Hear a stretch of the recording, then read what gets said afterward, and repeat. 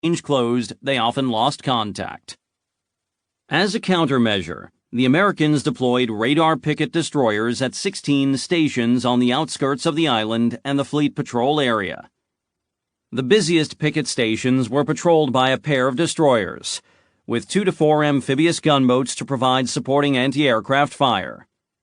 They maintained continuous radar, sound, and visual searches for enemy planes and submarines.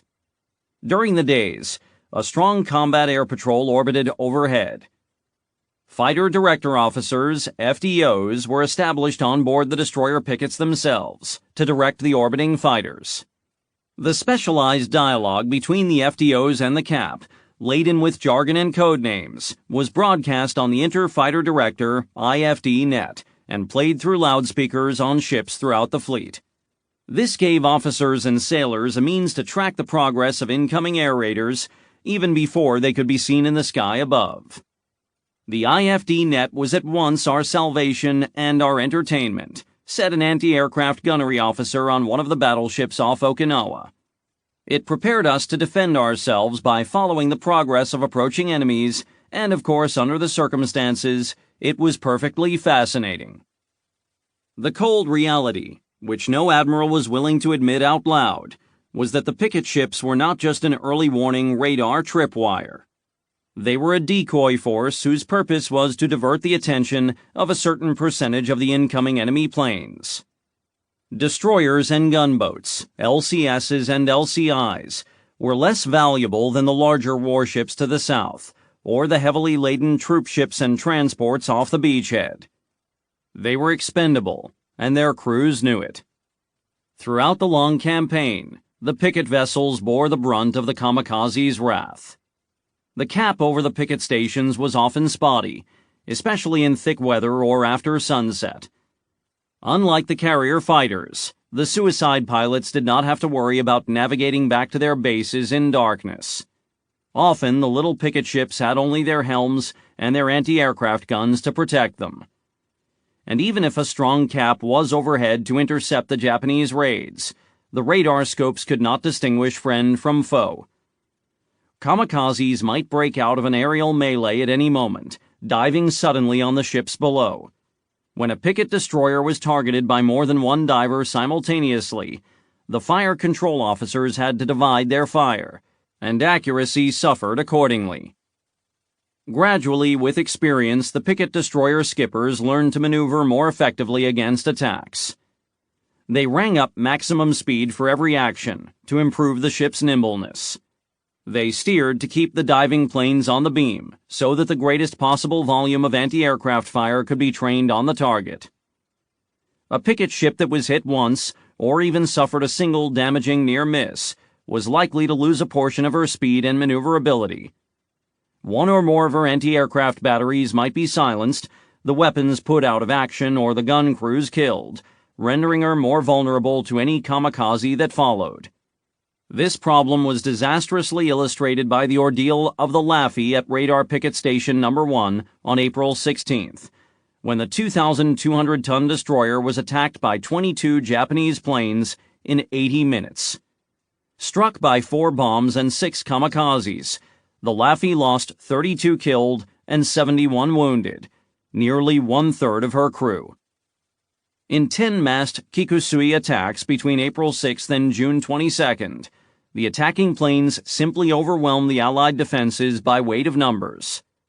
Enemy planes might circle their targets at 5 or 6 miles, beyond effective range of the anti-aircraft guns, and then attack simultaneously from all directions, forcing individual anti-aircraft batteries to fire almost at random as the attacking planes swarmed in.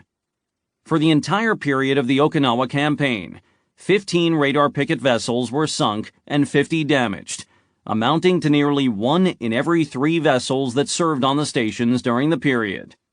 Total crew casualties on the radar pickets alone, not including the rest of the fleet, were 1,348 killed and 1,586 wounded. Admiral Turner sent Admiral Nimitz a series of 28 photographs of picket ships damaged by kamikazes. One image after another depicted grievously mangled destroyers and gunboats, with gaping holes torn in the decks smashed and charred superstructures, gun turrets hanging over the side, and molten steel drooping seaward. In a covering letter, Turner wrote, "These will give you an idea of what our boys are going through. How they ever get their ships back is a mystery, but they are cheerful and do everything they can to keep their ships up here instead of being sent to the rear areas." Morale seems very high, even among our radar picket vessels who well realize what they are up against, as do all of us, and they are willing to fight it out on this line.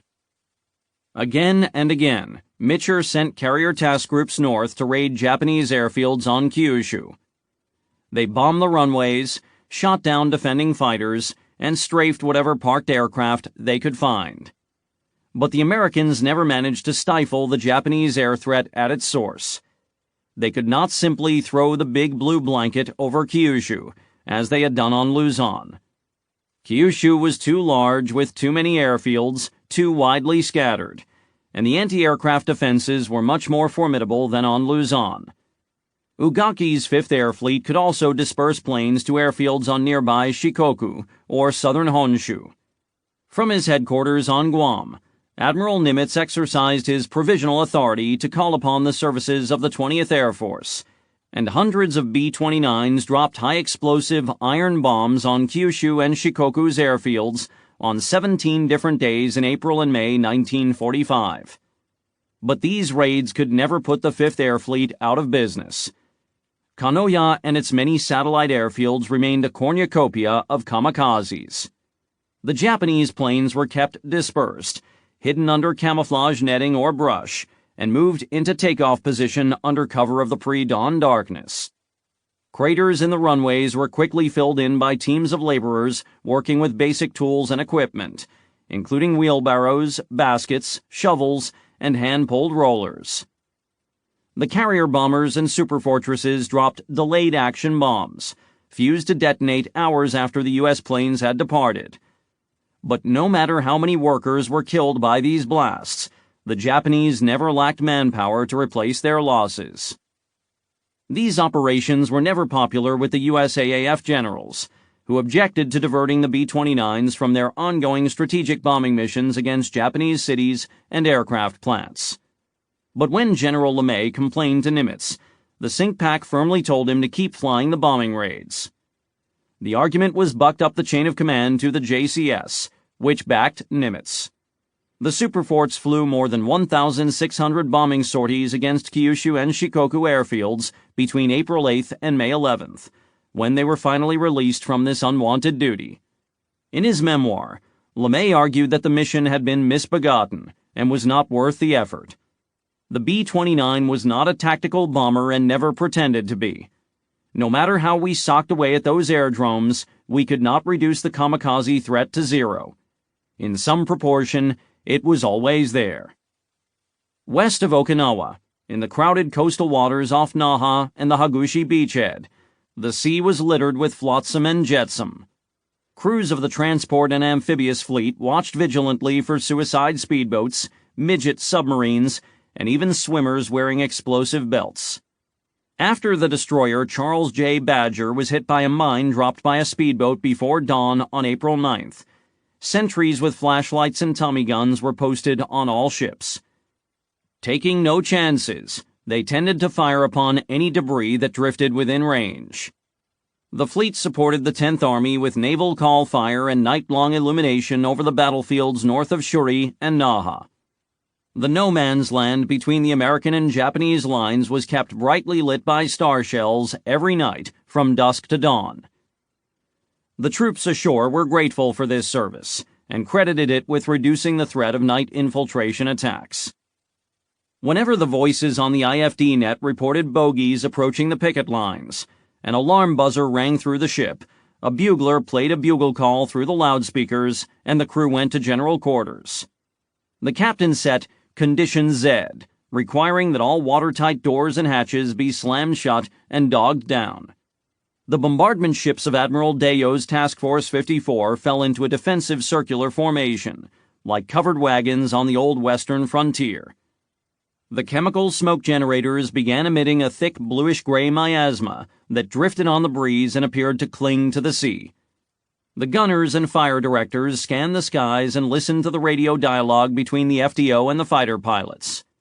The gunners in the firing line on each ship, manning anti-aircraft weapons ranging in size from 5-inch down to 20 millimeter, kept their barrels pointed skyward and their eyes peeled. The most deadly and versatile anti-aircraft gun of this period was the mid-ranged 40mm Bofors, which fired a 2-pound projectile with a muzzle velocity of 2,890 feet per second and a cyclic rate of 160 RPM per barrel, and held a flat trajectory to a range of nearly 2 miles. The Bofors could hit a steeply diving kamikaze when it was still more than a mile away, and the 40mm rounds would begin to take the plane apart, sawing off its wings, tearing away chunks of the fuselage, shattering the windshield and canopy, shooting away the propeller.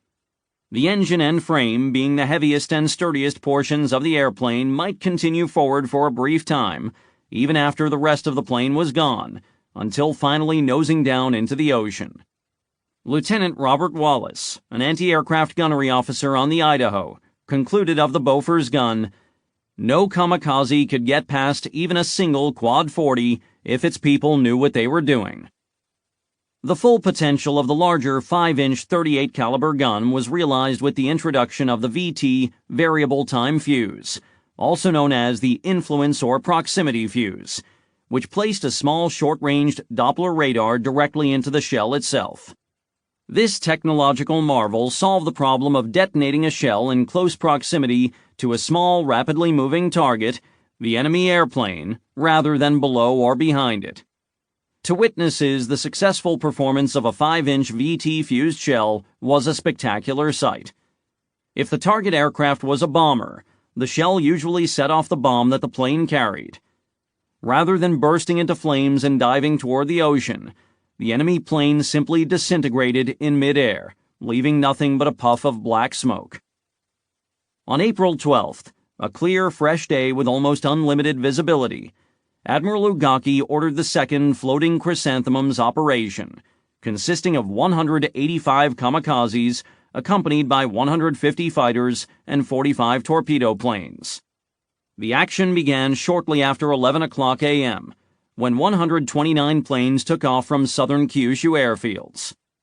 2 hours later, the radar scopes of the 2 destroyers and 4 LCSLs, gunboats at Radar Picket Station No. 1, nicknamed Coffin Corner, lit up, and 30 Aichi dive bombers fell upon the Purdy and Cassin Young. The 2 destroyers erected a wall of anti-aircraft fire, and about a dozen flaming planes splashed down into the sea around them. Both destroyers and one of the gunboats were hit and badly damaged in the ensuing fracas.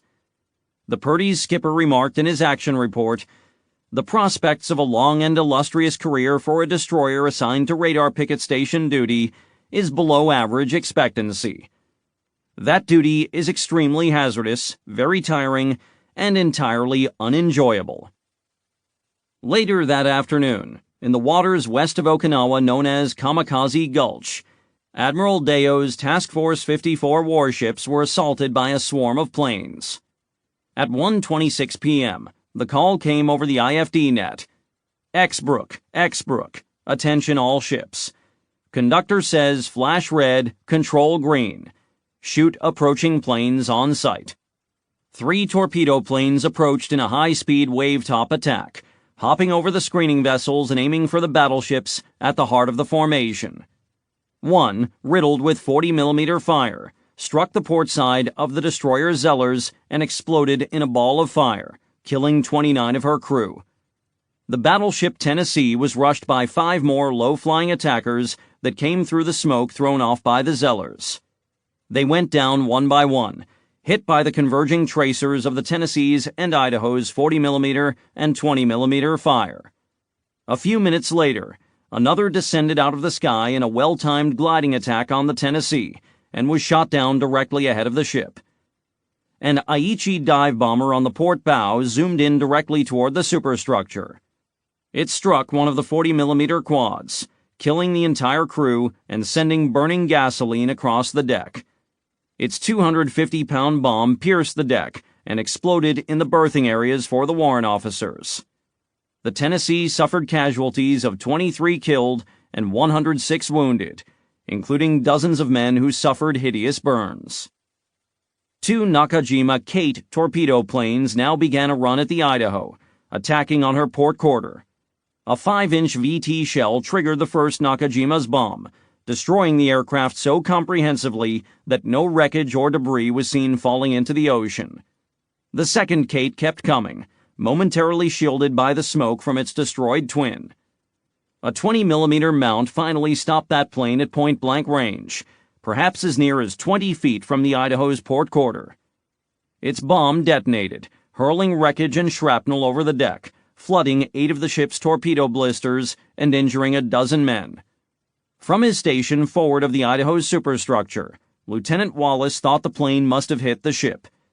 A bomb exploding so close to you does not make a booming sound as heard in the movies, he observed. It makes a crackling sound, like lightning. Intermittent flights continued until dusk. Task Force 58 was spared any hits or damaging misses, and its fighters returned with claims of 151 Japanese planes shot down. The morning after this unprecedented assault upon the fleet, devastating news was distributed to every ship and station via an ALNAV, a message to the entire Navy, from Secretary Forrestal in Washington.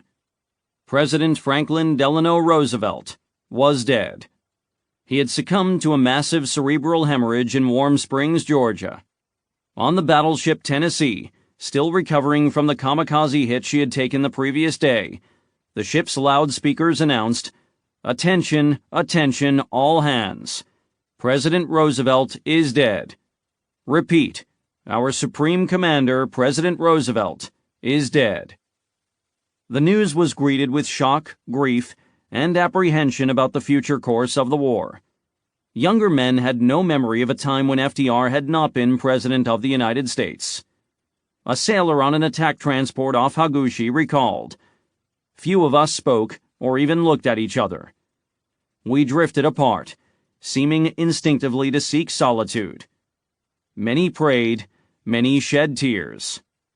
New Yorker correspondent John Lardner was at a Marine Regimental command post on Okinawa when the news arrived by telephone.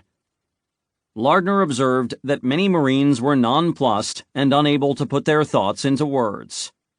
Others were shocked into stillness and went about their work in a sort of walking reverie. I had never seen any news have an effect quite like this one. John A. Roosevelt, Franklin and Eleanor's 6th and youngest child, was a staff supply officer on the Hornet. Admiral Jocko Clark went down to Lieutenant Roosevelt's stateroom and broke the news. Clark offered to send Roosevelt home for his father's funeral, but the lieutenant declined, saying, "My place is here." By order of Secretary Forrestal, all ships held special memorial services on Sunday, April 15th. In a typical ceremony, 5 minutes silence was observed by the ship's company, and 3 volleys of rifle fire marked the late president's passing. Harry Truman was FDR's 3rd vice president since 1933. Many Americans did not even recognize his name. William Dunn, the CBS radio correspondent in MacArthur's Manila headquarters, sheepishly admitted that he could not remember the name of the sitting vice president.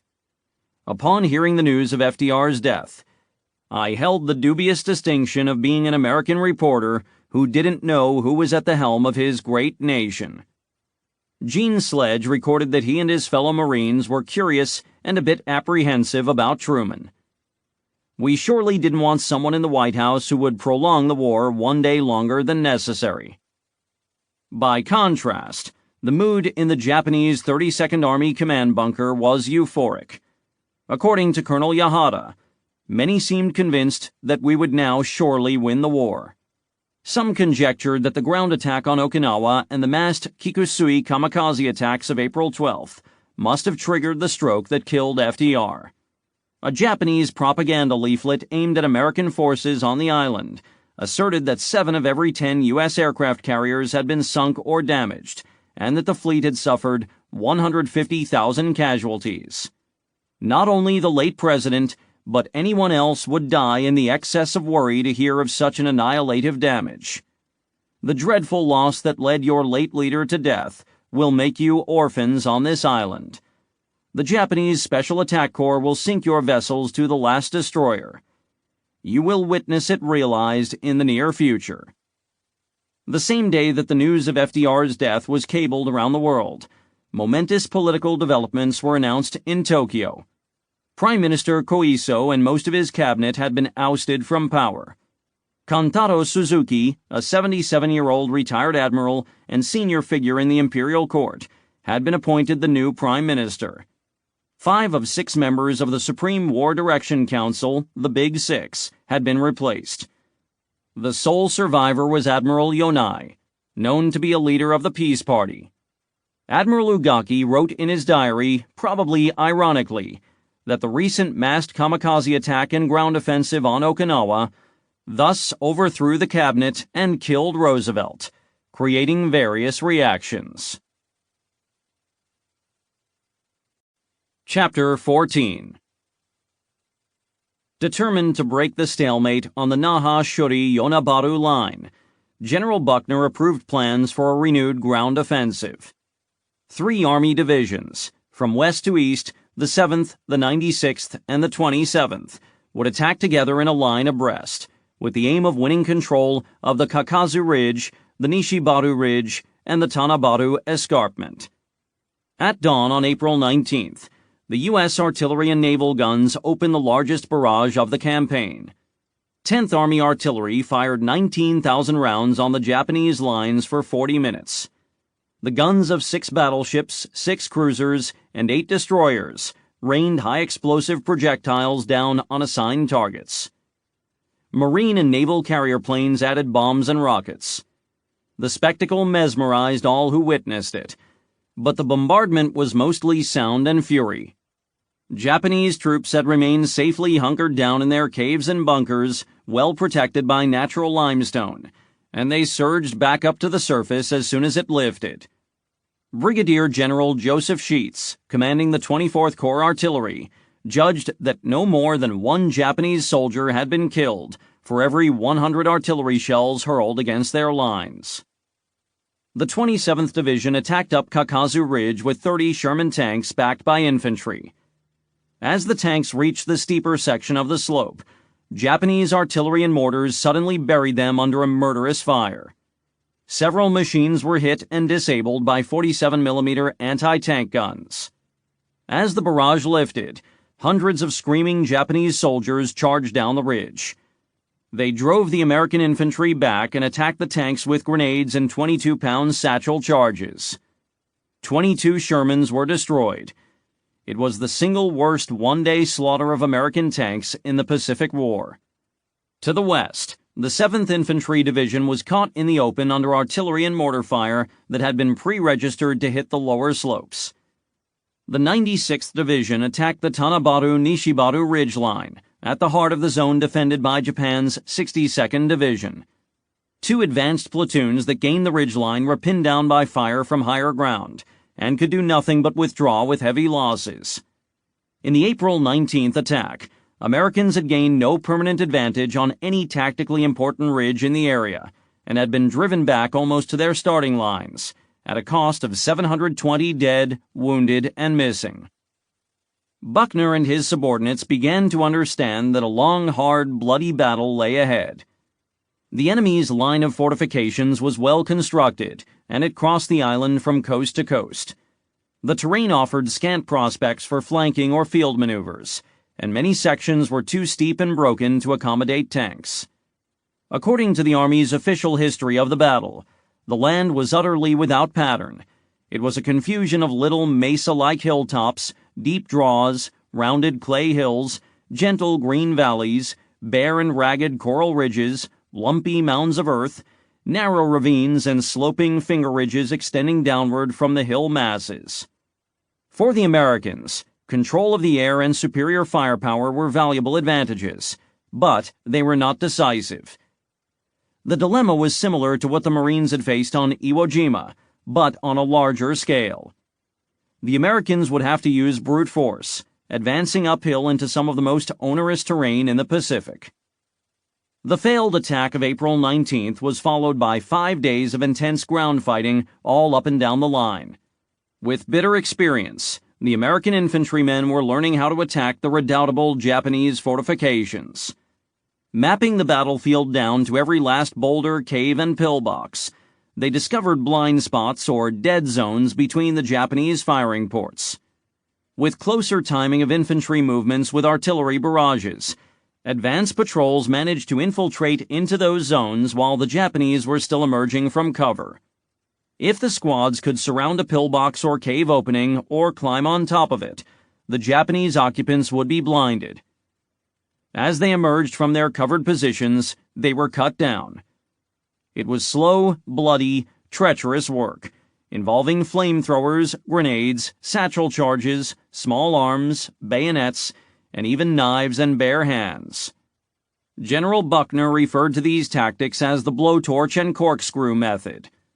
The Japanese called it the cavalry charge or horse-riding attack. Naval gunfire and air support were valuable on Okinawa, but they never superseded the bravery, initiative, and grit of individual infantry units. In the end, the soldiers and Marines had to dig their enemies out of the ground and kill them. There was no other way. Rarely could they gain an advantage through flanking maneuvers. On the constricted terrain around the Shuri ridges, each battalion was wedged into a densely populated section of the line, on average 1,000 troops for every 600 yards, and the only way to hit the enemy was by frontal assault. They might briefly seize control of the top of a facing ridge, but then be driven back by heavy artillery fire from positions farther south, or by Japanese infantry counterattacks in superior force. That was a recurring pattern on Okinawa. The high ground often changed hands in a succession of attacks and counterattacks, sometimes as many as a dozen times. American and Japanese dead were splayed side by side on the battlefield. All foliage had been blasted or burned away from the once verdant landscape, and the zones between the opposing lines were a scarred and denuded wasteland. Artillery and mortar shells fell relentlessly, shaking the walls of the trenches and foxholes. Japanese infiltration attacks were a nightly horror. More than on any previous Pacific battlefield, infantrymen suffered psychotic breaks and had to be evacuated as psycho cases. The war correspondent John Lardner saw a soldier led away from the front line by 2 medical corpsmen. He was uninjured, but wide-eyed and shrieking, "They'll get every one of you. They'll get every one of you." On the Motobu Peninsula, which protruded from the coast of northwest Okinawa, the 6th Marine Division had gradually hunted down and destroyed 2 battalions of Japanese troops. Hard fighting was required in the rugged, thickly wooded high ground at the center of the peninsula, and even after the Marines had secured control, they required a lengthy process of mopping up. 3 regiments of the 77th Infantry Division had landed on Ieshima, a small island just off the western cape of the Motobu Peninsula. Reconnaissance flights had failed to determine the extent of Japanese troop strength on the island, and the Army ran into unexpectedly stiff resistance on a terrain feature they called Bloody Ridge. 5 days were needed to quell resistance on Ieshima. The Americans suffered 258 killed and 879 wounded. Virtually the entire garrison of 4,700 Japanese troops was wiped out. The fierce scrap on Ieshima also claimed the life of Ernie Pyle, the famed and much-loved war correspondent whom the GIs had nicknamed the Soldier's Friend. During past campaigns in Africa, Italy, Northern Europe, and the Pacific, Pyle had often exposed himself to serious danger while marching and living with troops in the field. The Ieshima operation was to be his last combat assignment of the war. He had already been assigned a seat on a C-54 transport for return to the United States. On April 18th, Pyle was riding with a battalion commander in the back of a jeep on a tour of the front lines. As the vehicle slowed at a crossroad, a Japanese machine gun opened fire. The weapon had been concealed in a patch of thick brush a few feet from the side of the road. The driver and passengers leapt out of the vehicle and took cover in a ditch on the opposite side of the road. None had been hit by that first burst, but Pyle made the mistake of raising his head to have a look. He was hit in the left temple just below his helmet and died instantly. Later, soldiers erected a wooden sign. On this spot, the 77th Infantry Division lost a buddy, Ernie Pyle, 18 April 1945. On April 30th, General Buckner ordered the Marines into the center and western sections of the Shuri Line. Heading south on May 1st, Marines on trucks passed through tent cities, supply dumps, and road construction sites where bulldozers and earth-moving equipment were reshaping the landscape.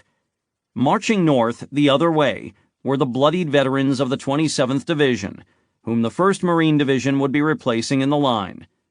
Tragic expressions revealed where they had been, wrote Gene Sledge. They were dead beat, dirty and grisly, hollow-eyed and tight-faced. I hadn't seen such faces since Peleliu. One passing soldier told Sledge what to expect. "It's hell up there, Marine." As they approached the front, the din of battle grew steadily louder, and the rustic rolling landscape gave way to a gray pitted wasteland. On the higher parts of the ridge, artillery had exposed the ivory-colored coral escarpments, where the rock was chipped and blasted by artillery shells. Corporal William Manchester, gazing ahead from a rise at the top of a hill, thought the scene looked hideous, but it was also strangely familiar, resembling, I then realized, photographs of 1914 to 1918. This, I thought, is what Verdun and Passchendaele must have looked like. The two great armies, squatting opposite one another in mud and smoke, were locked together in unimaginable agony. There was no room for a flanking operation. The Pacific Ocean lay to the east, and the East China Sea to the west. In the Japanese 32nd Army Command Bunker, deep below Shuri Castle, the rain of U.S. artillery shells and bombs was little more than a nuisance. The blasts were comfortably muffled, as if they were a long way away, but the bunker was clammy and stifling, and smoke sometimes drifted down the ventilation shafts, sending everyone scrambling for their masks. On April 29th, Lieutenant General Cho summoned the staff and divisional commanders to a conference. Cho was in favor of launching another counterattack, but on a scale many times larger than the abortive operation of April 12th. As usual, Colonel Yahara took the other side of the argument. He was for continuing the defensive attrition tactics that had bled the American forces for 3 weeks. Yahara observed that the enemy's advance toward Shuri had been held to a pace of about 100 meters per day. To send the Japanese troops out of their secure fortifications, to expose them to the enemy's vast array of artillery, naval firepower, and air power would be reckless and would lead to certain defeat. But Cho's desire to seize the initiative resonated with the division and field commanders, who foresaw that Yahara's defensive tactics must lead eventually to total defeat.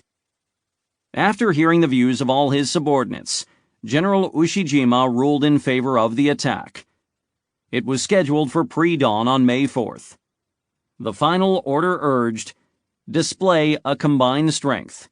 Each soldier will kill at least one American devil." The operation commenced with the heaviest Japanese mortar and artillery barrage of the entire battle, expending 13,000 rounds in the first 3 hours. Small commando patrols crept out of the Japanese caves to attempt to infiltrate behind American lines. The Japanese 27th Tank Regiment brought its light and medium tanks forward, intending to launch them into the center of the 24th Corps front, near the boundary between the U.S. 7th and 77th Divisions. Japanese amphibious striking forces set out in boats from beaches south of Naha and Yonabaru. Early progress seemed encouraging. The 32nd Regiment captured a hill east of Maida Village, and the 22nd Regiment advanced to a ridge north of Onaga, driving 2 American machine gun crews from their positions. 3 companies of the U.S. 184th Regiment were outflanked and isolated on the rocky ridgetop features they had named the Chimney Crag and the Roulette Wheel. By noon, however, the forward momentum of the Japanese attack was petering out. Counter-battery fire and airstrikes destroyed more than 50 Japanese artillery pieces, and most of the others were pulled back into caves for cover. Some of the Japanese tanks lost their way and were forced to pull back. Others were disabled or destroyed by U.S. artillery or aircraft. The amphibious attacks failed on both the east and west coasts.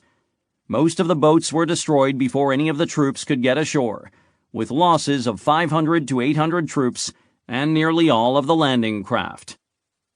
By the end of May 5th, Ushijima acknowledged the failure of the offensive and recalled all attacking units to their earlier positions. The Japanese had lost at least 6,000 troops, and the 27th Tank Regiment had only 6 remaining medium tanks. The Japanese artillery battalions had lost many guns and also had expended a great deal of their remaining ammunition. In a tearful encounter in the Shuri bunker, Ushijima told Colonel Yahara that he had been right, and pledged to stick to defensive attrition tactics for the remainder of the battle on Okinawa. However, as Colonel Yahara said, there was no miracle medicine to heal the critical wounds of the May 4th debacle. A feeling of despair spread through the Japanese ranks. The 2 U.S. Army divisions had suffered 335 casualties on May 4th, and another 379 casualties on May 5th. But the balance of power along the line had shifted, and the Americans moved immediately to exploit their advantage. General Buckner informed his division and corps commanders that he expected to break through to Shuri in another 2 weeks. The 1st Marines attacked Hill 60, a main feature at the western end of the Japanese line. The summit changed hands twice in fierce fighting between May 6th and 9th, when the Marines finally consolidated their hold on the hill. To their left, the 5th Marines attacked with tanks and infantry into confused terrain south of the town of Awacha. The 184th Infantry, 7th Division, opened a new offensive on Gaja Ridge and Conical Hill, and made surprisingly rapid progress on May 7th and 8th. At the center of the U.S. lines, the 77th Division advanced down Route 5, overcoming fanatical Japanese resistance on every hill and ridge. By May 11th, the 10th Army had control of a line running through Maida, Kochi, and Awacha, with secure supply lines running back to the Hagushi beachhead. But the menacing citadel of Shuri Castle still loomed to the south, and more hard fighting would be needed to take it. On April 14th, the Imperial General Headquarters in Tokyo had announced that air attacks on the Allied fleet off Okinawa had sunk or crippled 326 ships. Among the fully confirmed sinkings were 6 aircraft carriers, 7 battleships, 34 cruisers, 48 destroyers, and various auxiliary vessels. According to the official communiqué, the true figures were thought to be even higher, but out of an abundance of caution, in order to avoid haste and error, unconfirmed claims were being withheld pending further checkup. A week later, Radio Tokyo reported that the enemy had lost half of the 1,400 ships he had brought to Okinawa, including 400 sunk, with casualties of no fewer than 800,000. These shocking losses, the announcer declared, had driven the Americans into the black depths of confusion and agony. The reports made Tokyo's earlier flights of hyperbole seem picayune by comparison. Ugaki's second-in-command, Admiral Toshiyuki Yokoi, later explained that air commanders in Kyushu felt pressure from down the ranks to certify the grossly exaggerated claims. When Yokoi cast doubt on one such report, a kamikaze squadron commander told him, "If the results achieved are going to be so underestimated, there is no justification for the deaths of my men. If headquarters will not acknowledge these achievements at full value, I must commit harakiri, suicide, as an expression of my disapproval and by way of apology." Yet it seems that leaders in Tokyo really did believe that the kamikazes might be winning the fight for Okinawa. The Naval General Staff estimated that the U.S. fleet was in an unstable condition and the chance of winning now stands 50-50. IGHQ ordered more Kikusui operations in hopes of scoring a knockout blow. Time was of the essence. The suicide planes must strike quickly, before the amphibious fleet had unloaded the bulk of its cargo and retired to Ulithi or Leyte. A steady stream of replacement airplanes and pilots flew south from Honshu into the 5th Air Fleet staging bases in Kyushu. At Kanoya Air Base, the kamikaze pilots lived in the finest barracks on the base. Their quarters stood on the bank of a burbling stream that meandered through a verdant bamboo forest and a meadow dotted with wild roses.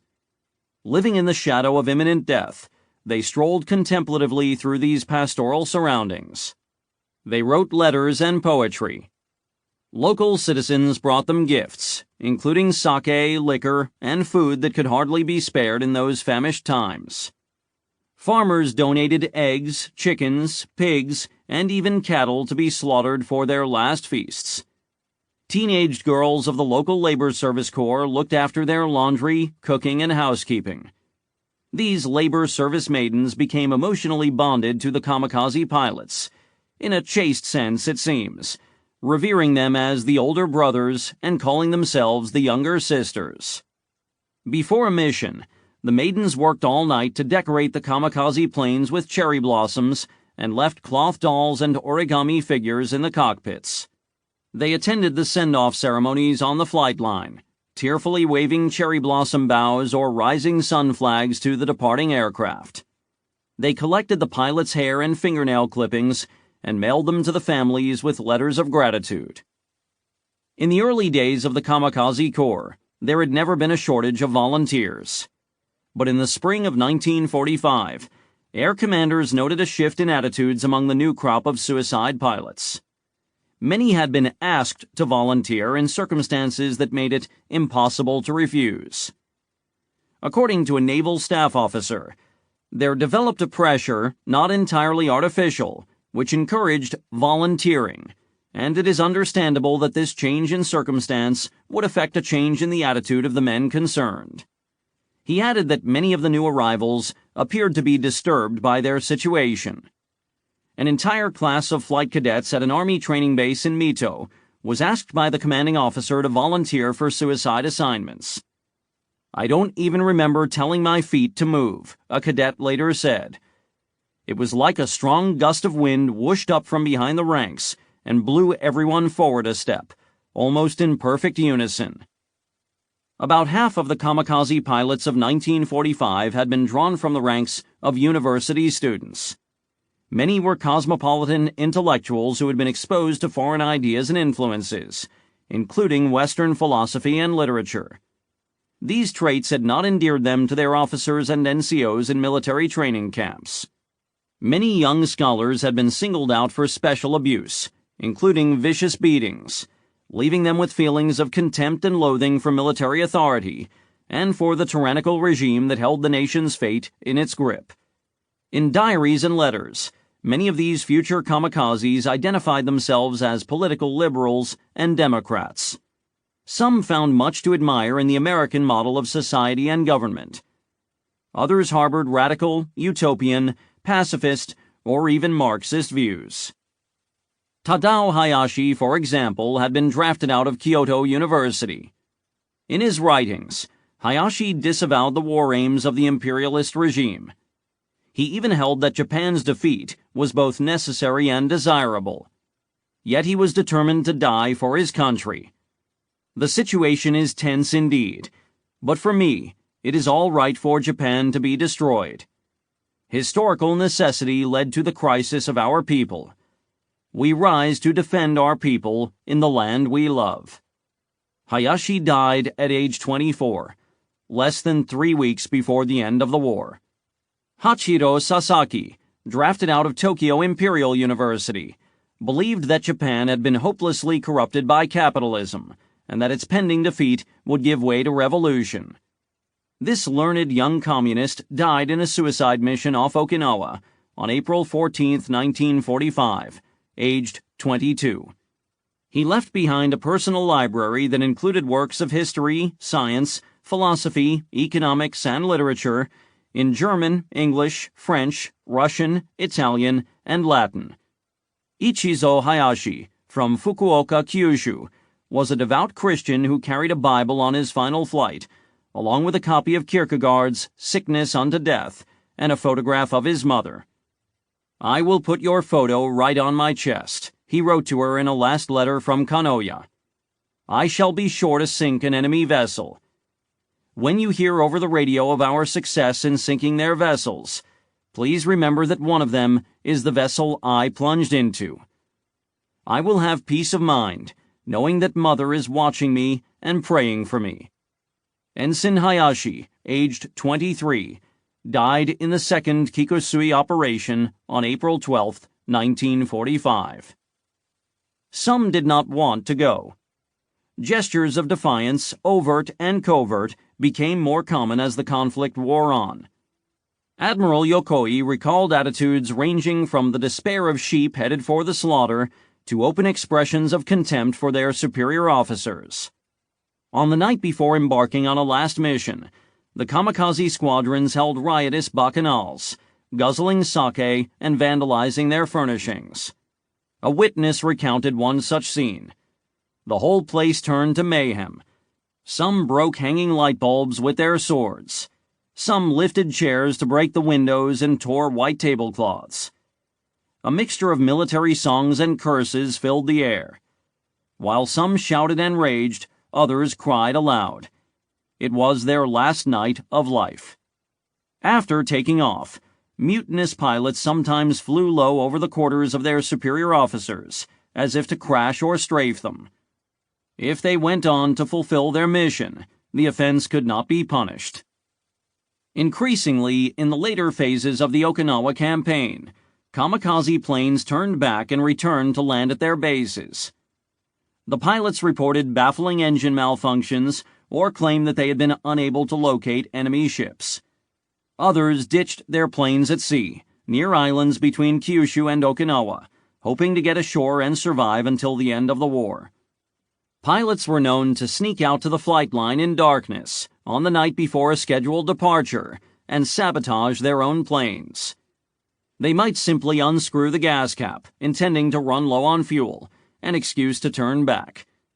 After returning to base 9 consecutive times, one pilot, a graduate of Waseda University, was executed by firing squad.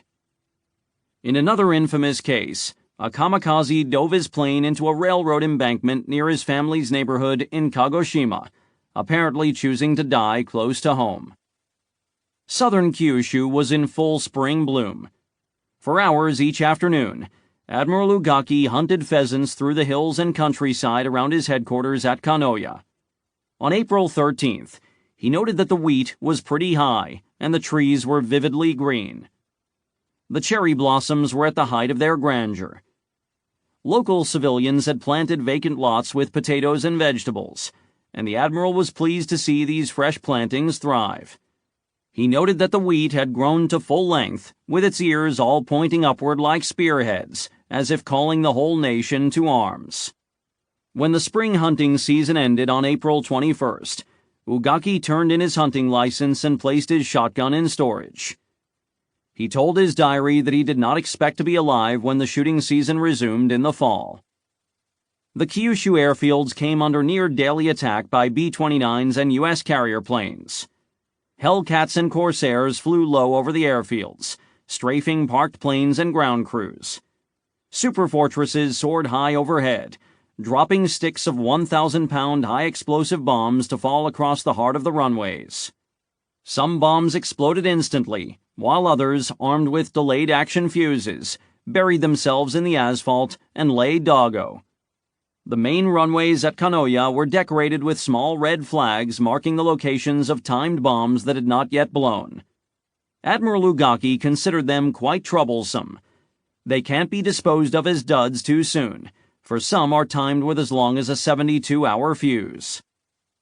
At Chiran Airfield on Kagoshima Bay, the labor service maidens were put to work repairing the runways. They shoveled dirt and gravel into the bomb craters until their palms blistered and their backs ached. One day in early May, their work was interrupted by an air raid siren, and they ran to the trenches by the side of the runway. A file of F-6F Hellcats flew low over the field, strafing parked planes and ground installations. The Americans flew so low you could see their pink faces and blue eyes and those big square white-framed goggles they wore, said Reiko Torihama. We hated to admit it, but we admired their cockiness, flying in so low like that. I'm still not sure if they were either very brave or just thought so little of us that there was nothing to be afraid of. On the morning of a scheduled kamikaze attack, the ground crews, the local headquarters staffs, and the labor service maidens attended an elegiac send-off ceremony on the flight line. The pilots, acclaimed as divine eagles who will attack and not return, wore white scarves and rising sun headbands. Some had shaved all of their body hair for the occasion. With their unit commander, they raised their cups in a last toast. Then they climbed into their cockpits, which had been scrubbed clean and decorated by the maidens, started their engines, and taxied out to the runway. One by one they took off, and then banked south for the 2-hour flight to the enemy fleet off Okinawa. They flew low over the rice terraces, wheat fields, and hills of southern Kyushu. We'd go outside and wave flags, or just our hands, a local woman recalled. One plane, perhaps the leader's, would fly low and dip its wings in greeting. We cried and cried. We knew that would be the last we saw of them. We'd wave frantically until they disappeared. Then we'd pray for them. For crewmen on the warships off Okinawa, the days and nights passed in a mind-numbing cycle of attacks and false alarms. Whenever the divine wind began to blow, the ear-splitting buzzer alarms sounded, calling men to their battle stations. The smoke generators exuded an opaque chemical haze. The 5-inch anti-aircraft guns began firing with deep repeating blasts, boom, boom, boom, and dark flak bursts dirtied the sky. When fired at a low trajectory, flak posed a lethal hazard to neighboring ships, and friendly fire claimed untold hundreds of casualties over the course of the Okinawa campaign. The seemingly endless blast concussions made by the guns wore the sailors down and set them on edge. But no matter how much 5-inch, 40mm, and 20mm fire the gunners threw up, there was always more ammunition waiting in the storeships at Kirama-Reto, so they kept firing without concern for thrift. Off the Hagushi beachhead, the volume of anti-aircraft fire was incredible. One witness recalled watching a battleship at night under air attack as her batteries spat out an uninterrupted stream of incandescent tracer fire. I never saw so much fire and tracers coming from one place in my entire life. It just made a big cone up there, and the cone would move around. Then you'd see a plane light up at the tip of the cone and go down, and the cone would just keep moving. It was a spectacular sight. Blasted, scorched, and crippled ships crowded into the repair anchorage at Kirama-Reto, which the Americans had nicknamed Busted Ship Bay. Kelly Turner's earlier decision to seize the archipelago had been handsomely vindicated. If the fleet had not possessed a protected anchorage so close to Okinawa, many more of the stricken ships would have had to be scuttled. As it was, repair ships and floating dry docks could handle minor repairs, and the more badly damaged ships could be patched up and dispatched to Ulithi or even to Pearl Harbor under their own steam. Between April 6th and June 22nd, more than 200 Allied ships and support vessels were hit by kamikazes or conventional bombing attacks, or damaged by near misses, but only 36 were sunk or scuttled. The stress of prolonged operations was wearing on the Navy crews, but the Fifth Fleet boss remained as stoic and unflappable as ever. Raymond Spruance had been forced out of his first flagship, the Indianapolis, by a kamikaze attack on March 31st, before the assault troops had even set foot on Okinawa. His second flagship, the old battleship New Mexico, fought off near-daily aerial attacks throughout April and May. Yet the slender, deeply tanned 4-star admiral appeared no worse for wear. As usual, he took his daily exercise by pacing around the forecastle for hours each day, and slept soundly even while the New Mexico's guns blazed through the night. David Wilcuts, the Fifth Fleet naval surgeon, recalled an incident toward the end of April 1945. Admiral Spruance was on the quarterdeck with several other officers watching a swarm of Japanese planes approach from the northwest. A lone kamikaze commenced a steep diving attack on the New Mexico. The other officers withdrew and took cover, but Spruance remained at the rail, erect and unflinching, with his binoculars trained on the charging plane. The 40-millimeter batteries finally destroyed the kamikaze, which disintegrated and plunged into the sea, really a matter of feet from the New Mexico. Dr. Wilcuts ventured to reprimand the chief for exposing himself unnecessarily. Spruance replied, "If you were a good Presbyterian, you would know that there is no danger unless your number is up." As always, the destroyers and gunboats at the 15 outlying radar picket stations got the worst of it. After 3 or 4 days of continuous duty at one of these windy corners, the crews began to show signs of acute fatigue. They remained at battle stations day and night, eating sandwiches, hard-boiled eggs, and coffee distributed from the galleys. The strain became almost intolerable, recalled the skipper of an LCSL gunboat. "We were gaunt and filthy, red-eyed and stinking. The ship was a mess, with empty shell casings everywhere. My face was pockmarked with particles of burned gunpowder, since one Oerlikon anti-aircraft gun fired as close as 3 yards from my battle station. We prayed for bad weather, which was about the only thing that slowed down the stream of Japanese planes." A sailor on another gunboat wrote that the entire crew was at a breaking point. Nerves were brittle, and shipmates snarled at one another over petty annoyances. When someone dropped a heavy wrench on the deck, I jumped like I had been jolted with high-voltage electricity. A typically desperate action was fought at Radar Picket Station No. 10 on May 3, 1945. It was sunset, just after the Hellcats and Corsairs of the Cap had departed to return to their carriers. The destroyers Aaron Ward and Little, accompanied by 4 gunboats, were attacked by about 50 Japanese planes. The Aaron Ward was hit by 7 kamikazes. She was badly flooded to a near-sinking condition, and fierce fires spread through her lower decks. 45 of her crew were killed, 49 injured. After a long, gallant firefighting and salvage effort, the stricken ship was towed into Keramareto. Meanwhile, the Little was targeted by at least 18 suicide planes and hit by 4, including one that made a near-vertical dive and crashed her after torpedo mount. The penetrating impact broke the Little's keel, and her main decks were awash within 2 minutes.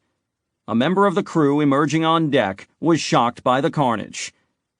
Officers walked briskly about the decks, silently drawing gray blankets over still warm and bleeding bodies.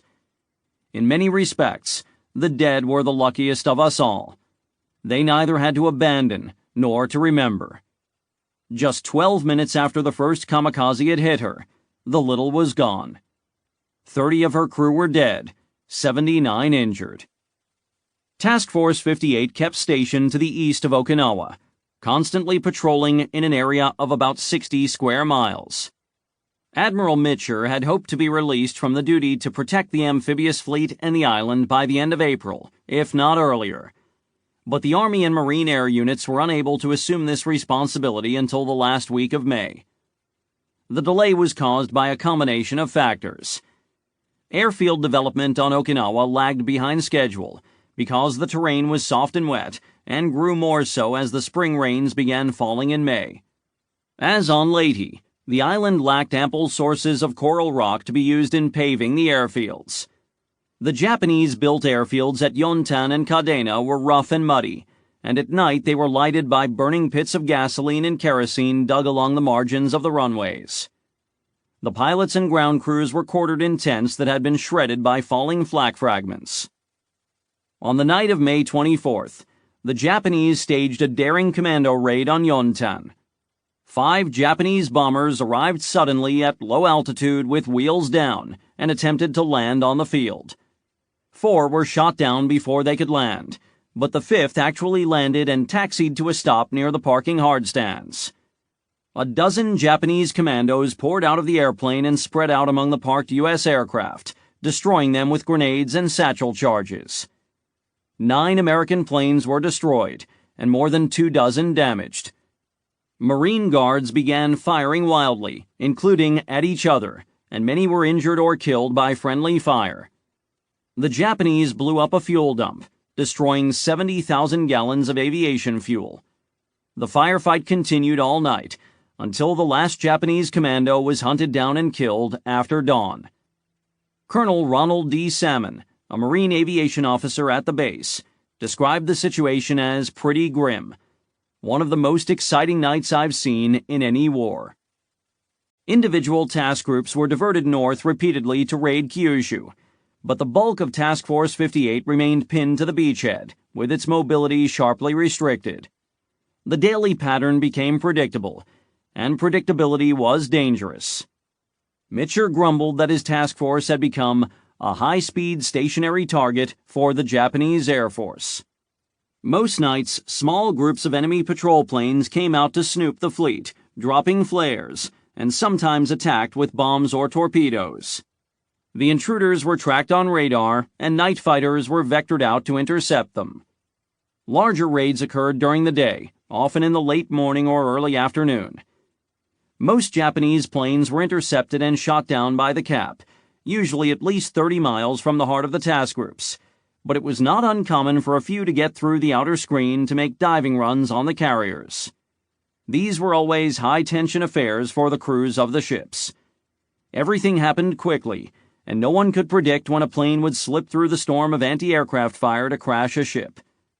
Men below especially were unnerved by these raids, and with good reason, because fatalities were disproportionately high on the lower decks, where crewmen could easily be trapped by fire or suffocated by smoke. The tedious routine seemed unending. Humor provided some relief. After several consecutive days of harrowing attacks, Admiral Jocko Clark signaled his task group, "See Hebrews chapter 13, verse 8. On ships throughout the group, Bibles were opened and the verse read aloud. Jesus Christ, the same yesterday, today, and forever. Men became irritable and short-tempered. It was an open secret throughout the fleet that many sailors were imbibing high-proof torpedo juice purloined from the weapon shacks on the hangar decks. All crewmen were told to apply an anti-flash burn ointment that left an oily white sheen on their faces and arms, but many detested the feel and odor of the stuff. The young pilots of the replacement squadrons now learned the meaning of pilot fatigue, and the flight surgeons warned that they must soon be relieved or operational accidents would rise sharply. Orders and announcements over the loudspeakers urged all to stay alert so that they could stay alive. On one carrier, someone scrawled a message on a blackboard in a fighter squadron ready room. "Keep alert. Remember your poor, scared pals on the ship." On another, a plan of the day stated, "It is fully realized that our present operations have been tiring and difficult, but let's not lose our sense of proportion." All crewmen were urged to guard against the hasty flow of ill-chosen words that not only cheapens you, but causes you to lose the friendship of a shipmate. A sour disposition, like sour garbage, should be ground up and thrown overboard. On the morning of May 11, 1945, Admiral Mitcher's flagship Bunker Hill was the victim of one of the most horrific kamikaze strikes of the war. Two Mitsubishi Zeros took advantage of a low cloud ceiling over the task force, dropping through solid overcast before the gunners could react. The first approached the carrier's starboard quarter in a shallow dive, releasing its 550-pound bomb just before crashing the flight deck aft of the No. 3 elevator, where it plowed into a squadron of 34 fueled-up Hellcats. The bomb ripped through 3 decks before exiting the hull and exploding close aboard. The second plane came down in a nearly vertical dive, with speed probably surpassing 500 knots, and pierced the flight deck at the base of the island.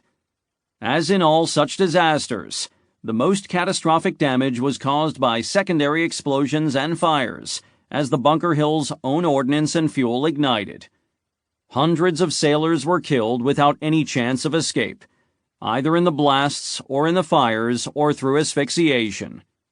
Hundreds more were forced off the flight deck to the catwalks and galleries, where they awaited rescue or simply leapt into the sea on their own initiative. Fires raged and a column of black smoke ascended to a height of 1,000 feet. The journalist Phelps Adams, stationed on the nearby Enterprise, described the burning carrier. The entire rear end of the ship was burning with uncontrollable fury. It looked very much like the newsreel shots of a blazing oil well, only worse. For this fire was feeding on highly refined gasoline and live ammunition. Greasy black smoke rose in a huge column from the ship's stern, shot through with angry tongues of cherry red flame. Blinding white flashes appeared continuously as ready ammunition in the burning planes or in the gun galleries was touched off. Every few minutes, the whole column of smoke would be swallowed in a great burst of flame as another belly tank exploded or as the blaze reached another pool of gasoline flowing from the broken aviation fuel lines on the hangar deck below. For more than an hour, there was no visible abatement in the fury of the flames. They would seem to be dying down slightly as hundreds of thousands of gallons of water and chemicals were poured on them, only to burst forth more hungrily than ever as some new explosion occurred within the stricken ship. Among the dead were 3 officers and 10 enlisted men of the Task Force 58 staff. Admiral Mitscher had personally lost many good friends in the air group and the ship's crew. At 3 that afternoon, he left the still-burning Bunker Hill with 60 surviving members of his staff, transferring to the Enterprise. As Mitscher came aboard, wrote Adams, "He looked tired and old and just plain mad. His deeply lined face was more than weather-beaten. It looked like an example of erosion in the Dust Bowl country. But his eyes flashed fire and vengeance." After an 8-hour fight to quell the flames and repair the damage, the Bunker Hill was a pitiful sight, much like her sister the Franklin 6 weeks earlier. She had lost 389 killed and 264 wounded. The abnormally high ratio of dead to wounded was explained by circumstances. The victims had been below decks when the plane struck and succumbed to smoke inhalation before they could climb the ladders. While excavating the ready room of the carrier's fighter squadron VF-84, salvage teams found the bodies of 22 pilots piled in the hatchway, where they had been trying to escape when their compartment filled with smoke. The Bunker Hill's engine rooms and power plant were largely intact, and she was able to retire to Ulithi Atoll at nearly 20 knots. On May 12th, she buried more than 300 of her crew at sea. The gutted carrier was patched up at Ulithi and made the Trans-Pacific Passage under her own steam.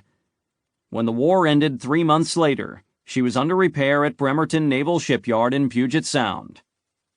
Mitscher's new flagship Enterprise was hit by a kamikaze 3 days later, forcing the admiral to shift his flag yet again to the Randolph, which was herself no stranger to kamikaze attacks. Mitscher remarked to his operations officer, James Flatley, "Jimmy, tell my task group commanders that if the Japs keep this up, they're going to grow hair on my head yet." One day after the Bunker Hills ordeal, Admiral Spruance's flagship New Mexico caught it. The battleship was returning toward Hagushi Bay from Keramareto, where she had replenished her ammunition. It was a cool, calm day. At 5:00 p.m., 2 low-flying Japanese planes approached up-sun from astern. A 5-inch shell scored a direct hit on the lead plane, and it crashed about a quarter of a mile from the New Mexico's port quarter. The second flew through and around the flak and crashed the starboard side of the ship, just abaft the foremast. Its bomb detonated on the gun deck, and the plane's wreckage buried itself in the funnel, tearing a 30-foot hole in the thin steel skin of the smokestack. The explosion ruptured an aviation gasoline storage tank, and fires engulfed the superstructure. Ready service ammunition of the 40mm and 20mm batteries fell through the battle bars into the stack and began detonating. But damage control parties had hoses working in less than 60 seconds and soon brought the fires under control. All were extinguished within an hour. At first, Admiral Spruance could not be found, and his staff feared that he may have been killed. Rear Admiral Arthur C. Davis, the Chief of Staff, and Charles F. Barber, Flag Lieutenant, left the mess deck together and hurried up to the flag bridge. Spruance was not there. Eventually they found him on the second deck, manning a fire hose with other members of the crew. He was uninjured and, as always, unperturbed. Lieutenant Barber recalled, "Admiral Spruance, as he often did, took his time and finished what he was doing. An hour after the attack, when the New Mexico's damage had been contained, he told his staff that he did not see any reason to transfer his flag again. "I believe that we can remain on station, complete repairs, and carry on." The New Mexico had suffered 177 casualties, including 55 dead. The bomb had blown a ghastly huge crater in the stack, but the ship was otherwise seaworthy. The next morning, Spruance wrote to Carl Moore, his former chief of staff. "I had just started for the bridge when the AA batteries opened up, so I remained under cover while going forward on the second deck, and we were hit before I got very far, which was fortunate for me as the two routes to the bridge led right through the area where the plane and bomb hit." As usual, the Fifth Fleet chief was clinical in his appraisal. "The suicide plane is a very effective weapon, which we must not underestimate. I do not believe anyone who has not been around within its area of operations can realize its potentialities against ships." May 8, 1945, brought news of the unconditional surrender of Nazi Germany. The warships off Okinawa commemorated this historic occasion by launching one of the most awesome and sustained naval bombardments of the Pacific War. But for men in the trenches, VE Day was met with shrugs and grimaces. The event seemed barely relevant to their own predicament. If VE Day meant that troops and airplanes would be redeployed from Europe, it was to be welcomed. But they angrily spurned suggestions that it should be celebrated. As a Marine fighting on Okinawa observed, "The news didn't change the position of our lines, or the texture of the mud, the tint of this sky, or the amount of ammunition each of us carried in our ponchos." Another agreed, Nazi Germany might as well have been on the moon. 3 days later, on May 11th, the 10th Army renewed its offensive with a coordinated assault by two mixed corps. On the west, 3rd Amphibious Corps consisting of the 1st and 6th Marine Divisions, in the east, 24th Corps, including the 77th and 96th Infantry Divisions with the 7th Division in reserve. On the far right and left flanks, the Army and Marines would push south along the coasts, while keeping up strong pressure on the entire defensive system around Shuri Castle. This opened the most intense and desperate phase of ground combat on this or any other island of the Pacific War. The soldiers and Marines advanced against well-fortified Japanese positions in nondescript and previously nameless hills and ridges, which the Americans named as they drew their maps. The Chocolate Drop, Flat Top Hill, Tombstone Ridge, Conical Hill, Wanna Ridge, Wanna Draw, and Sugarloaf Hill. 6 weeks earlier, this had been a peaceful, green, cultivated region, a landscape of rolling hills and terraced hillsides with vistas overlooking the brilliant blue sea. Now it was a colorless waste, denuded of vegetation, strewn with dead men, and caked in mud. The opposing armies advanced and retreated, attacking and counterattacking, surging up and down slopes, over tank traps and minefields, into the teeth of machine gun fire, seizing summits, and then being driven back, until the Japanese and American dead accumulated on the ground, scattered promiscuously together. Sky-splitting artillery and mortar barrages preceded each new thrust, while the Sherman tanks rumbled in idle, hatches open, their drivers waiting for the signal to advance. Mortarmen and howitzer crews were assigned fire missions, with coordinates and range cards, and instructions concerning how many rounds they should fire, and what kind, and for how long.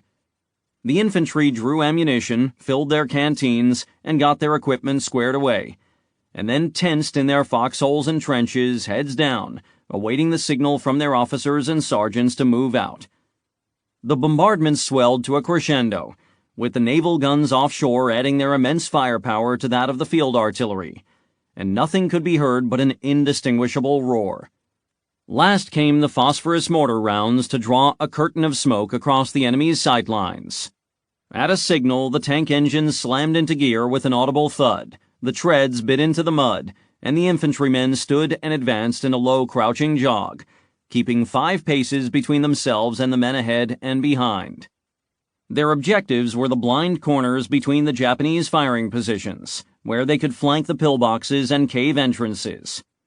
Out of the smoke, the enemy's rifle and machine gun fire whined, popped, and snapped around their ears, and they knew now that they were playing the law of averages, with life and death a matter of blind luck. Mortar shells fell among them. When the smoke was thick, the Japanese Nambu light machine guns fired in quick 2 or 3 round bursts to conserve ammunition.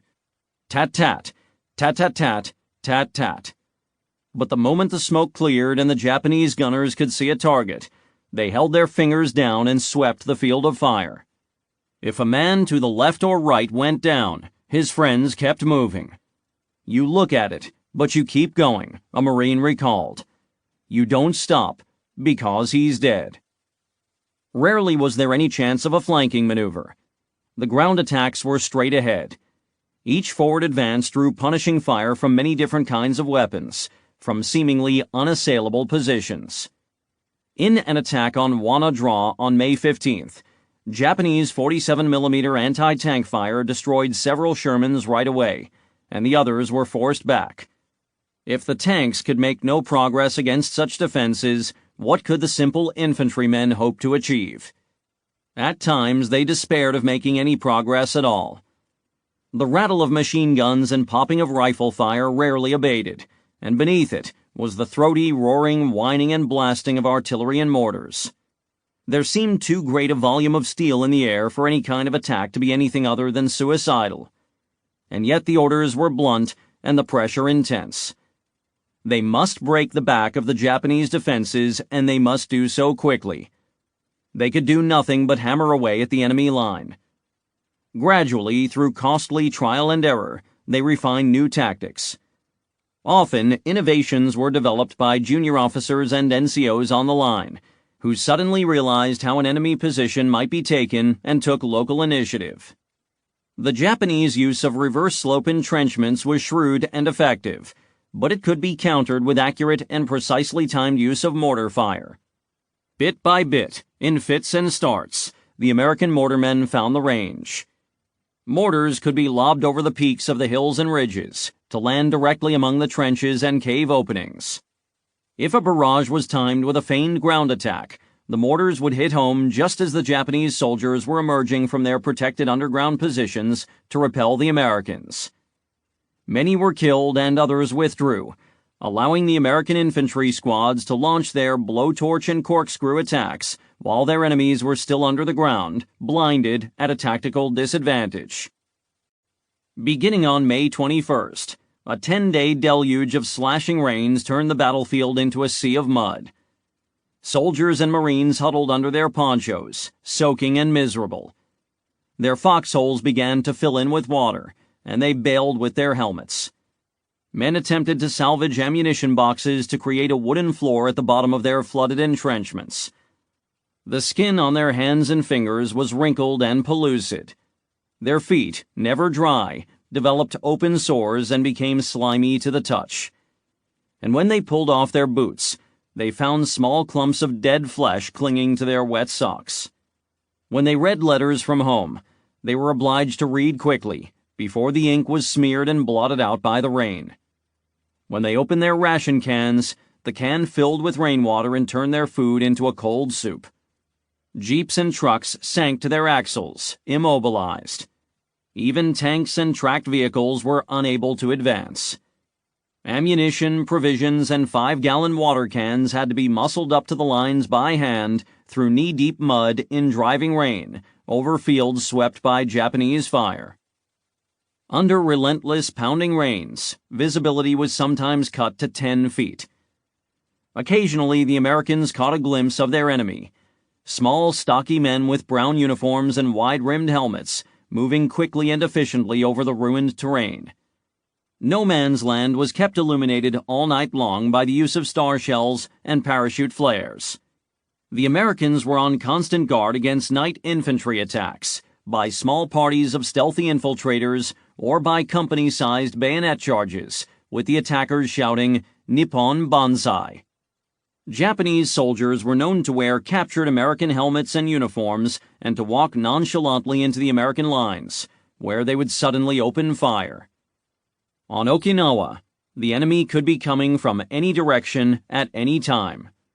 From the Japanese lines, of course, but they could also approach from the flanks, or from behind via tunnels or bypassed positions. The American infantrymen even cast wary glances at the sky whenever an aircraft engine was heard, because they had been warned to watch for paratroopers.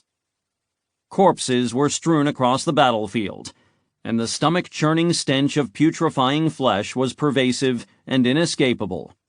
On the front lines, it was impossible to remove the dead without exposing burial crews to deadly fire. If corpses were buried where they lay, mortar and artillery blasts exhumed them in violent upheavals and scattered them in fragments across the battlefield. Continued explosions mashed the exposed remains into fragments of bone and flesh, until nothing remained but streaks of red in the mud. The problem of sanitation was worse than on any other Pacific battlefield. William Manchester observed, "If you put more than 250,000 men in a line for 3 weeks, with no facilities for the disposal of human waste, you are going to confront a disgusting problem." We were fighting and sleeping in one vast cesspool. Plump, writhing white maggots lived among them in the muck. When a man fell and then stood again, he found maggots squirming on his dungarees and cartridge belt, or tumbling out of his pockets. A fellow Marine would scrape them off with the edge of a knife. For Gene Sledge, the maggots were very nearly the last straw. Having to wallow in war's putrefaction was almost more than the toughest of us could bear. 7 months earlier on Peleliu, he had been certain that he and his fellow Marines were suffering through the worst combat conditions imaginable. But now, I existed from moment to moment, sometimes thinking death would have been preferable. We were in the depths of the abyss, the ultimate horror of war. During the fighting around the Umerbrogel pocket on Peleliu, I had been depressed by the wastage of human lives. But in the mud and driving rain before Shuri, we were surrounded by maggots and decay. Men struggled and fought and bled in an environment so degrading, I believed we had been flung into hell's own cesspool. On the western end of the line, the 6th Marine Division battered away at the terrain feature they called Sugarloaf Hill, which the Japanese called Amekudai. A ridge of coral rock and volcanic ash about 300 yards long and 100 feet high was flanked by 2 other hills, Half Moon and Horseshoe, in an arrowhead configuration. Sheer escarpments had been excavated and honeycombed with tunnels and firing apertures. The arrangement of the terrain ensured that the Japanese always had multiple overlapping fields of fire on all approaches. Both sides understood that this part of the line was critical. If the Americans broke through, they would have a clear lane to flank and envelop Shuri Castle. The Japanese commanders, with a direct line of sight to the battle from their observation posts at Shuri, responded to each new U.S. thrust by pouring reinforcements into the area. The Americans pulverized Sugarloaf with barrages of artillery, rockets, napalm, smoke grenades, and naval gunfire. For 10 consecutive days, the 6th Marine Division attacked the complex with tanks and infantry. Again and again, the Marines gained a tenuous foothold atop Sugarloaf, only to be forced to withdraw by fierce Japanese artillery barrages and infantry charges. Finally, on May 26th, the Americans seized the position and held it, beating back repeated furious counterattacks. Colonel Yahara believed that if the Japanese artillerists had enjoyed greater reserves of ammunition, they might have held the Marines off indefinitely. As it was, the defenders were unyielding and fought so intrepidly that the battle at Amekudai lasted much longer than expected. Even after Amekudai was captured by the enemy, it was so unbelievable to our troops that they continued to fight. The stalemate began to give way as the eastern and western ends of the Japanese lines buckled, and soldiers and Marines advanced down the coasts. This double envelopment threatened to isolate the main defensive strongholds at the center of the Japanese lines. Having turned the Japanese flank at Sugarloaf, the Marines cleared the southern coastal road across the Asato River and entered the desolated city of Naha. From that position, the Marines now had an open route to the Kokuba Hills, which would lead into the Shuri defensive system. To the east, 96th Division seized the eastern shoulder of Conical Hill, which rose 476 feet above the coastal plain around Yonabaru, and Japanese positions overlooking Nakagusuku Bay became untenable. Tactical withdrawals followed, and the Japanese forces fell back by about half a mile to a new line immediately north of Shuri. General Ushijima was now persuaded that his forces could no longer hold the coast-to-coast line that they had held for a month. The flanks, east and west, were caving in under the enemy's relentless onslaught. The entire Japanese line had been pushed back by about half a mile, and Ushijima had no more infantry reserves to replace his losses. His forces still held the concentric fortifications around Shuri, but the Americans were poised to launch a crushing pincer attack from two directions. As Colonel Yahata later wrote, "Overall, the situation appeared stable, but in reality, after May 28th, it was comparable to a patient in the final stage of tuberculosis. He may look normal, but his chest cavities are hollow." During the heavy rains of late May, the 32nd Army command bunker had become even more fetid and miserable. The flooding was so bad that brooks flowed in the tunnels, and all hands were put to work raising the beds and furniture. American artillery shells had seemingly pinpointed the mouth of their cave, and fell thickly around the entrance at all hours, so that leaving the bunker for any reason was a risky proposition. In urgent radio cables to Tokyo, General Ushijima notified the Imperial headquarters that his position was about to be overrun. He asked for another round of kamikaze attacks on the fleet offshore, hoping against evidence that the U.S. ground forces could be starved of ammunition and supplies. IGHQ told Ushijima to hold the line as long as possible and prolong the battle in order to buy time for the homeland to prepare its defenses. Colonel Yahata, who had been right in the past, proposed a tactical withdrawal to the Kion Peninsula at the southern point of Okinawa, where subterranean positions had already been prepared in high rocky terrain that would stop the American tanks. The move south would not alter the result of the battle for Okinawa. The 32nd Army was going to be destroyed, and all the Japanese commanders knew it, but it might extend the duration of the fight and claim a higher toll of dead and wounded Americans. The idea was opposed by several of the division and brigade commanders. The 62nd Division Chief of Staff noted that thousands of men had died defending Shuri, and their comrades wanted to die on the same ground. There were thousands of wounded men in the tunnels who would have to be left behind. The civilian governor of Okinawa was concerned about the fate of civilians in the Shuri area. Many would try to follow the army south, and they would be caught in the crossfire or fall into the enemy's hands. After hearing the contending arguments, Ushijima decided in favor of the southern retreat. "Some of our fighting strength is left," he said, "and we are getting strong support from the islanders. With these we will fight to the southernmost hill, to the last square inch of land, and to the last man." The Japanese commanders employed deception and guile to conceal their withdrawal.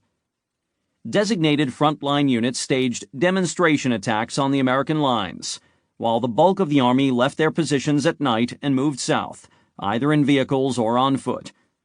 The Japanese 62nd Division withdrew on the night of May 24th to 25th, while rearguard units staged fierce attacks on the U.S. 77th Infantry Division. The Japanese 24th Division pulled back 3 nights later, and the 44th Independent Mixed Brigade on May 31st. Each retreating soldier carried as much ammunition and provisions as he could manage, about 130 pounds per man. Most of the wounded were left behind.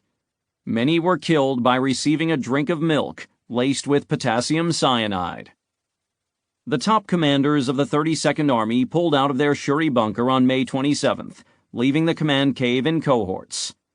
General Ushijima struck out alone on foot, walking down a rocky trail in darkness. Staff officers attempting to keep up with him stumbled and fell, bruising themselves badly. The route was strewn with dead Japanese soldiers and Okinawan civilians, many of whom had been putrefying in the open air for a long time. The officers climbed into the back of a truck and rode along on the darkened roads without headlights, passing long columns of retreating Japanese troops and immense crowds of civilian refugees. The Americans did not recognize what was happening until the bulk of Japanese forces had escaped to new defensive positions in the Kion Peninsula. Inclement weather had worked to the benefit of the Japanese, as rain, mists, and overcast concealed their movements even in daylight. Through gaps in the clouds, U.S. pilots occasionally caught glimpses of large numbers of Japanese streaming south, but they assumed they were all civilians. For American commanders who had battered against the seemingly impregnable lines around Shuri Castle, it seemed inconceivable that the Japanese army would voluntarily yield this prized fortress. Even the in-house intelligence sections of the Army Corps and Division commands judged that the Japanese were planning to make their final stand on those heights. The American pincer now closed on the weakened Shuri complex. The fight was long and bitter, even against the depleted Japanese rearguard forces left behind to cover the 32nd Army's withdrawal. Bucketing rains cut visibility to 10 feet. Vehicles could not climb the washed-out roads to the top of the ridge, making resupply difficult.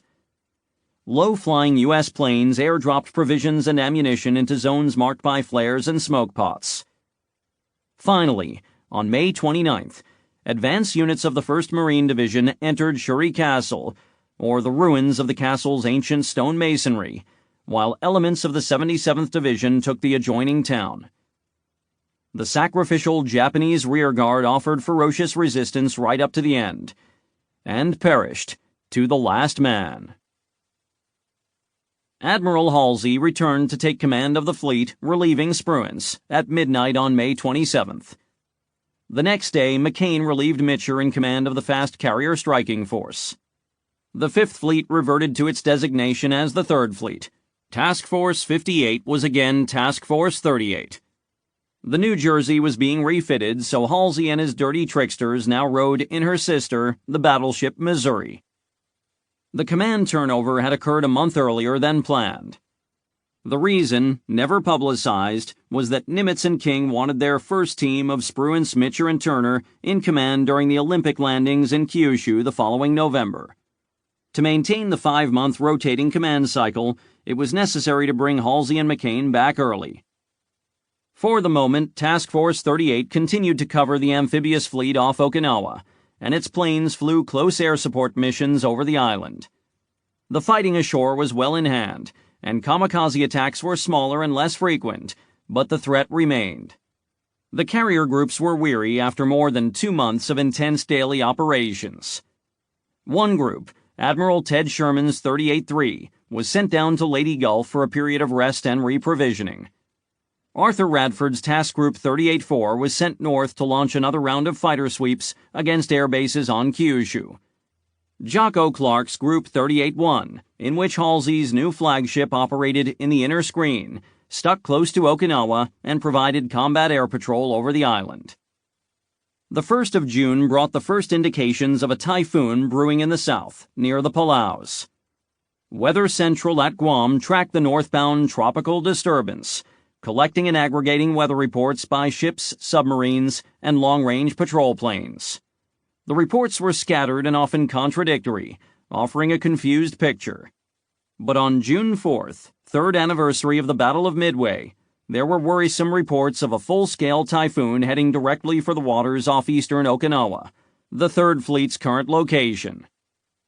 As usual, the storm's track could not be predicted with perfect accuracy, but no one had forgotten the previous December's disaster. Aircraft were recalled to the carriers and struck down in the hangar decks, where they were secured with double and triple lashings. The destroyers were hastily refueled. After conferring with his staff and weather forecasters, Halsey chose to put his 2 task groups on an east-southeast course of 110 degrees, estimating that it would put them well clear of the storm with a margin of sea room away from Okinawa. But subsequent reports suggested that the storm had taken a more northerly course and was traveling faster than previously supposed. Barometric pressure was sinking, and the skies were turning ugly. Halsey ordered a course change to the northwest. His idea was to cross ahead of the storm, skirting across the projected track to its more docile western semicircle. But the typhoon seemed to have a malevolent purpose of its own, as if it were deliberately chasing the Third Fleet. Those who had been with the fleet 6 months earlier felt a sinister sensation of déjà vu. Clark's Task Group 38-1 got the worst of it. In the early hours of June 5th, radar scopes in his flagship Hornet detected a tight circular eye of the storm, the hallmark of a powerful typhoon, bearing directly down on them. The Hornet was bucking like a destroyer in the steep seas. The smaller ships were in danger of being swamped. At 4:20 a.m., Clark contacted McCain on the short-range voice radio and asked permission to turn south so that his ships could run before the storm. McCain bucked the question up to Halsey, and the reply was delayed by 20 minutes. During the interval, Clark ordered all ships to heave to and steer into the waves as best they could. At 4:40 a.m., when McCain's affirmative response was received on the flag bridge of the Hornet, it was too late to act. Clark's ships were pinned down in the shrieking maelstrom. As the first purple glow of dawn appeared on the eastern horizon, a mountain of water broke over the bow of the Hornet. "Gad," said Roy L. Johnson, the ship's executive officer, "it must have been 10 times as high as a house, and the impact of all of that when it came down on the flight deck carried away everything. The edges of the flight deck were bent down, all the antennae were gone, all the catwalks and some airplanes were over the side. We were in bad shape." As conditions gradually abated, it became clear that the entire task group had suffered a cruel beating. No ships were lost, but nearly all reported significant damage, including all 4 carriers in Group 38-1. The forward corners of the flight decks of the Hornet and the Bennington had folded over, like place markers in a book. About 100 feet of the bow of the heavy cruiser Pittsburgh had been torn completely off the ship.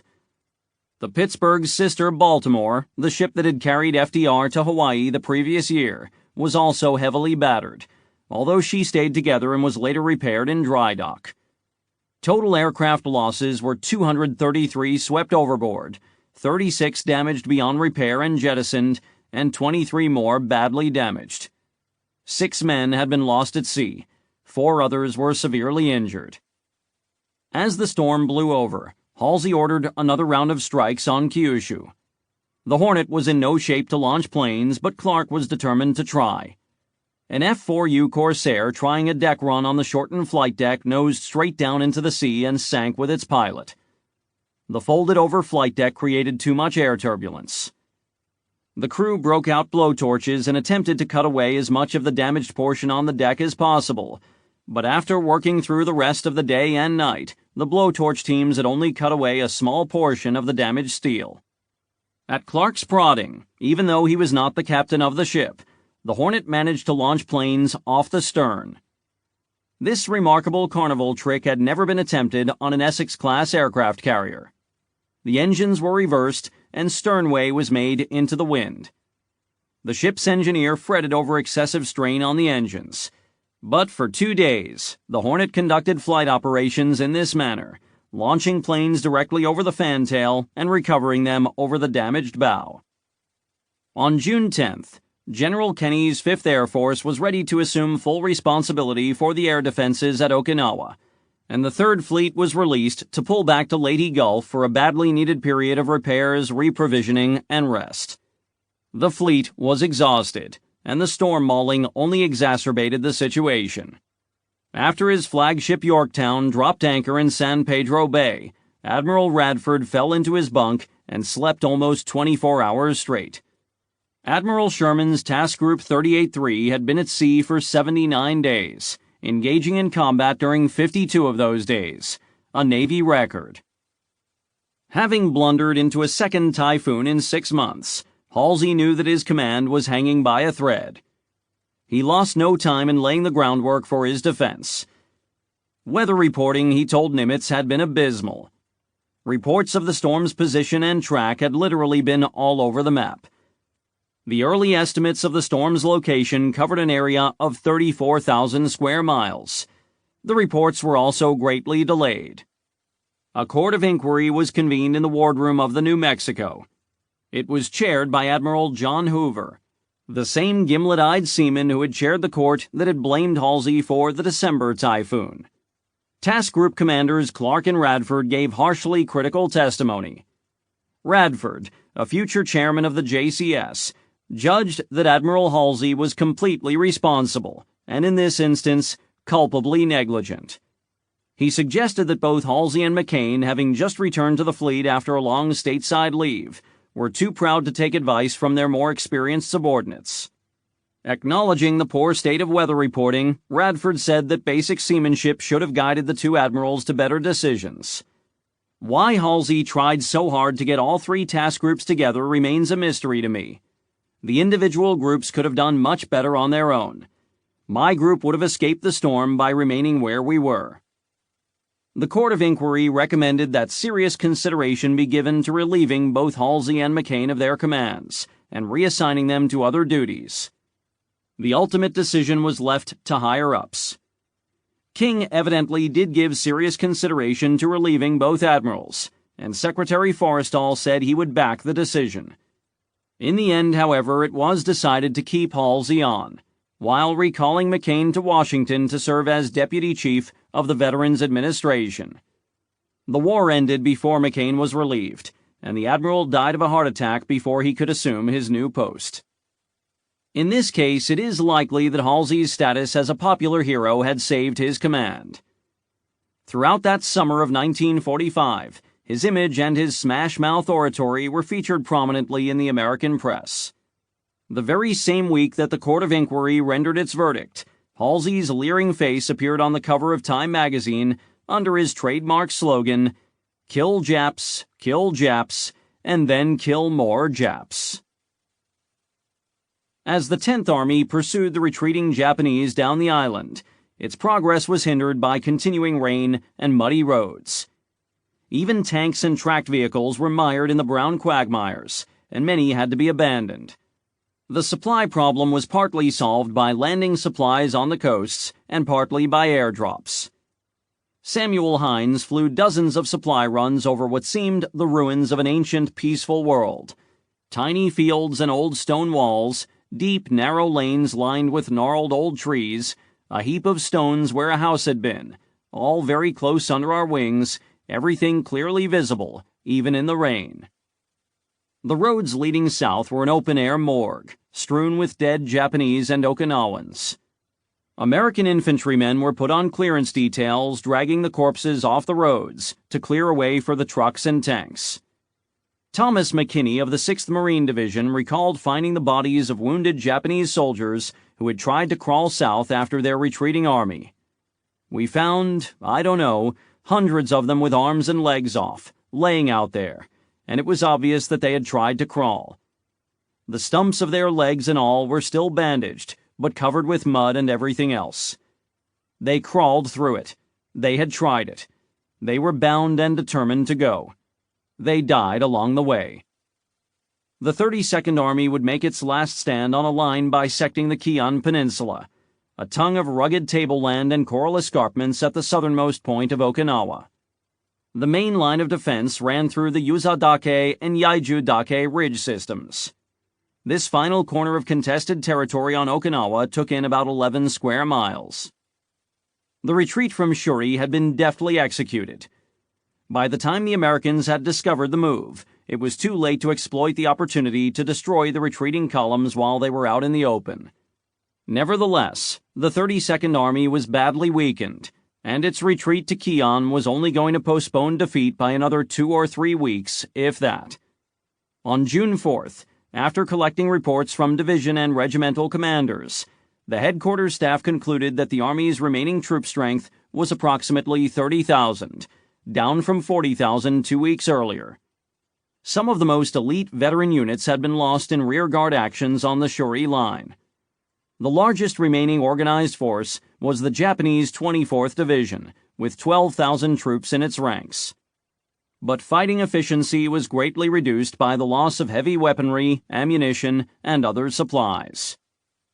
On June 6th, 4 American divisions, 2 Army, 2 Marine, launched probing attacks along the principal strongpoints on the Yaiju-dake and Yuzadake escarpments. Field artillery blasted away coral rock outcroppings to clear lanes for the tanks of the 713th Armored Flamethrower Battalion, which threw jets of fire into the mouths of the natural limestone caves in the area.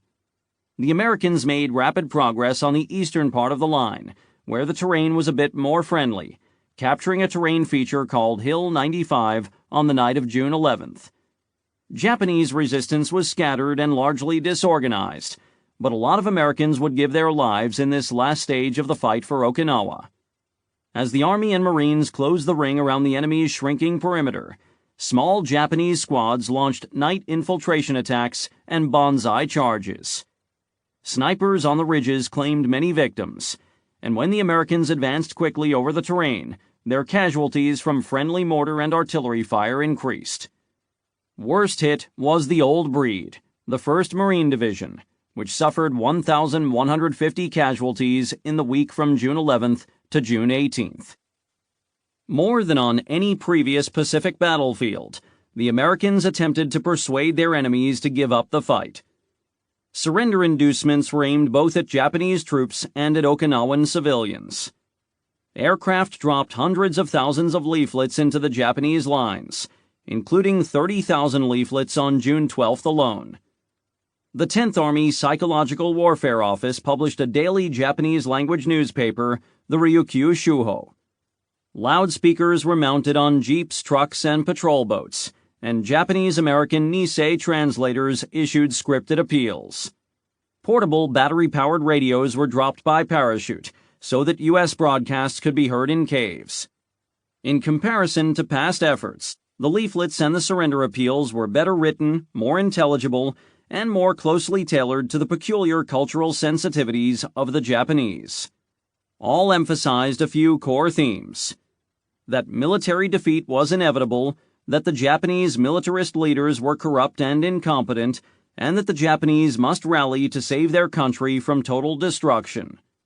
The word surrender was carefully avoided. Instead, Japanese forces were invited to come over and join their comrades as the best way out of their hopeless predicament. The Japanese soldier was told that he had fought valiantly, but now he had done all he can and that he will be needed when the war is over. These appeals were more effective than at any prior phase of the Pacific War. In the last stages of the fight on the Kian Peninsula, thousands of Japanese soldiers emerged from the caves with their hands held above their heads. Most remarkably, and scandalously in the traditional Japanese view, entire units surrendered while under the organized command of their own officers. The process tended to snowball. As more Japanese crossed into the American lines, more were willing to follow their example. Many brave American Nisei, including men whose parents, siblings, wives, and children had been interned in camps at home, volunteered to descend alone into caves, where they engaged enemy soldiers in face-to-face negotiations. Some captured Japanese were even willing to assist in inducing their former comrades to surrender, by returning to the caves or bunkers where they knew them to be hiding. In all, some 11,000 prisoners of war were taken on Okinawa, including more than 7,000 regular Japanese soldiers. The prisoner of war enclosures grew steadily to accommodate this influx. An American lieutenant marveled that one needed a jeep to go from one end of a POW stockade to another. Tens of thousands of Okinawan civilians had retreated south with the Japanese army, terrified by an enemy they had been taught to regard as demonic. There were perhaps 100,000 civilians in the southern part of the island, near the zone of combat, more than 3 civilians for each Japanese soldier on the battlefield. Never before, except perhaps in the battle for Manila, had a major Pacific War battlefield been so crowded with civilians. The Japanese army often evicted civilians from the caves, turning them out into the open to be exposed to artillery barrages. They took their food. They forced Okinawan mothers with crying infants to leave the caves, or to kill their own children, or they killed the infants themselves. Men, women, and children died in artillery strikes, naval bombardments, aerial bombing, the crossfire of machine guns, flamethrowers, and other infantry field weapons. By prior order of the Japanese army, any civilian caught speaking a language other than Japanese could be executed as a spy. But many older Okinawans did not know Japanese and paid the price for it. An Okinawan remarked that the Japanese army treated the civilians as sacrificial pawns, like Go pieces in a game of Go. As the U.S. forces pressed south, they encountered long columns of refugees coming the other way. Pathetic cavalcades of desperate, starving, filthy people, women with children strapped to their backs, bundles of clothing or other possessions on their shoulders. Many chewed stalks of sugar cane. Some were wounded, crawling on their hands and knees. Kikuko Miyagi, a 16-year-old Okinawan student, recalled the awful scenes. Tens of thousands of people moving like ants. Civilians. Grandfathers, grandmothers, mothers with children on their backs, scurrying along covered in mud.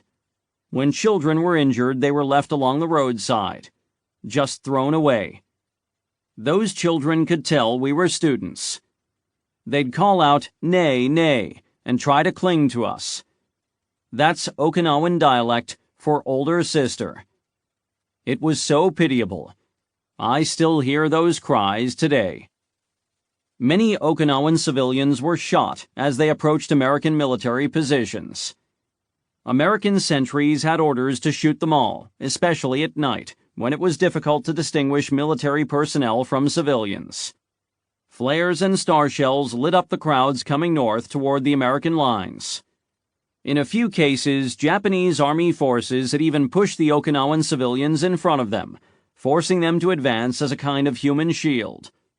In order to prevent needless deaths, leaflets were distributed widely over the islands, with drawings and notices in simple Japanese and Okinawan. Keep away from aircraft. Keep away from the roads. Don't go near ammunition dumps. Keep away from military positions. Even if by accident you overlook any of the warnings set forth above, you may meet with a sad fate. Norris Buckter, with the 6th Marine Division, recalled that many Japanese soldiers dressed like civilians, some even trying to disguise themselves as women, to slip through the lines by hiding among the civilian population.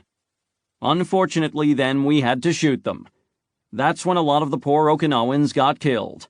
They were victims of war. We felt bad about having to do it, but we were protecting our own life. John Garcia, a private in the 7th Infantry Division, shot a dark figure as it approached across a field at night. At dawn, he went forward and found a woman there and a baby tied to her back. The bullet had gone through her and out the baby's back. That still bothers me. That hounds me. I still feel I committed murder. You see a figure in the dark. It's stooped over. You don't know if it's a soldier or a civilian. But Charles Miller with the 6th Marine Division said that many of his fellow Marines shot Okinawan civilians more or less indiscriminately. Guys would say, "There goes a slant-eyed chink, pow pow. There goes a slant-eyed pig, pow pow." We were not the most charming people in the world. At the same time, many American Marines and soldiers took significant personal risks to save civilians. Lieutenant Lewis Thomas, an officer in the Navy Medical Corps, was posted near the town of Nago in northern Okinawa. The medical facility was guarded by a company of Marines. A tripwire had been set up across the road. One dark night, flares revealed a large crowd of civilians coming up the road. A Marine sentry radioed, "Hold your fire, civilians." Then he climbed over his bank of sandbags and ran forward into the darkness. A few minutes later he returned, escorting a group of old men, women, and children. I don't suppose anyone recorded this act, but if we had had the authority, we would have voted him a gold medal, recalled Lieutenant Thomas. As it was, we clapped our hands and cheered and told him he was a great Marine. The final 32nd Army Command Cave was so crowded with soldiers and civilian refugees that not even General Ushijima had a private space to himself. The staff officers were obliged to sleep in shifts in the few bunks that remained, or they stretched out on the ground in dirty passageways. The interior cavities of the limestone caves were fetid and damp. Water dripped from stalactites. The soldiers in the caves included hundreds of stragglers who had become detached from their units. Many were catatonic, staring blankly, wandering aimlessly through the caves, speaking only in monosyllables. U.S. aircraft dropped napalm bombs along the ridge overhead, and personnel in the upper portions of the cave system succumbed to fire or smoke inhalation. Patrol boats off the coast continued to fire constantly into the mouths of the caves until they started coming down slab by slab. One Japanese recalled, "When the big bombs and shells exploded on the Mabuni Cliff, our entire cave shook, as in a great earthquake." General Ushijima spent his last days alone at a small desk, reading books and writing letters of commendation by candlelight. He sometimes fanned himself with a handheld paper fan. General Cho, in a cave next door, smoked a large pipe and read books. On Monday, June 18th, General Ushijima sent a last message to all commands. He thanked his beloved soldiers for having done their duty. From that point on, all were to obey their local commanding officer's orders. General Cho added a postscript instructing, "Do not suffer the shame of being taken prisoner. You will live for eternity." Remaining stragglers were told to attempt to exfiltrate the American lines and to get to the northern part of the island, where small detachments of the Japanese army remained in the hills, and to wage a guerrilla war. The commanders could hear the surrender appeals transmitted through loudspeakers on patrol boats offshore, urging the Okinawan civilians to surrender. Some of the die-hard officers dismissed these appeals, saying, "Americans always talk nonsense." But many civilians and even servicemen could be seen swimming out to the boats off the coast. On June 18th, the staff received a surrender appeal from General Buckner, addressed directly to General Ushijima. "The forces under your command have fought bravely and well, and your infantry tactics have merited the respect of your opponents. Like myself, you are an infantry general long schooled and practiced in infantry warfare.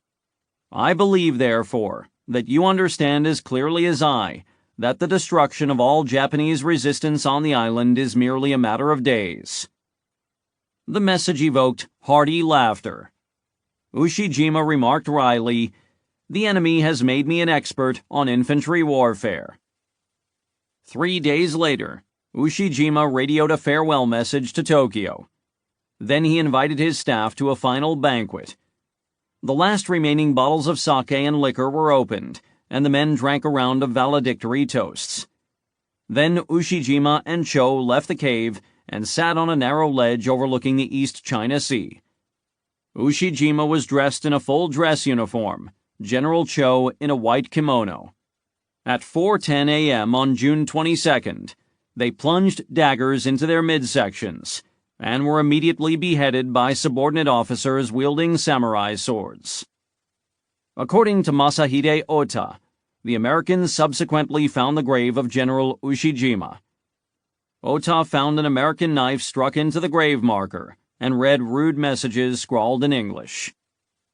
Some 15,000 Japanese troops remained in the caves along the southern coast, and it would take some time to root them all out. Small unit fighting would continue through July, but organized resistance was essentially finished, and there was no longer a front line on Okinawa. Caves were systematically scoured with flamethrowers and sealed off with demolitions.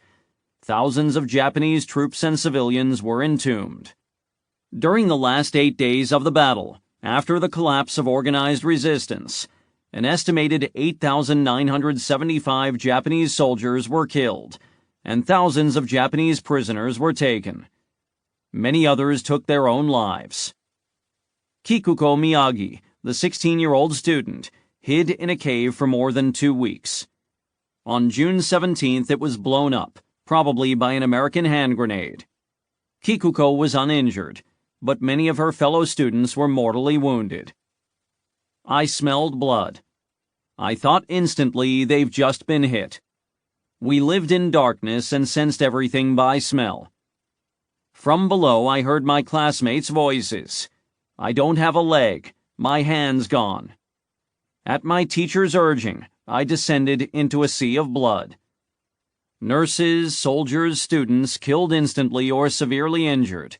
Among them a friend of mine, Katsuko-san, with a wound in her thigh.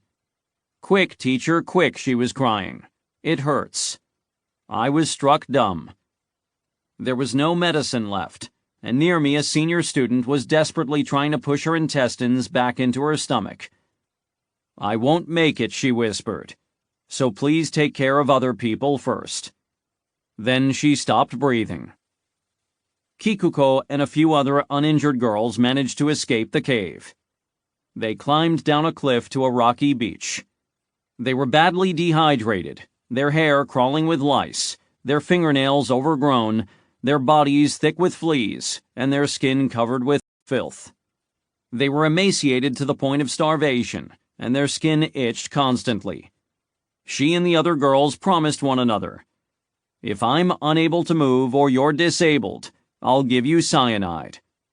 They kept one hand grenade each, like a talisman. On the beaches, they found a crowd numbering in the tens of thousands, including Japanese soldiers and Okinawan civilians. American patrol boats were just offshore, and Japanese-American speakers were issuing surrender appeals through loudspeakers. "Those who can swim, swim out. We'll save you. Those who can't swim, walk towards Minatogawa. Walk by day, don't travel by night. We have food, we will rescue you." But the girls did not trust the voices. "From the time we'd been children, we'd only been educated to hate them," said Kikuko. They would strip the girls naked and do with them whatever they wanted, then run over them with tanks.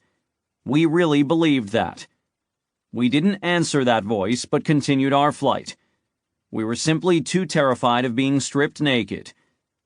That's what a girl fears most, isn't it? She was shocked to see a Japanese soldier raise his hands and begin wading out into the sea. Another Japanese soldier shot him in the back. 4 days later, she was captured. She had lost consciousness and awoke in a daze to find an American soldier poking her with a gun and gesturing for her to stand. She assumed she was about to be killed or assaulted, when to her surprise she saw other civilians being treated by American combat medics. Their wounds were being bandaged and they were being given saline injections. Until that moment, I could think of the Americans only as devils and demons. I was simply frozen. I couldn't believe what I saw. As they returned to their bivouac areas and rest camps around Hagushi Bay, combat-weary American infantrymen scarcely recognized Okinawa. The earth-moving, engineering, and construction teams had reshaped the landscape. The 640-square-mile island was to serve as the primary staging base for the largest amphibious operation in history, the prospective invasion of Kyushu, Operation Olympic, scheduled for November 1, 1945. B-24s, B-17s, and Army fighters of the 8th Air Force were already arriving from pacified Europe. At Yontan, near the invasion beach, a 7,000-foot airstrip was in operation by June 17th. The road builders would build 1,400 miles of new paved roads, including 2 4-lane highways running north-south along the length of the island, and several more from coast to coast. To span rivers and to replace destroyed bridges, the engineers used Bailey bridges, portable prefabricated steel truss bridges that had been developed by the British. The roads around the major airfields and supply complexes were jammed with traffic of all kinds: trucks, jeeps, trailers, and horse-drawn carts. Soldiers were directing traffic. Near Kadena Airfield, the traffic was so heavy that a traffic circle was established at a major intersection. Dozens of bulldozers leveled entire hills and filled in ravines and stream beds. The ports at Okinawa were expanded with jetties, wharves, and dredging barges. By June, they were unloading more cargo per month than the Port of New York handled in a typical peacetime month. An official history of the Navy's base-building program offered a compilation of eye-popping statistics. By the close of 1945, naval facilities on Okinawa covered 20,000 acres and included 4,180 lineal feet of wharves, 712,000 square feet of general covered storage, 11,778,000 square feet of open storage, 193,000 cubic feet of cold storage, as well as storage for 8,820,000 gallons of aviation gasoline, 30,000 barrels of diesel oil, 50,000 barrels of fuel oil, 13,000 square feet for ammunition. Aviation repair shops covered 324,100 square feet, and general repair shops 91,000 square feet. Hospital space amounted to 338,000 square feet, and quarters 4,755,000 square feet. A CB put it more succinctly: "Our development of Okinawa was to be comparable to the total development of Rhode Island from virgin forest land." The farther one traveled from the front lines, the more one found the rancor of inter-service rivalries, ranging from mild raillery to noxious accusations, shouting matches, and fistfights. Bored Marines trained Okinawan children to approach the Army camps and declare, "General MacArthur, eat shit." The children had been taught that this meant, "Give me a cigarette." But the CBs uniquely were liked and admired by all of their sister services. Sergeant John Vollinger and another Marine went into a CB camp on Okinawa to see if they could scrounge up a bar of soap. While there, they were surprised to find a professional shoemaker. Vollinger showed the man his boot, which had a nail protruding from the heel. He took a look at the heel and said, "Give me the other one." With that, he removed both heels and put on new ones. He then asked us if we had eaten yet, and when we assured him we would survive until we got back to the battery, he said, "Come with me." He took us to the CPO mess hall, and we had an unbelievable meal of fried oysters which some enterprising CBs had gathered from the reef. No matter how one measured it, Okinawa had been a singularly harrowing battle. American casualties, including naval, air, and ground, were the highest for any amphibious fight in the Pacific: 49,151, including 12,520 killed or missing, and 36,361 wounded. The 10th Army had 7,613 killed, and about 31,000 wounded. Among the dead was General Buckner, killed by an artillery strike on June 18th, the highest-ranking U.S. military officer lost to enemy fire in World War II. An additional 26,000 troops were cited as non-battle casualties, a category that included those who fell ill as a result of diseases, but also those who were pulled off the line as a result of combat neurosis or fatigue. As one American military analyst has observed, the Okinawa battle was unusual in that it exhibited the stasis and lethality of World War I fronts, even though it employed the full range of mobile World War II weapons: tanks, aircraft, radios, and trucks. The American tanks had vitiated some of the advantages conferred by the Japanese cave defenses. But no progress could be made against the toughest fortifications on the Shuri Line, except by the valor, initiative, and perseverance of individual infantry squads, who were willing to advance into heavy fire and engage their enemies at hand-to-hand range. The Navy had suffered its worst beating of the Pacific War, with 368 ships damaged and 36 sunk, including 15 amphibious ships and 12 destroyers. The Navy had lost 4,907 officers and sailors killed in action, most in kamikaze attacks. The number of naval personnel killed during the Okinawa campaign exceeded the figures for either the Army or the Marines, although the combined losses in the ground campaign were higher. The Japanese Army had been outnumbered by 2-1 on the ground, and had been heavily overmatched in the categories of artillery firepower, naval firepower, and air power. But General Ushijima's forces had held out for nearly 12 weeks, inflicting heavy casualties on their enemies. Despite steady pressure from Tokyo and Formosa to launch tactically foolish counterattacks, the Army had largely stuck to its original plan of a stubborn yard-by-yard terrain defense.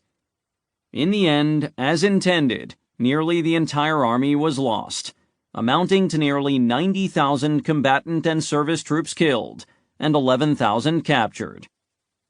Caught in the gears of the grinding battle, Okinawa's civilians had suffered almost unimaginably. They had been killed in the crossfire, killed by bombing and artillery, accidentally or deliberately. They had starved or died of diseases. As on Saipan almost a year before, Japanese propaganda had warned that a fate worse than death awaited any civilian captured by American forces.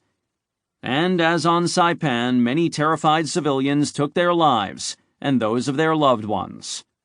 Since many were entombed in caves and their bodies never counted, the precise number of civilian casualties can only be estimated.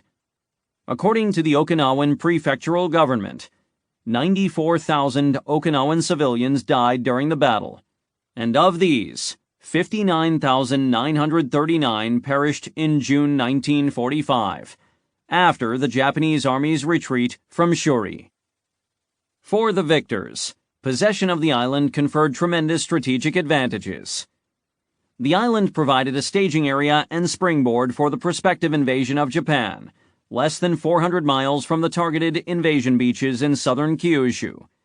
It provided air bases within easy range of Japan for American bombers and fighters, and protected anchorages for the fleet and amphibious forces.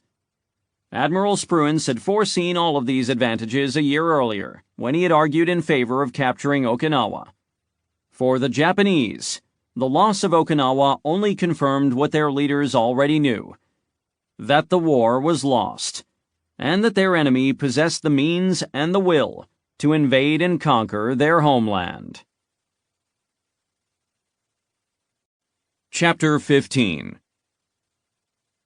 In the early weeks of Truman's presidency, a remark was often heard repeated in the White House press room. Franklin D. Roosevelt was for the people. Harry S. Truman is of the people. Even on his feet, the spare Midwesterner seemed smaller than his wheelchair-bound predecessor. He appeared awkward and self-conscious in his new role. When a band played Hail to the Chief, Truman did not know the protocol and could not decide what to do with his hands. Salute, stand at attention with hands at his side, shake hands with visitors. The first time it happened, he tried to do all three. A reporter assigned to write a color story about the new president told his editor, "This man's color lies in his utter lack of color. He's Mr. Average. You see him on your bus or streetcar. He sits next to you at the drugstore soda fountain. There must be millions like him." The morning after Truman was sworn in, he arrived early at the White House. He had expected a morning briefing with his senior military aides. But a message had evidently miscarried, for they had not received the word and were nowhere to be found. For more than an hour, the new president waited, somewhat impatiently, until a flustered secretary tracked down Admiral Leahy, the White House Chief of Staff, and Vice Admiral Wilson Brown, the senior White House naval aide.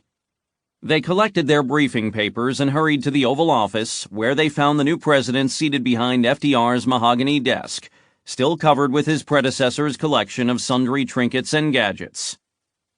The two admirals, standing to attention, began summarizing the latest issues before the Joint Chiefs of Staff. Truman interrupted, "For God's sake, sit down. You make me nervous. Come around here in the light where I can get a good look at you." Leahy and Brown pulled up chairs. Truman studied their faces, Brown recalled, without the least trace of self-consciousness about the fact that we were also examining him. In the course of their discussion, and in a larger meeting with the Joint Chiefs at 11 o'clock, it became painfully clear that Truman was not up to speed. He had not been adequately briefed on the state of the war, either in Europe or the Pacific, and he knew little about the latest moves in the global geostrategic chess match that was being played against the Soviet Union. The new president possessed a commendable work ethic, and he read top-secret reports and memoranda until his eyes smarted from the strain. In his diary, he wrote of long, hectic days in the Great White Jail, his nickname for the White House. At times, he seemed defensive about the gaps in his knowledge, even in private meetings with his inner circle of advisors and military chiefs. Some noted Truman's reluctance to ask questions for fear of appearing ignorant, even when he plainly needed more information. When a course of action was proposed, Truman often replied that he had already been thinking along the same lines, as if trying to avoid the impression that he was merely doing as he was told. Historians have concluded that Truman grew into the role of commander-in-chief and eventually proved more than equal to the job. But in the spring and summer of 1945, the growing pains were evident, and the decisions he must confront during those early weeks were among the most important of his presidency.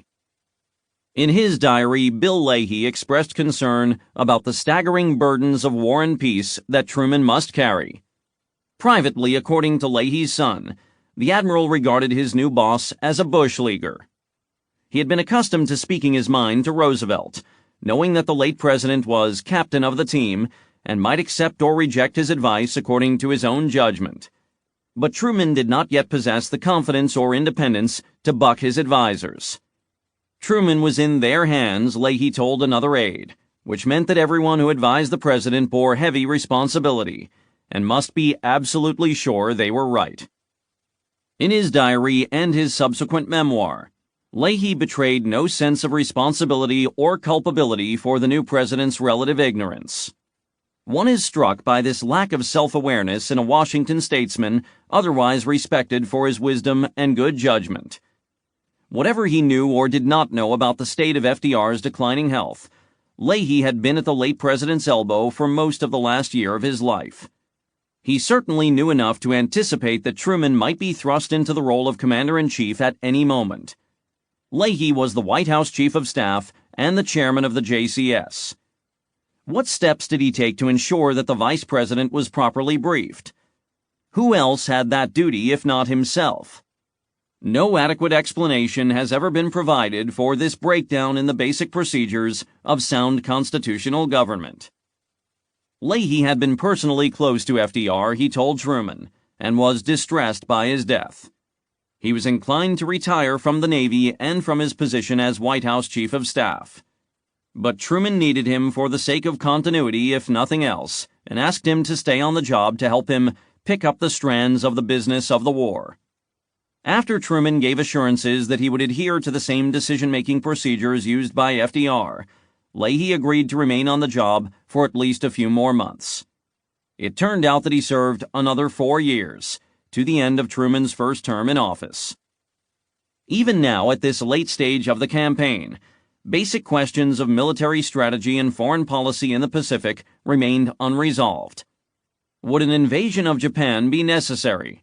Or would the intensifying blockade and bombing campaign be enough to force surrender? Should the Allies land on the coast of China? Did they still need or want Russia in the war? How strong was the peace party in the Japanese ruling circle, and could it be strengthened? Must the late FDR's doctrine of unconditional surrender be unbendingly applied? Did Hirohito wield the power and influence to put an end to the war? And if so, should the Allies signal that he could keep his throne? These were immensely complex questions, without obvious answers. The ordinary mechanisms of military planning were blended with high considerations of international politics. Defeating Japan was only the most immediate problem. Looming ahead was the creation of a new post-war order in Asia, with its implications for the territorial ambitions of Stalin, the Red Menace in China, and the status of former British, French, and Dutch colonies. At a State War Navy meeting on May 1st, Jim Forrestal told his two colleagues that it was time to make a thorough study of our political objectives in the Far East. Given Stalin's recent backsliding on the political independence of Eastern Europe, they should be wary of Soviet ambitions in the Far East. Forrestal asked, "Do we desire a counterweight to that influence? And should it be China or should it be Japan? If the latter, the United States must have a plan to rebuild Japan's economic power and regional standing." In subsequent meetings, the cabinet considered the future status of Korea, Hong Kong, Indochina, Vietnam, and Manchuria. Entries in Forrestal's diary leave the impression that these questions were being confronted for the first time.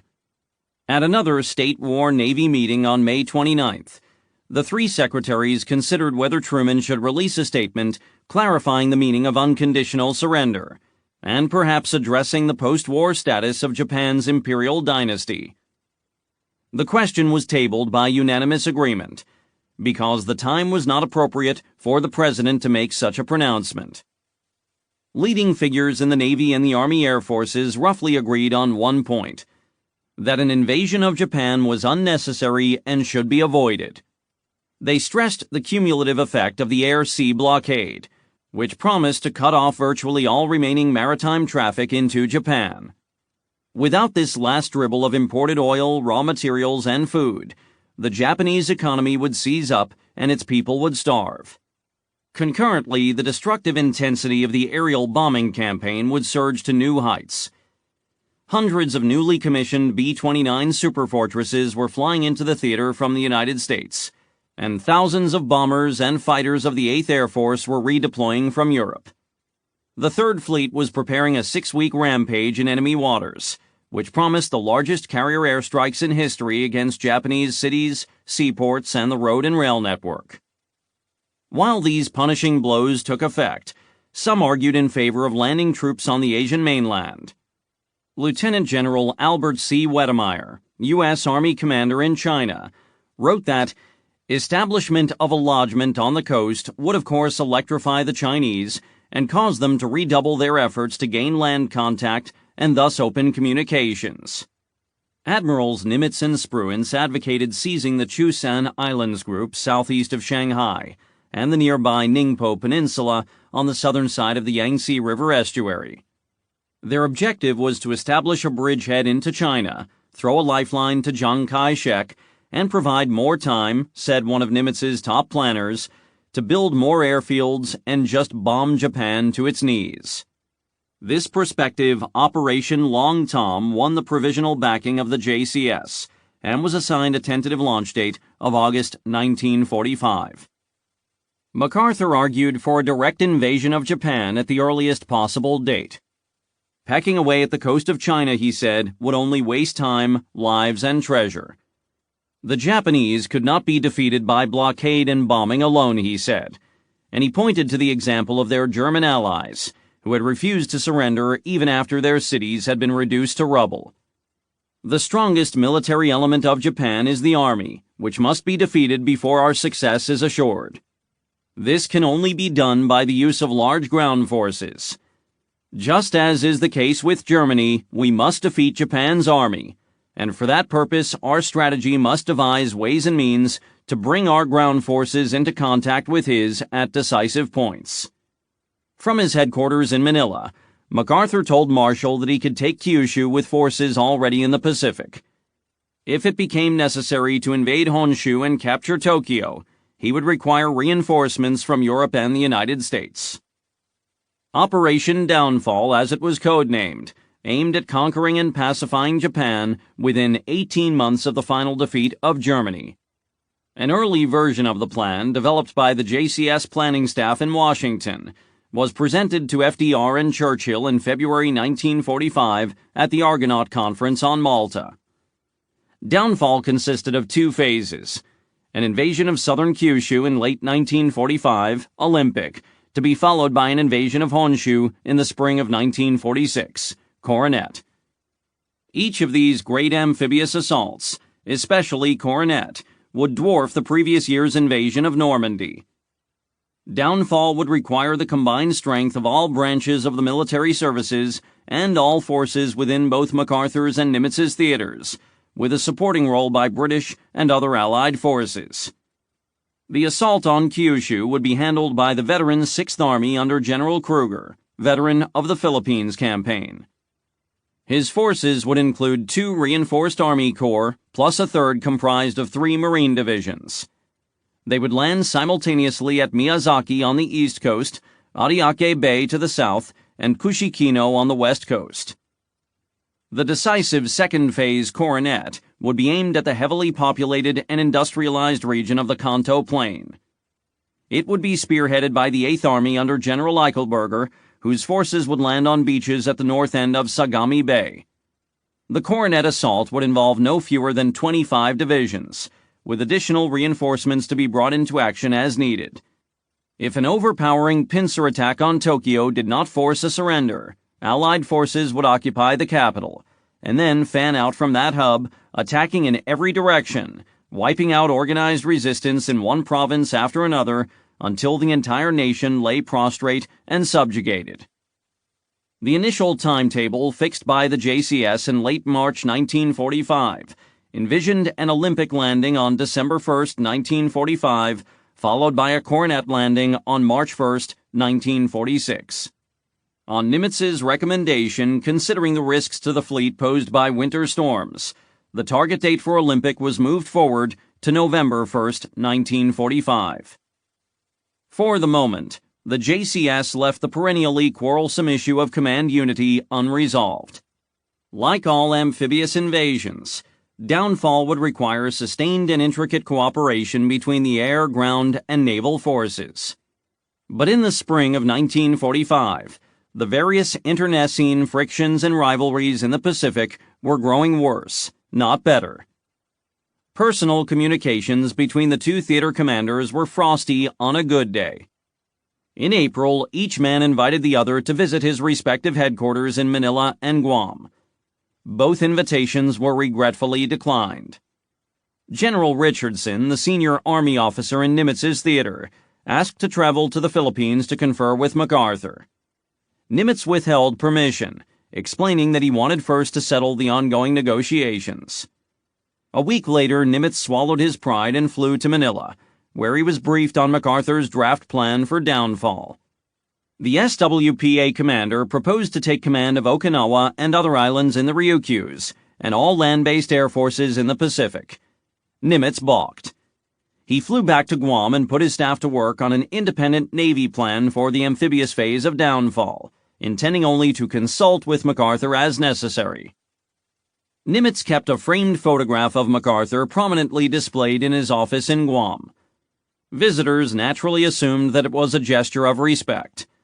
When the Pacific Fleet intelligence officer Ed Layton asked why the photograph was there, Nimitz smiled and replied, "Layton, I'll tell you. It's to remind me not to be a horse's ass." On April 13th, General Sutherland, MacArthur's right hand, traveled to Guam and proposed a basic reorganization of the Pacific Theater commands. The multi-service theater command, he said, had been shown to be an unworkable shibboleth. MacArthur wanted command of all Army forces throughout the Pacific, including garrisons on islands under Nimitz's command. Nimitz was welcome to take command of the 7th Fleet, which had been under MacArthur's command for the past 3 years. Each service would assume administrative and logistical responsibility for its own forces, regardless of their locations.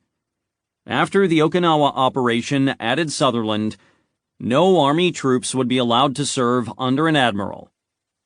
MacArthur's proposal amounted to an amicable divorce between the Army and Navy, but it would require complex administrative reassignments that would absorb staff attention during preparations for the largest operation of the war. The issue could only be decided by the Joint Chiefs of Staff. As Leahy later observed, the problem of command in the Pacific was one of those situations that would not remain quiet despite successive settlements made. Judging that it was the only way to avert an open break between the Army and Navy, the chiefs issued the necessary directives. MacArthur took the new title Commander-in-Chief, United States Army Forces in the Pacific, or COMAFPAC. In an eyes-only message to MacArthur, General George Marshall referred to a great deal of most unfortunate rumor and talk in this country about the Army-Navy feud, and asked the new COMAFPAC to do your best to suppress such critical comments in subordinate echelons, and I will do the same here with a heavy hand.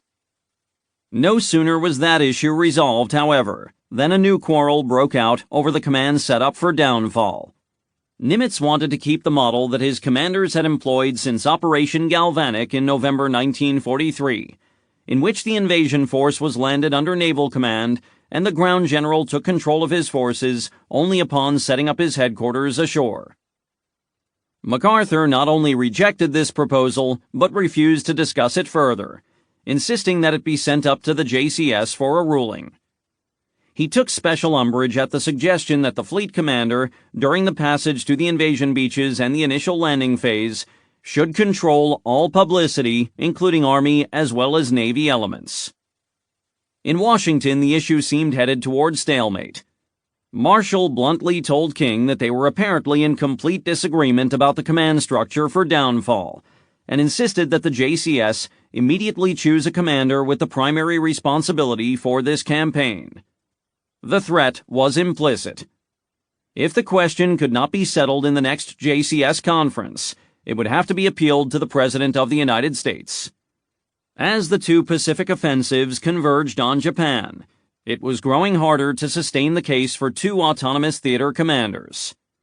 MacArthur was senior to Nimitz, and he was unrivaled in public popularity and stature. FDR had been a dyed-in-the-wool Navy man, but Truman was a veteran of the Army. Recognizing the weakness of his position, King retreated. The JCS issued a directive assigning primary responsibility for downfall to MacArthur, with the face-saving proviso that Nimitz or his designated fleet commander would have broad leeway, if not autonomy, during the amphibious phase of the operation. Operation Long Tom, the proposed landing on the China coast, was scrapped.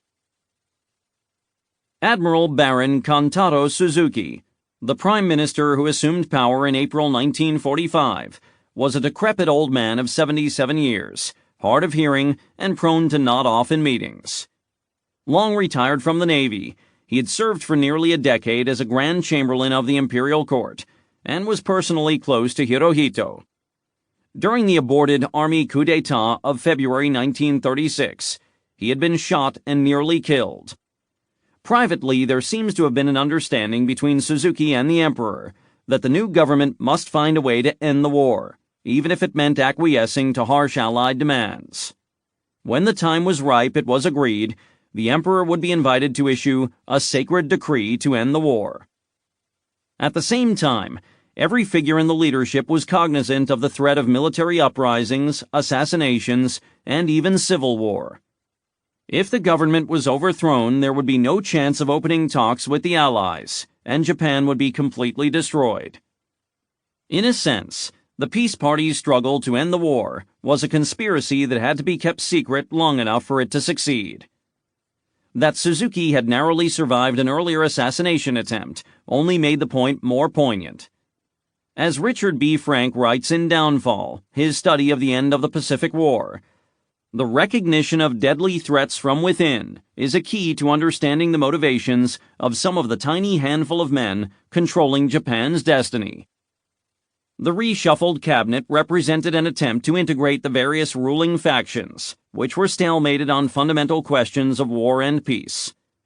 Admiral Yonai, the furtive peacemaker, was retained as Navy Minister. General Korechika Anami was brought in as Army Minister, a move that placated Hideki Tojo and other hardliners of the Army's ascendant control faction.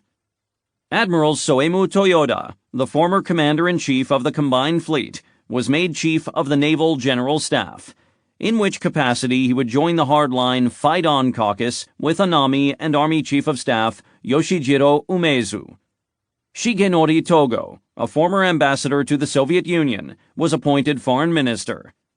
Togo accepted the post only after receiving assurances that he would be free to pursue a plan to extract Japan from the war within 1 year. The main decision-making body of the government remained the six-headed Supreme War Direction Council, SWDC, of which all the aforementioned were members. But a new and important change was now introduced.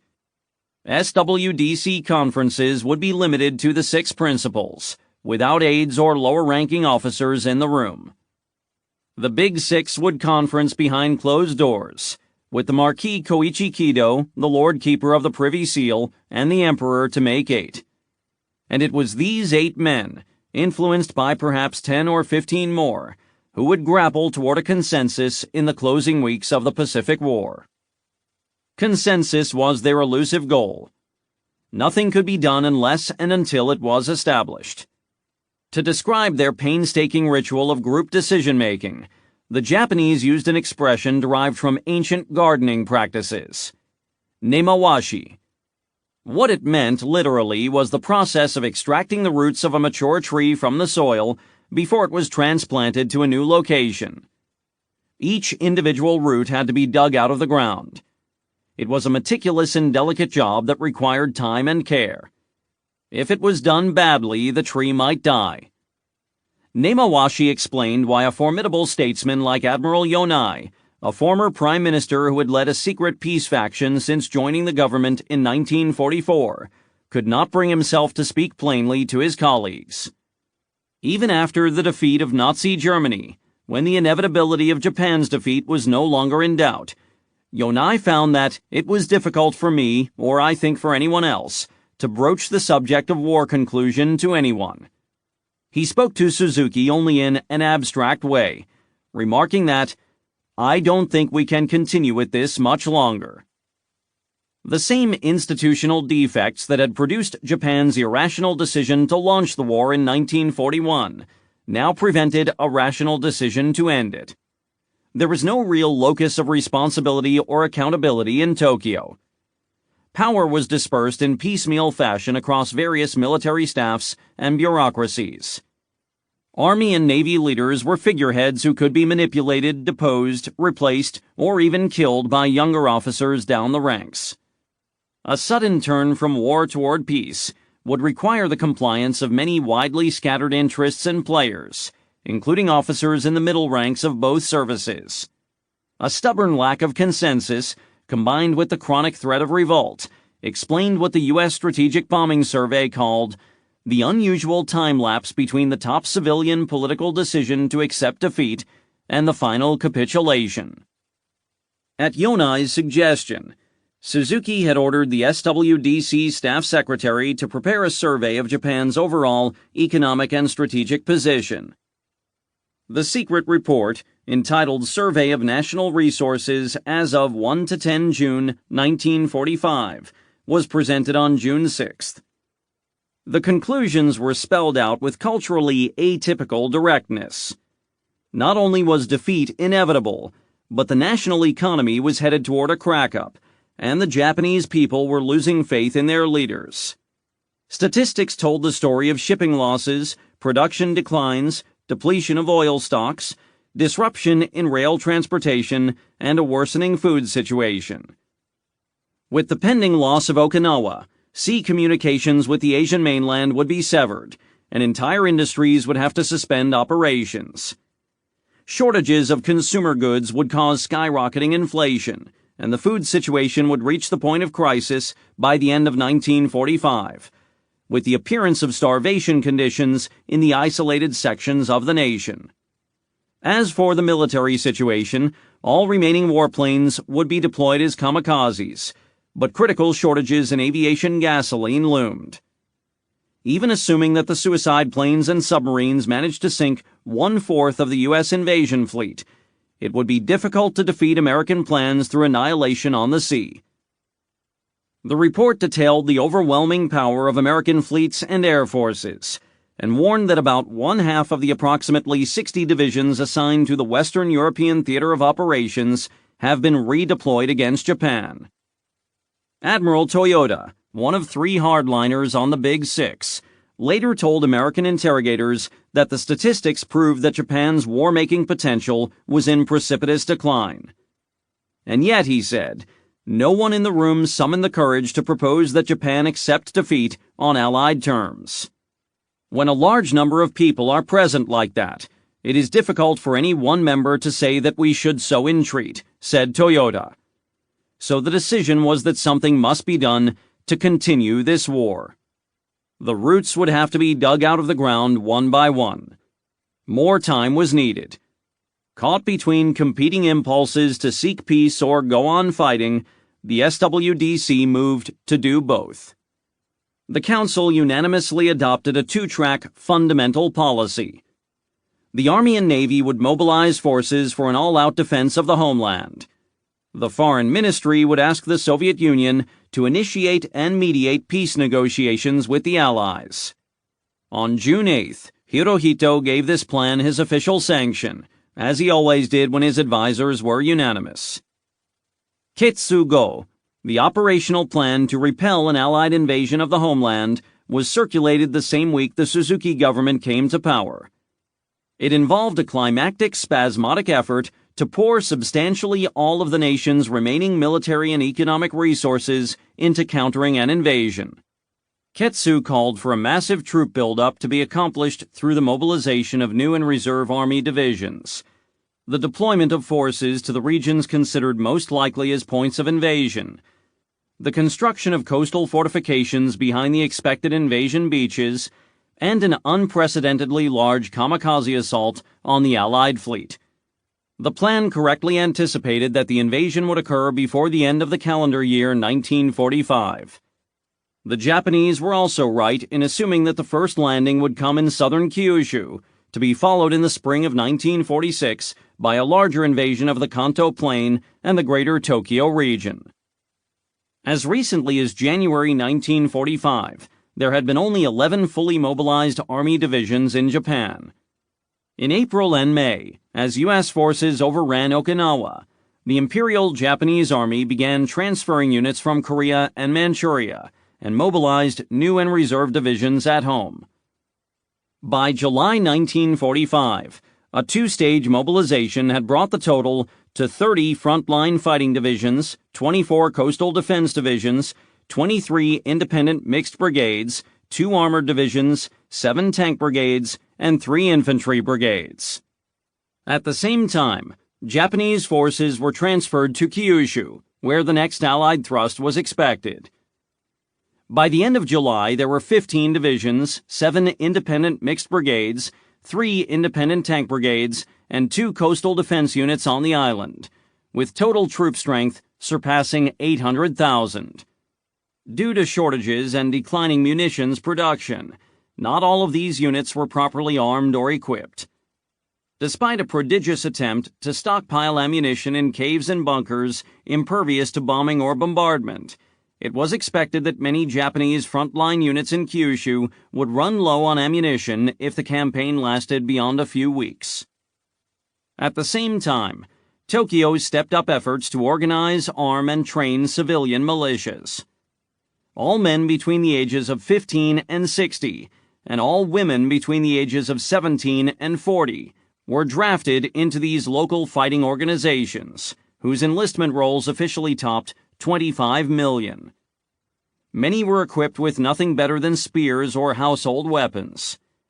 Every citizen fighter was exhorted to kill at least one barbarian invader before dying in turn. These preparations proceeded under the new national slogan, "The Glorious Death of the 100 Million." After early June 1945, the Japanese air forces largely abandoned their attempts to defend against American raids, husbanding their remaining planes for the final battle. In July, about 9,000 aircraft were in reserve throughout the home islands. Virtually all, including trainer aircraft, would be deployed as kamikazes against the U.S. invasion fleet. The aircraft industry was assigned to turn out another 2,500 planes for this purpose by the end of September. Pilot training had been so curtailed that many of the prospective kamikaze flyers could do nothing but take off and perform basic aerial maneuvers. Given the depletion of avgas reserves, most would remain grounded until the day they took off to fly their last mission. American bombing raids and fighter sweeps continued to target Japanese airfields, and great numbers of planes were destroyed on the ground. But there was only so much the Americans could do to counter the kamikaze threat. Some of the enemy airplanes they destroyed on the ground were actually mock-ups made of plywood, while the real machines were dispersed and well hidden. American bombs punched craters and airstrips, but the kamikazes only had to take off. They did not intend to return or to land at all, and therefore they could operate from primitive dirt airstrips that were quickly and cheaply repaired. In attacking an invasion fleet off Kyushu, the kamikazes would enjoy 2 tactical advantages that they had not possessed during the Okinawa campaign. First, it was a short flight, and second, the attackers would fly from various airfields around the island, which meant that they would approach the invasion fleet from different directions simultaneously. The Japanese Navy was also pouring major efforts into producing suicide submarines and speedboats, as well as suicide gliders to be launched from mountain peaks. The plan aimed to destroy 1/4 of the U.S. invasion fleet. Even if that estimate was out of reach, as it almost certainly was, the kamikazes could realistically hope to draw more blood off Kyushu than they had off Okinawa. Even as they poured troop reinforcements into Kyushu, The Japanese could not discount the possibility that the initial attack would come on Honshu near Tokyo, or even somewhere farther afield, such as northern Honshu or Shikoku. Plan Ketsu provided contingency plans for troop movements to meet the invaders wherever they might land. Coastal sea lifts and rail transportation would be provided whenever possible. But given the ongoing disruption of transportation systems, combined with the myriad problems of a looming energy crisis, ground force mobility would be limited. If necessary, reinforcements would march across the country on foot, as in the ancient days of the samurai. If the Americans bypassed Kyushu and landed on the Kanto Plain, according to the IGHQ's estimate, 65 days would be needed to move reinforcements from Kyushu to Nagoya, and an additional 10 days to deploy them on the battlefield. If it took 2.5 months to get those reinforcements into action, it was doubtful whether they could arrive in time to save the capital. The situation might grow so dire that the headquarters could not maintain its communications with outlying regions. Anticipating the erosion of basic command and control functions, the Army was reorganized into quasi-autonomous regional commands. The 1st, 2nd, and 3rd Armies, with responsibility for North, Central, and Southern Japan, respectively. Civil administration was decentralized, with more local autonomy granted to prefectural governments, so that they could deal with local crises brought about by food shortages and disrupted transportation. The growing assault of the B-29s, the loss of sea communications, even in the Inland Sea and the Sea of Japan, the threatened breakdown of the electrical power grid, the depletion of remaining fuel stocks, and the specter of famine. Given these calamitous trends, it was not clear whether the Japanese would be capable of mounting a centrally organized defense of their homeland. The second track pursued by the Suzuki government, a bid for peace talks, was coordinated through Togo and the Foreign Ministry. Tentative peace feelers had been sent out through diplomats and private citizens in neutral European capitals and through the Catholic Church. Allied intelligence had tracked and reported on these various cloak-and-dagger capers, correctly inferring that they did not have the full and undivided backing of the Japanese regime. Future CIA Director Alan Dulles, posted to Bern, Switzerland as an agent of the OSS, was in indirect contact with representatives of the Japanese government. The fascinating details were declassified in 1993. When queried directly by JCS Chairman William Leahy, Dulles denied knowledge of any such contacts. Hopes for a truce in China led nowhere, as did plans to ask Chiang Kai-shek's nationalist regime to mediate broader peace talks with the Allies. Moscow remained the focus of Tokyo's diplomacy. Japan was willing to surrender most, perhaps all, of the territory and commercial privileges it had won in the Russo-Japanese War 40 years earlier. In return, it hoped to obtain oil and other needed raw materials from Siberia, and to retain the status of an independent buffer state in East Asia, balancing the interests of the USSR and the Anglo-American powers. With the backing of the SWDC, including the hardline faction, the Japanese government formally asked the Kremlin for assistance in arranging a truce and a negotiated peace with the Allies. These entreaties were conveyed simultaneously through the Japanese ambassador in Moscow and the Soviet ambassador in Tokyo. The Japanese asked the Russians to receive a special diplomatic envoy in Moscow, Fumimaro Konoye, the royal prince and former prime minister who had been ousted from power in 1941.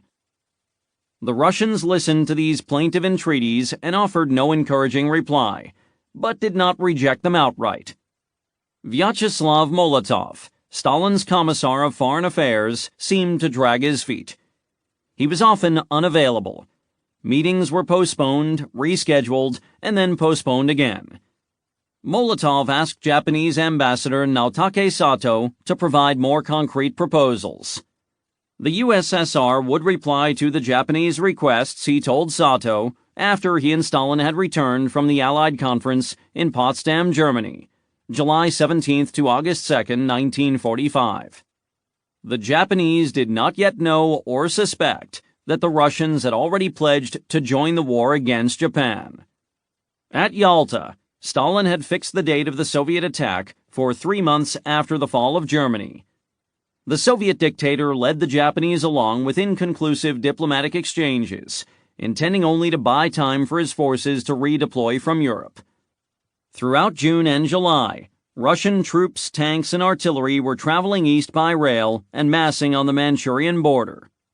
The point of Stalin's characteristically devious game was to get his country into the last phase of the war against Japan, thus gobbling up territory on the cheap. In an SWDC meeting of June 18th, Hirohito gave the clearest signal yet that he was with the peace faction, stating, "I desire that concrete plans to end the war, unhampered by existing policy, be speedily studied and that efforts be made to implement them." He wanted to know the timing of Prince Konoye's mission to Moscow. Konoye later told American interrogators that he received direct and secret instructions from the emperor to secure peace at any price, notwithstanding its severity. According to the SWDC staff secretary, Suzuki and Togo secretly agreed that if the Kremlin refused to mediate peace talks, they would appeal directly to the United States for terms. But the factions in Tokyo had agreed on nothing beyond a vague appeal to the USSR. Nothing more concrete or conciliatory would be tolerated by the army. The regime's public policy was to fight to the bitter last, while its diplomatic activities were kept secret.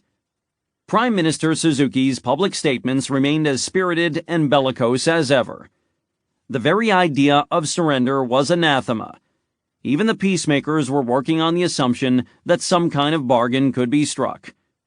Privately, some in the ruling circle recognized that Japan would be forced to give up its entire overseas empire, but others expected to retain territories the nation had controlled in earlier decades, including Korea and Formosa. The Army High Command was willing and even eager to pull out of China and Southeast Asia, but they intended to withdraw their troops under Japanese command, not to surrender and be disarmed. As for allowing an Allied occupation force on Japanese soil without a fight, any Japanese leader who proposed such a disgraceful idea was asking for a bullet between the eyes. Even now, in the summer of 1945, the men who ruled Japan were slow to recognize that they could not simply turn the hands of the clock back to 1941 or 1937 or 1931 or even 1905. They wanted peace, but they could not yet face up to the stark reality of their total defeat. For American submarines on patrol in the Western Pacific, the spring of 1945 was a season of famine. They found few Japanese ships of any kind. Gone were the fat, loot-laden convoys that tried to blast their way back to the Empire, wrote Vice Admiral Charlie Lockwood, the Pacific submarine commander. Vanished were the huge transports, piled high with munitions and packed to the rails with enemy troops, headed southward from the enemy's homeland. Sinking scores plummeted. In April, 19 submarines managed to sink just 18 enemy cargo ships of combined 66,352 tons, and 10 warships of 13,651 tons. In May, the score declined to 15 merchantmen of 30,194 tons and 5 warships of 4,484 tons.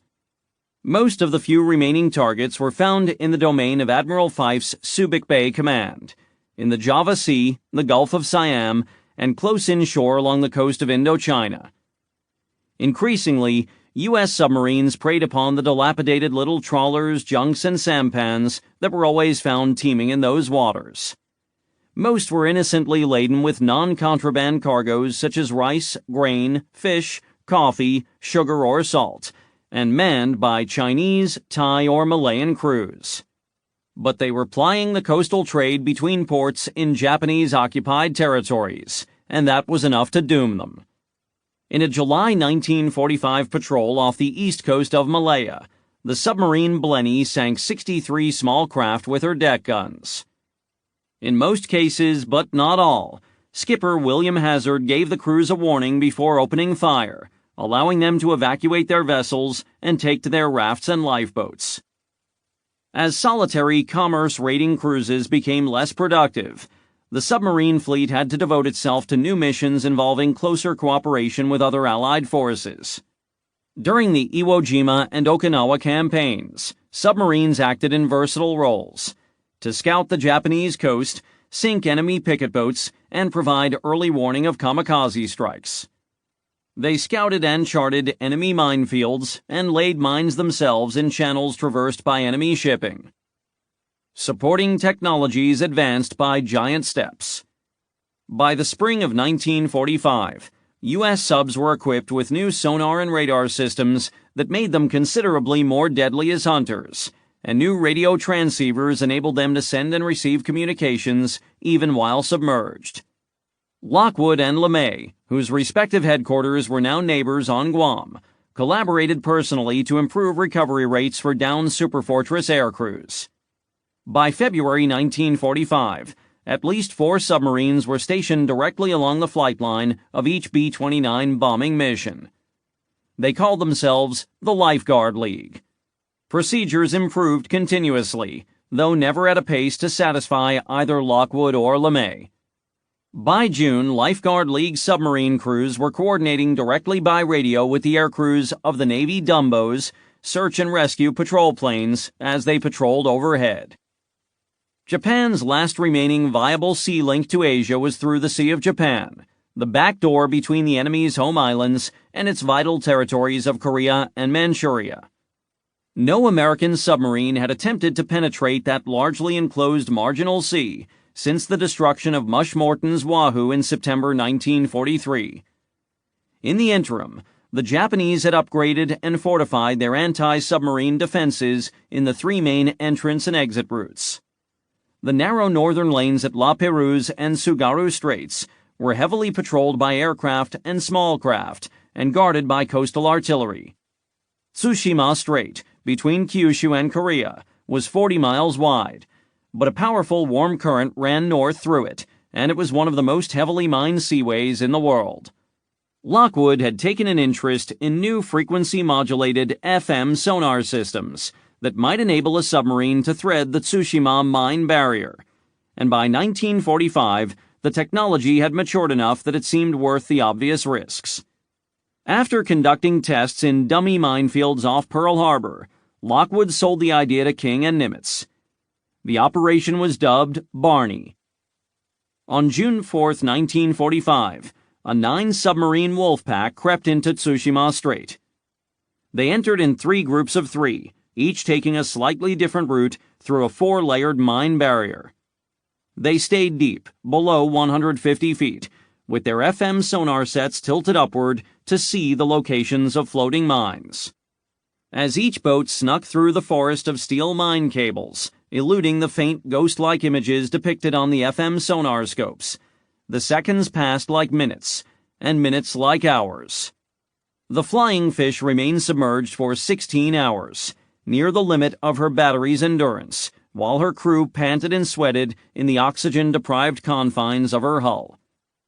On the Tenosa, a mine cable scraped along the length of the outer hull, making a noise that every man on her crew could identify with hideous clarity. Would it pull the mine down and blow the boat apart? One sailor recorded in his diary that the tension aboard the Tenosa was so severe that if you dropped a penny on the deck, people would be on the ceiling. All 9 made it safely through to Hirohito's private bathtub, where they commenced a 3-week rampage, sinking a total of 28 ships for 54,784 tons. With its maritime economy teetering on the brink of collapse, Japan could not afford to lose those ships. The Bonefish was destroyed in Toyama Bay on June 19th by the Japanese frigate Okinawa and a flotilla of smaller patrol craft. The remaining 8 survived and escaped the enclosed sea by dashing through La Perouse Strait, the same northern passage where the Wahoo had met her end 2 years earlier. Their tactic was to stick together and remain on the surface, using their surface guns to fight off any Japanese destroyers or patrol craft that tried to stop them. But a welcome heavy fog concealed their daring high-speed surface run on June 24th, and they encountered no opposition. They returned directly to Pearl Harbor, arriving on July 4th. The Bonefish and her crew were mourned, but 28 sinkings were deemed an acceptable result. Lockwood had hoped for more, but Operation Barney had productively capped the remarkable wartime career of the Pacific Submarine Fleet. After flying hundreds of tactical missions over Kyushu in support of the invasion of Okinawa, LeMay's B-29s resumed their strategic bombing campaign against Japanese cities and industries. Growing armadas of superfortresses returned again and again to hit the aircraft plants in Greater Tokyo and Nagoya, and the remaining industrial areas of Osaka, Kawasaki, Kobe, and Yokohama. Faced with raw materials shortages and crippling airstrikes, the Japanese largely abandoned any hope of replacing their aircraft losses. Indiscriminate firebombing of the urban centers continued and intensified. On April 13th, northwest Tokyo was hit by 327 superforts carrying a mix of incendiaries and 500-pound general-purpose bombs. The citizens had learned to run away rather than stay and fight the fires, so the casualty figures were lower than during the great March 9th to 10th raid. Otherwise, the results on the ground were much the same. 11 square miles of the city burned to the ground. 2 days later, another major strike hit Kawasaki south of Tokyo and destroyed much of the city. Tokyo was largely burned out by that time, but the superfortresses returned to the capital several more times. A 500-plane daylight raid targeted the southern and central downtown districts on May 24th. 2 nights later, when some of the fires of the May 24th raid were still burning, another massive attack dropped 3,252 tons of M77 bombs into Ginza and Hibiya, upscale downtown commercial and residential neighborhoods bordering upon the Imperial Palace. After 7 major incendiary raids, there was not much of Tokyo left to bomb. Half of the great metropolis, about 57 square miles, lay in ashes. The population had declined by about 50%, and homeless refugees would continue their exodus until the end of the war.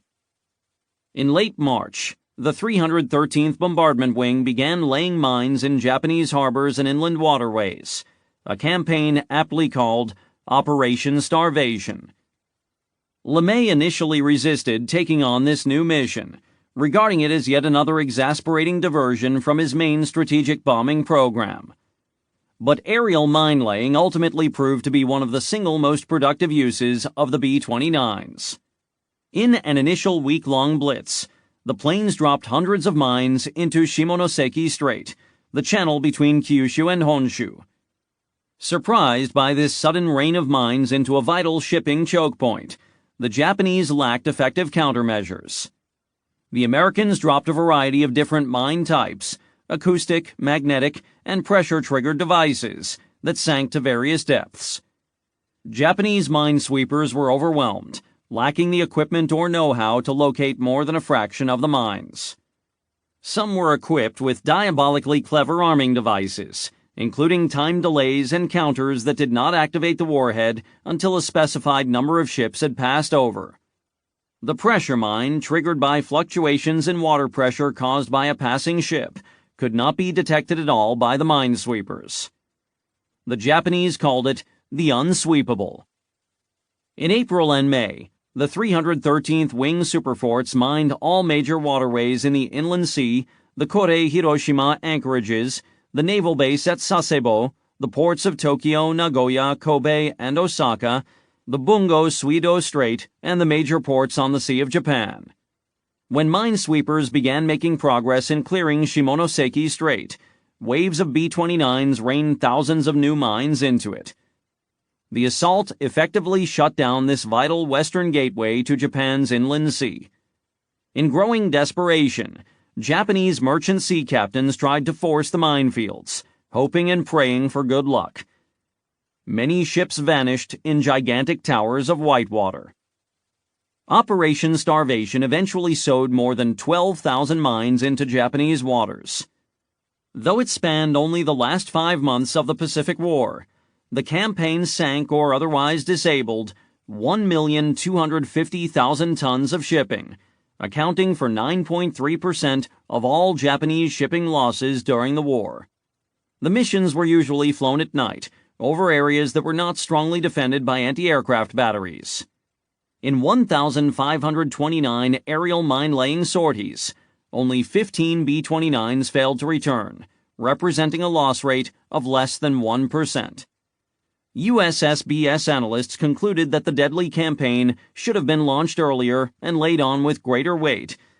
Mine-laying has been the most economical in both men and material of all types of warfare against shipping. The 20th Air Force was growing rapidly as reinforcements flew in from China and the United States.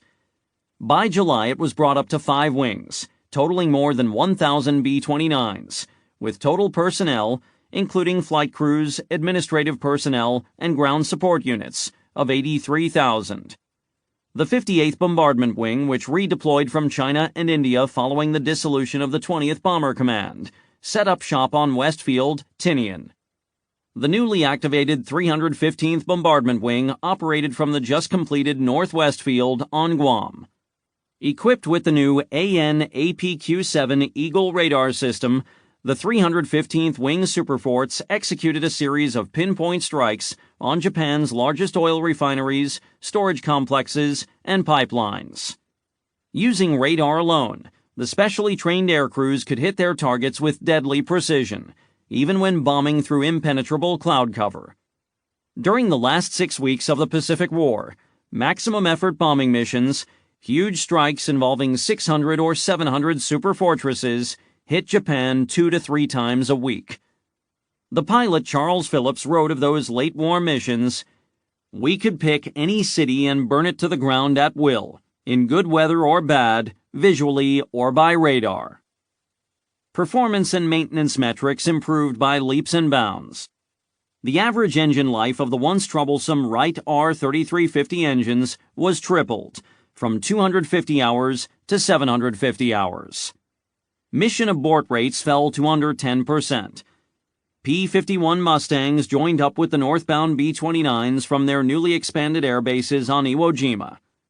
They easily massacred the Japanese fighters that rose to intercept the incoming formations, scoring a cumulative shootdown ratio of approximately 8 to 1. After mid-June, Japanese interceptors were rarely seen by the American air crews. B-29 loss rates fell to under 1% per mission. By the end of the war, as LeMay was fond of saying, it was statistically safer to fly a bombing mission over Japan than to fly a training mission at home.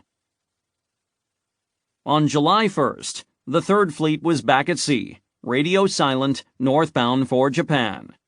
An armada of 105 ships, including 17 aircraft carriers and 8 battleships, was arrayed in 3 task groups.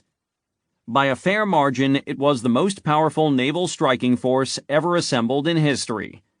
Its mission was to operate against the Japanese home islands, launching airstrikes along the coasts of Honshu and Hokkaido, hitting cities, factories, dockyards, and shipping and transportation facilities. It would strike virgin targets in Japan's northern regions, which lay beyond the range of the B-29s. And it would attempt to finish off the last vestiges of the Japanese fleet, at anchor in Tokyo Bay and the Inland Sea. Admiral Halsey and his force would be at sea for several weeks, rearming and refueling from logistics ships and tankers that would meet him at predetermined times and coordinates, and then returning again and again to strike the home islands with unprecedented fury. On July 10th, before dawn, the fleet maneuvered into a launch point about 170 miles southeast of Tokyo. The initial fighter sweep caught the Japanese completely by surprise. In a long and busy day of air operations over Greater Tokyo, the carrier planes dropped 454 tons of bombs and fired 1,648 rockets on industrial facilities, dockyards, bridges, power stations, and airfields. No Japanese fighters rose to offer resistance. Anti-aircraft fire claimed 10 U.S. planes. 5 more were lost to operational accidents. Vanishing into the Pacific void, the fleet raced north, and then doubled back to descend suddenly upon northern Honshu and southern Hokkaido, which had never yet been struck by enemy bombing raids. Barnstorming over the region's many harbors, carrier planes dropped bombs and fired rockets into ships at anchor, returning with claims of 24 ships destroyed and many more damaged. They destroyed planes on the ground, parked wingtip to wingtip alongside remote northern airstrips. They hit and destroyed ammunition dumps, buildings, radio stations, factories, and warehouses. Others targeted the rail infrastructure, tearing up rail yards, destroying bridges, and smashing locomotives and boxcars. Honshu and Hokkaido were linked by a cross-channel rail ferry system. The carrier airmen sank 4 rail ferries and hit several more, which were forced to run aground. This single day's work cut coal shipments from Hokkaido to Honshu by about 50%. It was poor flying weather, wet and cloudy with poor visibility, and many of the strikes were canceled. But Task Force 38 still managed to complete 871 sorties before nightfall. According to Admiral Radford, aerial opposition was practically nil. July 15th brought a new milestone in the war: the first naval bombardment of the enemy's homeland. A battleship cruiser-destroyer force maneuvered into the offing near Kamaishi, site of a major steelworks, and opened fire at dawn. For 2 hours, 16-inch shells fired by the South Dakota, Indiana, and Massachusetts laid waste to the foundry and coke ovens. The following day, another surface force hit the Nihon Steel Company and the Wanishi Ironworks at Muroran, Hokkaido. The Missouri joined the bombardment group off Muroran, giving Halsey a front-row seat to a magnificent spectacle. Fires spread into nearby Kushiro, burning about 20 city blocks to the ground. According to Mick Carney, they saw no enemy aircraft at all, and counterfire from shore batteries was weak and intermittent. He concluded that the Japanese must be nearly finished. We moved the battleships right in there to bombardment range any place along the coast that we felt like it, and there was no ability to resist effectively. So it was pretty apparent that we were flogging a dead horse. In those last weeks of the war, the Japanese were doing little or no offshore scouting. U.S. submarines and carrier planes had sunk most of their coastal picket vessels. They had few remaining patrol planes or pilots. They would send out one airplane to scout the fleet, and we would shoot him down, recalled Arthur R. Hawkins, a Hellcat pilot with VF-31 on the Belleau Wood. Then they would do it again the next day. They sent him out. If he didn't come back, they knew the fleet was out there. Finding that they could operate with impunity even within sight of the Japanese coast, the Americans did not bother to conceal their location. There just wasn't anything to shoot at, said Hawkins. They weren't in the air. We were on bombing strikes, and we would go in, drop our bombs, and just sit around and shoot them on the ground. On the 16th, Task Force 38 withdrew to the east and rendezvoused with its fueling and logistics group. Sidling up alongside the fleet oilers, the Great Fleet drank 379,157 barrels of fuel. Simultaneously, 6,369 tons of ammunition and 1,635 tons of supplies and provisions were transferred from the storeships into the fleet storerooms and magazines. The entire process was completed in about 18 hours. Admiral Radford did not exaggerate when he called it the greatest logistic feat ever performed on the high seas. Charging back toward Honshu on July 17th, Task Force 38 planes swooped down on Tokyo Bay and the naval base at Yokosuka. They ganged up on the battleship Nagato at anchor in the bay. At the outset of the war, and during the attack on Pearl Harbor, she had been the flagship of Admiral Isoroku Yamamoto. Now she was reduced to a blackened, smoking, listing wreck. Other U.S. planes strafed and bombed airfields throughout the region, destroying would-be future kamikazes on the ground. Battleships and cruisers moved in close to the shoreline to bombard the Mito-Hitachi area. Falling in with the British Pacific Fleet under Vice Admiral Bernard Rawlings, the whole enormous force launched coordinated airstrikes against major ports in the eastern part of the Inland Sea. They paid special attention to the remaining units of the Japanese fleet anchored off Kure Naval Base.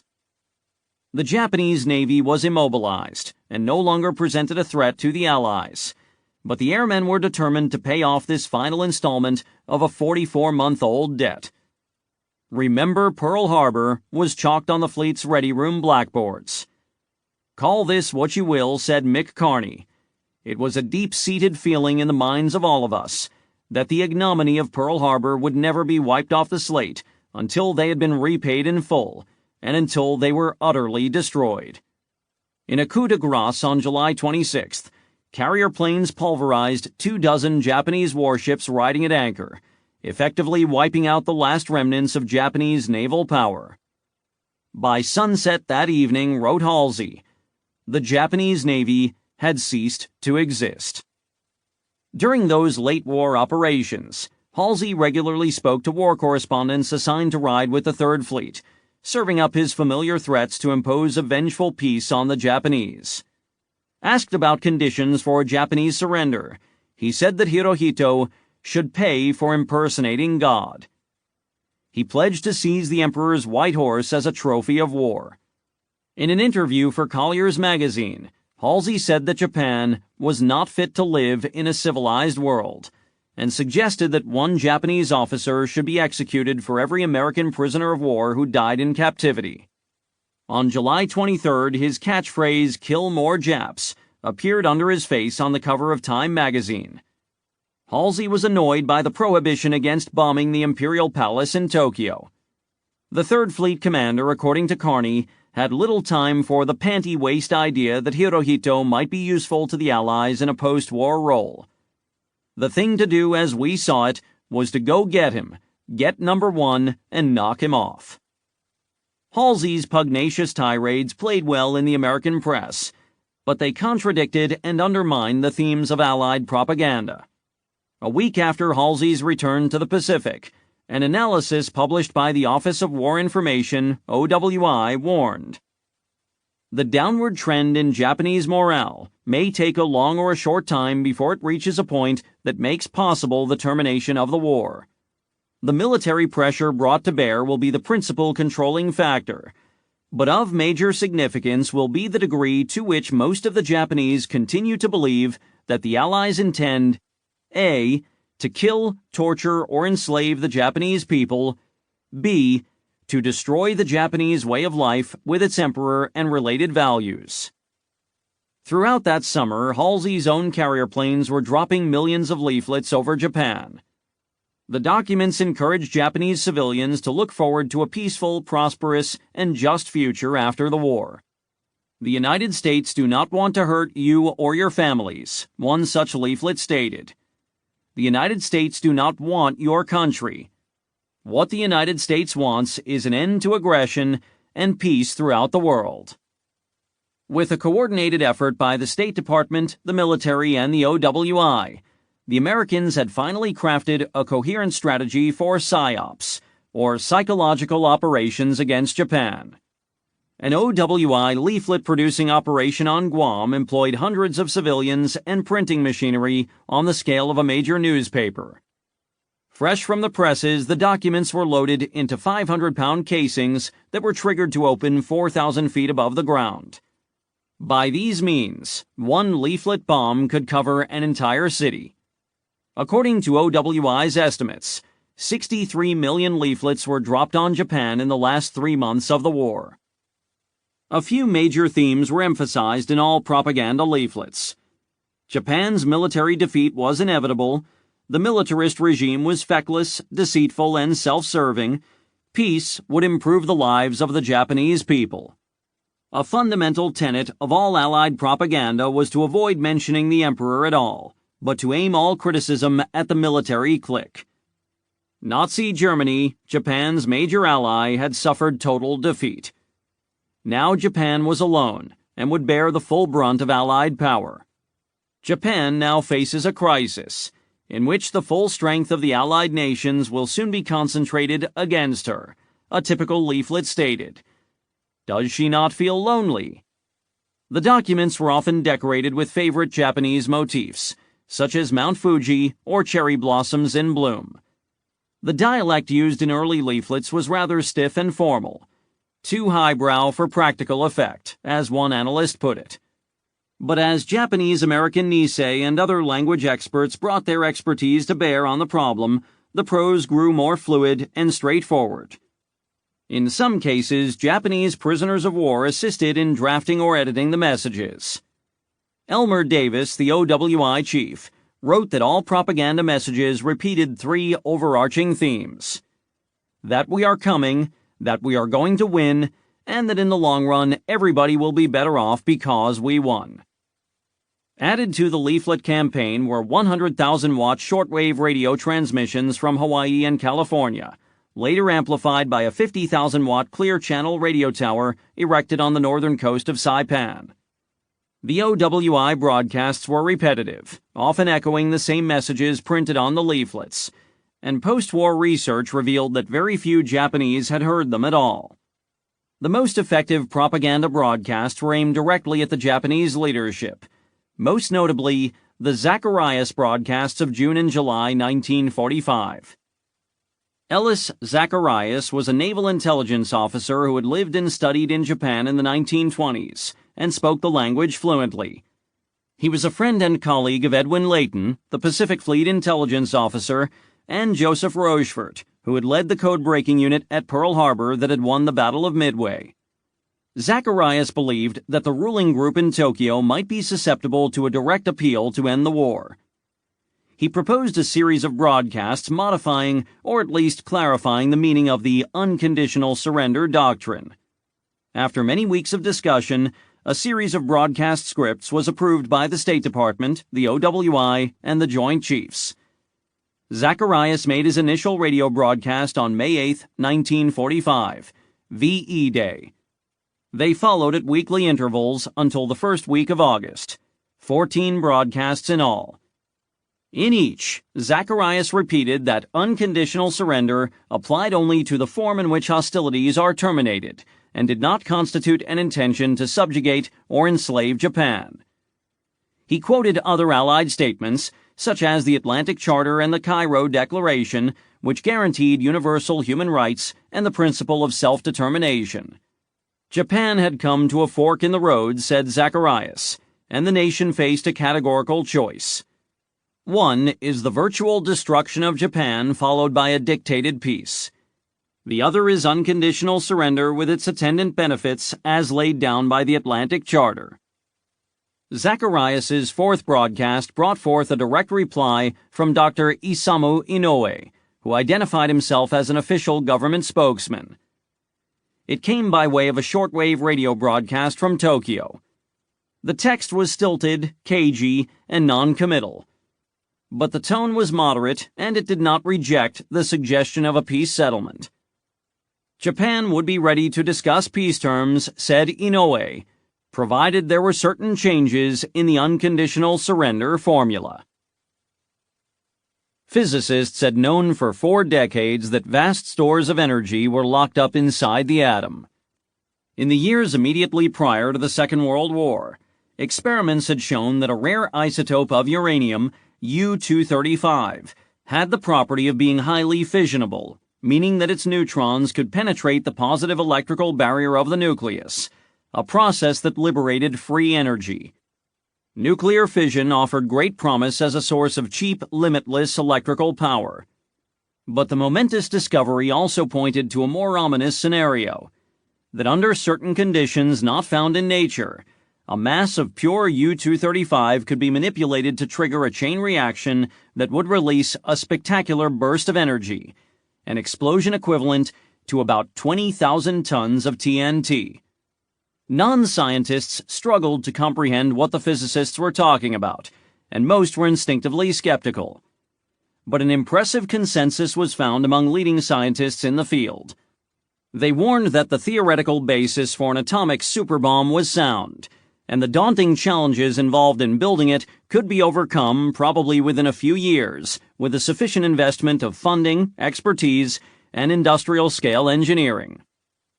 Humanity would certainly be safer without possessing this terrible power, but no one trusted Adolf Hitler to agree. Germany was thought to possess the requisite scientific competence to build an atomic bomb, and Allied intelligence warned that the Nazis had taken steps to secure the needed materials. Through their conquests, the Germans controlled a heavy water plant in Norway and had access to uranium ore deposits in Czechoslovakia and the Belgian Congo. If Hitler should obtain a nuclear weapon, there would be no effective countermeasure. The Nazi dictator could use it to impose his will on the world, even if his armies were vanquished in conventional military terms. The sole defense would be to possess the same monstrosity, with the credible threat to retaliate in kind. British research into the field they called tube alloys had advanced to a certain point in 1941, when the United States entered the war. Churchill and Roosevelt had agreed to combine national efforts and to carry on the work in the mainland United States. On December 28, 1942, FDR signed an order to commence major industrial construction. Colonel Leslie R. Groves, an Army engineer who had overseen the completion of the Pentagon, was placed in charge of the secret project. It was assigned a first priority AAA rating, which empowered Groves to lay claim to funds, resources, and personnel without having to explain to anyone what he was doing. If it was necessary to identify the program, to fill in a blank on a requisition form, for example, Groves instructed his clerks to write Manhattan Engineer District, a sleight of hand inspired by the fact that no part of the project was in New York. To fund this Manhattan project, Stimson and Marshall began by rating the accounts of various conventional weapons development programs. But when the time came to build huge and expensive isotope separation plants in Tennessee and Washington State, the Secretary and the Army Chief of Staff knew they needed congressional authority. They went up to Capitol Hill and sat down with House and Senate leaders. Stimson spoke vaguely about an abstruse science that he did not really understand, but neither did the congressman, he added, so what was the point of going over the details? The War Department needed $600 million right away, and would need more soon.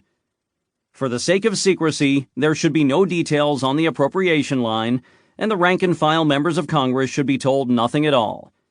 As Marshall remembered it, Stimson told the legislators that they would have to take his word for it, and my word for it that it was of vital importance that we get this additional money, and that it was of equally vital importance that not a word be breathed of what the thing really was.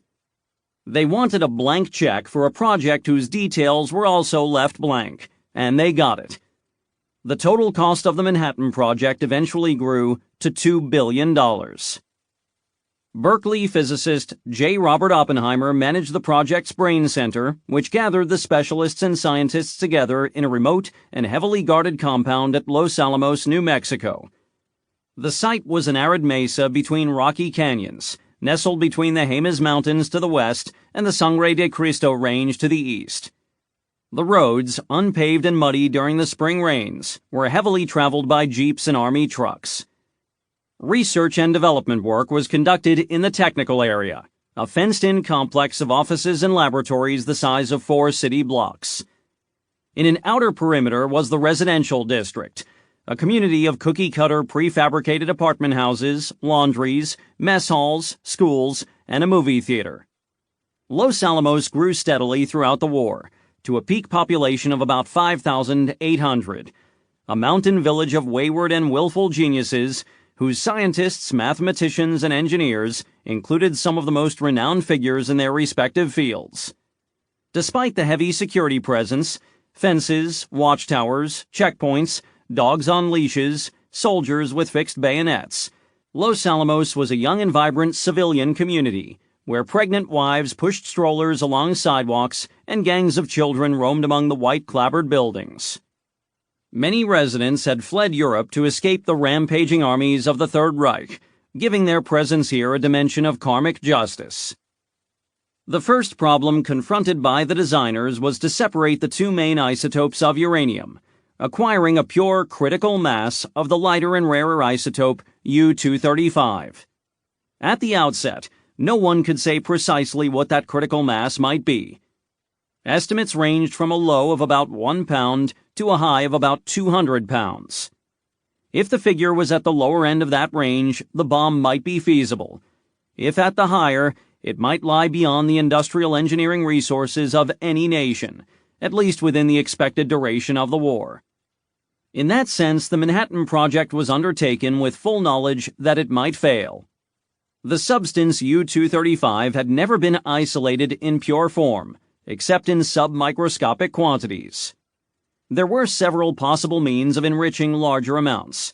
The leading candidates were gaseous, chemical, and thermal diffusion. A fourth possibility, whose discovery was a major breakthrough, was to convert U-238 into plutonium, a new and extremely fissionable element which could then be more easily separated from the residual uranium. In each case, however, there was no easy means to attain the weapons-grade purity needed for an atomic bomb. There were no shortcuts. All of the proposed enrichment processes required industrial engineering on a monumental scale. Having received a blank check from the U.S. taxpayer, the project directors decided to pursue all routes simultaneously. A complex of uranium enrichment plants was established on a 56,000-acre site in Oak Ridge, Tennessee. The site was chosen in part for its isolation, in part because the energy-hungry uranium calutrons could draw upon the power capacity of the nearby Tennessee Valley Authority. The plutonium operation was built at the Hanford Engineer Works near Richland, Washington. This was remote sagebrush country northwest of the Columbia River, which provided a plentiful supply of water to cool the reactors. The scale of the construction was gargantuan even by Manhattan Project standards. More than 1,200 buildings were built at the Hanford site, and during the construction phase, the population of the secretive camp surpassed 60,000, making it the fourth most populous city in the state. The second hurdle faced by the scientists at Los Alamos was to bring two separated portions of fissile material together almost instantaneously, forming a critical mass that would initiate a self-sustaining chain reaction. The two halves had to be slammed together at high velocity, or the chain reaction might sputter out before the entire mass was merged, producing a much smaller blast or none at all. The trigger mechanism with the fissile material had to be housed in a metal casing small enough to be carried and dropped by an airplane. The original idea was to fire the subcritical halves at one another using conventional explosives in the form of a double gun. But in July 1944, the scientists discovered that plutonium was so spontaneously fissionable that a simple gun-type mechanism would produce a weak fizzle rather than a full-scale nuclear blast. The proposed solution was to create a symmetrical implosion shockwave using an intricate system of lenses. Work on this project lagged, and some of the scientists assigned to it actually despaired of solving the problem. After fits and starts, with theoretical contributions by the Hungarian mathematician John von Neumann and the practical engineering work of Russian-born chemist George Kistiakowsky, a functional implosion trigger was made ready in the spring of 1945. By that time, sufficient quantities of weapons-grade fissionable uranium and plutonium were finally being produced at Oak Ridge and Hanford.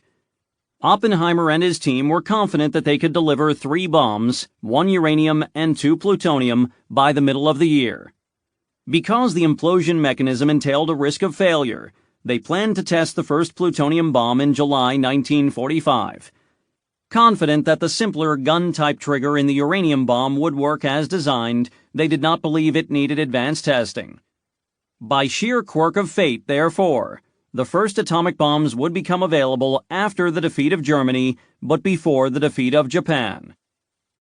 Before succeeding to the presidency, Truman had been only faintly aware of the Manhattan Project. In 1943, when he was still a senator from Missouri, his select committee to investigate waste and corruption in the war industries, the Truman Committee, had demanded information about the mysterious plants under construction in Tennessee and Washington. Secretary Stimson had warned him off, referring only to a top-secret weapons program involving a new field of science, and Truman had gamely agreed to inquire no further. As vice president, he had been told nothing more, in conformity with the strict need-to-know stricture enforced upon the project. On his first day as president in April 1945, Truman received a short verbal briefing from Stimson about the secret drive to build a new explosive of almost unbelievable destructive power. Later that afternoon, Truman learned more from James F. Burns, the former war mobilization czar who would soon be appointed Secretary of State. In his memoir, Truman wrote that he was puzzled by these thumbnail sketches of a bomb that might have the power to destroy the whole world. On April 25th, he received a formal soup-to-nuts briefing from Stimson and Groves, since promoted to Major General, who answered all of the president's many questions about the project. To advise on the issues presented by atomic weapons and energy, its use in the war and the post-war period, Truman established a committee of senior political, industrial, and scientific figures. Its ad hoc character was reflected in its name, the Interim Committee. More formal agencies would be created later. For now, however, the limitations of secrecy allowed only for a small panel whose members were already read in. Stimson was appointed chairman, and Burns was among its members. Others included Vannevar Bush, James Conant, Carl Compton, Ralph Bard, Forrestal's deputy at the Navy Department, and William Clayton, an assistant secretary of state. A scientific advisory panel was added as a subcommittee. Robert Oppenheimer and Enrico Fermi were among its members. In introductory remarks at the first meeting of the Interim Committee, Stimson urged his colleagues to think broadly about the issues before them. While the advances in the field to date had been fostered by the needs of war, it was important to realize that the implications of the project went far beyond the needs of the present war.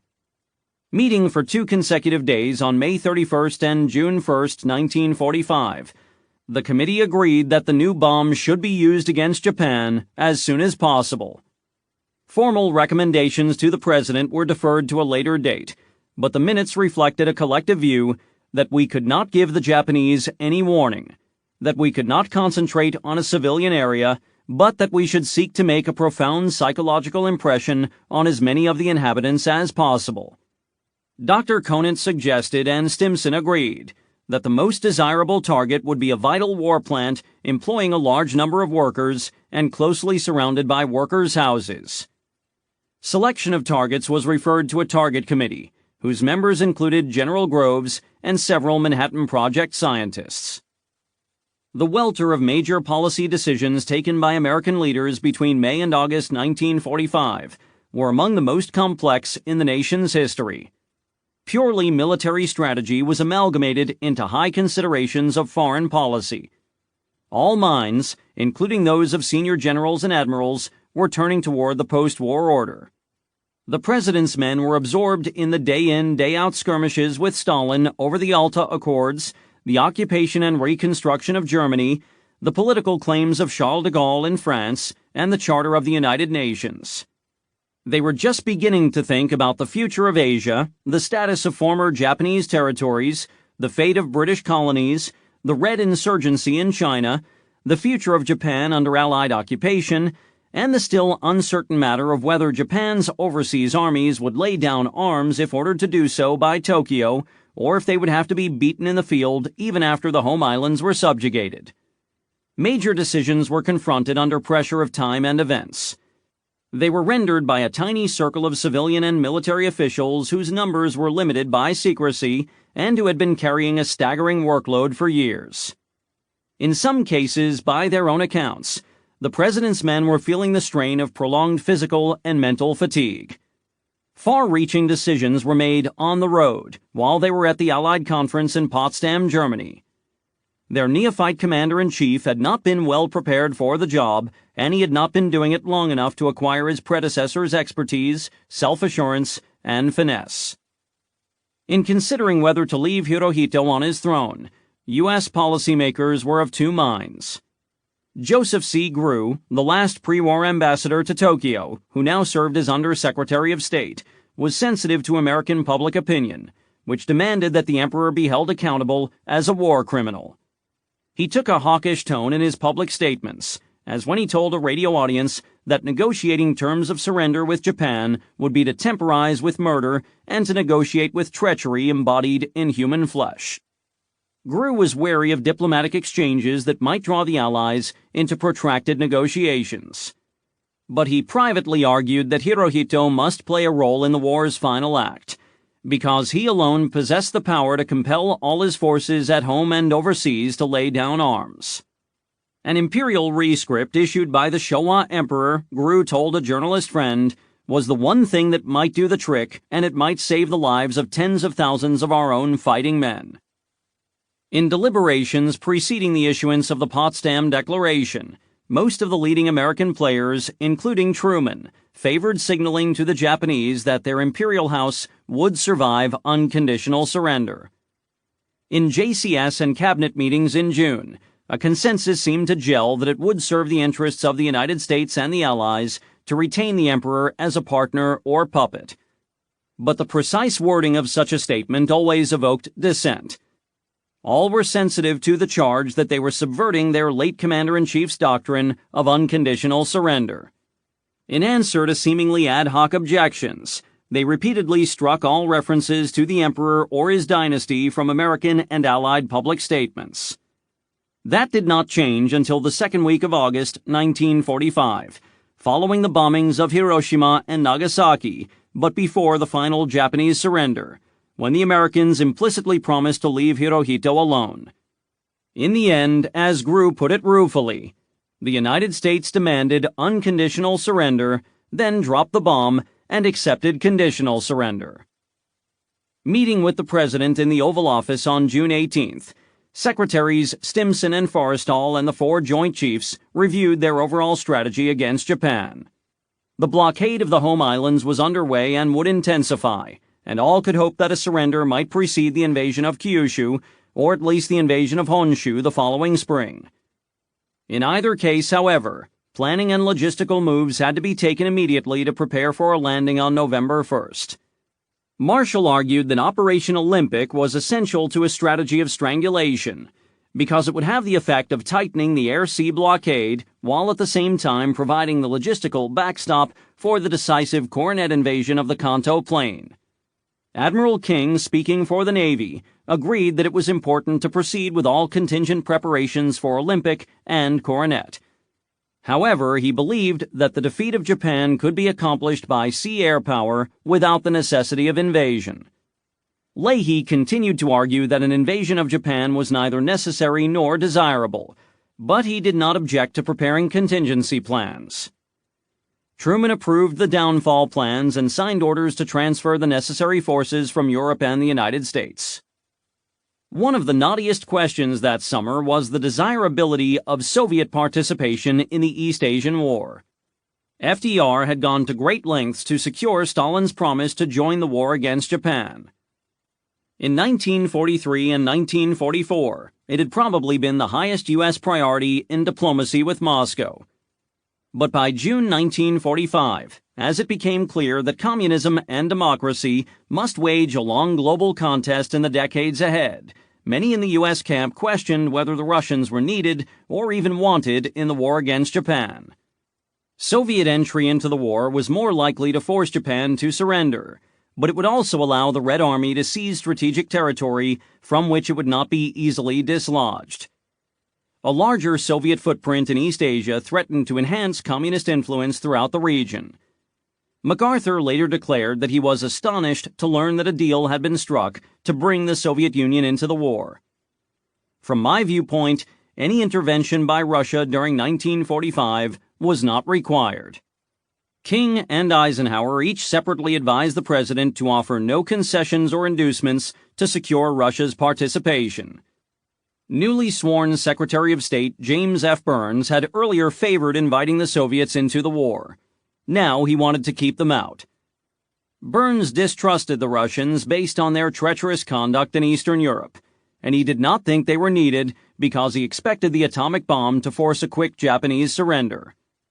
Burns's assistant Walter Brown recorded in his diary, "JFB still hoping for time. After atomic bomb, Japan will surrender and Russia will not get in so much on the kill, thereby being in a position to press for claims against China." Truman was not pleased about traveling to Potsdam, and he would have liked to give the conference a miss. But the JCS and Cabinet was unanimous in agreeing that the President's presence was necessary. On the train from Washington to Newport News, Virginia, where he would embark upon the cruiser Augusta for the 8-day transatlantic passage, Truman wrote his wife to say that he was as blue as indigo about going. Leading his entourage were Admiral Leahy, Secretary Burns, and a large deputation of military and civilian aides. Burns had managed to keep his rival Henry Stimson off the ship. Stimson flew to Europe and joined the party in Potsdam. The Augusta arrived at Antwerp on July 15th. Truman and his party traveled in a 40-car motorcade to an airfield near Brussels and then flew over the war-scarred wastelands of the fallen German Reich to Potsdam, a historic seat of Prussian kings south of Berlin. The Potsdam Conference would deal mainly with European questions unresolved in the Yalta talks earlier that year, including German-Polish-Soviet borders, reparations, occupation zones in Germany, and Turkish sovereignty over the Dardanelles. The final push against Japan and the arrangements that would prevail in post-war Asia were addressed only between the seams of the main conference agenda, largely in informal sessions among the principals. Churchill traveled to Potsdam, but during the second week of the conference he was replaced by a new Prime Minister, Clement Attlee, whose Labour Party had won a landslide victory in Britain's first national election since 1939. Potsdam being in the Russian zone of occupation, Stalin served as the conference host.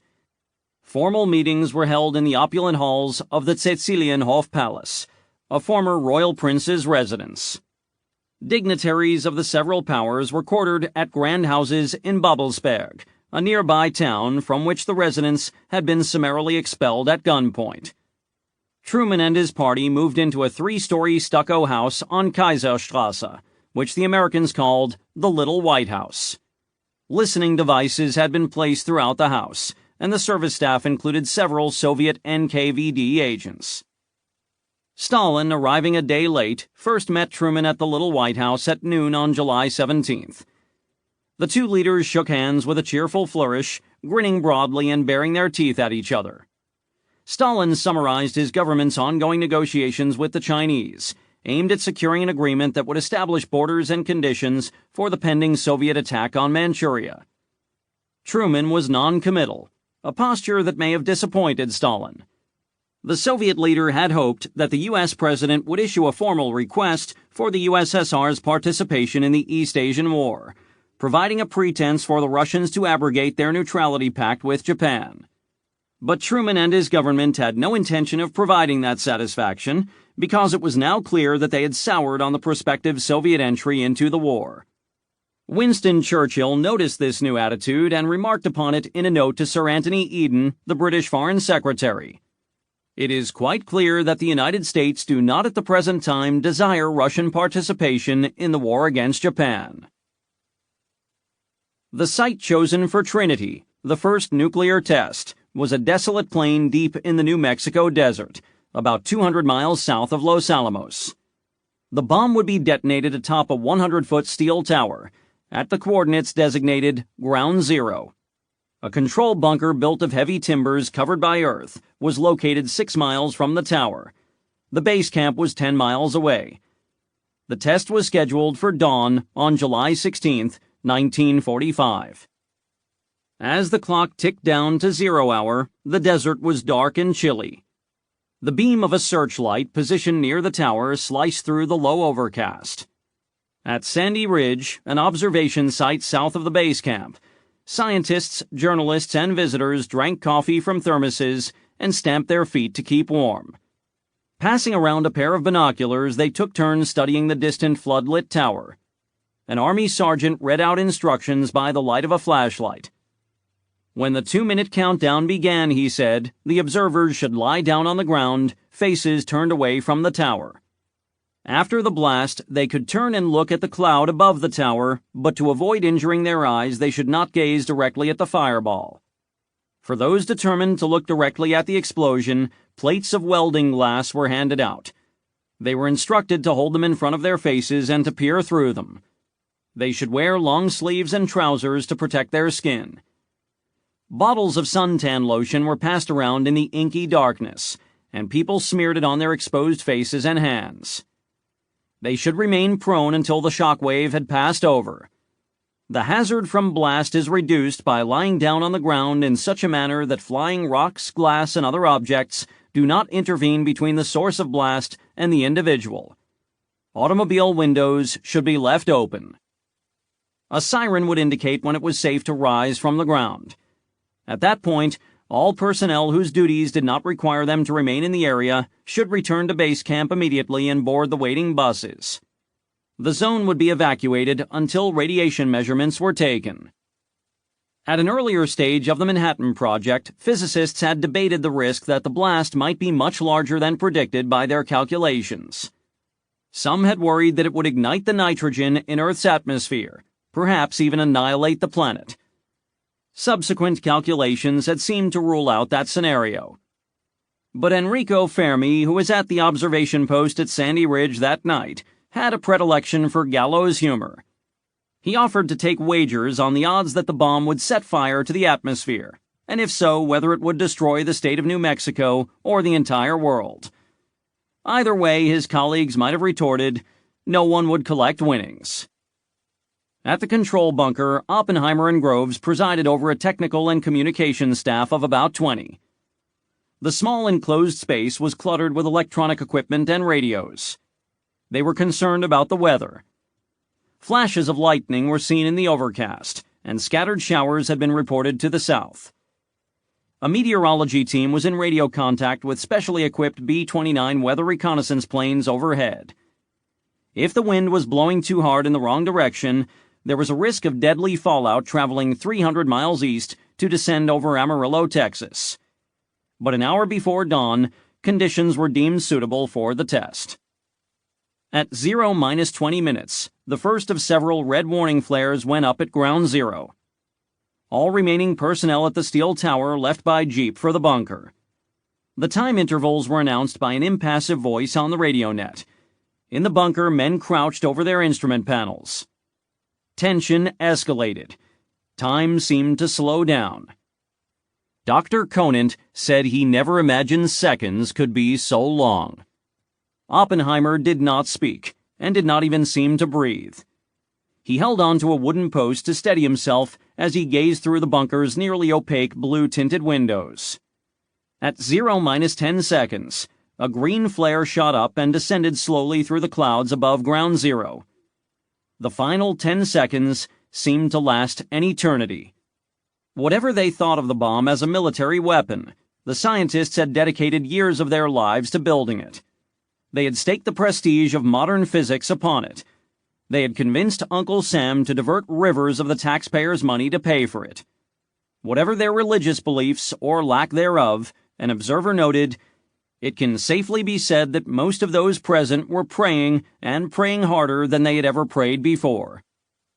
At 5:30 a.m., the countdown reached 0, and the voice on the loudspeaker said, "Now."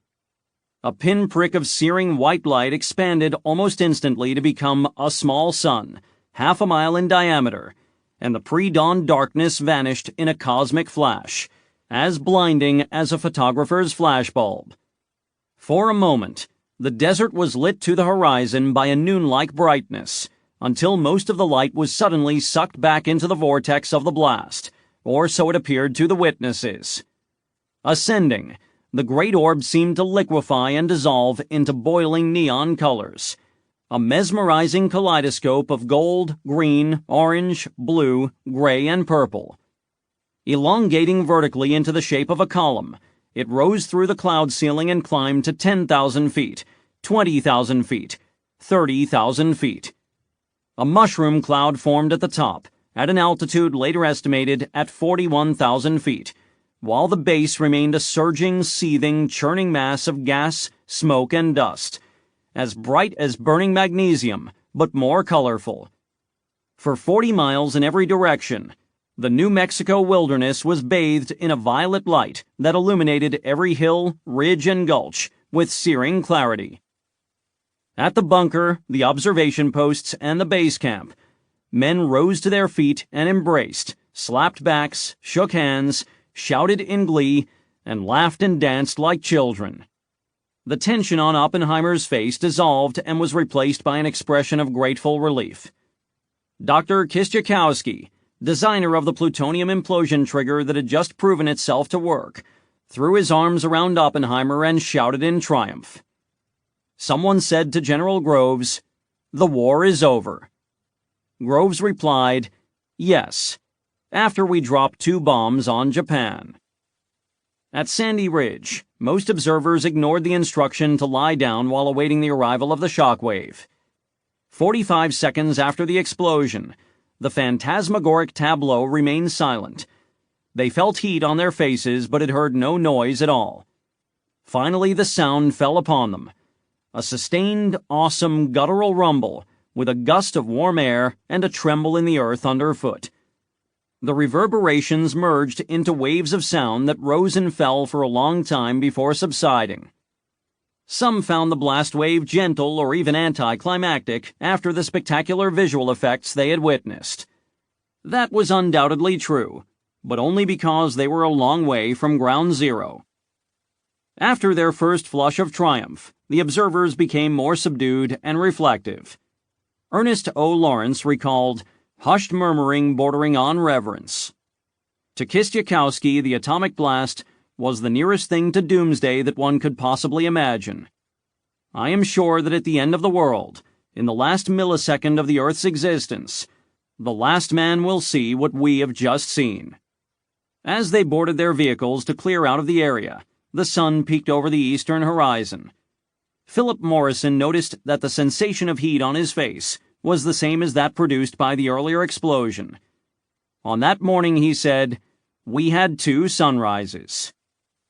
The light had been seen in communities as far away as Santa Fe to the north, Silver City to the west, and El Paso to the south.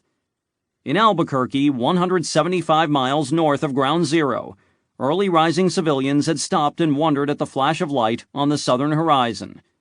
According to a story in the local press, a blind girl in the city had cried out, "What was that?" To discourage inconvenient questions, Groves arranged to have the commanding officer of the Alamogordo Air Base announce that an ammunition depot had blown up. In the days following the test, a few brave souls returned to the Trinity site to investigate the results. Their portable Geiger counters cried out so loudly and insistently that they switched them off. To limit their exposure to radiation, a 10-minute rule was applied. Each individual could visit the site only once and could remain for only 10 minutes. A mile from Ground Zero, the desert brush was blackened and flattened, facing away from the blast site. Closer in, it was entirely burned away. Where the tower had once stood was a bowl of pulverized earth at the bottom of a shallow crater, 1,200 feet in diameter. The ground was glassy and smooth, with greenish streaks running through it. The sand had literally been turned to glass. A faint rust-red blotch stained the ground at the center of the crater. Investigators determined that it was vaporized ferrous oxide, which had condensed and fused with the silicon in the sand. Or in other words, the last trace of the 10-story steel tower that had held the Trinity bomb. The first report arrived in Potsdam later that day at 7:30 p.m. local time. A War Department aide telegrammed Stimson, "Operated on this morning. Diagnosis not yet completed, but results seem satisfactory and already exceeded expectations." Stimson walked over to the little White House to deliver the news to Truman and Burns, who were delighted. The cryptic first telegram was followed by several more, all inscribed in similarly cagey terms.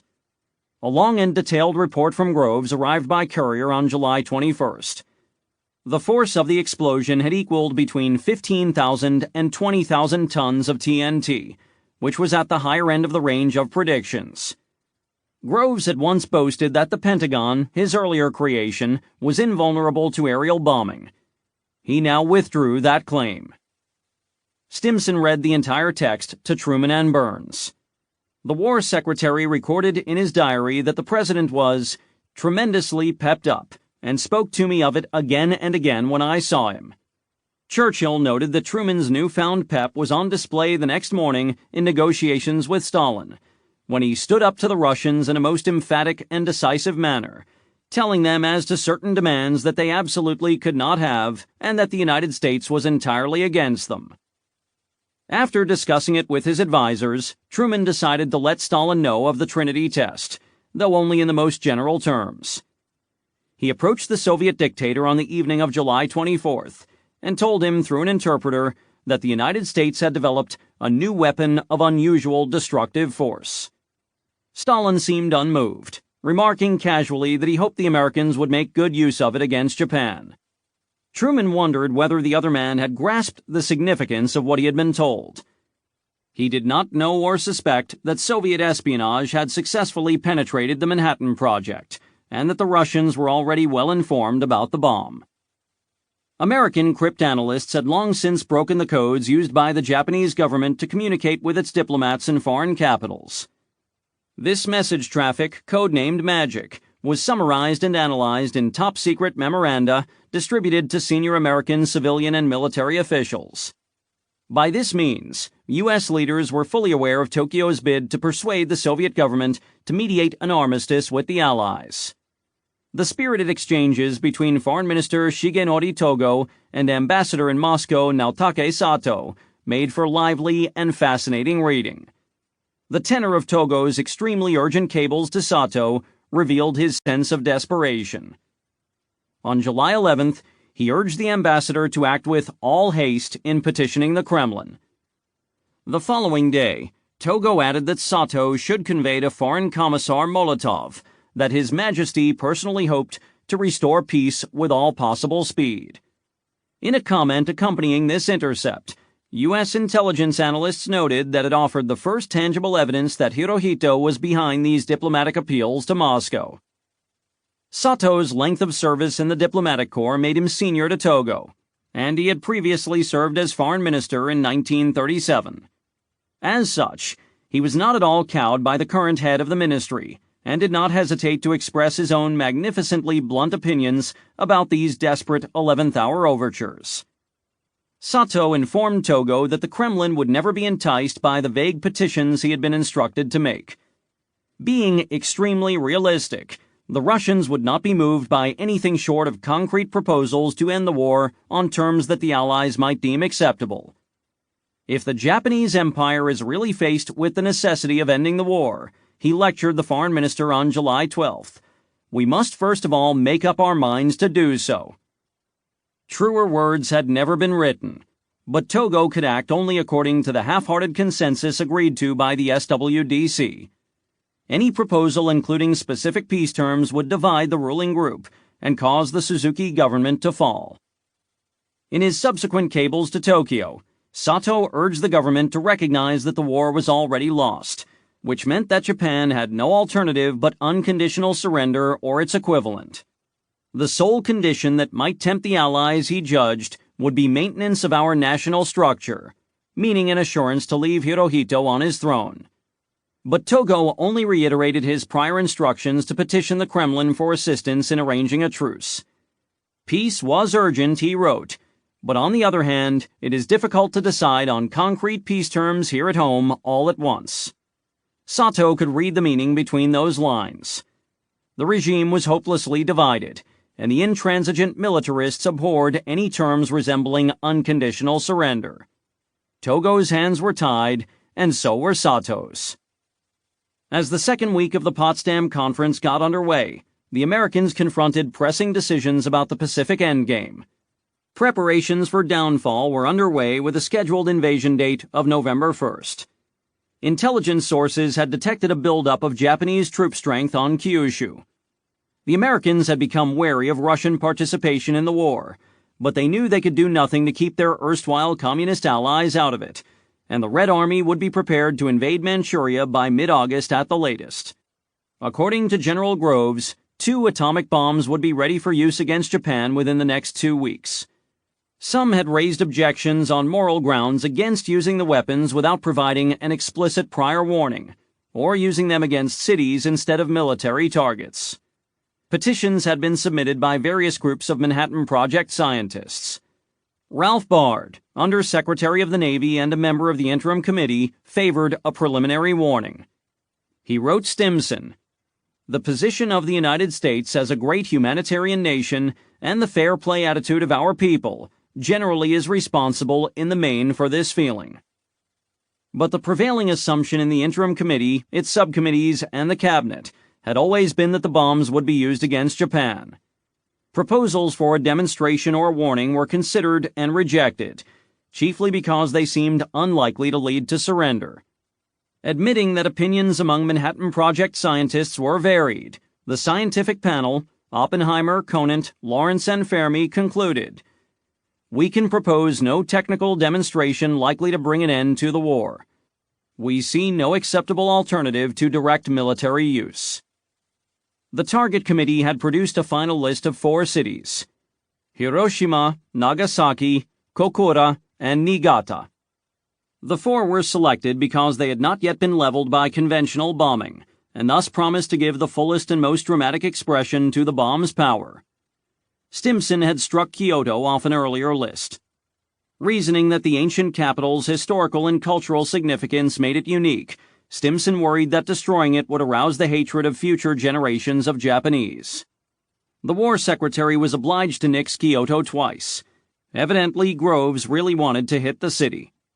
Hiroshima and Kokura were home to important military bases, depots, or arsenals. Nagasaki and Niigata were identified only as important shipping and industrial centers. By order to the 20th Air Force, those 4 cities had been set aside, preserved, quarantined, left intact, spared the fury of LeMay's incendiaries, so that the atomic bombs could destroy them at one stroke. Although radar targeting was now reliable, the bombs were to be dropped in clear weather, so that the explosions could be seen and photographed from the air. The 4 targets give a very high probability of one being open even if the weather varies, as they are considerably separated. The Allies had agreed in principle that a final warning would be issued to Japan.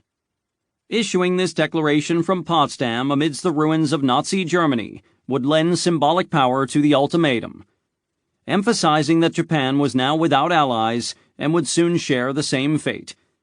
But the precise wording of the declaration was the subject of prolonged and intricate debate. In several previous statements, including the Atlantic Charter, the Cairo Declaration, and the United Nations Charter, signed in San Francisco a month earlier, the Allies had already set forth their war aims and their vision for the post-war international order.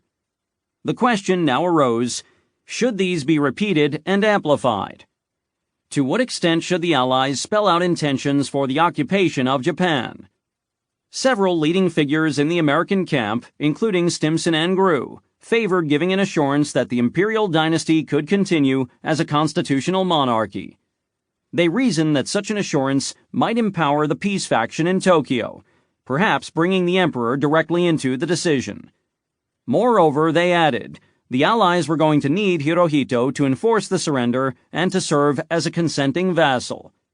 Others, notably Secretary of State Burns, objected that any such pledge would compromise the doctrine of unconditional surrender and might be read by the Japanese as a sign of irresolution.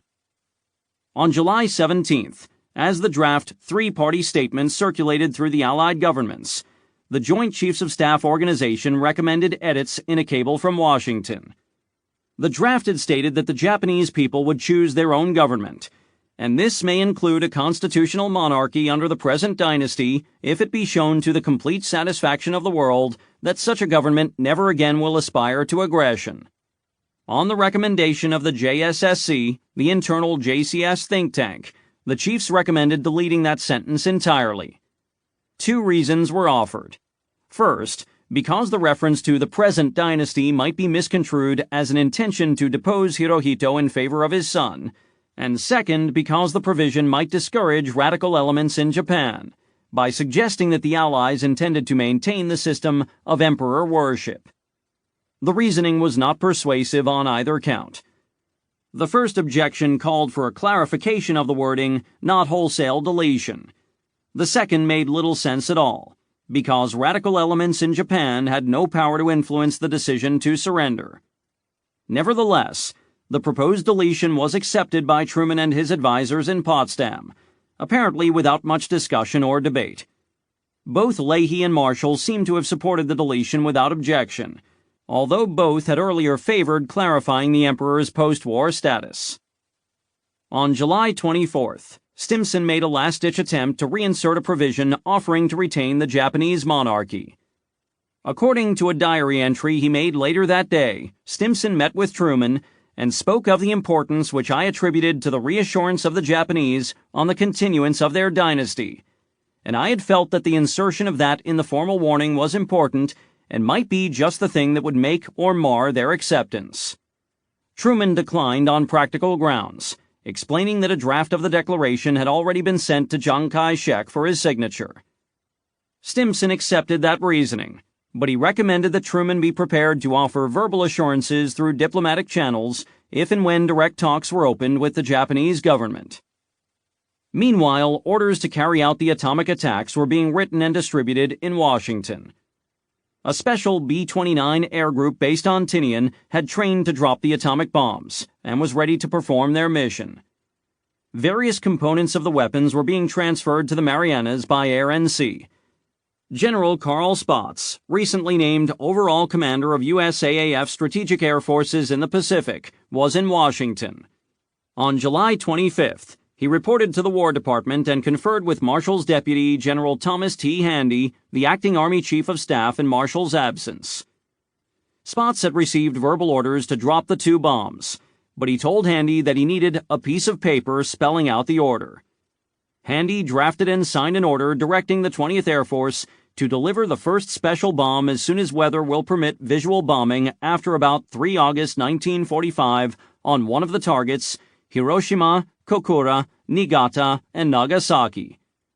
Additional bombs would be dropped on the same list of target cities as soon as made ready by the project staff.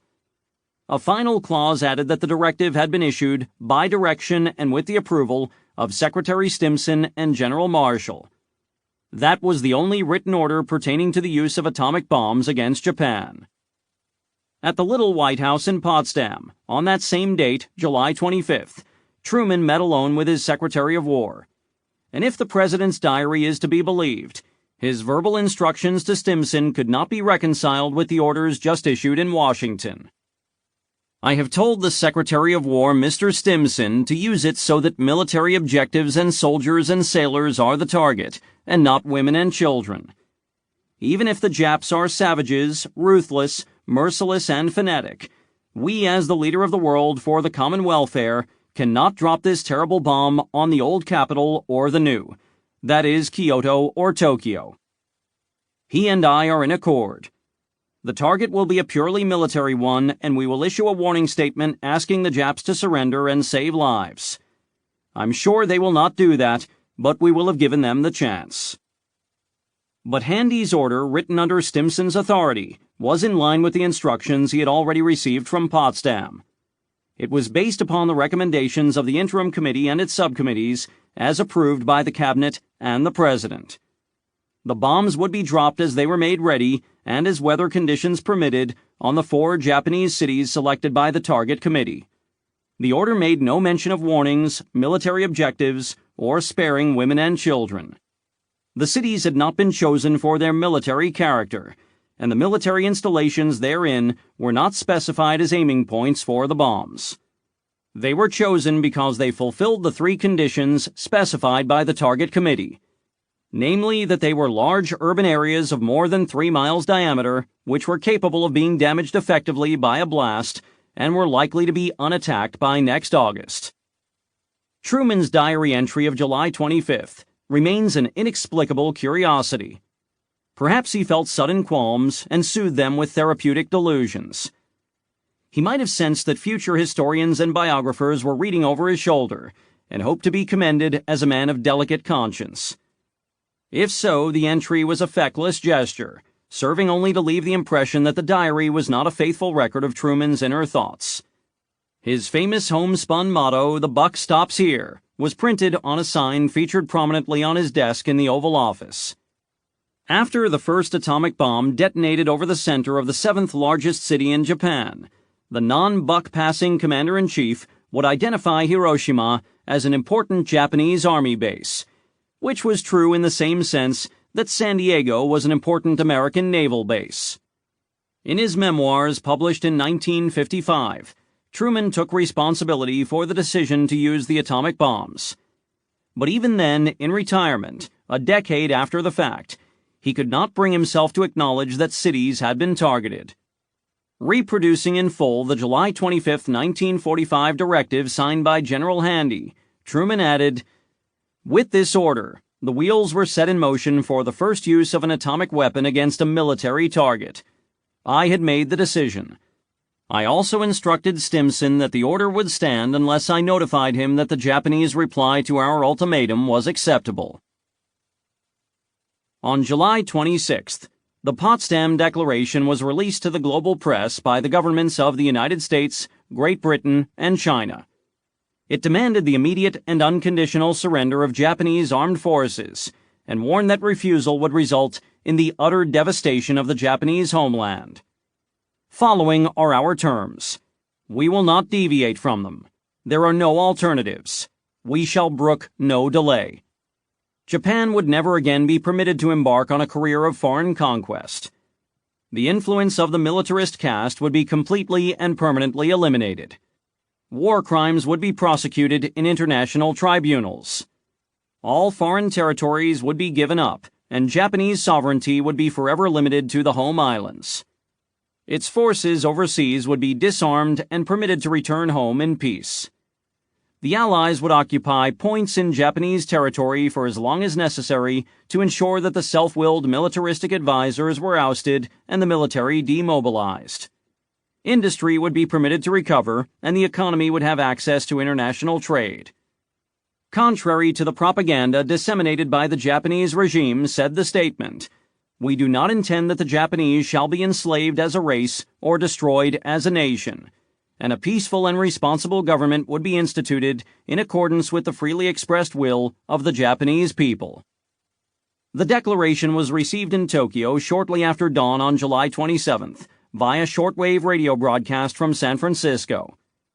As the text of this three-party statement was translated and circulated through the ministry offices, Japanese leaders fixated on the fact that it was signed by the U.S., British, and Chinese leaders, but not by Stalin.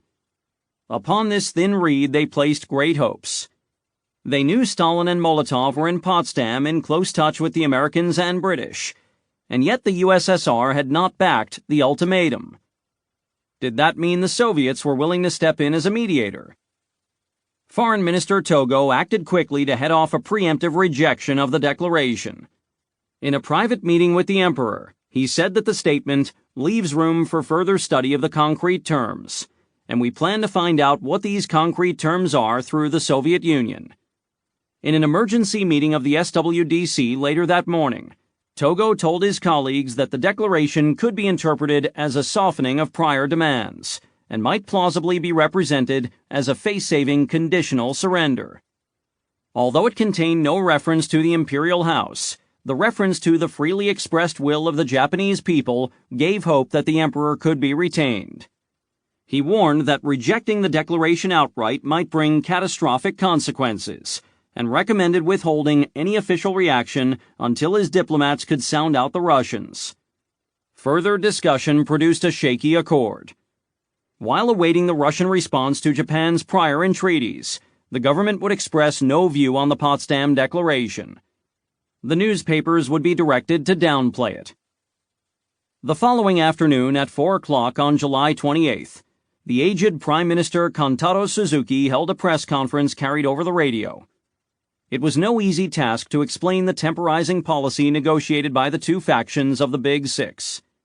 Suzuki could say nothing of the overtures in Moscow, which were secret, and he could not imply that the declaration provided an opening for peace talks, because the hardliners would rise up in protest. In an apparently off-the-cuff remark, he told the press that the government intended to mokusatsu the Potsdam Declaration. This idiomatic Japanese expression translated literally as to kill with silence, but could also be translated as to ignore, reject, or take no notice of. Under the circumstances, mokusatsu might be seen as an attempt to steer a middle course between accepting and rejecting the ultimatum. In other words, no comment. If that was Suzuki's purpose, he failed badly. The phrase was ambiguous even in Japanese, let alone in English translation.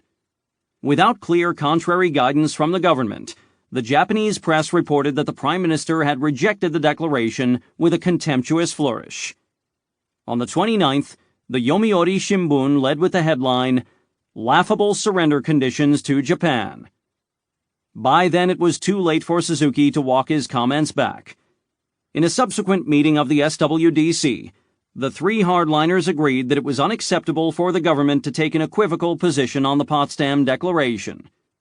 Peacemakers Togo and Yonai argued that nothing more should be said, but the Prime Minister agreed to issue a clarification. At a press conference that morning, Suzuki said, "I think that the joint statement is a rehash of the Cairo Declaration. The government does not think that it has serious value. We can only ignore it. We will do our utmost to complete the war to the bitter end."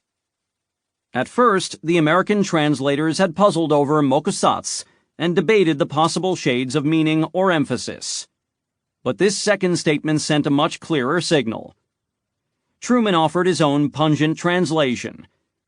"They told me to go to hell," words to that effect.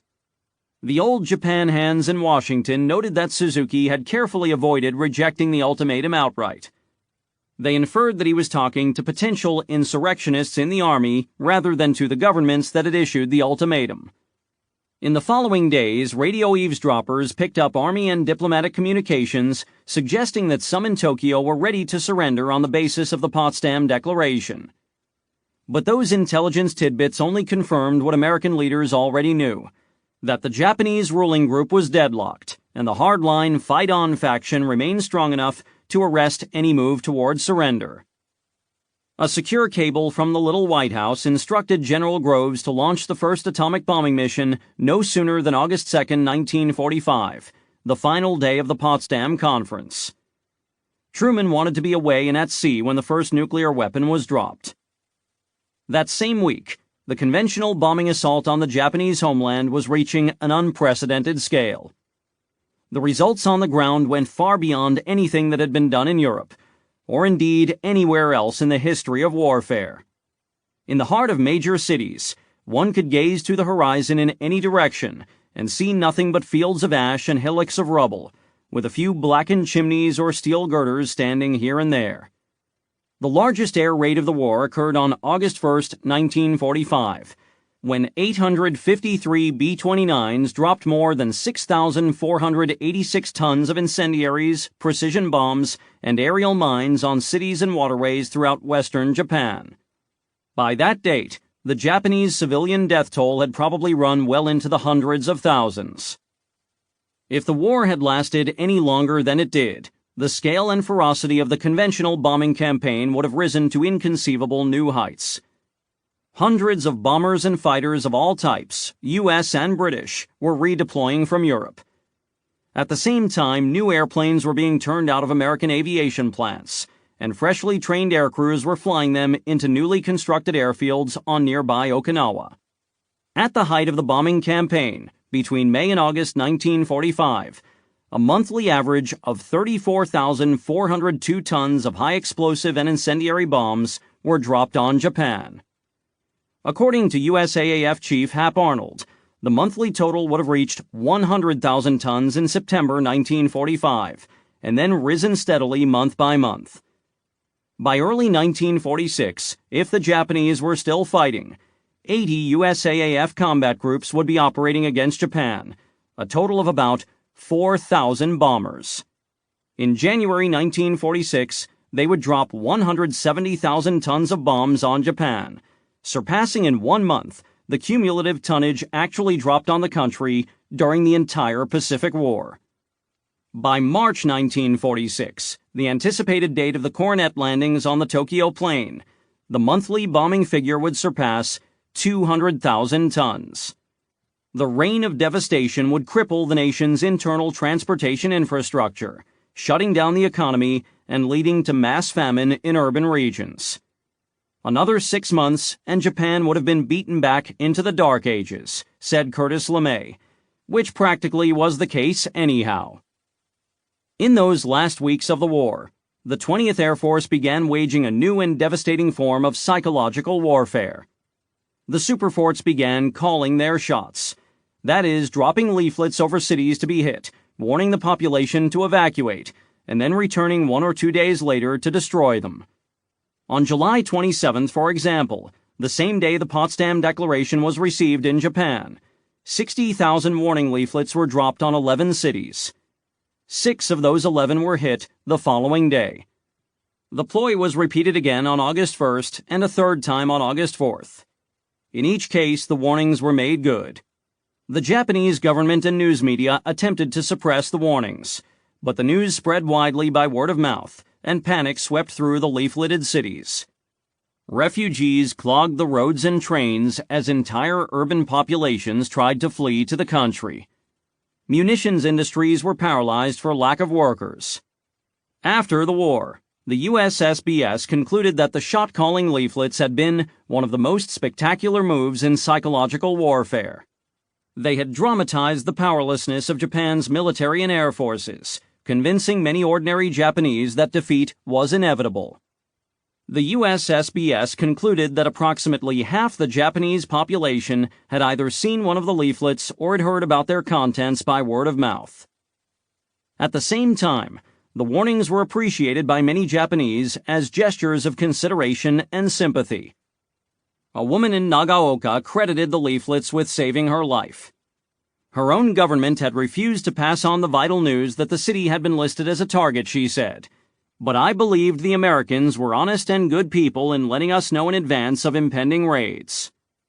She fled, and 3 days later Nagaoka was firebombed. A factory worker in Akita shared the sentiment. They were not barbarians, he said of the men flying the great silver bombers overhead. They gave us notice. They said to evacuate. Chapter 16. Tinian, the once verdant tropical island south of Saipan, was now the largest air base in the world. Nearly half of its 39 square miles had been paved over to accommodate airfields for B-29s and fighters.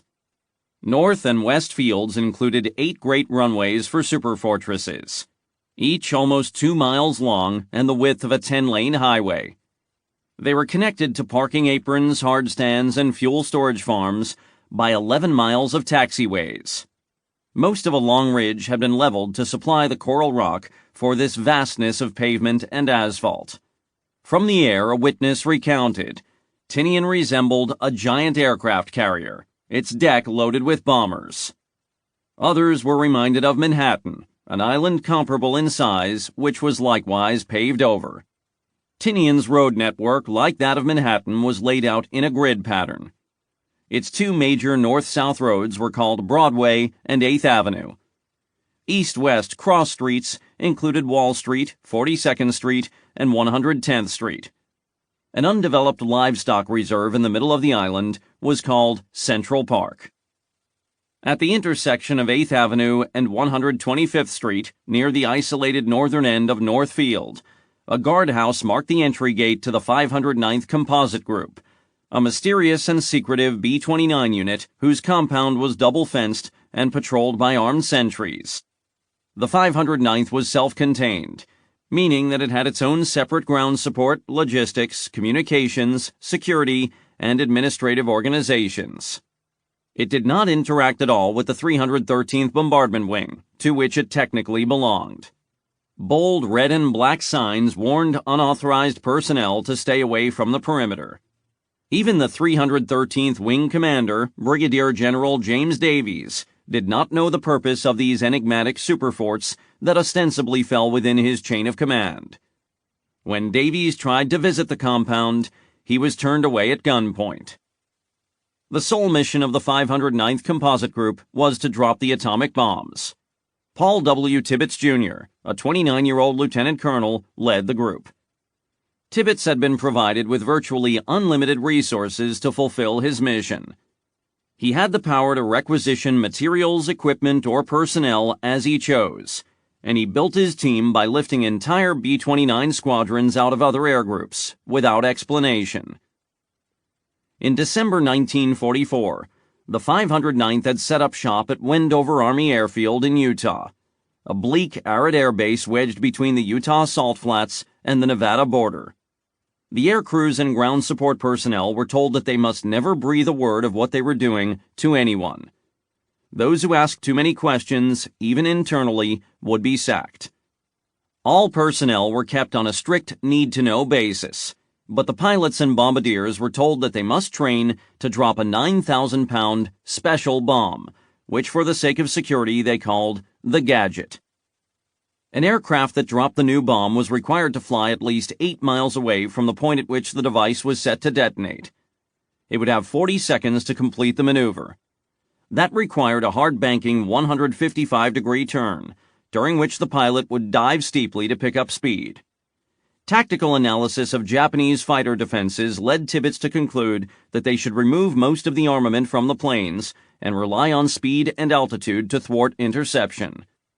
The 509th Composite Group would also have to oversee major alterations to the B-29, because the new bomb would not fit into the aircraft's standard bomb bay. The group trained at Wendover using pumpkin bombs, which mimicked the size, weight, and ballistics profile of the uranium and plutonium weapons, named Little Boy and Fat Man, respectively. In training runs, the B-29s aimed these dummy weapons at a 300-foot circle painted on the ground, and then executed the evasive maneuvers. Immediately upon completion of the Trinity test, the major components of the two bombs were transported to Tinian. Crates containing the gun-type trigger for Little Boy and half of the bomb's uranium U-235 core were flown to San Francisco and loaded onto the cruiser Indianapolis. The ship made an uneventful passage to a pier in Tinian, arriving on July 26th. The crates were transferred to an assembly building at the 509th compound, staffed by a specialized team of Manhattan Project scientists and technicians. The remaining portion of the uranium, packed in 2 crates, was flown across the Pacific in a C-54. By August 1st, all of the bomb components were on Tinian and ready for assembly. Having discharged her mysterious cargo, the Indianapolis sailed for Leyte Gulf. Her passage was cut short on July 30th, when the ship was struck by 2 torpedoes fired by Japanese submarine I-58.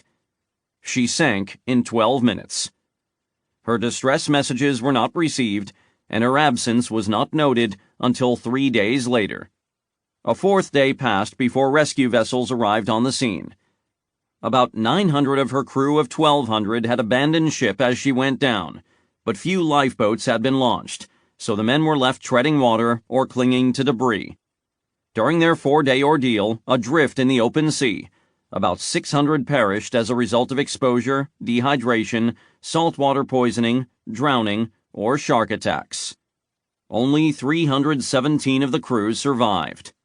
The Indianapolis, Admiral Raymond Spruance's former Fifth Fleet flagship, was the last major American warship lost in the Second World War. Although B-29 operations had grown safer since the pioneering days of 1944, crashes on takeoff were still common. Fuel-laden planes were heavier on takeoff than at any other point in a mission. Burnt-out hulks of crashed superforts lined the margins of the runways of the various 20th Air Force airfields. On August 4th, 2 days before the Hiroshima mission, 4 B-29s crashed on takeoff at airfields throughout the Marianas. The accidents dramatized the necessity of leaving the atomic bombs unassembled until the planes carrying them were safely aloft.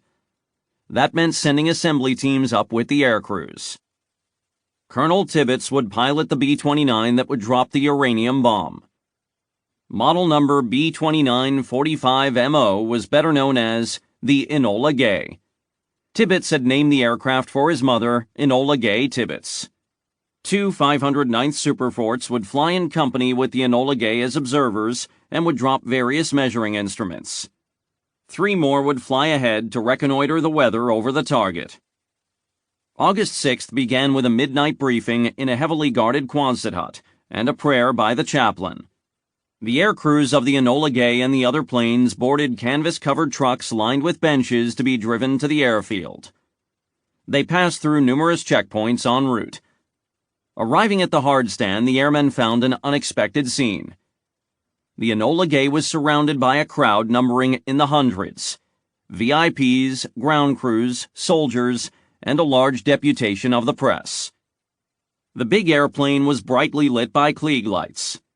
Motion picture cameras were mounted on portable risers. Light bulbs flashed. Witnesses were reminded of a Broadway premiere or a Hollywood film opening. Tibbets and his crew posed in front of their plane for a formal photograph. "Okay," Tibbets said at 2:20 a.m. "Let's get to work." The crew climbed aboard the plane, waved again, and then closed the hatch. Before starting the engines, Tibbets stuck his grinning face out of the left seat cockpit window and waved one last time for the cameras. Below the window was stenciled in black letters his mother's name, Enola Gay. The crowd moved back as the great engines fired up. The long propellers began spinning, the engines roared, and the airplanes taxied to the edges of runways A and B. The Enola Gay, showing no running lights, started its takeoff run at 2:45.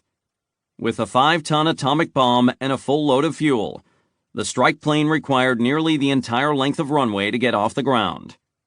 The great Artiste, the instrument plane, took off exactly 2 minutes later on runway B, followed 2 minutes later by the second observer plane, Necessary Evil. The three planes banked north and began climbing. With the Enola Gay safely aloft, Captain William S. Deke Parsons of the Navy, the chief weaponeer, climbed back into the bomb bay and started the intricate process of arming Little Boy. The weapon was 10 feet long and 2.5 feet in diameter. It weighed 9,800 pounds. Parsons inserted the explosive charges into the gun device. He would return several hours later to connect the priming lines. At 5:45 a.m., the crew caught sight of Iwo Jima, with Mount Suribachi clear in the morning sun. The great Artiste slipped into formation just 30 feet off the Enola Gay's right wing. The Necessary Evil joined up to the lead plane's left. 2 hours north of Iwo Jima, the three planes began a slow climb to 9,000 feet. Several of the crewmen with no duties to perform caught a few hours of sleep. The three weather planes, Straight Flush, Jabbit 3, and Full House, had taken off earlier and flown ahead to reconnoiter the weather over Hiroshima and the secondary targets, Kokura and Nagasaki. The Enola Gay radio man copied a coded message from Straight Flush circling above Hiroshima. Cloud cover less than 3/10 at all altitudes. Advice: bomb primary. The crew pulled on their flak suits and strapped into their parachutes. Tibbets pressurized the cabin, and the Enola Gay resumed its gradual climb, finally leveling off at 32,700 feet. The plane crossed the south coast of Shikoku at 8:50 a.m. No Japanese fighters were in the air, and no anti-aircraft fire was seen. Captain Parsons and his assistant returned to the bomb bay and completed their arming checklist. They removed the safety devices, screwed in the live breech plugs, connected the firing line, and installed the armor plate over these mechanisms. Little Boy was now fully armed. They removed and secured the catwalk and left the bomb bay. They would not return. Tibbets and his co-pilot, Robert Lewis, looked down through the Enola Gay's greenhouse nose at the familiar coastal contours and islands of the inland sea. It was a bright, clear morning, with only sparse and scattered cloud cover. They flew directly over the lobster-shaped island of Etajima, site of the Japanese Naval Academy. The port and city of Kure passed below and to their right. Ahead, the densely populated fan-shaped delta of Hiroshima came into view. It was a broad, flat city intercut by diverging tidal estuaries of the Ota River, bordered by the inland sea on one side and green ridges on three others. Tibbets made his final turn onto 272 degrees magnetic course. Through a gap in the clouds, he and his co-pilot had a clear view of their aiming point. The large T-shaped Ioi Bridge spanning the Ota just north of Nakajima Island. The Enola Gay and its escorts were at 31,600 feet, almost 6 miles above the city. At 8:05 a.m. Hiroshima time, the navigator announced 10 minutes to the AP. At 8:14 a.m., 1 minute before the drop, Tibbets ordered, "On glasses." Each member of the crew put on his protective dark polarized welder's goggles. The bombardier, Thomas Farabee, checked the Norden bomb site and confirmed that the aiming point was inside, meaning that the plane was directly on target. A radio warning signal was sent to the two observation planes. At 8:15 a.m., the Enola Gay's bomb bay doors opened, and Little Boy's restraining hook was retracted back into its slot. Farabee told Tibbets, "Bomb away," but the pilot would have known it anyway because the plane was suddenly 5 tons lighter, and it lurched upward accordingly. Tibbets banked to the right. Charles Sweeney, piloting the Great Artiste just off the Enola Gay's right wing, watched the 10-foot cylinder as it fell from the strike plane. He thought, "It's too late now. There are no strings or cables attached. We can't get it back, whether it works or not." Little Boy wobbled or porpoised slightly, then steadied on its course like a missile. It took a steeper trajectory and shrank quickly from sight. It would fall for 43 seconds to 1,800 feet over the Ioe Bridge, its detonation point. The Great Artiste released its instrument canisters, which would collect measurements and transmit them back to the plane by radio. Then Sweeney banked sharply to the left, putting his B-29 into the 155-degree diving turn that he and the other 509th pilots had practiced for 9 months. The Enola Gay was turning in a similar arc to the right. Tests in Wendover had shown that the superfortresses could withstand such a turn without undue risk of structural damage. Both Tibbets and Sweeney watched their instruments carefully during the turn. Both had trouble reading the panels through the welder's goggles, so they pushed them up to their foreheads. The Great Artiste was flying away from the epicenter, but the interior of the airplane was suddenly suffused with a blinding silver-bluish light, and Sweeney noted that the sky ahead was bleached to a bright white hue. He instinctively shut his eyes but felt a sensation of light filling his head. At the same time, he noted a peculiar taste in his mouth like lead. This was ozone, caused by gamma rays. On the Necessary Evil, now 15 miles from the blast, one crew member found the light in the cabin so bright that he could have read the fine print in his pocket Bible even through the dark goggles. Tibbets noticed the metallic taste and the flash at the same time. "I got the brilliance," he said later. "I tasted it. Yeah, I could taste it. It tasted like lead. And this was because of the fillings in my teeth. So that's radiation, see? So I got this lead taste in my mouth, and that was a big relief. I knew she had blown." His co-pilot, Robert Lewis, turned back in his seat to look. He shouted wildly, striking Tibbets on the shoulder, "Look at that, look at that, look at that." Lewis later wrote in his log of the mission, "My God, what have we done?" About a minute later, the Enola Gay was hit by the first shock wave. The plane's aluminum skin made a sharp cracking retort, as if someone had swung a very large sledgehammer at the fuselage from outside.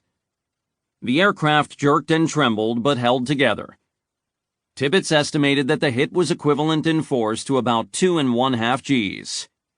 This first shock wave was followed quickly by a second, moderately less violent. It was an echo of the first, having struck the ground and rebounded upward. Not having witnessed the Trinity test, the airmen were unprepared for the sight they beheld as the planes turned back toward the epicenter to take photographs. Sergeant Abe Spitzer, a radio operator on the Great Artiste, thought it looked as if the sun fell out of the sky and was on the ground. It was an awesome and terrible sight. A fireball ascending with many different shades of purple and amber, amidst a boiling mass of dust and flaming gases. A dirty gray mushroom cloud was forming at the top of a great pillar of smoke. The pillar had already climbed higher than the altitude of the airplanes, so the airmen looked up at the mushroom. No part of Hiroshima remained visible from the air, except the ends of a few of the longer piers on the waterfront. The green ridges to the north and west stood above the devastation, but the carpet of smoke and dust was spreading inland along the meandering paths of the river valleys. Down below, all you could see was a black boiling nest, Tibbets said. "I didn't think about what was going on down on the ground. You need to be objective about this. I didn't order the bomb to be dropped. but I had a mission to do. The Enola Gay and the great artiste circled Hiroshima 3 times, ascending gradually in a corkscrew pattern, while the crewmen continued to gape in awe at the unspeakable devastation below. For a long time, no one spoke. The high-speed cameras in the instrument plane snapped hundreds of photos, and the technicians reported that they had made an excellent record. Captain Parsons radioed a coded message back to Tinian, reporting that the blast had been successful and the B-29s were returning to base. Joe Staborik, a member of the Enola Gay's crew, later recalled that everyone aboard remained almost completely silent during the long flight home. "I was dumbfounded," he said. "It was just too much to express in words, I guess. We were all in a kind of state of shock. I think the foremost thing in all our minds was that this thing was going to bring an end to the war, and we tried to look at it that way." Throughout the summer, dark rumors had circulated through the city. The Americans were said to be preparing some awful fate for Hiroshima. Why else would the city have been left untouched by bombs, when nearly every other city in the region, including Kure, Iwakuni, and Tokuyama, had been devastated? 2 air raid sirens had sounded during the night of August 5th to 6th. Some had risen dutifully and gone to their bomb shelters, but many others had slept through the alarms. Early that morning, the coastal radar net had detected the weather reconnaissance B-29s that had preceded the Enola Gay. Air raid sirens had churned, summoning the city's residents to their shelters. An all-clear signal had sounded at 8 o'clock a.m. Members of the Air Raid Volunteer Corps, including many school-age children, were being dismissed from their duties. It was a clear, hot, still summer morning, with barely a cloud in the sky. The streets were crowded with morning rush-hour traffic, including pedestrians, bicycles, rickshaws, horse carts, automobiles, and streetcars. When the Enola Gay and its 2 escorts droned in from the south, they could be seen clearly from the ground. Witnesses spotted a cluster of parachutes blossoming at high altitude. They were the instrument canisters dropped by the great artiste. Little Boy exploded at 8:16 a.m., 1,870 feet above the ground, only 550 feet wide of its aiming point. The nuclear chain reaction it triggered created a core temperature of about 1 million degrees Celsius, igniting the air around it to a diameter of nearly a kilometer. The fireball engulfed the center of the city, vaporizing about 20,000 people on the ground. Thermal and ionizing radiation killed virtually all people within a kilometer of the surface of the fireball, burning them to death or rupturing their internal organs.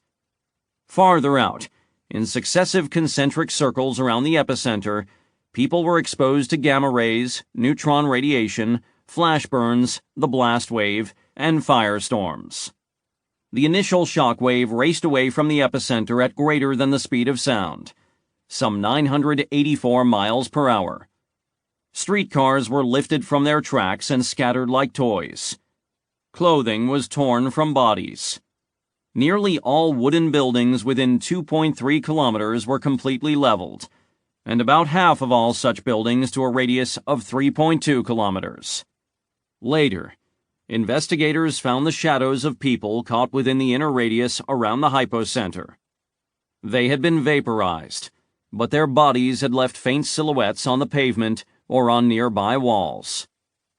Like the air crews of the B-29s overhead, surviving witnesses on the ground remembered the flash, pica, and the taste of ozone in the mouth. Dr. Michihiko Hachiya was sitting at home when his living room filled with a bright white light.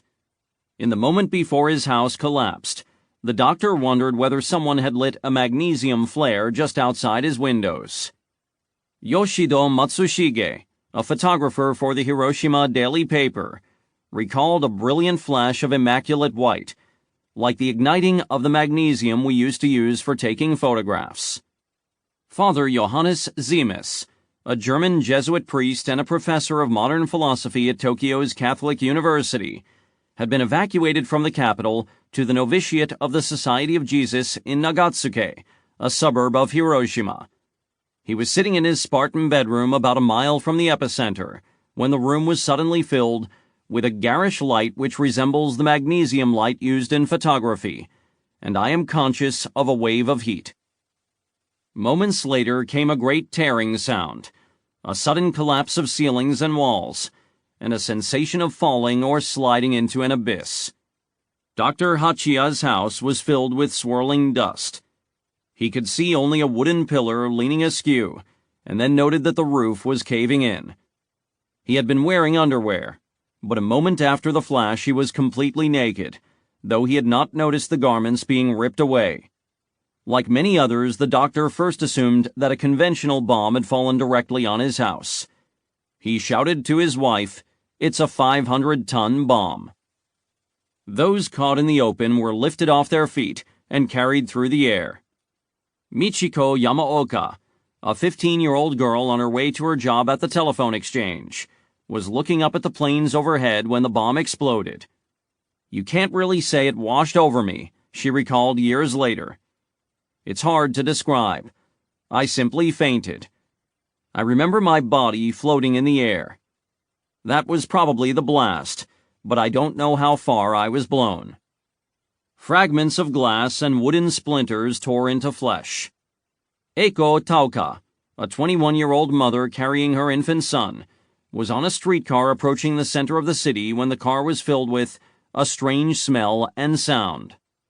She looked down and saw that a shard of glass had pierced her child's head. He was bleeding, but did not comprehend what had happened, and did not seem to be suffering any pain. He looked up at his mother and smiled through the blood on his face. Hatsuyo Nakamura, another young mother, worked frantically to dig her children out of the wreckage of their home. Her 5-year-old daughter was shrieking in pain. "There's no time now to say whether it hurts or not," she replied, and yanked the girl free. She was cut and bruised, but otherwise uninjured. Futaba Kitayama, a 33-year-old woman serving on a firebreak demolition team, was buried under the remains of a home that she had been working to pull down. Extracting herself from the wreckage, she noted that she was bleeding. There were embers in her hair, and shards of glass had torn into her flesh. She found a towel and began wiping blood from her face. To my horror, I found that the skin on my face had come off in the towel. Oh, the skin on my hands, on my arms, came off too. From elbow to fingertips, all the skin on my right arm had come loose and was hanging grotesquely. The skin of my left hand fell off too, the 5 fingers, like a glove. The smoke and dust hung so thick over the city that the sun was blotted out, and it was as dark as night. Nakamura's daughter kept asking questions as they ran from the wreckage of their home. "Why is it night already? Why did our house fall down? What happened?" A procession of refugees, a tide of human wretchedness and misery, was fleeing before the fires, headed away from the epicenter or pressing down to the river banks. They moved jerkily, with arms held away from their bodies. Many had lost most of their skin, and were avoiding the painful friction of their arms rubbing against their torsos. Many were naked, and seemingly unaware of their nakedness, and many were also barefoot, because their shoes had lodged in the burning asphalt and been wrenched off. Their faces were hideously blackened and swollen, and their hair singed and frizzy. Those trapped beneath wreckage called out to passers-by, begging for assistance or a drink of water. Everywhere the plaintive mantra was heard, "Mizu, mizu, mizu." Water, water, water. When she regained consciousness, Yamaoka realized that she was badly burned. My clothes were burnt, and so was my skin. I was in rags. I had braided my hair, but now it was like a lion's mane. There were people barely breathing, trying to push their intestines back in. People with their legs wrenched off, without heads, or with faces burned and swollen out of shape. Yoshido Matsushige had taken his camera out to the street, intending to take photographs for his newspaper, but at first he could not bring himself to record the ghastly scenes. People's bodies were all swollen up, he said. Their skin, burst open, was hanging down in rags. Their faces were burnt black. I put my hand on my camera, but it was such a hellish apparition that I couldn't press the shutter. Fires spread, mounted in strength, and merged into fast-moving firestorms. They advanced quickly over the devastated landscape, consuming wreckage and engulfing refugees on foot. In this respect, the aftermath of the Hiroshima bombing was similar to the earlier incendiary raids on Tokyo and other cities. Many who might otherwise have survived died by the inhalation of dust, ash, and smoke. The flames whipped up powerful whirlwinds, like tornadoes, and sections of roofing, doors, tatami mats, and various other debris were lifted and carried away. The odor of burning flesh settled like a pall over the city. According to Matsushige, the fat of the bodies was bubbling up and sputtering as it burned. That was the only time I've seen humans roasting. Instinct drove people toward the bridges and riverbanks, either to soothe their wounds or to take a drink of water. They ran down the stone embankment steps to the narrow, muddy banks, where they found impossibly large crowds of refugees. As in the firebombed cities, the rivers became mass graves. Futaba Kitayama, badly injured, made a beeline for the nearby Tsurumi Bridge. But when she looked down into the water, she drew back in horror. People by the hundreds were flailing in the river. I couldn't tell if they were men or women. They were all in the same state. Their faces were puffy and ashen, their hair tangled. They held their hands raised, and groaning with pain, threw themselves into the water. I had a violent impulse to do so myself, because of the pain burning through my whole body. But I can't swim, and I held back.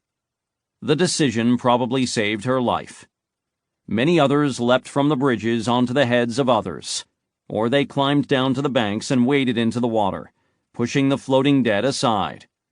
Hiroshima was an alluvial plain, and the rivers were tidal estuaries. The water was brackish and not potable.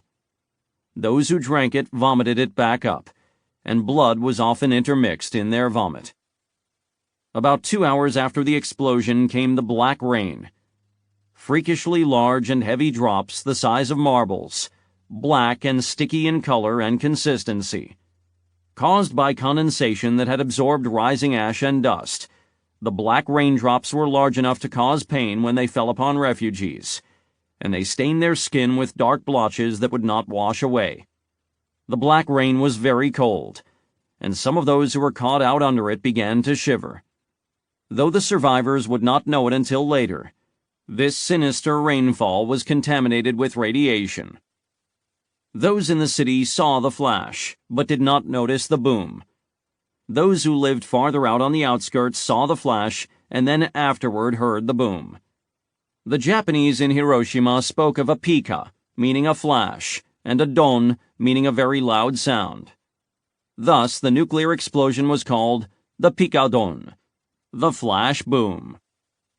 At the Jesuit novitiate in Nagatsuke, the priests did what they could to assist the walking wounded who streamed up the valley from the city. Their chapel and library served as emergency medical wards, but they were soon so crowded with patients that no more could be admitted. The priests laid tatami mats out on the grass. One had studied medicine before taking holy orders, and he instructed the others in providing basic first aid. But the novitiate's supply of bandages and medicines soon gave out. They cleaned the wounds as best they could, and then applied cooking oil to the burns as a salve. Later that afternoon, the priests learned that 2 of their fellow Jesuits had been at the parish house in the city and were badly injured. They had taken refuge in Asano Park on the Enko River, near the remains of Hiroshima Castle and the Second Army headquarters. Father Zemis and several of his colleagues collected 2 stretchers and headed into the city. It was difficult to make headway against the tide of refugees coming the other way. The devastation worsened as they drew closer to the city center. Where the city stood, Zemis later said, There is a gigantic burned-out scar.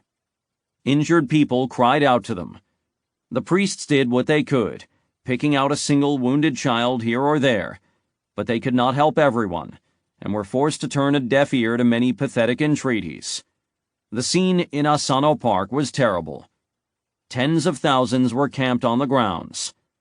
A firestorm had uprooted large trees and deposited them across the paths, so that one had to pick one's way through seemingly endless numbers of hideously wounded men, women, and children. The rescue party found their fellow priests and loaded them onto the stretchers. They returned to Nagatsuke at dawn the following morning. Their round-trip journey had taken 12 hours. The Red Cross hospital adjacent to Asano Park was partly collapsed and gutted by fire, but still the surviving doctors and nurses remained on their feet, and the wards were filled with an estimated 10,000 horribly burned and wounded patients. Little could be done for the worst burn cases. If the doctors even tried to remove their clothing, the skin peeled off with it. Signs of radiation poisoning were seen even on August 6th.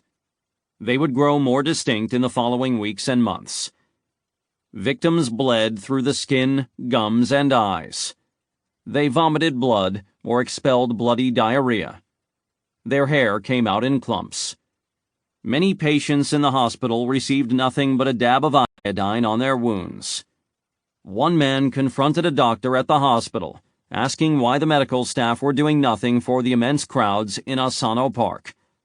The doctor replied, "In an emergency like this, the first task is to help as many as possible, to save as many lives as possible. There is no hope for the heavily wounded. They will die. We can't bother with them." For the Hiroshima survivors, time was distorted. In the city, throughout nearly all of August 6th, the sky remained dark until late afternoon. Most clocks and watches had been destroyed. Dr. Hachiya remembered wondering whether it was day or night. Time had no meaning, he said. What I had experienced might have been crowded into a moment, or been endured through the monotony of eternity. Knowing nothing of the concept of an atomic bomb, they wondered what had happened. Had the Americans somehow sprayed the entire city with an invisible gasoline mist and then ignited it?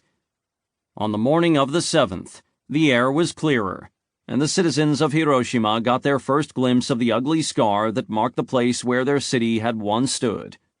Here and there, a few sections of ferrous concrete walls or steel girders remained standing.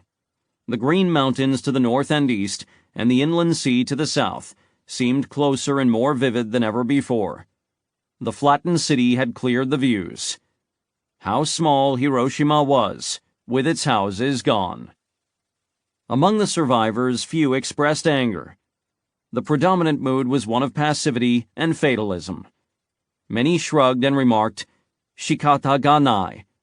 The expression was common in wartime Japan. It can't be helped. The disaster had occurred, and now it would run its course. Some would live, others would die, and the war would go on until those in power said it was over. Truman received the news while crossing the Atlantic in the Augusta. He was seated on a bench at a long table in the enlisted men's mess, shoulder to shoulder with members of the crew, eating his lunch off a steel tray. A military aide begged pardon and handed him a high-priority radio telegram from Washington.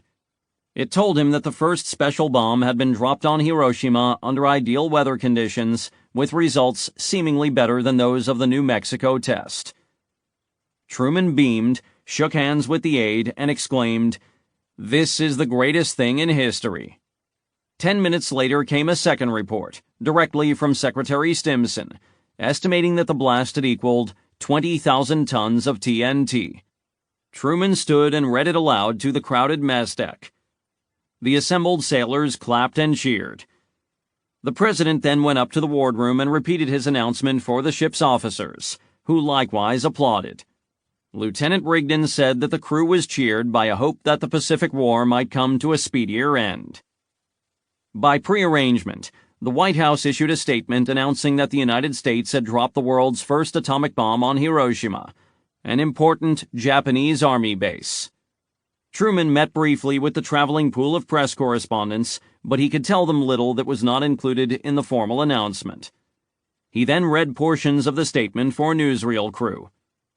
The film was made in his stateroom in Flag Country on the Augusta. Wearing a light tan summer suit with red tie, the president sat at a desk facing the camera, a round porthole visible behind him. "It is an atomic bomb," he said. "It is a harnessing of the basic power of the universe. The force from which the sun draws its power has been loosed against those who brought war to the Far East." He explained that the United States, with assistance from Great Britain, had assembled the leading scientists and built the immense industrial plants required for this enterprise, at a cost of more than $2 billion. More details about the project would be released by the War Department, he said. As for the Japanese, the Potsdam Declaration had given the Japanese a fair opportunity to avoid this awful fate. But leaders in Tokyo had promptly rejected that ultimatum, and therefore, if they do not now accept our terms, they may expect a rain of ruin from the air, the like of which has never been seen on this earth.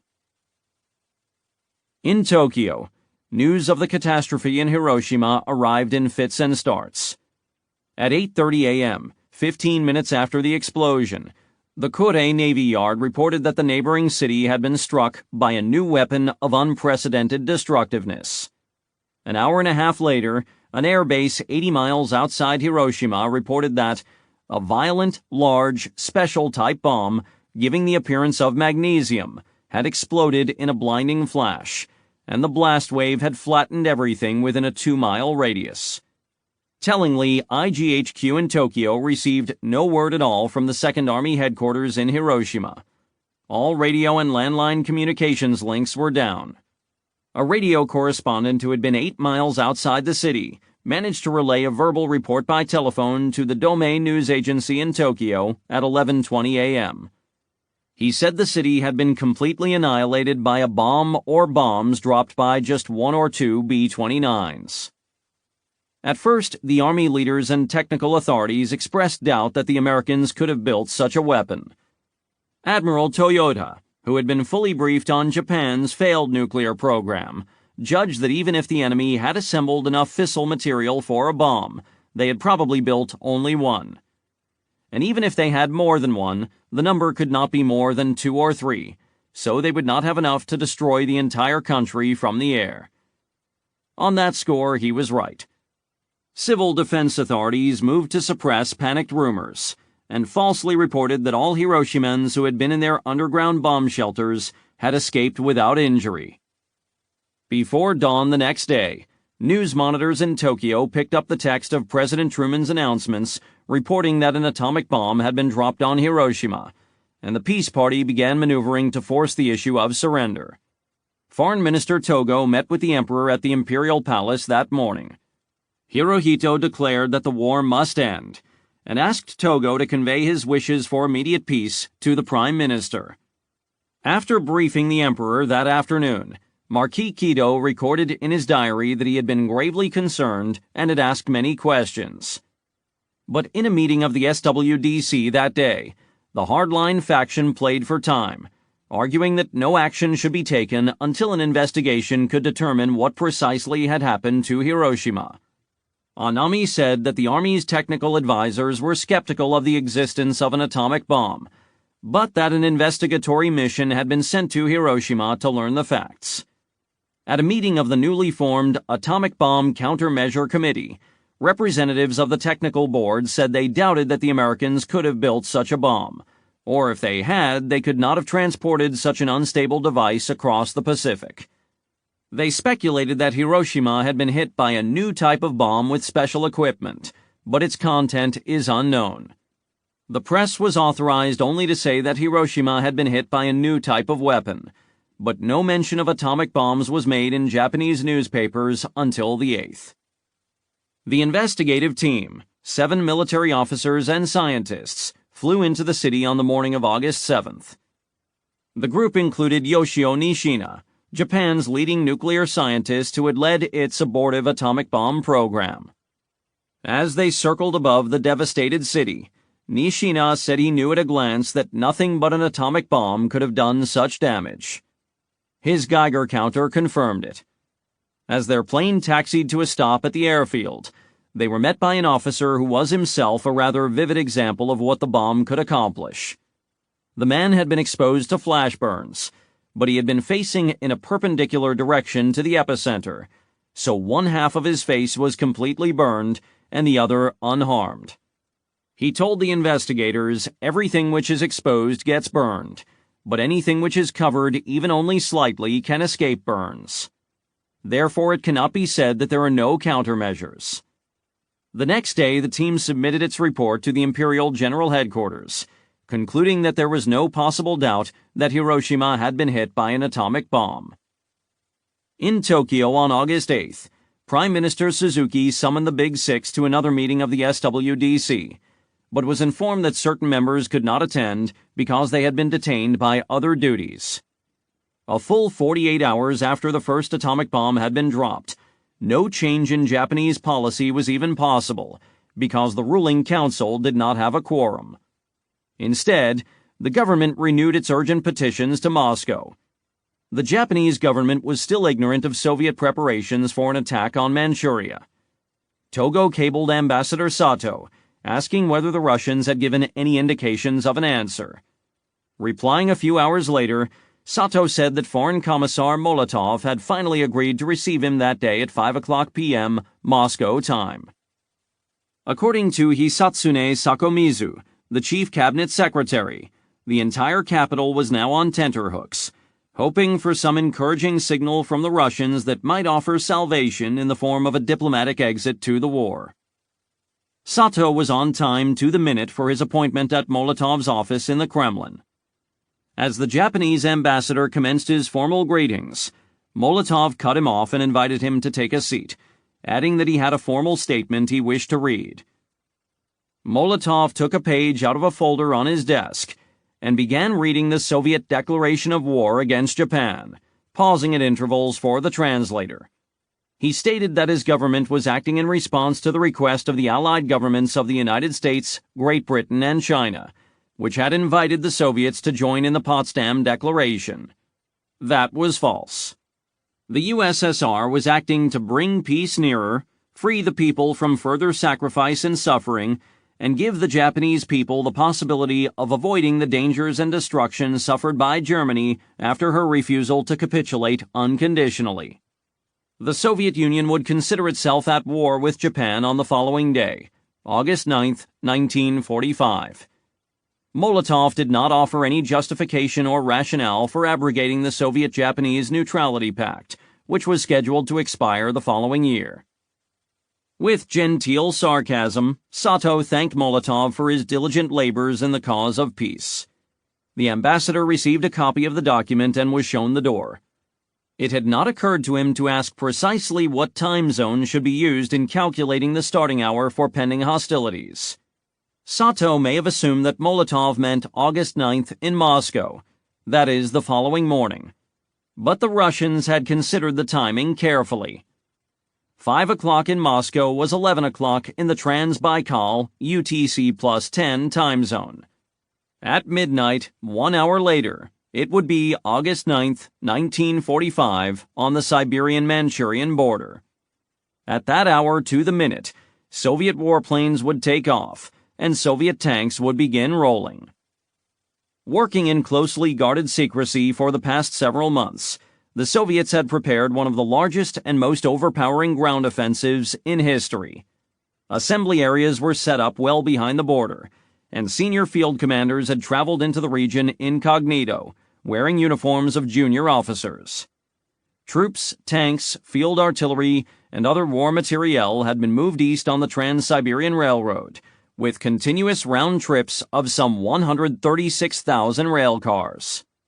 Since the fall of Germany 3 months earlier, Red Army strength in the region had more than doubled, to about 89 divisions. Japanese intelligence had failed to detect any sign of these vast preparations and troop movements. Russian plans called for a simultaneous three-pronged attack on Manchuria from the north, east, and west, across a front more than 2,600 miles long.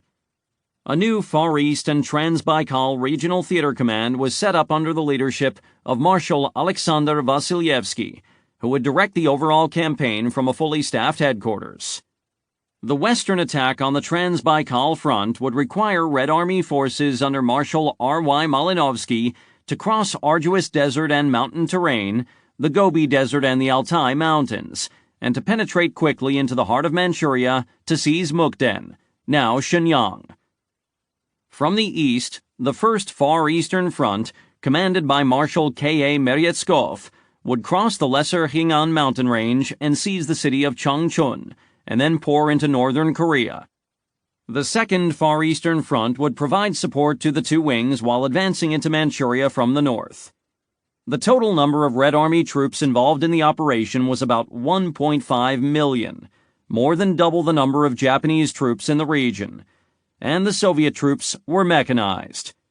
The Red Army, bloodied and victorious on the Eastern Front, was at its peak strength and efficiency, manned by veterans at all ranks, lavishly equipped, and superbly led.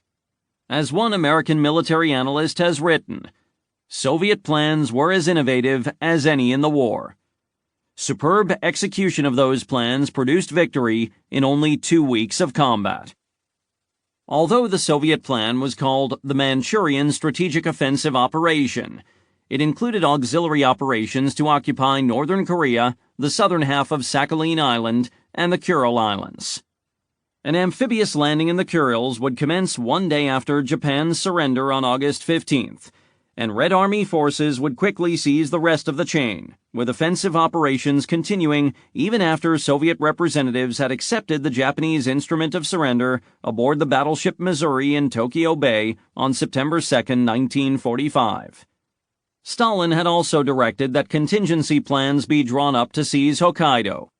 If the Japanese surrender had been delayed by even a few weeks, Japan's northern island might have passed 45 years on the other side of the Iron Curtain. By the time Moscow's declaration of war was known in Tokyo, the Red Army was already charging into Manchuria. By dawn on August 9th, the Army Ministry and the Imperial General Headquarters were already teeming with bleary-eyed officers. Many had anticipated the Soviet attack, but few had suspected that a large offensive could be launched so soon after the defeat of Germany. A staff study published a month earlier had estimated that a major Russian offensive in East Asia could not be mounted until February 1946 at the earliest. Therefore, according to Lieutenant General Torashiro Kawabe, the Deputy Army Chief of Staff, the sudden assault was a great shock when it actually came. At IGHQ, senior officers had discussed the possibility that the Russians might demand, as the price of Soviet neutrality and diplomatic assistance in ending the war, a withdrawal of all Japanese troops from the Asian mainland. Many had argued that the Japanese should accede to such a request if it came, a measure of the Japanese High Command's consciousness of its weakness in the region. As reports came in from Manchuria, it was soon clear that the Red Army was attacking on 3 fronts simultaneously, with huge armored and mechanized columns. The army that had overpowered the German Wehrmacht now appeared to be turning its full fury on the depleted Kwantung Army. Japanese soldiers fought with their customary tenacity and courage, but they were overmatched in every respect. Troop numbers, tanks, air power, logistics, and mobility. As the Russians poured into the combat zone, they committed mass civilian atrocities on a scale and ferocity that matched those committed against German civilians earlier that year. Hundreds of thousands of Japanese soldiers were taken prisoner by the Russians, many to be held as forced laborers in Siberia for years after the close of hostilities. Prime Minister Suzuki called Sumihisa Ikeda, chief of the Cabinet Planning Bureau, and asked, "Is the Kwantung Army capable of repulsing the Soviet Army?" Ikeda replied, "The Kwantung Army is hopeless." The once elite army had been stripped of its best troops, equipment, and munitions to reinforce Formosa, the homeland, and other Pacific battlefields. Now it was merely a hollow shell of its former self. Suzuki let out a deep sigh at these words. "Is the Kwantung Army that weak?" he asked. then the game is up. The greater the delay in making the final decision, the worse the situation will be for us, said Ikeda. To which Suzuki replied, absolutely correct. Stalin's perfidy in August 1945 was another chapter in a sequence of international betrayals, beginning with the Molotov-Ribbentrop Neutrality Pact of 1939 and the ruthless partition of Poland between the Nazis and Soviets. That insidious covenant had ended with Hitler's surprise invasion of Russia in June 1941. In the same spirit, Moscow's faithless pantomime of diplomacy with Tokyo between June and August 1945 provided cover for Stalin's pending abrogation of the Soviet-Japanese Neutrality Pact. The Russian declaration of war, delivered to the Japanese precisely 1 hour before the planned attack in Manchuria, could be seen as an indirect repayment of the treachery embodied in Japan's strike on Pearl Harbor in 1941, which was likewise planned and prepared under cover of diplomatic talks. In Tokyo's view, the immediate military emergency posed by the Soviet attack was only half the story, and not necessarily the most important half. The peace-seeking faction had placed all of its diplomatic eggs into one basket. Moscow's sudden declaration of war extinguished their last hope of a negotiated armistice that would preserve some vestige of Japanese sovereignty. Now, the timing of Japan's surrender would have consequences for the Soviet role in the post-war occupation. Sumihisa Ikeda had observed in his conversation with Prime Minister Suzuki, "The greater the delay in making the final decision, the worse the situation will be for us." He meant that the Japanese now faced a quandary in which the longer they took to acknowledge the necessity of surrender, the greater the risk that the Soviet Union would claim a role in governing Japan. Many in the regime feared the growth of communist influence in Japan even more than the prospect of surrendering to the Western democracies. Huddling with his senior staff at the Foreign Ministry, Togo said that he would recommend immediate acceptance of the Potsdam Declaration with no conditions, but with an accompanying unilateral declaration that the peace shall not have any influence on the position of the Imperial House. In meetings with Suzuki and Yonai, Togo won their advance support for this approach.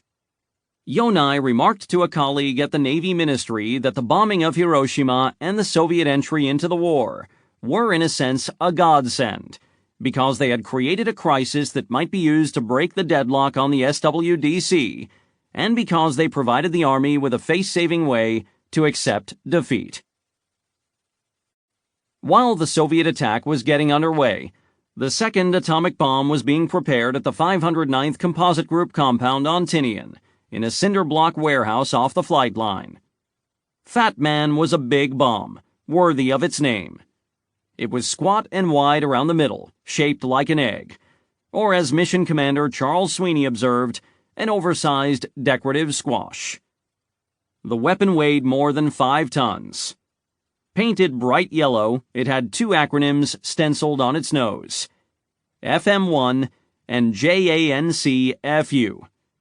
They stood for Fat Man 1 and Joint Army-Navy Civilian Foul-Up. Technicians and scientists had used great care in handling the 11-pound plutonium core. It was an ordinary-looking substance, but it was warm to the touch, as if it were a living organism. In the warehouse, the pieces of plutonium were fitted into the assigned casings. The implosion device contained 5,300 pounds of composition B and baritol, which made Fat Man, even in conventional terms, one of the largest bombs ever carried on an airplane.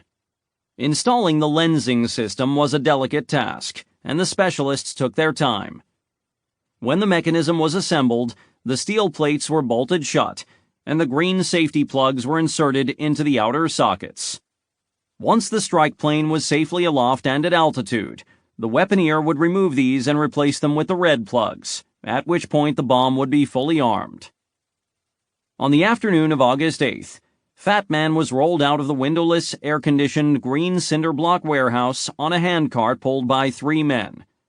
They bolted the tail fin assembly to the rear section, then moved the bomb to a specially constructed concrete loading pit. The strike plane boxcar was backed over the pit. its bomb doors opened. With great care, the men hoisted the bomb into the plane and secured it. It was a snug fit. Originally, Colonel Tibbets had planned to lead this second mission and fly the strike plane, as he had on the Hiroshima mission 3 days earlier. Instead, for unknown reasons, he decided not to go, and assigned the job to Sweeney. Some were surprised by the decision.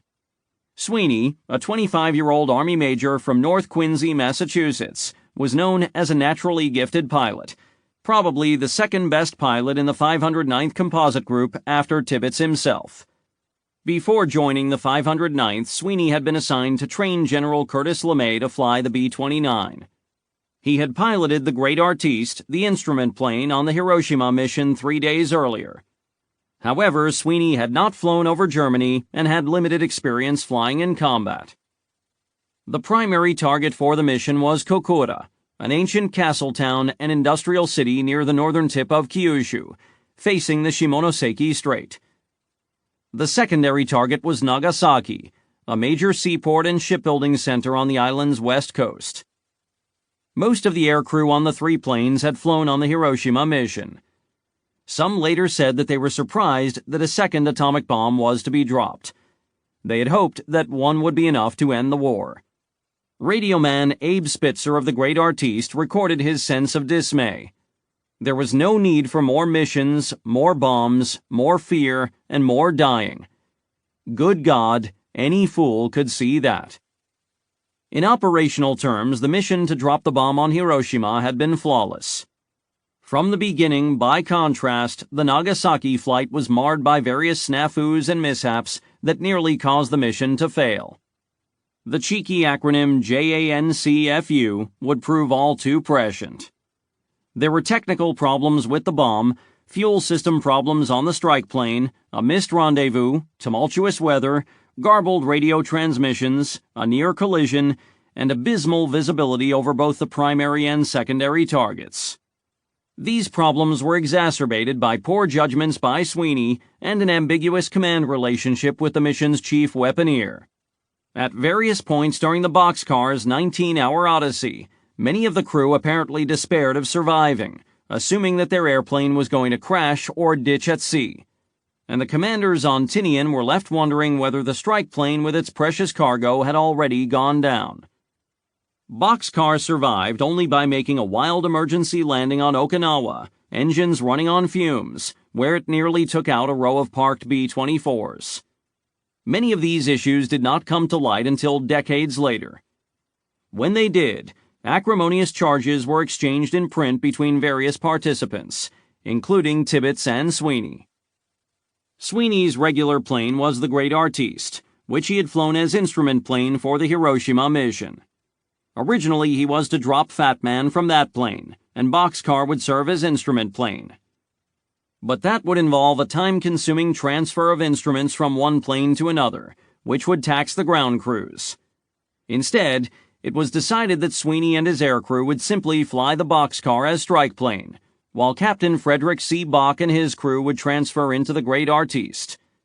William Lawrence, a New York Times correspondent assigned to fly as a passenger in the instrument plane, was never informed of this switch, and his widely read account reported that the Great Artiste had dropped the bomb on Nagasaki. This error was subsequently repeated in many histories after the war. The trouble started before the Boxcar even left the ground. At 2:15 a.m. on August 9th, as the crew was going through the pre-flight checklist, the flight engineer discovered that a fuel pump was not working. It needed a new solenoid, a job that would require several hours. The mission would have to be postponed. According to Tibbets, the reserve fuel served mainly as ballast, to balance the weight of the bomb. He did not believe that it would be needed. By Sweeney's account, Tibbets told him to make the call, and Sweeney announced that they would go. The bad pump meant that the mission would have a lower fuel budget and it would have to be managed accordingly. At 3:40 a.m., as Boxcar taxied to the takeoff line, the weather to the north was dodgy. Squalls of rain had been passing through since shortly after midnight, and flashes of lightning were seen on the northern horizon. Stormy weather was forecast along the flight route. At 77 tons, Boxcar was 30% heavier than the maximum weight recommended by Boeing. With 4 engines straining at 2,600 RPM, Sweeney lowered the flaps, pushed the throttle forward, and released the brakes. The heavy plane made a long takeoff run, requiring all the asphalt the runway had to give, and the mighty airplane with its mighty bomb left the ground only about 200 feet before crossing the rocky drop to the beach. Sweeney kept the plane level to give it speed and lift, and then commenced the long, slow climb to altitude. Few stars were visible as they droned north at 17,000 feet. The temperature outside was 30 degrees below zero. The planes were tossed sickeningly during their long flight to the rendezvous point south of Kyushu. Aboard the Great Artiste, Lawrence noticed an uncanny luminous blue plasma forming around the spinning propellers, as though we were riding the whirlwind through space on a chariot of blue fire. When he wondered aloud about it, Captain Bach explained that it was St. Elmo's fire. A few minutes after 5 o'clock, a purple glow on the horizon to starboard announced the first blush of dawn. Climbing to the rendezvous altitude of 30,000 feet, the cotton ball cumulus layer fell away below. At that height, the vast ocean below and the sky above seemed to merge into one great sphere, Lawrence wrote. I was on the inside of that firmament, riding above the giant mountains of white cumulus clouds. In Boxcar, there was no elaborate process to arm Fat Man, as there had been with Little Boy on the previous mission. The plutonium implosion lensing system was so complex that it had to be set up prior to the bombs being loaded onto the plane. Therefore, Captain Frederick L. Ashworth of the Navy, the mission's chief weaponeer, only had to climb into the Boxcar's bomb bay, remove the green safety plugs, and insert the red live plugs. Now the weapon was armed. For redundancy, it had no fewer than 8 fuses, which could be triggered by radio, radar, altitude, or contact with the ground. For all the careful preparations on Tinian, however, something was amiss. At about 7, Ashworth and his assistant noted a blinking red light that should not have been on. The light began blinking faster. For a moment they panicked, believing that the bomb might be on the verge of detonating in flight, with unfavorable consequences for the Boxcar and its crew. Working quickly with adrenaline surging, they unrolled the bomb's blueprints and studied the circuitry. Then they removed the outer casing and examined the switches. Bizarrely, given the care apparently practiced by the technicians on the ground, 2 had been set in the wrong positions. They reset the switches and the warning light went out. The 2 men replaced the casing and did not breathe a word of what had happened until decades later. Boxcar arrived at the rendezvous over Yakushima at 7:45 a.m. They were at 30,000 feet. They had been flying for 5 hours. Within a few minutes, the Great Artiste joined up on the strike plane's right wing. But there was no sign of the camera plane, the Big Stink. Another 20 minutes passed with the 2 planes circling and burning fuel. Fuel consumption was high in the thin air at that altitude, about 500 gallons per hour. Far below, they caught glimpses of Yakushima through the clouds. A round island, green and rugged, with steep mountains and plunging gorges. Sweeney made the controversial decision to keep waiting. Another 25 minutes went by, still no sign of the missing plane. Later it was discovered that the Big Stink was at 39,000 feet, the wrong altitude. Finally, after 45 minutes of circling and burning fuel, Sweeney decided to turn north and fly to Kokura, the primary target. Now the sun was well above the horizon. Boxcar and the Great Artiste flew the entire length of Kyushu south to north, over some of the largest kamikaze air bases in Japan. The 2 planes kept radio silence, but the pilot of the wayward camera plane called to Tinian. According to the various accounts, he asked, "Has Sweeney aborted?" and "Is Boxcar down?" This query was garbled, but a fragmentary radio transmission was received on Tinian and interpreted as Boxcar down. For the next several hours, commanders on Tinian believed that the plane and the bomb may have been lost at sea. As the two superfortresses arrived over Kokura, the city was shrouded in smoke and haze. Peering down through the plexiglass nose section, the crew could identify certain landmarks.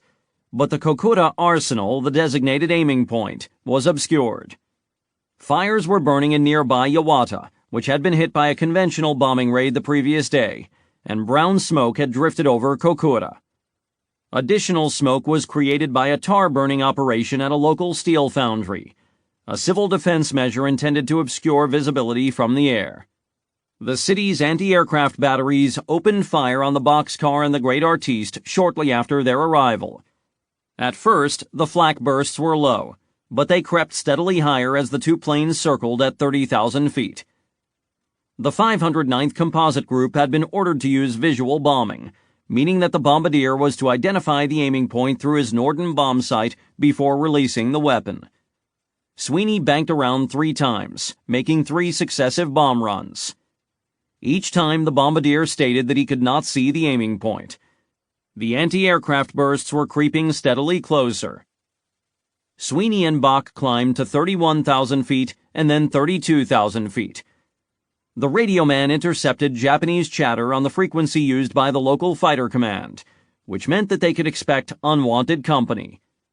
The air crews watched the fuel needles in consternation. They knew they were cutting it close. Tension rose in the cockpits of both airplanes. Many of the airmen, according to their later accounts, thought the mission was likely to fail, possibly with the loss of both planes. Incredibly, there did not appear to be clear contingency plans for this situation. Although poor visibility was a notorious problem over Japan, they did not have authority to employ radar bombing. Given that pinpoint accuracy was hardly needed for an atomic bomb, the oversight seems inexplicable. After an hour over Kokura, Sweeney decided to divert to the secondary target. He banked south and asked his navigator for a course heading to Nagasaki. While making the turn, according to Captain Ashworth, the boxcar and the Great Artiste nearly collided. Then Sweeney's elbow inadvertently brushed the cockpit selector button, which switched the intercom function to the command transmit function. A routine query intended for his own crew was transmitted from the airplane, thus breaking radio silence. The pilot of the missing camera plane, the Big Stink, received this transmission and immediately replied, "Chuck? Is that you, Chuck? Where the hell are you?" Sweeney did not reply, knowing that the Japanese were undoubtedly listening in on these wayward transmissions. He also knew that the boxcar lacked the fuel to attempt a rendezvous with the missing plane. It took only 20 minutes to complete the 100-mile flight to Nagasaki. Boxcar arrived over the city at 11:50 a.m., more than 2 hours later than the planned drop time. The airplane had been in the air for more than 8 hours, and its fuel reserve was near the point of no return. Looking down, Sweeney and his co-pilot saw with dismay that Nagasaki was fairly socked in, with 80 to 90% cumulus clouds at 6,000 to 8,000 feet. The plane did not have fuel for more than a single bomb run, but the bombardier could not see the aiming point, the Mitsubishi Steel and Arms Works. In desperation, Sweeney said that he would authorize a radar drop on his own authority. The alternative was to dump the bomb into the ocean. But as the boxcar entered the bomb run, the bombardier suddenly shouted that he had a visual fix. "I got it! I got it!" 45 seconds later, Fat Man fell from boxcar's bomb bay, and Sweeney banked hard to the right to evade. The Great Artiste followed. Again, as at Hiroshima 3 days earlier, a burst of blinding silver light flooded the interiors of the two planes, and the sky was blanched white. 2 successive shock waves, stronger than those over Hiroshima, smacked the planes and caused them to shimmy and groan. One air crewman said that he thought boxcar would be torn apart. Looking down, observers saw a sphere of purple-pink light burst through the cloud ceiling, like an air bubble breaking the surface of a body of water. William Lawrence, watching from a window in the Great Artiste, was awestruck. The sphere merged into an ascending column of dirty brown smoke and ash. and we watched it shoot upward like a meteor coming from the Earth instead of from outer space, becoming ever more alive as it climbed skyward through the white clouds. It was no longer smoke or dust or even a cloud of fire. It was a living thing, a new species of being, born right before our incredulous eyes. As the column rose higher than the altitude of the two planes, a frothing white mushroom cloud formed at the top. Below, Nagasaki had vanished in a churning cauldron of smoke, dust, ash, and fire. Gazing down through the plexiglass panels beneath his feet, Sweeney said, "All we could see was a blanket of thick, dirty, brownish smoke, with fires breaking through sporadically." The two planes circled the explosion, snapping photos and rolling cameras. As the mushroom cap spread, it appeared that Boxcar might be too close and would be engulfed by the cloud. A member of the crew shouted, "The mushroom cloud is coming toward us." Sweeney executed a second sharp right turn away from the explosion. For a few breathless minutes, the air crewmen watched the expanding cloud in dread. The boxcar cleared the hazard, but the maneuver burned additional fuel that could hardly be spared.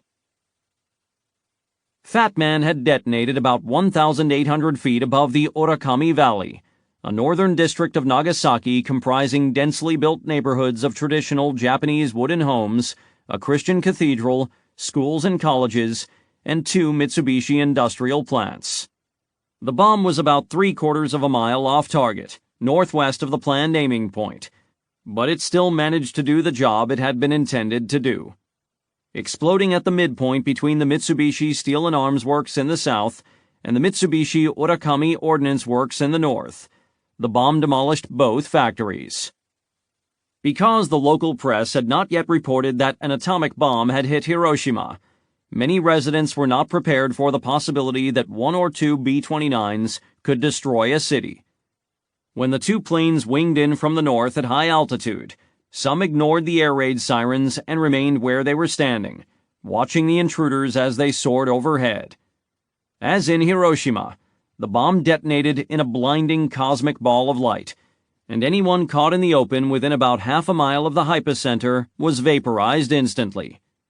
The horrors of Nagasaki faithfully replicated those in Hiroshima 3 days earlier. Those who had taken shelter emerged afterward to find a dystopian hellscape. The sun blotted out and fires advancing, the terrain reshaped and unrecognizable. As in Hiroshima, the cloud of dust and smoke overhead eclipsed the sun, and the scene was suffused in a macabre reddish glow. The region around Ground Zero was made up mostly of smaller wooden dwellings of traditional Japanese architecture, and they had been almost entirely flattened, vaporized, or burned away. Across the landscape, corrugated tin panels and steel girders, twisted and blackened, stood among endless hillocks of wreckage. Houses directly below the epicenter were smashed directly downward into the ground, their roof tiles merging into the mud and debris.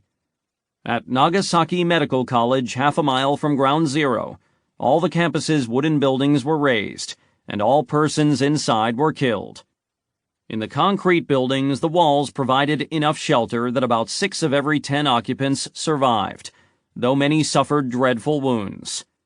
A teenaged girl cried out to her classmates as they made their way from their bomb shelter back toward their school. "Weren't there houses here when we came to the shelter?" The wounded were strewn along the roadways, trapped beneath wreckage, some limping and some crawling, some naked or nearly so, the blast wave having torn away their clothing, many immobilized and begging for water. Mizu, mizu, mizu.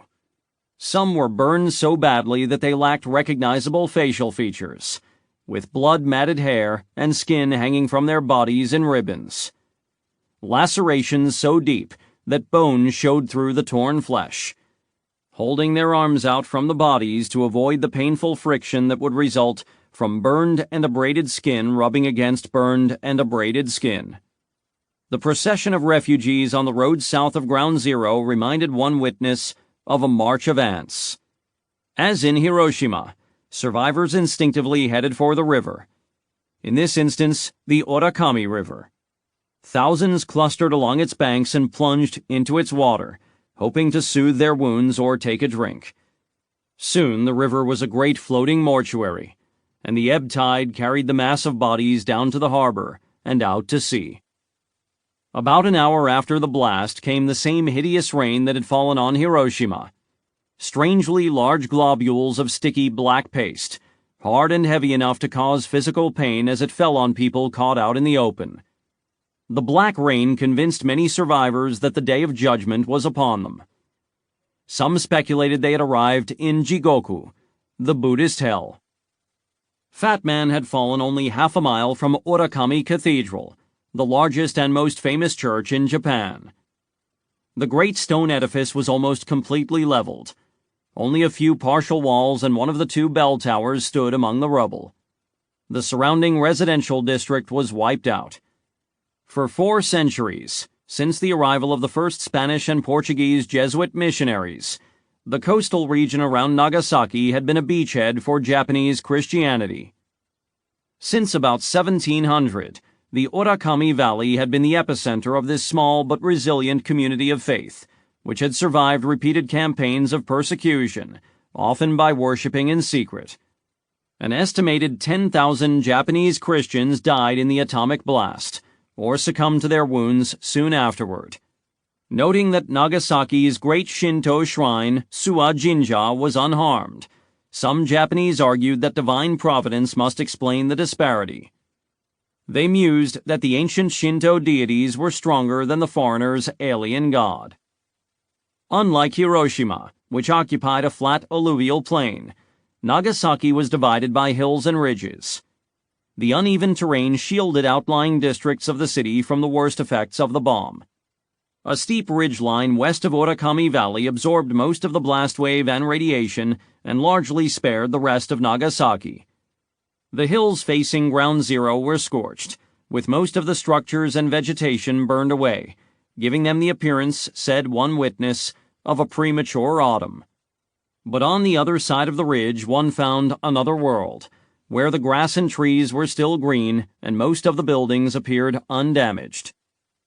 As surveyors collected data from both atomic bomb sites, it was soon clear that the Nagasaki bomb had packed a bigger punch. Fat Man's yield was about 30% greater than Little Boy's, and the bowl-shaped topography of the Orakami Valley had amplified the force of the explosion. The second bomb had done considerably more damage to comparable structures at a comparable distance from the hypocenter. As in Hiroshima, precise casualty figures were hard to pin down. It is believed that 40,000 to 75,000 residents of Nagasaki were killed on August 9th or shortly thereafter, with another 70,000 dead by the end of 1945. Low on fuel, the two B-29s had no hope of flying back to Tinian. The nearest friendly airfield was on Okinawa, a flight of 460 miles. Sweeney did not believe that he had the fuel to make it, but he would try to coax every last mile of forward progress out of every last gallon of gas. Starting at 30,000 feet, the boxcar had plenty of altitude to give up. Sweeney throttled the engines back to 1,800 RPM, from their normal cruising setting of 2,000 RPM. Then he throttled back to 1,600 RPM, which was below the engine specifications. It would place a lot of strain on the engines, potentially damaging them. But if the boxcar ran out of fuel before reaching Okinawa, the health of the engines would be moot. Assuming that they would be forced to ditch at sea, Captain Ashworth told the crew to put on their life jackets. 60 miles north of Okinawa, with the fuel needles bouncing on empty, the radio man tried to hail the control tower at Yontan Airfield. There was no response. He tried every possible frequency. Still no response. Sweeney put out a mayday call. He throttled the engines back to a virtual glide. As the airfield came into view ahead, Sweeney could see fighters and bombers in the landing circle. There was a lot of air traffic, but for some reason the control tower was not responding. The boxcar did not have fuel to fly a landing pattern. Sweeney intended to simply aim for the end of the runway and attempt a virtual dead-stick landing. But did the airfield know he was coming? "I want any goddamn tower on Okinawa," Sweeney shouted to the radioman. He repeated the Mayday call. Then he told the crew to fire flares from the overhead hatch. A crewman asked, "Which flares?" "Fire every goddamn flare we have on board." The co-pilot opened the hatch and fired 8 flares. Each one communicated a specific message, telling the control tower, for example, that Boxcar was on fire, out of fuel, and had wounded men aboard. But in this case, the flares were only for one purpose, to get the airfield's attention, and in this respect, they succeeded. As the Boxcar made its final approach, the traffic cleared. The right outboard engine coughed, sputtered, and cut out. Sweeney said, "I was now barreling in straight ahead, like a runaway freight train." He kept his airspeed up and aimed for the midpoint of the runway. Boxcar struck the pavement hard, bounced 25 feet in the air, and then settled back down. The left outboard engine quit. Airspeed was too high, about 140 miles per hour. The airplane began veering left, toward a hardstand lined with parked B-24s. Sweeney activated the reversible propellers, a feature found only on the 509th Composite Group planes, and stood on the emergency brakes. The Boxcar veered back onto the center line of the runway and finally came to a stop. As it rolled onto the taxiway, a third engine cut out. Sweeney cut the fourth and braked. He slumped back in his seat, exhausted. A tow truck would have to bring the plane the rest of the way. Boxcar had 7 gallons of fuel left in its tanks. The 8th Air Force Commander, General James Doolittle, had watched the wild landing. He had been sure the plane would crash. Afterwards, Sweeney reported to his office and explained what his mission had been. Neither man missed the significance. They were, in a sense, bookends. Doolittle had led the first air raid on the Japanese homeland in April 1942. Sweeney had just dropped the bomb that would effectively mark the end of the war. After eating a meal in the mess hall, the Boxcar's crew reboarded their plane, now refueled, for the 5-hour run to Tinian. At 10:30 p.m., the airplane landed on runway A at Northfield. The mission had lasted 19 hours. There was no welcoming party, no press, no celebrations at all. Sweeney was interrogated by Tibbets and LeMay, who concluded that he had made several bad judgments and had nearly botched the mission. They debated whether to haul him before a court of inquiry. But in the end, they decided to leave it alone. Insofar as the world knew, the Nagasaki mission had succeeded, and they preferred to keep it that way. The harrowing details of the Boxcar's near demise were not made public until decades later. In Tokyo, in a long meeting of the SWDC that morning, the Big Six found themselves evenly divided along their familiar 3-3 lines. Notably, even the 3 hardliners conceded that the war must end, and they agreed in principle to Foreign Minister Togo's proposal to initiate truce negotiations with the Allies. But they insisted upon attaching several conditions. General Anami vowed that neither he nor the army would abide an unconditional surrender. He referred to the looming threat of anarchy and even civil war, which could have been interpreted as a threat. He was backed as usual by General Umezu and Admiral Toyoda. In the midst of their deliberations at 11:30 a.m., the council was informed that Nagasaki had been hit by another atomic bomb. But the ominous news did nothing to resolve their impasse. After 3 hours of vexed debate, the two factions were deadlocked between a 1-condition and a 4-condition response to the Potsdam Declaration. All 6 men agreed that the Allies must consent to retain the Emperor and the Imperial House. The peacemakers Togo, Suzuki, and Yonai argued that this should be the sole condition. Any additional demands, they warned, would be tantamount to a rejection of the Potsdam Declaration, and the war would continue until Japan was destroyed. But the hardliners held out for 3 additional conditions. First, that there be no foreign occupation of Japanese soil. Second, that Japanese forces overseas would be withdrawn and demobilized under the command of their own officers. And third, that the Japanese would conduct their own war crimes prosecutions. In an emergency meeting of the full cabinet that afternoon, Admiral Yonai stated baldly that Japan had no chance of repelling an Allied invasion on Japanese soil. Anami countered that the Army was confident of inflicting heavy losses on the Allies as they stormed ashore, and such a blow might at least bring about the conditions for a more favorable peace. Anami added, "We will find a way to escape an impossible situation with Gyokusai, fight to the death, by 100 million people." Several civilian ministers emphasized the impossibility of fighting on, citing the woeful state of transportation, shipping, fuel reserves, the economy, and agriculture. The Home Minister, whose portfolio included law enforcement, warned of a breakdown in civil order if the public learned that surrender negotiations were underway.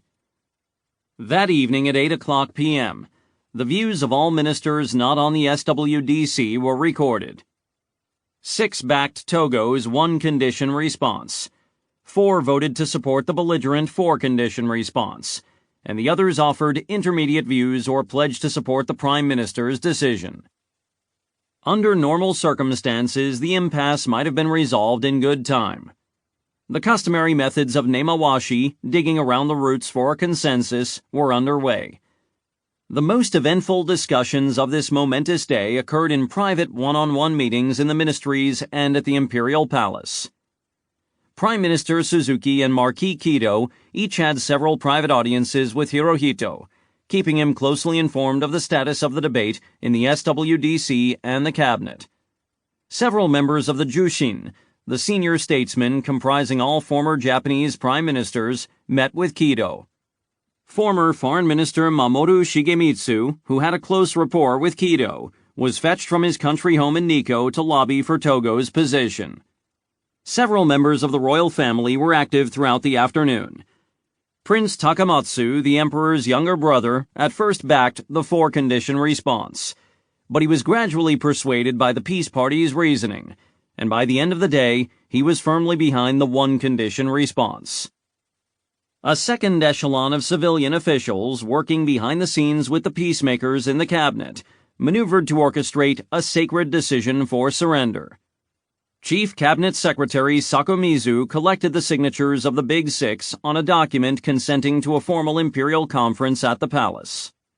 Evidently, Sakomizu led the SWDC hardliners to believe that they would simply be presenting their views to Hirohito. Had they suspected that the emperor would rule directly to break the stalemate, they could have withheld their signatures and the meeting would not have been possible. The historic late-night conference convened just before midnight in a cramped and stifling air raid shelter in the basement of the palace. The members of the council, wearing formal suits or dress uniforms and white gloves, sat in rigid wooden chairs under electric lights. The emperor, dressed in a uniform, sat facing them. Behind him was a gilded gold screen. Sakomizu read the Potsdam Declaration aloud. Drafts of 2 prospective responses, the peace party's 1-condition acceptance and the hardliners' 4-condition acceptance, were distributed to all participants. Speaking first and with great force, Togo recited the arguments he had been advancing since early that morning. There was no other realistic course, he said, but to accept the Potsdam Declaration with the sole proviso that the emperor's status be preserved. To add a litany of other conditions would be tantamount to a flat rejection of the Allied terms. Talks would break off before they had begun, and Japan would face the revolting options of suffering complete destruction or, with even greater loss of face, consenting to unconditional surrender after all. Anami replied with indignant bluster, insisting that the Japanese army was not yet defeated and would enjoy considerable tactical advantages in a battle for the homeland. The army should be allowed to beat the invader back. In the wake of such a battle, the government would possess the leverage to obtain better terms at the bargaining table. Speaking softly, Yonai supported Togo's view. The 2 chiefs of staff, Umezu and Toyoda, said they agreed with Anami, though neither seemed to possess Anami's conviction. Marquis Kido and Baron Kiichiro Hiranuma the Privy Council president, sided with the advocates of the one-condition acceptance. The debate continued for 2 hours, until everyone in the room had spoken. Suzuki withheld his opinion, perhaps because he wanted to present himself as an honest broker and he knew what was going to happen next. At 2 in the morning, the aged Prime Minister rose to his feet and faced his colleagues. "Gentlemen," he intoned, "we have spent hours in deliberation without coming to a decision, and yet agreement is not in sight. You are fully aware that we cannot afford to waste even a minute at this juncture." He turned to face the throne. "I propose, therefore, to seek the imperial guidance and substitute it for the decision of this conference." There was no constitutional precedent for this maneuver, and it seems to have stunned the hardliners. With rare exceptions, Hirohito had refrained from breaking deadlocks in his cabinets. The last time he had exercised this dubious authority was in February 1936, during an aborted army coup d'etat. Anami and his allies could have raised a point of order objection on the spot and forced the conference to adjourn before the emperor could voice his opinion. But to do so would have required a show of defiance in the man-god's presence. It would also have caused the government to fall, exacerbating the national crisis. Perhaps, in the moment, they were too dumbfounded to speak up. Or perhaps, as some have speculated, the hardliners actually wanted the emperor to rule for surrender, because they knew that no realistic alternative existed, and felt that only a firm imperial decision would compel their rebellious subordinates to fall in line. After an emotional silence, Hirohito spoke in a low voice. "I agree with the first opinion as expressed by the foreign minister," he said. He was deeply saddened by the sacrifice of so many brave and loyal soldiers and sailors, and the suffering of the Japanese people under aerial bombardment. But the sole alternative to accepting the Allied terms was national annihilation, as well as prolonged suffering throughout Asia and the world. As for the Army's proposed decisive battle in the homeland, the Emperor bluntly stated that he had lost confidence in his military commanders, because past experience had established that there has always been a discrepancy between plans and performance. The time had come, said Hirohito, to bear the unbearable, a reference to the Meiji Emperor's verdict on the tripartite intervention of 1895, when Russia, Germany, and France had pressured Japan to rewrite the peace treaty ending the First Sino-Japanese War. His grandfather's remark was a fitting precedent for Japan's current agony. Once again, a mortifying loss of face must be endured for the sake of national survival. Suzuki then said, "The imperial decision has been expressed. This should be the conclusion of the conference." Hirohito stood and left the chamber. There was no dissent. The single condition document was signed by every member of the SWDC, including Anami, Umezu, and Toyoda. Suzuki summoned the full cabinet to another emergency meeting, where the ministers ratified the decision unanimously.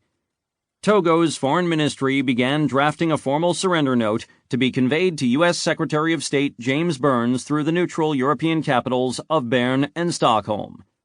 It was transmitted at 7 o'clock that morning, Tokyo time. Japan would accept the Potsdam Declaration, it said, with the understanding that the said declaration does not comprise any demand which prejudices the prerogatives of His Majesty as a sovereign ruler. Having slept not at all, General Anami returned to the grand white Art Deco-style Army Ministry at Ichigaya. He summoned his section chiefs and staff to a briefing at 9 o'clock a.m. In a muted, solemn voice, he told of the Emperor's decision. The counteroffer was on its way to the Allies, he said, and depending on the response, the Army would either fight on or accept the Potsdam terms with the proviso that the Kokutai would be retained. This shocking news was met by a rumble of angry murmurs. One young officer leapt to his feet and asked, "Is the Army Minister actually considering surrender?" Anami responded by smashing a table with his swagger stick. "The Army must remain unified and disciplined during this crisis," he said. "I have no excuse to offer for the fact that peace has been decided upon. However, Those of you who are dissatisfied and wish to stave it off will have to do it over my dead body." That last remark was no mere figure of speech, and every man in the room knew it. In acquiescing to the Potsdam terms, Hirohito had calculated that he must sacrifice the Army and Navy in order to save the core essence of the Kokutai, the emperor-centered polity or political structure. In its future post-war incarnation, the Kokutai would be stripped of its traditional military carapace. What remained would be a more purely religious model based upon state Shinto and the continuity of the imperial ancestral line. In a post-war account, the emperor explained that he had feared for the safety of the Ise and Atsuta shrines. If an invasion force should come ashore in Ise Bay and capture the two holy places, the enemy would gain control of the imperial regalia, the three sacred objects or treasures of Shinto, in which case it would be difficult to preserve the national polity. This religious belief may well have roused Hirohito and other leading figures in the royal family and the imperial household. If the military had to be sacrificed to protect the ancient Shinto traditions, so be it. Pursuant to the emperor's sacred decision, the Army and Navy would be not only disarmed and demobilized, but actually extirpated. Its leaders would be hauled before international war crimes tribunals, probably to be imprisoned or hanged. But that was not the worst of it. Most galling to the army leaders was the knowledge that the emperor had plainly stated that he no longer believed their promises. General Umezu, in despair, told General Kawabe that, since very long ago, the emperor had already lost all hope about the results of military operations. He has lost all faith in the military. In a long, anguished entry in his diary, Kawabe lamented this humiliating state of affairs, but admitted that the emperor's criticism was a picture of reality. It was true that the army had no real hope of repelling the impending invasion of the homeland, and the generals had refused to face up to Japan's hopeless predicament. Kawabe wrote, "I was bound by the feeling I do not want to surrender. I do not want to admit I am defeated, even in the face of death. With that feeling, I only directed the final operations in this war." The chastened Kawabe pledged to do his utmost to persuade the rank and file of the army to acquiesce in the emperor's decision. But it was not clear that discipline could be maintained. During the final 5 days of the Pacific War, the political situation in Tokyo was explosive. Mid-ranking officers in the Army and even the Navy maneuvered to scuttle the peace talks and laid the groundwork for a general revolt and coup d'etat. The contending hawks and doves vied to disseminate their views through the domestic and even the international news media. Officials at the Foreign Ministry arranged to have an international wire announcement in English radioed by the Domei news agency under the headline, "Japan Accepts Potsdam Proclamation." Furious Army officers then attempted to seize Domei's shortwave broadcasting equipment. On the evening of August 10th, the Army Ministry released, in Anami's name, a rousing message exhorting the troops to fight the sacred war to defend to the last this land of the gods. Even though we have to eat grass and chew dirt and lay in the field, we must fight to the bitter end, ever firm in our belief that we shall find life and death. Privately, Anami informed overseas Army headquarters that truce negotiations were underway, but until they bore fruit, the troops must fight on, even in the face of complete annihilation. Plotters drew up lists of names. Cabinet officials who were known to have supported the peace party would be arrested or assassinated. The surrender was teetering on a knife's edge. There was talk of occupying the imperial palace and declaring martial law, perhaps even taking the emperor into protective custody. A bomb was thrown over the front gate of Foreign Minister Togo's official residence. Meanwhile, the peacemakers knowingly risked their lives to bring the war to an end. Hisatsune Sakomizu was preparing a draft imperial rescript for the emperor's seal, and Kido was planning an unprecedented broadcast by the emperor announcing the end of the war. And yet, at the end of the day on August 11th, no word had been received from the Allied governments. Should the one condition be rejected, Japan would fight on to its own utter destruction.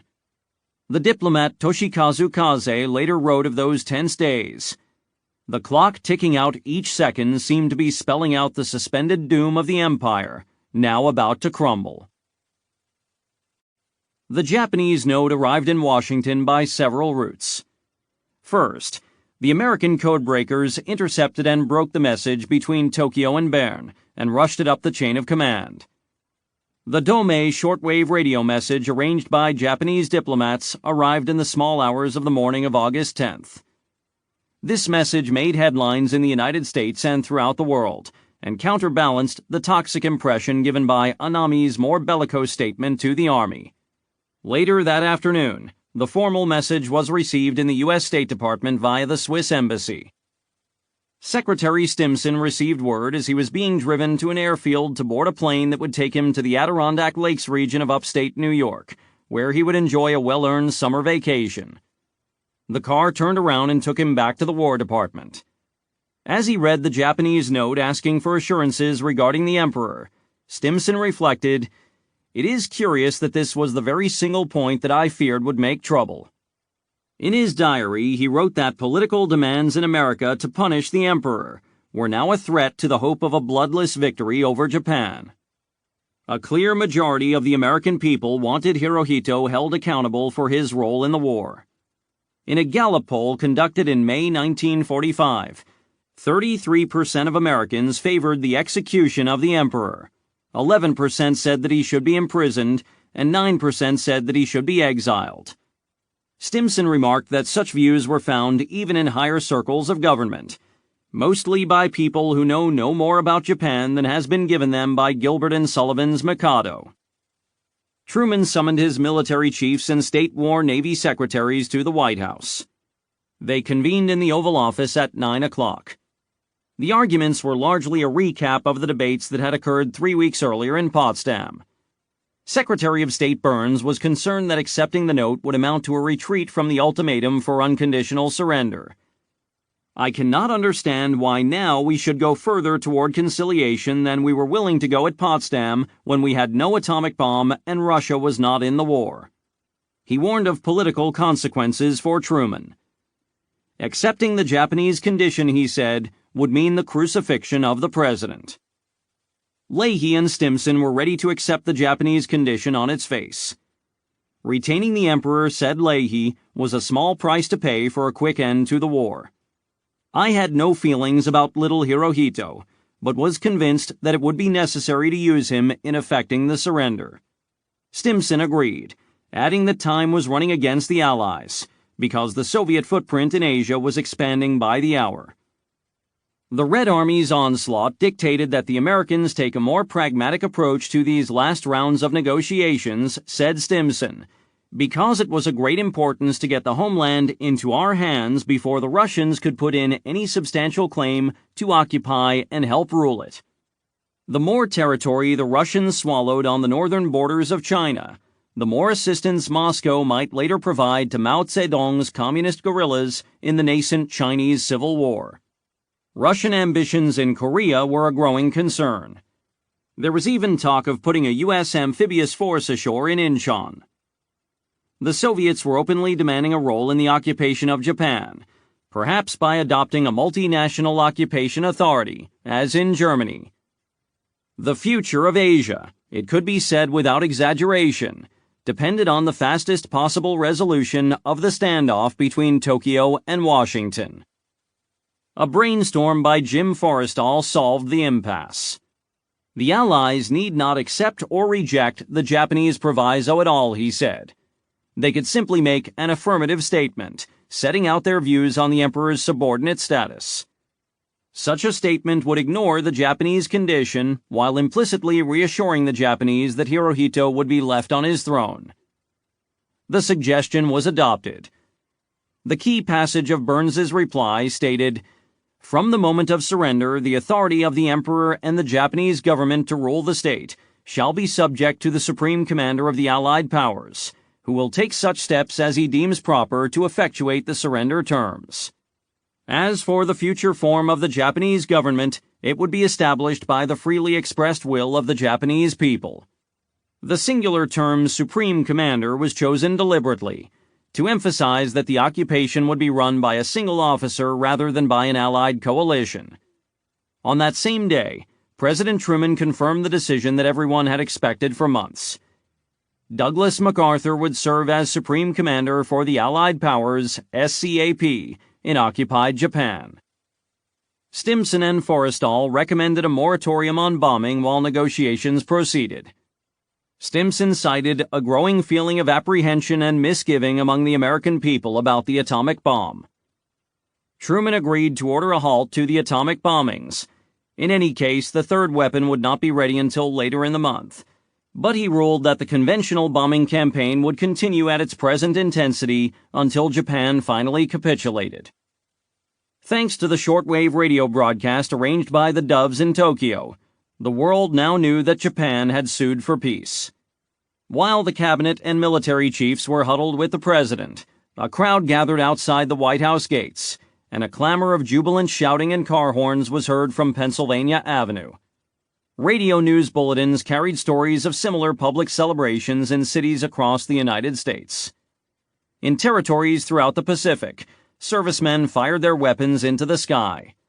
Allied warships sounded their whistles and let fly with star shells, flares, tracer fire, and anti-aircraft rounds. In Hagushi Anchorage off Okinawa, the air was so thick with celebratory flak that several sailors were killed. The Marine flyer Sam Hines remembered it as a hysterical, frightening night, a purging of war's emotions. Those ashore with an instinct for self-preservation retreated to their foxholes or trenches. The local naval base commander signaled the fleet. All firing of anti-aircraft weapons for celebrative purposes will be discontinued on receipt this message.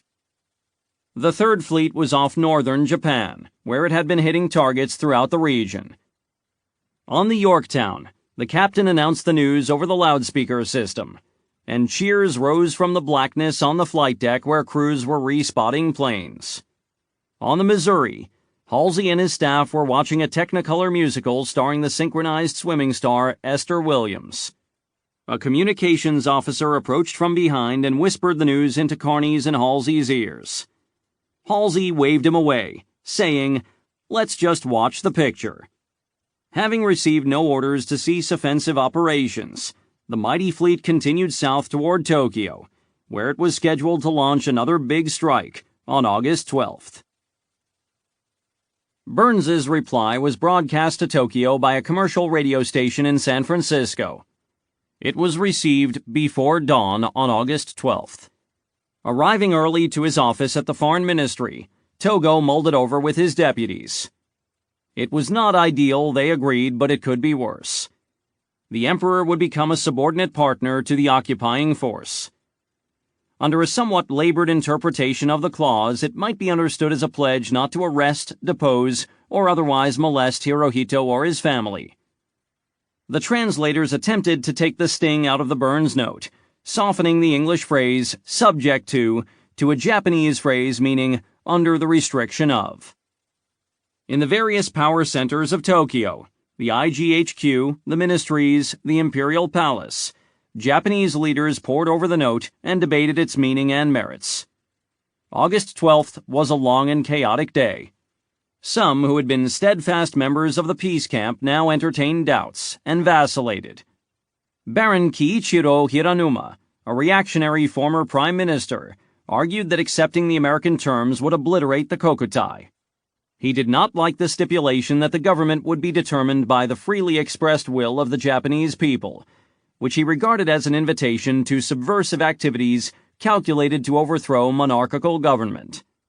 Briefly on the morning of the 12th, it appeared that Prime Minister Suzuki and Navy Minister Yonai, who had been Togo's only dependable allies on the Big Six, would be swayed by these objections.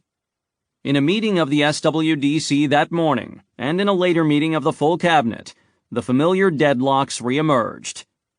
Several ministers wanted to ask the United States for a clarification of the terms concerning the emperor. Togo countered that any such response risked a rupture in negotiations, in which case Japan would be destroyed. He implied that he would resign rather than send another temporizing note to Washington. In the period between the first surrender offer on August 10th and the final capitulation on August 15th, the tone of the Japanese newspapers was vacillating and uncertain. The acceptance of the Potsdam terms had been broadcast to overseas audiences in English, but the same report did not appear in the NHK domestic broadcasts. Anami's fight to the finish message, which had been on the airwaves only 1 hour after the surrender offer, was prominently featured in both print and radio reports on August 10th and 11th. The Army Ministry at Ichigaya was a volcano. Rebellion was brewing among the younger radical officers. They spoke openly of a coup d'etat. Among the firebrands, plans were afoot to take control of the Imperial Guards and seal off the Imperial compound. They would arrest or assassinate the doves in the cabinet, declare a military dictatorship, occupy the foreign ministry, and seize control of all radio stations. Meanwhile, a stream of telegrams arrived from senior army commanders overseas, urging against surrender. General Yasuji Okamura, Supreme Commander of the China Expeditionary Army, said that it was unthinkable that his undefeated forces would surrender to their inferior Chinese foes. Army hotheads tried to release a statement over the forged signatures of the High Command, calling for an intensification of the war on all fronts. Alerted to the ruse, the Cabinet Information Board intercepted and suppressed the document before it was released to the press. Lieutenant Colonel Masahiko Takeshita, brother-in-law to Army Minister Anami, pitched plans for a rebellion to Anami, Umezu, Kawabe, and other senior Army figures. The leaders listened and equivocated, neither accepting nor rejecting the proposals. The tepid response encouraged the rebel leaders to proceed in the hope that they could later win the support of the High Command. Anami, grasping at straws, asked the foreign minister whether any hope remained of recruiting the Soviet government to mediate with the Allies. It was now 3 days since the Red Army had attacked, and it was already deep into Manchuria. General Kawabe had little sympathy for the plotters, concluding that more harm will be done than good to kick and struggle at this point. He was evidently still somewhat dazed by the revelation that the Emperor had lost faith in the army. Prime Minister Suzuki told a subordinate that there was no time to lose, because of the rapid advances of the Red Army. If we miss today, the Soviet Union will take not only Manchuria, Korea, Karafuto, South Sakhalin, but also Hokkaido. This would destroy the foundations of Japan. We must end the war when we can deal with the United States. The Army and Navy Chiefs of Staff, General Umezu and Admiral Toyoda, took the extraordinary step of submitting a joint letter to the Emperor. Acceptance of the surrender terms spelled out in the Burns note, they warned, may lead to a situation that cannot be controlled. It is very awful to say this, but this means that it will reduce this imperial nation to a vassal status that we should never accept. To address themselves directly to the throne in such a manner was a scandalous breach of protocol, and would have ended their careers in ordinary circumstances. By imposing his will on the government, however, Hirohito had already abrogated an even more important protocol. A furious Yonai hauled Toyoda into his office and upbraided him.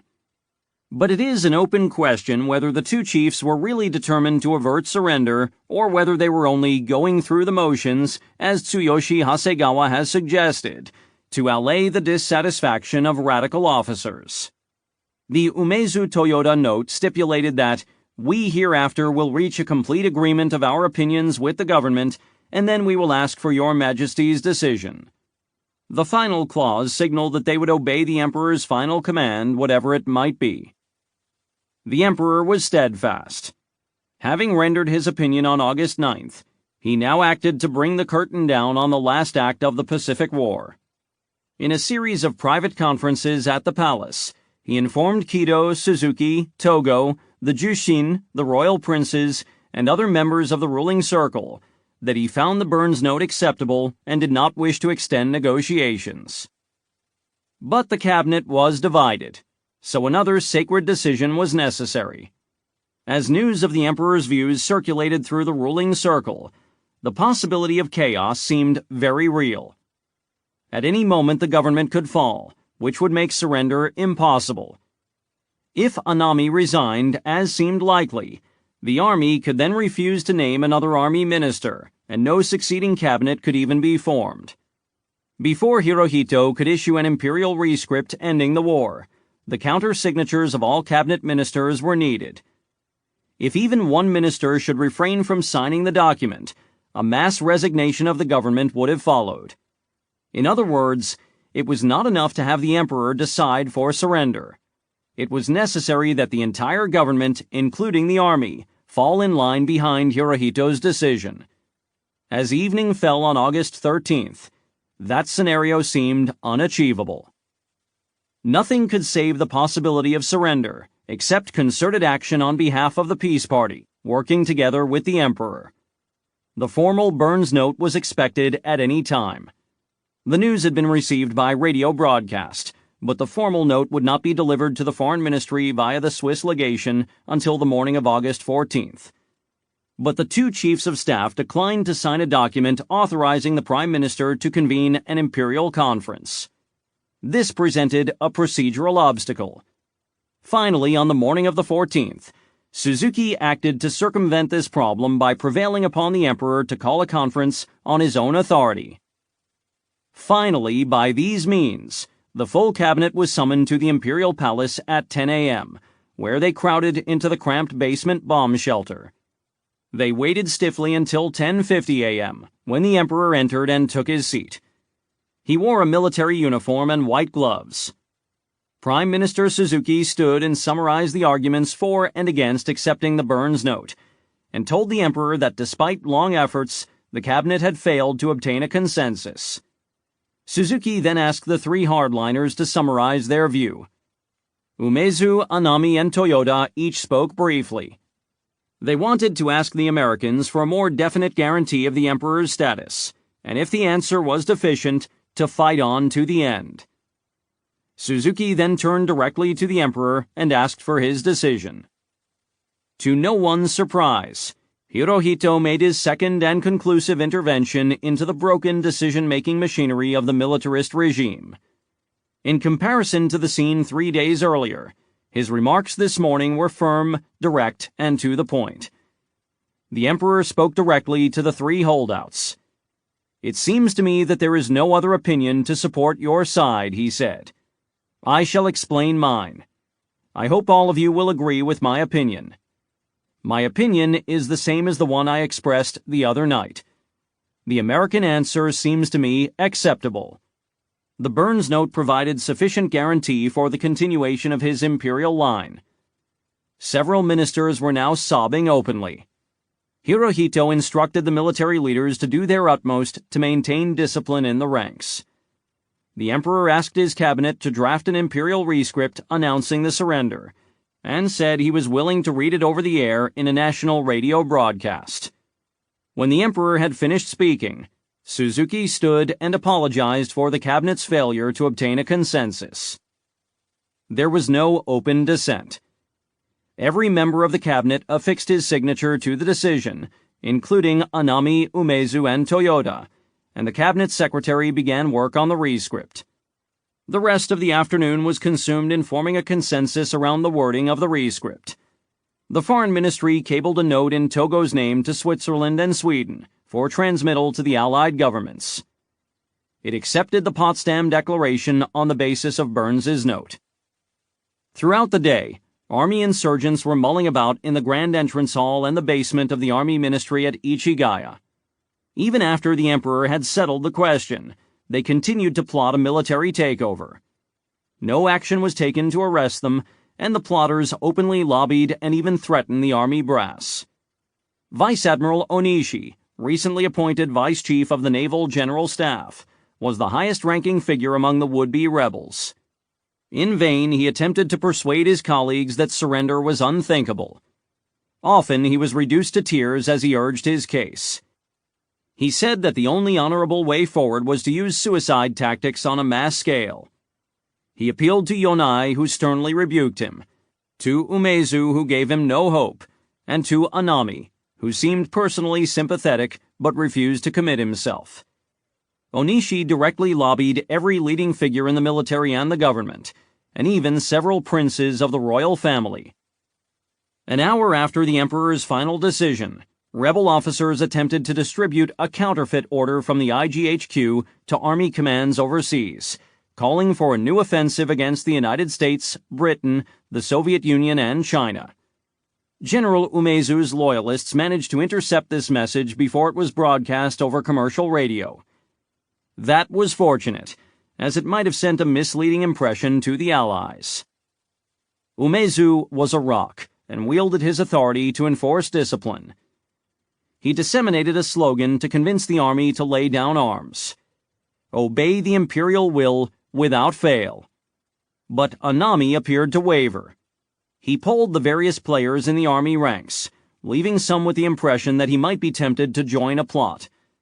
The major regional army headquarters in the capital, the Eastern Army, would have to back the revolt if it was to have any chance of succeeding.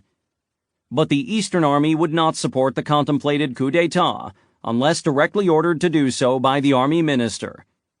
The order would have to be in writing and signed by Anami himself. But Anami was unwilling to put his signature on a document that contradicted the emperor's clear will, to say nothing of the several other documents that Anami had already signed. The Japanese refer to the attempted coup d'etat on the last night of the Second World War as the Kyujo incident. Ringleaders Kenji Hatanaka and Jiro Shiizaki, officers at the Army Ministry, led a battalion of rebels into the Imperial Palace. Lying brazenly, Hatanaka and Shiizaki told the commander of the 2nd Imperial Guard Regiment that the top brass had ordered the palace sealed off from the outside.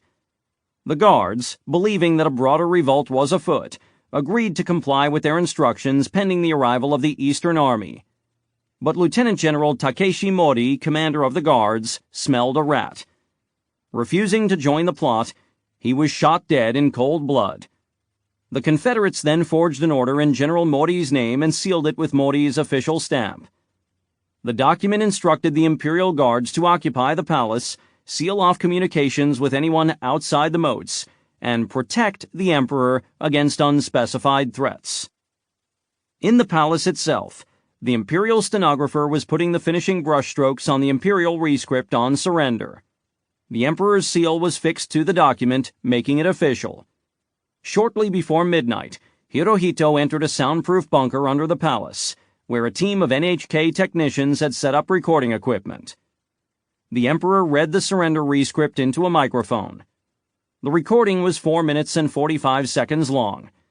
The English translation, broadcast overseas the same day, totaled just 652 words.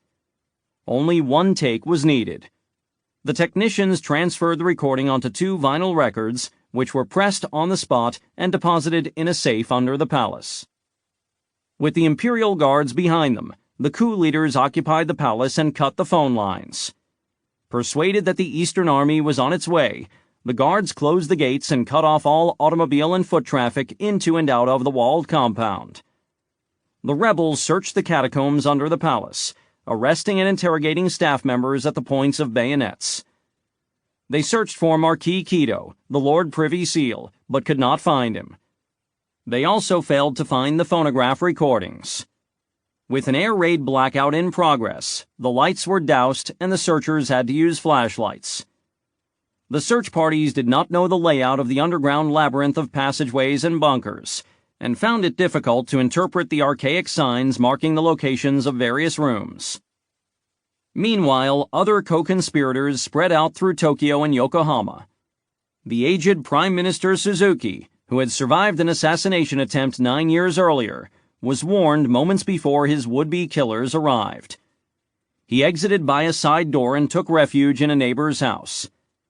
In frustration, the intruders machine-gunned his office and set it afire. Rebels went to Anami's official residence and attempted to convince the army minister to join their coup. When Anami refused, they did not bother to assassinate him. He already intended to take his own life by ritual disembowelment. Baron Kiichiro Hiranuma's home was also invaded. Like Suzuki, he escaped shortly before the arrival of the rebels. Other detachments occupied the major radio stations, intending to intercept the Emperor's surrender recording before it could be broadcast to the nation. As dawn approached, Hatanaka and Shiizaki realized that their options were limited. No general or admiral had committed to support the revolt.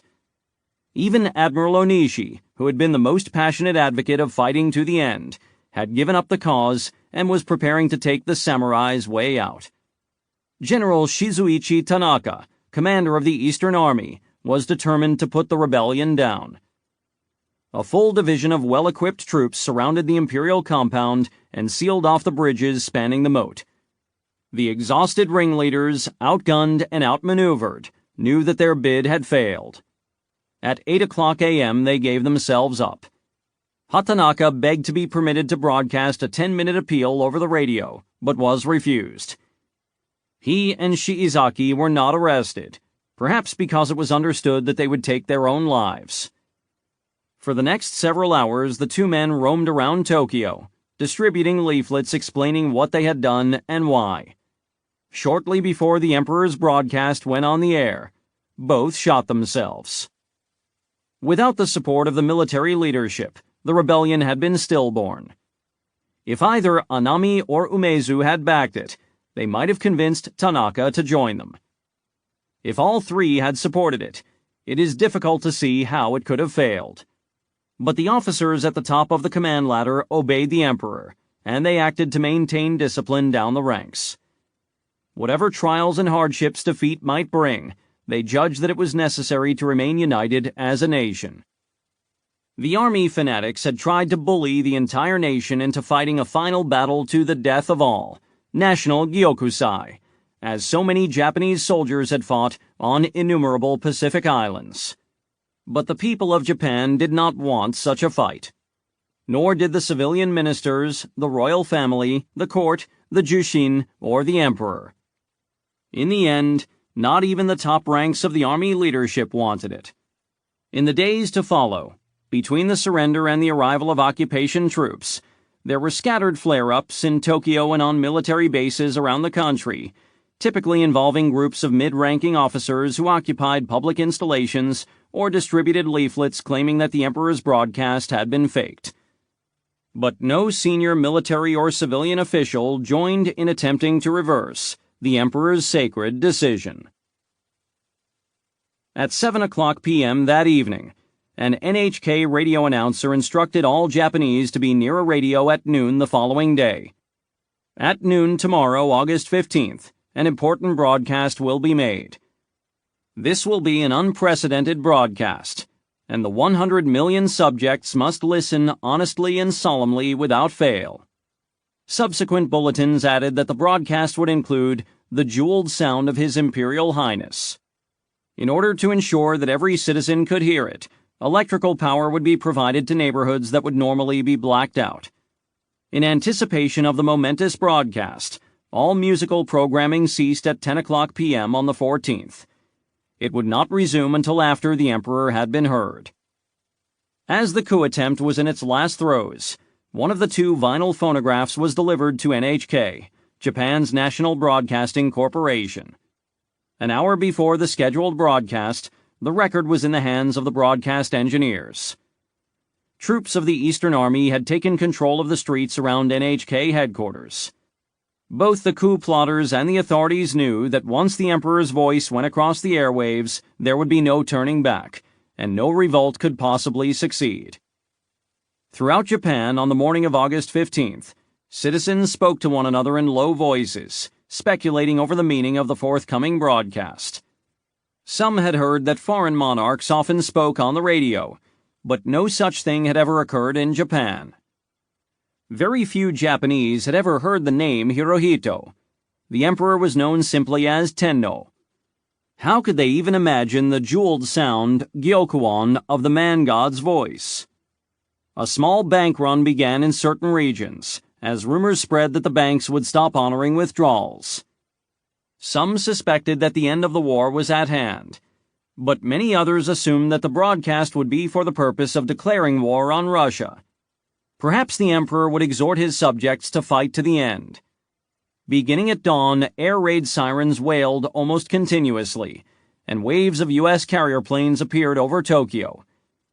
Halsey's Third Fleet had launched one of its largest strikes of the war. As before, we had no way of knowing how things really stood, recalled Michio Takeyama. We knew only what we saw and heard within our own narrow radius. In fear amid the chaos, we could only conjecture and surmise from the rumors, yet we could tell from the newspapers that something was afoot. In outlying rural communities, there might be only one radio in a village, so the entire community gathered in an outdoor space. A street, a park, a school playground. In the cities, neighborhood associations connected radios to loudspeakers. Friends and neighbors gathered in private homes. Many workers came home so that they could listen to the broadcast with their families. In factories, in offices, in schools, in military barracks, the Japanese gathered around the radios, solemn and reverent, with heads bowed and hats in hand. Some knelt, murmuring timorously, "Please let us hear." The NHK transmitted dead air, punctuated occasionally by solemn announcements confirming that the special broadcast would begin at noon. At 11:59 a.m., air raid sirens churned briefly and then fell silent. The audiences listened with breathless intensity. The streets fell dead silent. In many places, the summer cicadas warbled loudly, and people cocked their heads to hear. At the NHK studios in Tokyo, a technician dropped the needle on the phonograph and then stood and bowed his head. A voice came across the airwaves. It was faint, reedy, and tremulous. Many found it difficult to follow amid a hiss of static. It began, "To our good and loyal subjects." After pondering deeply the general trends of the world and the actual conditions obtaining in our empire today, we have decided to effect a settlement of the present situation by resorting to an extraordinary measure. We have ordered our government to communicate to the governments of the United States, Great Britain, China, and the Soviet Union that our empire accepts the provisions of their joint declaration. The language was archaic, an obscure dialect of the ancient Japanese imperial court. Even highly educated Japanese found the speech cryptic and perplexing. Those who had received less schooling were completely baffled. Akio Morita, a young Navy lieutenant and future co-founder of the Sony Corporation, found the language difficult to comprehend. But he knew it was the Emperor as soon as he heard the voice. And even though we couldn't follow the words exactly, we knew what the message was, what he was telling us, and we were frightened and yet relieved. To Naval Aviator Takeshi Maeda, it seemed like the cicadas stopped making noise momentarily. The Emperor continued.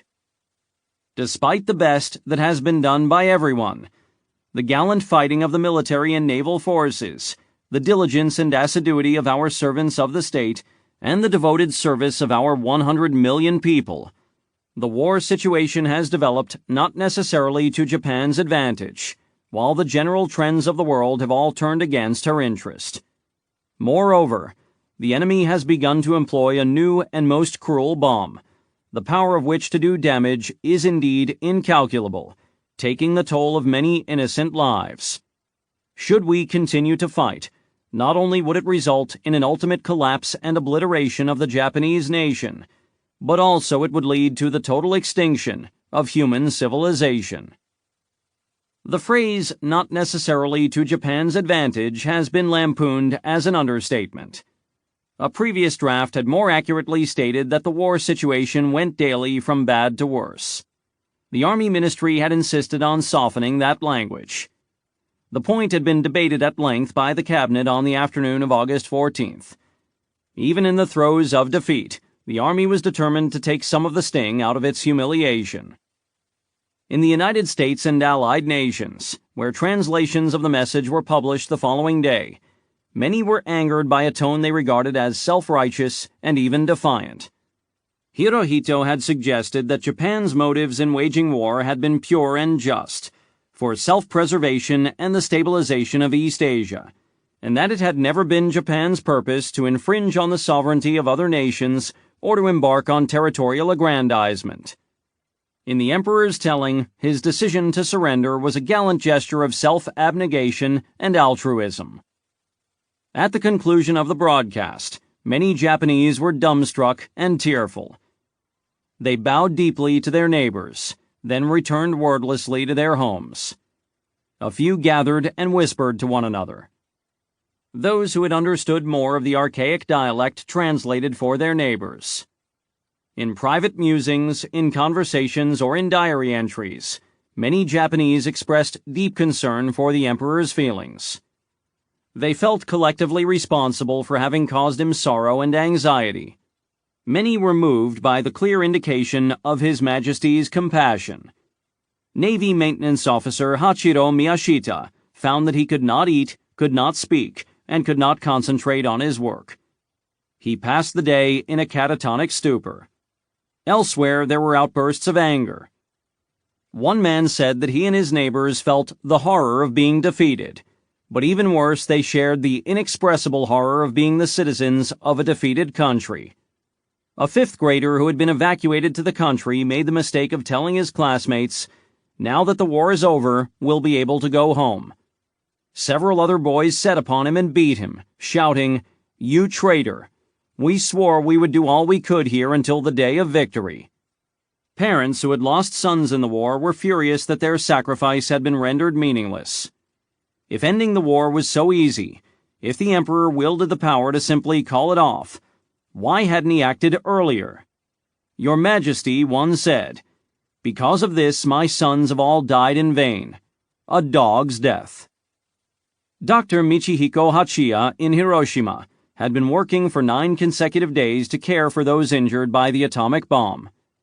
After listening to the emperor's broadcast, many of the patients in his ward burst out in anger. They shouted, "How can we lose the war? Only a coward would back out now. I would rather die than be defeated. What have we been suffering for? Those who died can't go to heaven in peace now." Dr. Hachiya noted that many who had expressed defeatist sentiments after the bombing now demanded that the fight should go on, as if they could not make sense of their terrible burns and the loss of loved ones, unless the entire nation immolated itself in a final battle. The one word, surrender, had produced a greater shock than the bombing of our city, the doctor wrote in his diary. "The more I thought, the more wretched and miserable I became." But the emperor had expressed his will, and there was no opposing him. Most public anger was turned against the government and the military leadership. Some decried the leaders who had prevailed upon the emperor to surrender. Others condemned the same leaders for having plunged Japan into a reckless and catastrophic war. Many were fearful, assuming that they were to be enslaved by the Allied victors. Shaking their heads, they simply repeated the inconceivable fact again and again in a daze. "We've been defeated." And they asked one another with wide eyes, "Now that we have been defeated, what will happen?" No one knew, but it was easy to imagine the worst, especially for those who had some inkling of how Japanese forces had behaved in China, Malaya, the Philippines, and elsewhere. Yet many others felt a dawning sense of relief. The air raids would finally end. They would not have to fight off an invading barbarian army with kitchen cleavers and bamboo spears. Perhaps the government would reopen the bathhouses, and they could all wash off the accumulated filth. Even on the night of August 15th, the first night of the peace, air raid regulations were relaxed and electric lights were left on after dark. People took down their blackout shades. Hisako Yoshizawa, a secretary living in Tokyo, wondered how her neighbors were taking the momentous news, and concluded that an unmistakable brightness in their faces told the story. On military bases, discipline broke down. Soldiers refused to take orders. Young hotheads vowed, "We'll behead the evil subordinates of the emperor." Those posted overseas felt a keen desire to get home, to protect their families against the incoming army of occupation. They planned to desert the military as soon as they reached Japanese soil. Enlisted men who had been physically abused by their officers took the opportunity to exact revenge. One soldier who had expressed defeatist sentiments recalled, I cheered that I had been right, and I was hit by an officer. I hit him back. A nurse at an army hospital in Tochigi Prefecture watched several officers crying, "Forgive me, while being beaten by their own men. In a calmer frame of mind, Japanese servicemen considered whether it was their duty to kill themselves. Many did not relish the thought of returning home in defeat after so many others had given their lives. They did not expect to be greeted warmly by their neighbors, perhaps not even by their families, because they would be bearing the dishonor of defeat. Shoji Tsuchida, a kamikaze pilot stationed at Tachiarai Air Base, had expected to fly his last mission on the same day as the Emperor's broadcast. He wrote in his diary, "I feel the evanescence of the fate of defeat. The eyes of locals seem to be appealing to us for something, but the truth is that we have been stained with the stigma of defeat." At Imperial Headquarters in Tokyo, officers were divided over whether or not they should comply with the surrender order, launch a guerrilla resistance movement in the mountains, or kill themselves. Many vowed to fight or die by their own hands. But one young lieutenant remarked, "Dying is the easier thing to do. Consider living under the ugly enemy. It will be harrowing and painful. It will not be easy to live through the dark ages and to transmit our culture to the next age. But if this is not done, there will not be an age when the Japanese people are truly awakened." Some who had given up all hope of surviving the war now realized with a surge of elation that they had been granted a second life. The Emperor's statement had clearly absolved them of responsibility for the nation's defeat, and had summoned them to the work of rebuilding a peaceful Japan. To defy surrender would dishonor his will and subvert his authority. The rescript had included this stern injunction, an echo of Meiji's imperial rescript to soldiers and sailors. Beware most strictly of any outbursts of emotion that may engender needless complications, and of any fraternal contention and strife that may create confusion, lead you astray, and cause you to lose the confidence of the world. In the end, with surprisingly few exceptions, the great majority of Japanese officers and enlisted men of all ranks chose to live. "I thought of committing suicide but was unable to go through with it," a soldier in southern Kyushu later admitted. "I'll be reborn 7 times and attack America, I vowed. With this, I permitted myself to continue living." General Anami was one of the exceptions. He did not hear Hirohito's broadcast. He spared himself that mortification by taking the samurai's way out in the early morning hours of August 15th. He had been up all night, drinking sake and entertaining visitors, refusing to give any support to the attempted military coup d'etat that was unfolding at the Imperial Palace. At dawn, the well-sodden general composed his traditional poem upon departing the world. With a few brushstrokes, Anami kept it simple. "Not even a half word to be left behind, for benevolence has been bestowed upon me by His Imperial Majesty, the Emperor." Then he plunged a short steel blade into his own abdomen up to the hilt, and carved through his viscera, left to right. The blade severed the descending aorta, causing massive hemorrhaging into the abdominal cavity. He died slowly, painfully, and in the traditional Japanese view, honorably. One night later, Admiral Onishi performed the same gory ritual, thrusting the knife into his belly and carving out his own bowels. Many officers came to visit him in his death throes, but he refused their offers to put him out of his misery. It took him 15 hours to bleed out. Lying in a pool of his own blood, this most warlike of hardliners told the young officers who visited him that they must obey the Emperor and follow his instructions to strive for the peace of the world. General Shizuichi Tanaka, who had played a crucial role in putting down the August 14th to 15th rebellion, shot himself on August 24th, the day the first advanced detachments of U.S. occupiers set foot on Japanese soil. General Hajime Sugiyama, who had preceded Anami as army minister, shot himself on September 12th. His wife Keiko killed herself a day later. General Tojo, the little Mussolini who had led his nation into a disastrous war, tried and failed to take his own life on September 11, 1945. As U.S. troops knocked on his front door intending to arrest him as a war criminal, Tojo peeked out of a second-story window. Realizing that he was cornered, he retreated into his study and shot himself in the chest. The wound was serious but not mortal. His captors rushed him to a hospital where surgeons sewed up the wound and replaced his lost blood through an intravenous feed. The failed suicide was considered by Tojo's countrymen as the crowning ignominy of his odious career. He made a full recovery, only to be convicted of war crimes and hanged in 1948. From his 5th Air Fleet headquarters in Kyushu, Admiral Matome Ugaki had at first refused to believe the hateful news that the Emperor had decided for surrender. After receiving confirmation by telephone from the Combined Fleet Command Bunker in Hiyoshi, he wrote in his diary that the leaders in Tokyo were nothing but selfish weaklings who don't think seriously about the future of the nation and only seek immediate benefits.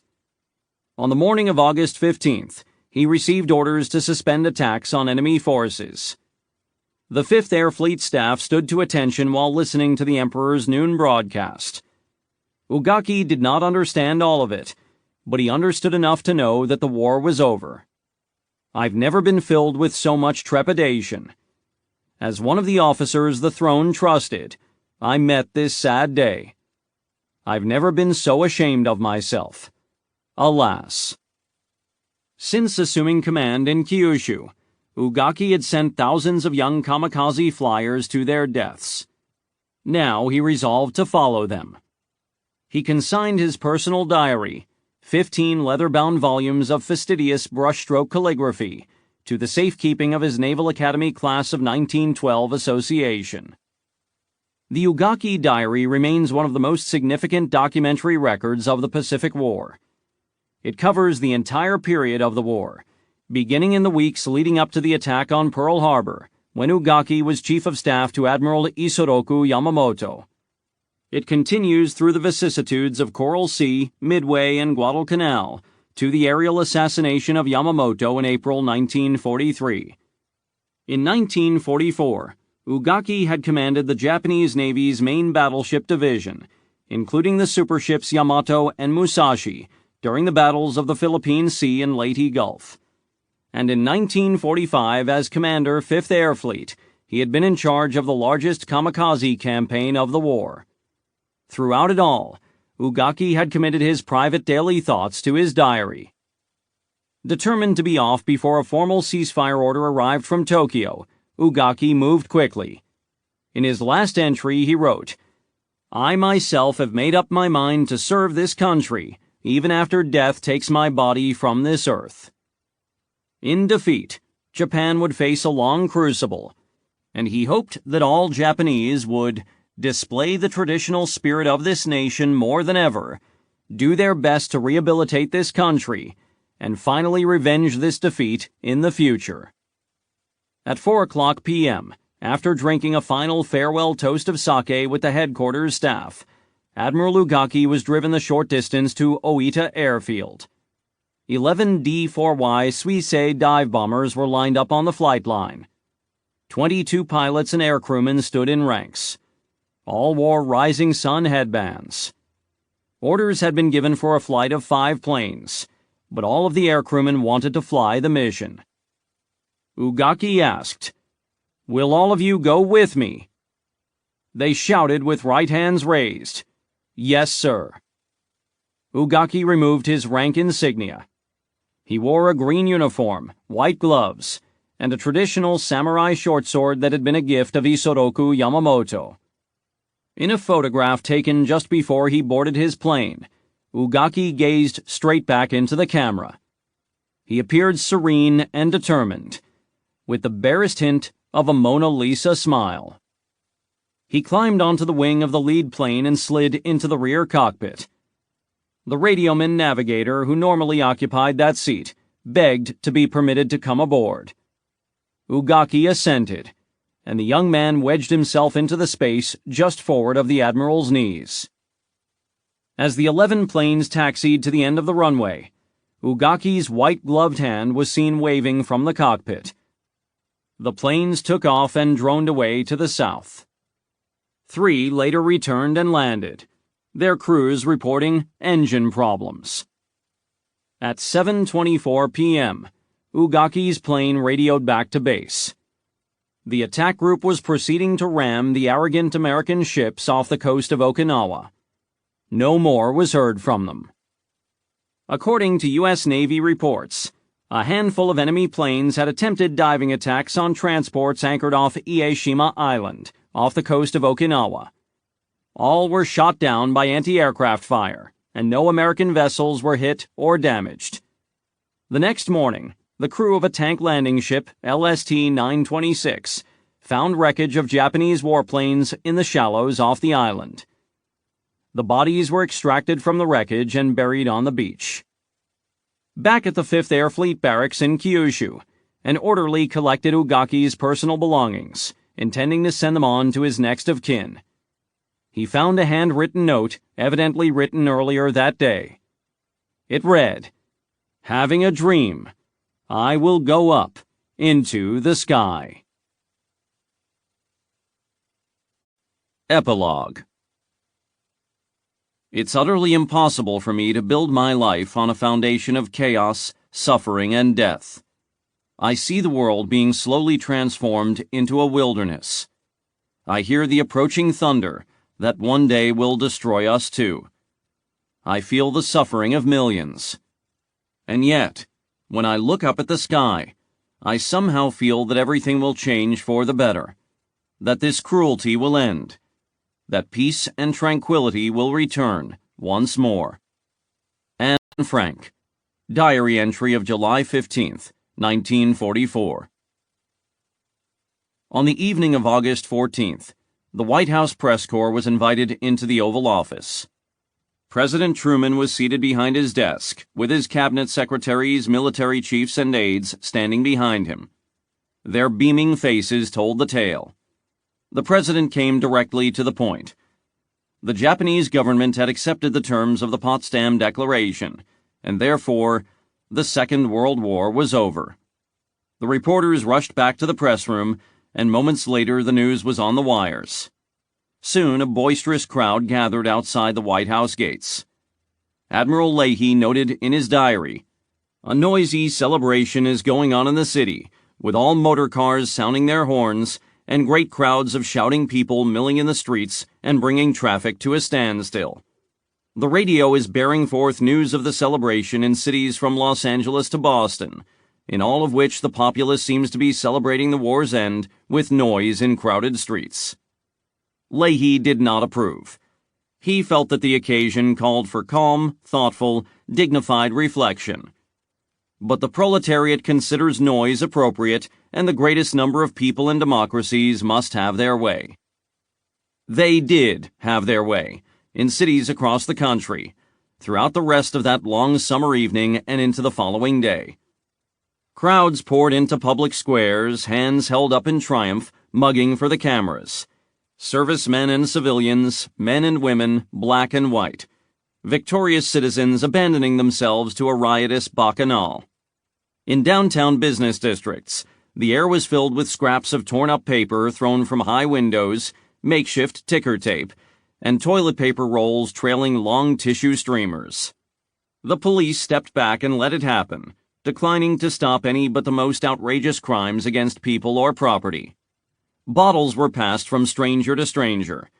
Automobiles inched forward, blocked by surging mobs, and people clambered onto the roofs and hoods, converting every passing vehicle into an impromptu parade float. In New York, a crowd of 60,000 poured into Times Square, where the electronic billboard on the angled building between Broadway and 7th Avenue was flashing, "Japs Surrender." A Life magazine photographer snapped an iconic photo of a sailor kissing a nurse. Hal Buell, a Navy lieutenant who had flown a dive bomber for 3 years in the Pacific, found himself trapped in a packed mass of delirious New Yorkers. And because he was wearing his uniform, He was patted, pawed, kissed, and cheered. He accepted a bottle of beer from a woman who shouted into his ear, "The war is over, and my son is alive." Buell and a fellow officer staggered through Manhattan that night, from one bar to the next, and no one let them pay for a drink. In Los Angeles, a citizen remembered, "The celebrating was unbelievable. People were dancing in the streets, all of the stores were closed, and everybody joined in the celebration. Some streets were blocked off completely. You could only drive at a snail's pace, if at all." In Portland, Oregon, a woman recalled, "The hotel where we were staying just fell apart. There was no room service, no phone operators. Everybody was just running around out in the streets. It was chaos, just total chaos. A lot of people drinking, staggering around." Patricia Livermore, who was visiting San Diego, wandered around the city and got caught up in the celebrations.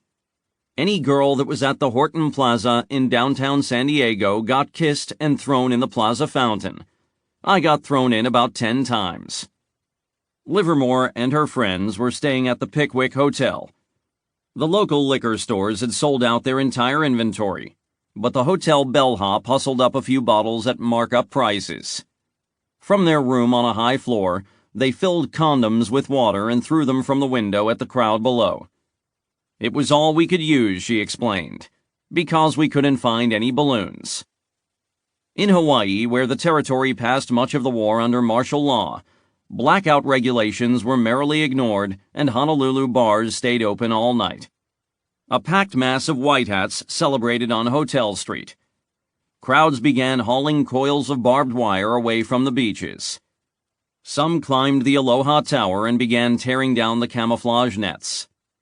The MPs, Shore Patrol, police, and National Guardsmen either stood aside or joined the fun. In downtown San Francisco, VJ Day celebrations took a darker turn. As darkness fell, drunken civilians and servicemen battled police on Market Street. The mob smashed storefront windows, overturned cars, and preyed upon innocent citizens. 30 streetcars were disabled or destroyed. According to the San Francisco Chronicle, windows are crashing from 6th to 3rd Streets. The police and Shore Patrol are unable to and not trying to stop it. There is barely 5 minutes without the clatter of plate glass punctuating a steady roar of voices and the explosions of firecrackers. Overwhelmed by numbers, pelted by bricks and bottles, the police retreated. 2 hours later, reinforced by MPs and Shore Patrolmen, they advanced up Market Street together in a line abreast, swinging their batons. Much of the mob scattered along side streets. Those who stood their ground were beaten, arrested, and thrown into paddy wagons. 11 people were killed and about 1,000 injured. This victory riot, as the hometown newspapers called it, was the deadliest in San Francisco's history. But the mayhem received almost no national press coverage and was quickly forgotten.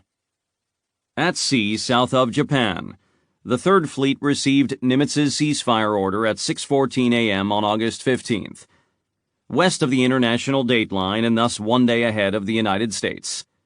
Before dawn that morning, Task Force 38 had launched hundreds of warplanes to hit Tokyo, and the first wave was already over the Japanese capital, dropping bombs and firing rockets. The American airmen found Japanese fighter resistance unexpectedly fierce, calling it the most determined air opposition since the Okinawa operation. 7 U.S. aircraft went down in air combat on the morning of VJ Day, and another 2 were lost to accidents. The others turned for home and were back aboard their carriers by 11 o'clock. At noon, the Missouri sounded her whistle and siren for 1 full minute. Her battle flags and Admiral's 4-star flag were broken out at the main. Halsey ordered a signal run up. Well done. He told the carriers to stow their attack planes on their hangar decks so that the flight decks could be reserved for defensive fighter operations. The combat air patrol was reinforced. Halsey was not convinced that the peace would stick, and even if the Japanese government really meant to surrender, there was every reason to expect kamikaze attacks by defiant pilots. In a message that prompted hearty laughter throughout the fleet, he ordered the Hellcat and Corsair pilots to investigate and shoot down all snoopers, not vindictively, but in a friendly sort of way. Halsey's wariness was well-founded. 20 minutes later, radar scopes detected inbound bogies. The Combat Air Patrol and picket destroyers shot down 8 Japanese warplanes during the next several hours. The last, at 2:45 p.m. on VJ Day, drew the final curtain on the Third Fleet's war. The fleet did not fire another shot in anger. General MacArthur, as Supreme Commander for the Allied Powers, SCAP, lost no time in asserting his authority. His headquarters in Manila began broadcasting directly to Tokyo on several frequencies, issuing instructions regarding communications, disarmament, release of Allied prisoners, a formal surrender agreement, and the forthcoming arrival of occupation forces. He directed that a competent representative authorized by the Emperor should fly into Manila to confer on these matters. No one could say whether the rank and file of the Japanese Army and Navy would obey the Emperor's surrender edict. The first occupation units might have to fight their way into Japan after all, or short of that, they might find critical installations sabotaged or booby-trapped. The troops would have to be prepared for all contingencies, but they would also have to pour into the defeated nation quickly, so that a critical mass of strength could be obtained. The great movement of forces would involve every branch of the service: Army, Navy, Marines, and the Army Air Forces, staging from both MacArthur's and Nimitz's theaters. The needed ground forces were scattered across Okinawa, the Marianas, and the Philippines, where they had been preparing for the Operation Olympic landings on Kyushu. The Third Fleet, still at sea off Japan, was assigned to enter and secure Tokyo Bay, including Yokosuka Naval Base. Because of the press of time, the Yokosuka landing force would have to be assembled using Marines and bluejackets already at sea with the fleet. Without knowing the state of the facilities ashore, they would have to be accompanied by electricians, carpenters, plumbers, police, doctors, interpreters, and, Mick Carney recalled, all the 101 other things that go to make up the daily life in a civilized community, in this case superimposed by military authority. The 11th Airborne Division would fly into Atsugi Air Base, southwest of Tokyo, in a massive airlift beginning on August 26th. The Army Air Transport Command planned to send 300 C-54 transports into Atsugi per day, the largest airlift of the war. But the big 4-engine planes would be landing at an airbase that had suffered months of heavy aerial bombing, and most of the ground installations had been reduced to rubble. The logistical challenge was stupendous. The paratroopers would be flying into an airfield that was, as of VJ Day, a hotbed of militarist sedition and rebellion. Immediately following Hirohito's broadcast, Japanese airmen at Atsugi had vowed to climb into their planes and launch suicide attacks against the U.S. fleet. Officers who attempted to restore discipline were attacked and beaten. The air base was pandemonium itself, recalled Saburo Sakai. Many of the pilots were blind drunk, shouting and cursing wildly. In the capital, meanwhile, rebellious army units seized Ueno Hill and Atago Hill near the city center and urged the rest of the army to join their revolt. Demonstrations and mass suicides took place on the plaza outside the Imperial Palace. Admiral Yonai was deeply worried that military discipline would break down and that Japan would descend into chaos. He finally managed to put down the mutiny at Atsugi by persuading Prince Takamatsu, the Emperor's brother, to visit the base in person. Yonai also mobilized naval base troops at nearby Yokosuka and sent them in to occupy Atsugi, where they removed the propellers from the aircraft. During my long career as Navy Minister, Yonai later said, I probably never worried so much as I did during the period from the 14th to about the 23rd of that month. During the same week, however, it was becoming clear that the Japanese government, including the top echelon of the military, was committed to surrender in good faith. Radio messages between Tokyo and Manila were brisk, clear, and courteous in tone. The Japanese readily submitted to MacArthur's instructions. often requesting clarification in such a way as to confirm that they were committed to full and rigorous compliance. On August 17th, 2 days after his more famous surrender broadcast, Hirohito issued a second imperial rescript in the form of a direct order to the armed forces, instructing them to comply with our intention and to maintain a solid unity and strict discipline in your movements. Prince Naruhiko Higashikuni, appointed that day as interim prime minister, declared that no action or words in violation of His Imperial Majesty's instructions is to be permitted any one of his subjects. Members of the imperial family were dispatched to bases and headquarters all across Asia, acting as personal representatives of Hirohito, to ensure that all overseas Japanese armies laid down arms. When Tokyo requested safe conduct for the aircraft transporting these emissaries, MacArthur quickly assented. In obedience to MacArthur's instructions, a Japanese truce delegation flew to Manila on August 19th. It was headed by General Kawabe, Umezu's deputy on the Army's Imperial Headquarters staff. A conference at Manila City Hall was formal but civil. The Americans gave detailed instructions concerning the disarming of warplanes and warships, the securing of ordnance and weapons, the evacuation of Allied prisoners, the establishment of navigational lights and buoys, and the clearing of mines.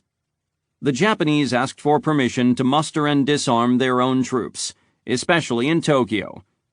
The situation was potentially volatile, they said, but with a bit more time they could get their recalcitrant hotheads under control. The Americans were firm, but willing to show a certain degree of flexibility. They agreed to a 48-hour delay in the landings at both Yokosuka and Atsugi. A Japanese participant said that he was impressed by the bearing of the victors, finding them stern but fair, neither arrogant nor mocking. On August 27th, a major portion of the Third Fleet anchored in Sagami Bay, a shallow indentation on the coast of Honshu southwest of Tokyo Bay. The fleet included battleships, cruisers, and destroyers, but not aircraft carriers which had all been left at sea, where they could provide air cover while remaining less exposed to counterattack. The Missouri anchored off the Miura Peninsula, near the historic coastal town of Kamakura. Mount Fuji loomed to the west, just 40 miles away. At sunset, from the fleet's vantage point, the sun was aligned directly behind Fuji, so that the sinking red orb appeared to descend directly into the Black Stratocone's caldera. Admiral Halsey and the rest of the Dirty Tricks Department crowded out onto the Missouri's flag bridge veranda to watch the breathtaking spectacle, and summoned the ship's photographers to record it. After the sun sank out of sight, according to an officer on the nearby battleship Idaho, Mount Fuji cast forth the bright red bars of light so prominently seen on Japanese maritime flags. We knew we had come to the right place. At dawn the next morning, a squadron of minesweepers began the perilous work of clearing mines from the entrance to Tokyo Bay. With the assistance of Japanese harbor pilots, a safe channel was charted and buoyed. An anchorage was cleared in the southwest quadrant of the bay, including the zones around the Yokosuka and Yokohama waterfronts and the river estuaries that led up to Tokyo. The Missouri anchored in 10 fathoms of water, about 4 miles off Yokosuka, with her accompanying cruisers and destroyers arrayed around her. Nearby were 3 other battleships, including the South Dakota, now serving as flagship for Admiral Nimitz, who had flown in from Guam the previous day. From here, the Americans could gaze in any direction, all around the compass rose, and see nothing but Japanese territory. The sensation was exhilarating, but also unnerving. Some believed that the surrender had been a sham, and that the Japanese intended a treacherous attack. The fleet remained on hair-trigger alert, with the crews at general quarters and the naval guns trained on targets ashore. For the carrier air groups, the first days of peace were as busy as any they had experienced during the war. Between August 16th and September 2nd, Task Force 38 pilots flew a total of 7,726 sorties, more than in any comparable period of the war. Carrier planes dropped leaflets on Allied POW camps, urging the prisoners to remain in the vicinity of their camps until Allied personnel could reach them. "The end is near," one such leaflet stated. "Do not be disheartened. We are thinking of you. Plans are underway to assist you at the earliest possible moment." Relief parcels containing food, clothing, medicine, and cigarettes were dropped by parachute. In Tokyo Bay, a number of prisoners actually made their way to the waterfront and began shouting and signaling to U.S. patrol vessels. Nimitz authorized a rescue mission. Small craft went up the estuaries and embarked prisoners from camps closer to Tokyo. The infamous Omori 8 camp, on an artificial island off Yokohama, was completely liberated on August 29th. By the end of that day, more than 700 Allied prisoners had been evacuated to the hospital ship Benevolence, at anchor in the bay. The half-starved men ate heartily and put on weight at a fantastic rate, often 4 or 5 pounds per day. The 4th Marine Regimental Combat Team went ashore at Yokosuka on August 30th. They landed in full combat gear as if expecting a fight, but they encountered no hostile troops and no evidence of trickery. On a warehouse, they found painted, in English, 3 cheers for the United States Navy and Army. The base was largely deserted, and the few Japanese servicemen who remained were anxious to avoid trouble. By nightfall, 10,000 Marines and naval personnel were safely ashore. The Japanese base commander, Vice Admiral Michitaro Tozuka, was polite and compliant. Mick Carney, to whom Tozuka surrendered with a deep bow, found the situation disorienting, even alarming. Little kids in the street made the V sign at us. How do you interpret this thing? He found the friendly attitude of the Japanese scarier than if we'd found a sullen or resistant attitude. The thing was weird. Bomb damage was evident everywhere at Yokosuka, and many of the facilities were filthy. A Marine officer recalled. They had evidently given up. The floors in the barracks had not been scrubbed in months. They were half an inch or an inch deep in mud. The facilities were in terrible conditions. The cesspools were emptied daily, and the waste matter carried away in wooden carts and oversized buckets, all of which leaked. We had swarms of flies in the streets, in the barracks, in the mess halls, and it took us several months to renovate the sewage system to clean up this place. I was worried about the health of the men. When Admiral Halsey went ashore later that afternoon, he found the officers' club overrun with rats of an extraordinary size and character. The bunks in the barracks at Yokosuka were generally too short for the Americans, so cots and hammocks were brought in from the fleet. The Seabees went to work immediately, constructing galleys and mess halls, repairing the electrical grid and telephone network, repaving the roads, and applying layers of asphalt to the Japanese airstrips. In the weeks ahead, they would build chapels, cold storage units, baseball diamonds, gyms, water chlorination plants, and hot water showers. The airlift into Atsugi commenced on August 28th, when advance elements of the 11th Airborne Division landed in the 1st C-54 transports. They were greeted cordially by the Japanese staff, with salutes and handshakes, and escorted to barracks recently occupied by kamikaze pilots, which had been carefully cleaned and prepared for their arrival. They were offered a fresh cooked meal served in the mess hall. By August 30th, more than 300 C-54 Skymasters were shuttling continuously between Okinawa and Atsugi, a flight of 980 miles. They landed at Atsugi at the rate of about 20 per hour, or 1 every 3 minutes. Task Force 38 carrier planes provided fighter escort along the route. MacArthur arrived on August 30th. It was a clear, sunny day, with superb visibility all along the south coast of Honshu. During the 5-hour flight from Okinawa in his C-54 Baton, the general alternated between pacing the aisle and visiting the cockpit. When Mount Fuji appeared in the cockpit windshield more than 100 miles ahead, he buckled into the right side pilot seat and remained there for the remainder of the flight. The Baton flew over the waist of the Miura Peninsula, low enough that the great bronze Buddha at Kamakura could be seen from the windows. Then it made a wide turn over Tokyo Bay, providing a fine view of the Third Fleet at anchor. Descending, the plane flew over verdant farmland and rice paddies. Crossing the boundary of the airbase, MacArthur and his pilot could see the bombed-out remains of hangars and ground installations, and Japanese planes whose propellers had been removed. The Baton touched down at exactly 2:00 p.m. and taxied behind a guide jeep to a parking area, where a large contingent of officers, soldiers, and war correspondents were gathered. Before debarking, MacArthur instructed all officers on the plane to remove their sidearms and leave them on the plane. The weapons were useless, he said, because there were 15 fully armed Jap divisions within 10 miles of us. If they decided to start anything, those toy cannon of ours wouldn't do any good.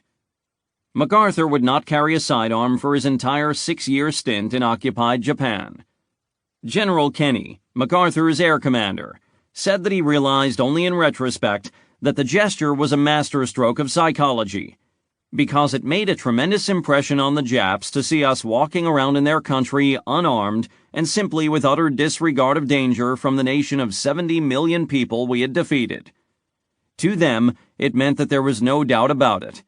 They had lost. The Japanese had assembled about 50 cars and buses of various makes, colors, and vintages, many retrofitted to run on charcoal. This fleet of jalopies, which would carry MacArthur and his party to the new Grand Hotel in downtown Yokohama, was led by a rattletrap red fire truck that started up with a loud backfire.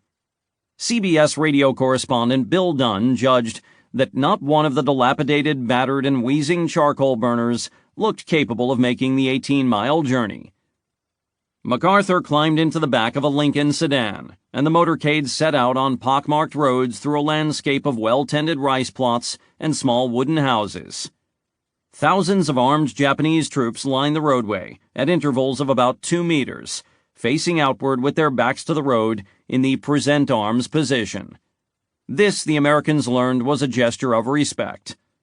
Some civilian farm workers looked up curiously at the passing cars, and a few even waved, but most kept their eyes down.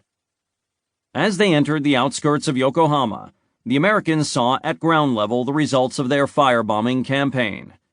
Fields of ash alternated with heaps of debris, with nothing left standing except stone chimneys and the gutted remains of concrete office blocks. Indigent civilians were seen foraging among the ruins. Many were living in makeshift huts and lean-tos made of lumber, piping, and corrugated metal. Downtown Yokohama was better preserved, but it was a ghost town. Shop windows were boarded up, blinds were drawn, and many of the sidewalks were deserted, Courtney Whitney recalled. Down empty streets we were taken to the new Grand Hotel, where we would stay until MacArthur made his formal entry into Tokyo. As MacArthur's car pulled up in front of the hotel, the manager and staff were waiting on the front steps to greet him. They appeared genuinely happy to receive him, as if they were conscious of a great honor. Bowing deeply, gesturing the way forward with open palms, the manager escorted MacArthur to the elevator and up to his suite, the best in the hotel. The furnishings were old and threadbare, but the rooms were clean. An hour later, the general came back down to the dining room where he was served a steak dinner. His aides fretted about the risk of poison, but MacArthur serenely replied, "No one can live forever," and cut into his meat. The hotel manager later thanked MacArthur for his trust, adding that he and his staff were honored beyond belief. The dining room was crowded with Allied officers and war correspondents who were arriving from Atsugi in a constant stream. Somehow the kitchen was able to turn out enough food to feed them all. The supply of steaks gave out, leaving nothing on the menu but fish sautéed in oil. MacArthur urged his officers to eat the fish even if it was not particularly appetizing, as a show of good faith to the staff, because this was doubtless the only food they had to offer us. Later in the hotel lobby, MacArthur was reunited with General Jonathan M. Wainwright, who had been left behind as commanding officer on Corregidor in March 1942 and had surrendered the island to the Japanese in May 1942.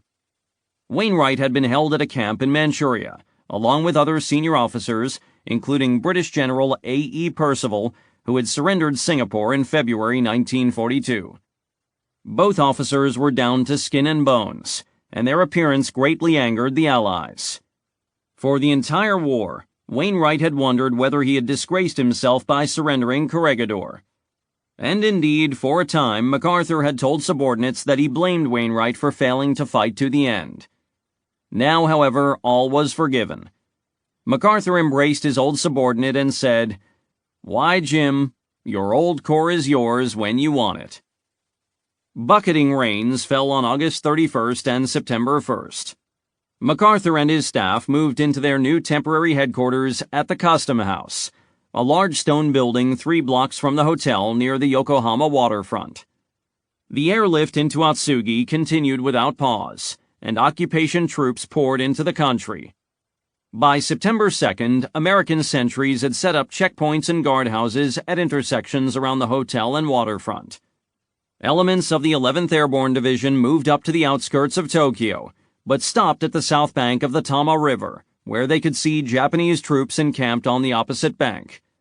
The Japanese authorities had petitioned MacArthur to delay the American entrance into the capital by another week, in order to provide sufficient time to disarm the troops in the area, and he had agreed. Meanwhile, military dignitaries and journalists continued to fly into Atsugi.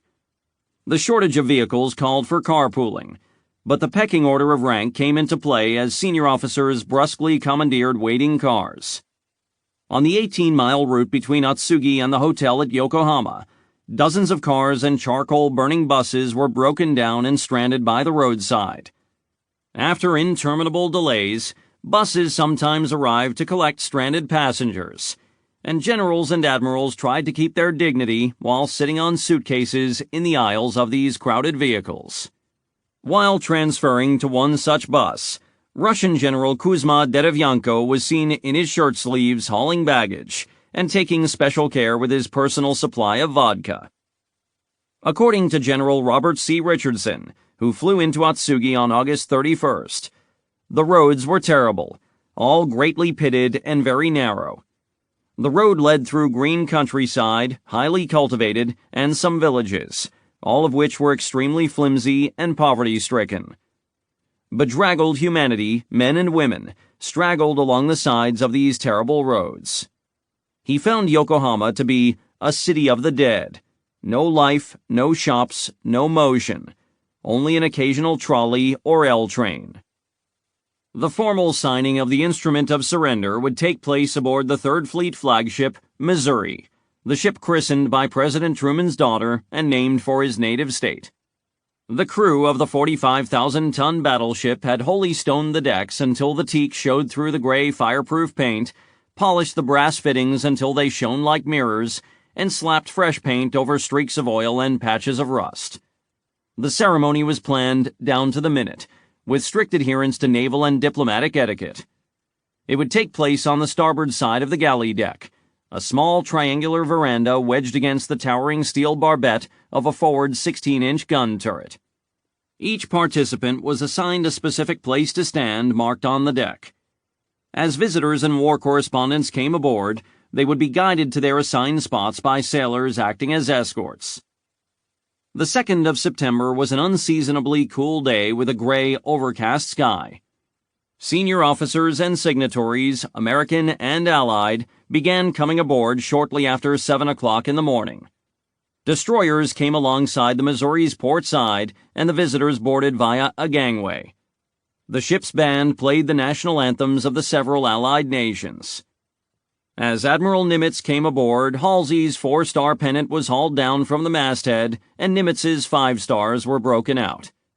General Wainwright, who had never seen an Iowa-class battleship, gazed up at the towering superstructure in open-mouthed awe. "I simply could not believe that anything could be so huge, so studded with guns," he later wrote. "Its guns looked like the bristles of a gigantic hedgehog." MacArthur and his party were brought out to the Missouri aboard a destroyer, the Buchanan. The Supreme Allied commander went up the starboard forward gangway where he was greeted by Nimitz and Halsey. As he stepped aboard, a second 5-star triangular flag was unfurled at the masthead, at exactly the same height as Nimitz's pennant. This arrangement was unprecedented. Naval protocol dictated that only one pennant should fly on a warship at any time, for the senior admiral on board, But this was an unprecedented day, and no one wanted to risk offending MacArthur's thin-skinned staff. Nimitz and Halsey escorted him back to Halsey's cabin, where the trio shared a moment of private conversation. Mick Carney noticed that MacArthur was friendly and familiar with Halsey, whom he addressed as Bull, but somewhat colder and more formal toward Nimitz. MacArthur disappeared into Halsey's private washroom and remained there for some time. Dusty Rhodes noted in his diary, "I could hear him retching, and I asked him if he wanted me to get a doctor.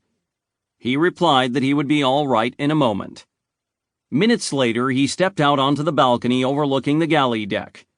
Photographers saw him and shouted, asking that he look toward them. MacArthur struck a pose and said, "All right, boys, shoot this one." The ceremony would be covered by an enormous press delegation, numbering 225 correspondents and 75 photographers from around the world, including a Japanese motion picture crew from the Domei news agency. A temporary press riser had been constructed outboard of the starboard rail, and this platform was crowded with reporters and photographers.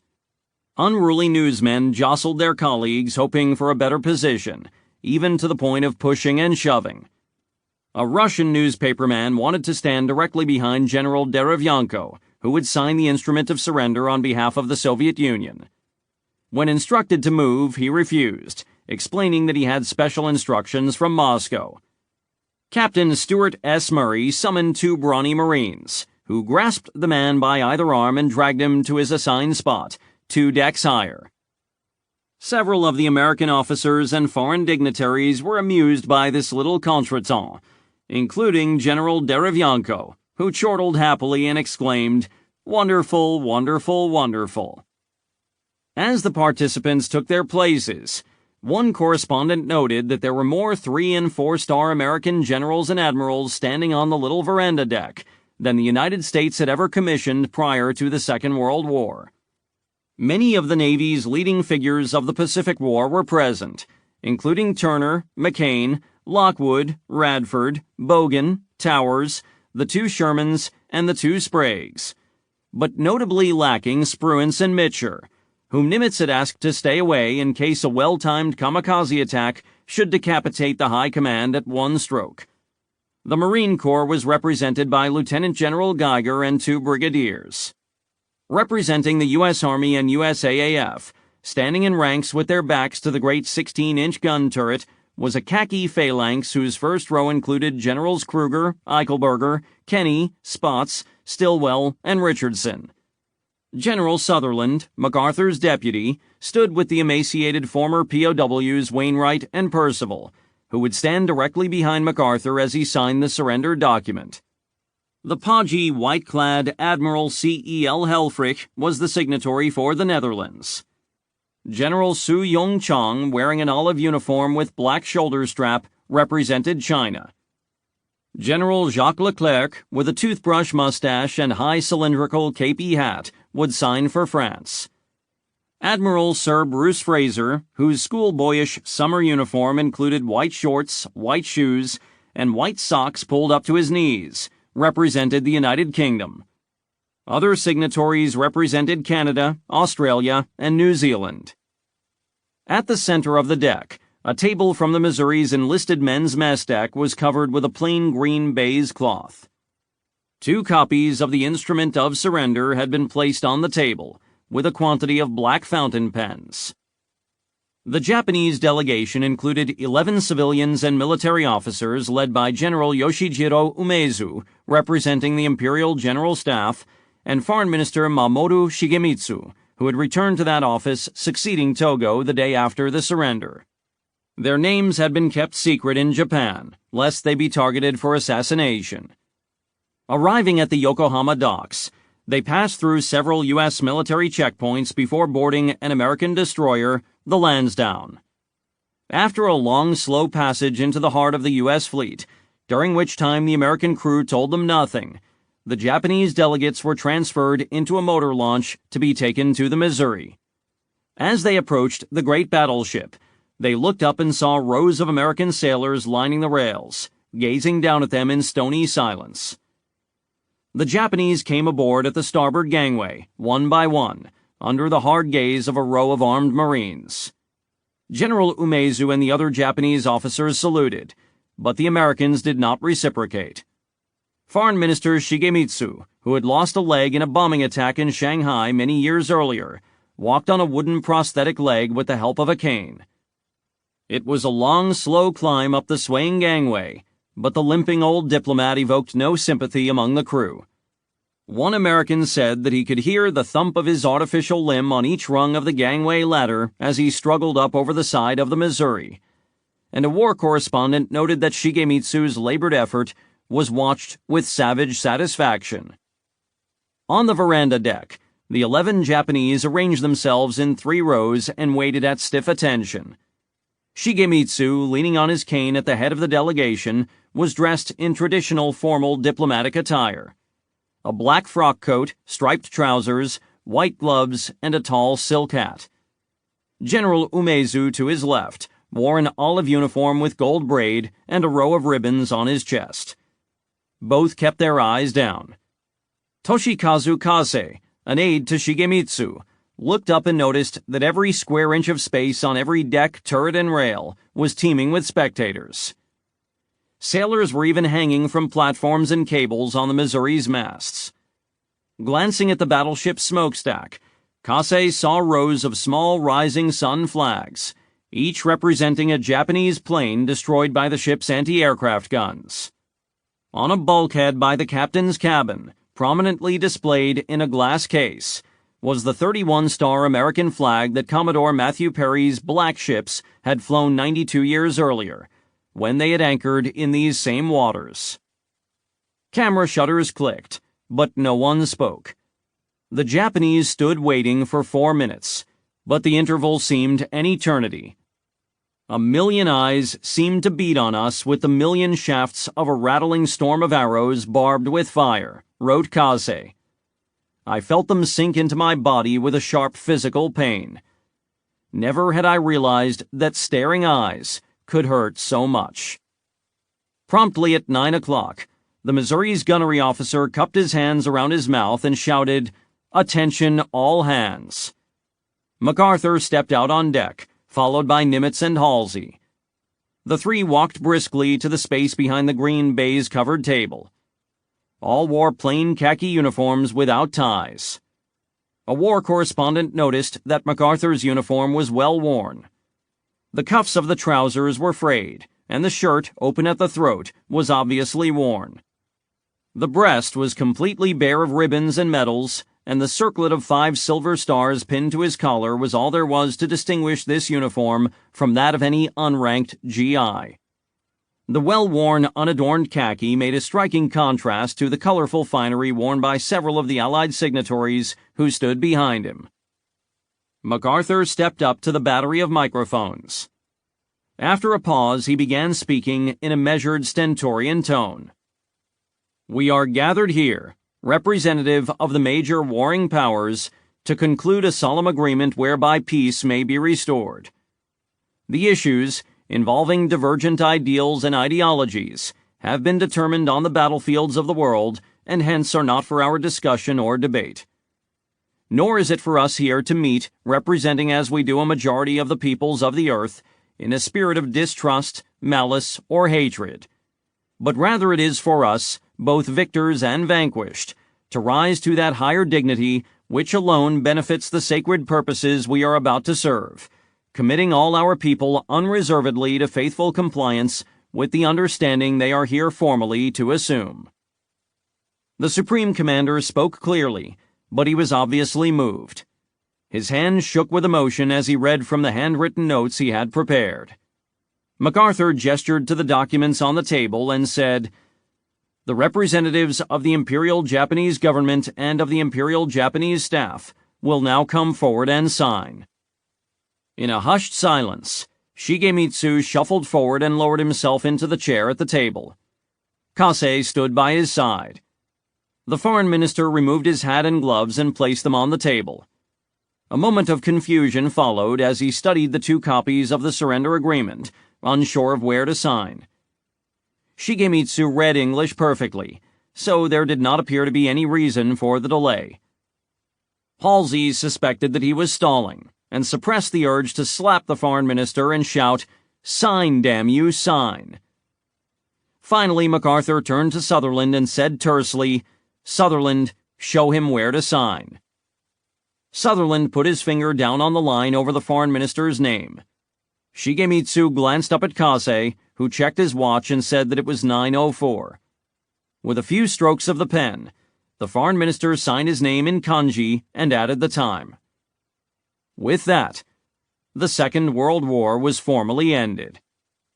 When Shigemitsu had stood and returned to his spot, General Umezu came forward briskly, avoiding eye contact with MacArthur or any other Allied officer. He did not take a seat. Removing a pen from his breast pocket, he leaned over the table and signed, then returned quickly to his place and stood at attention, eyes still downcast. A witness noted that another Japanese officer standing behind Umezu was in tears. MacArthur gestured Wainwright and Percival forward, then took a seat at the table. He took 6 fountain pens from his pocket and placed them on the table.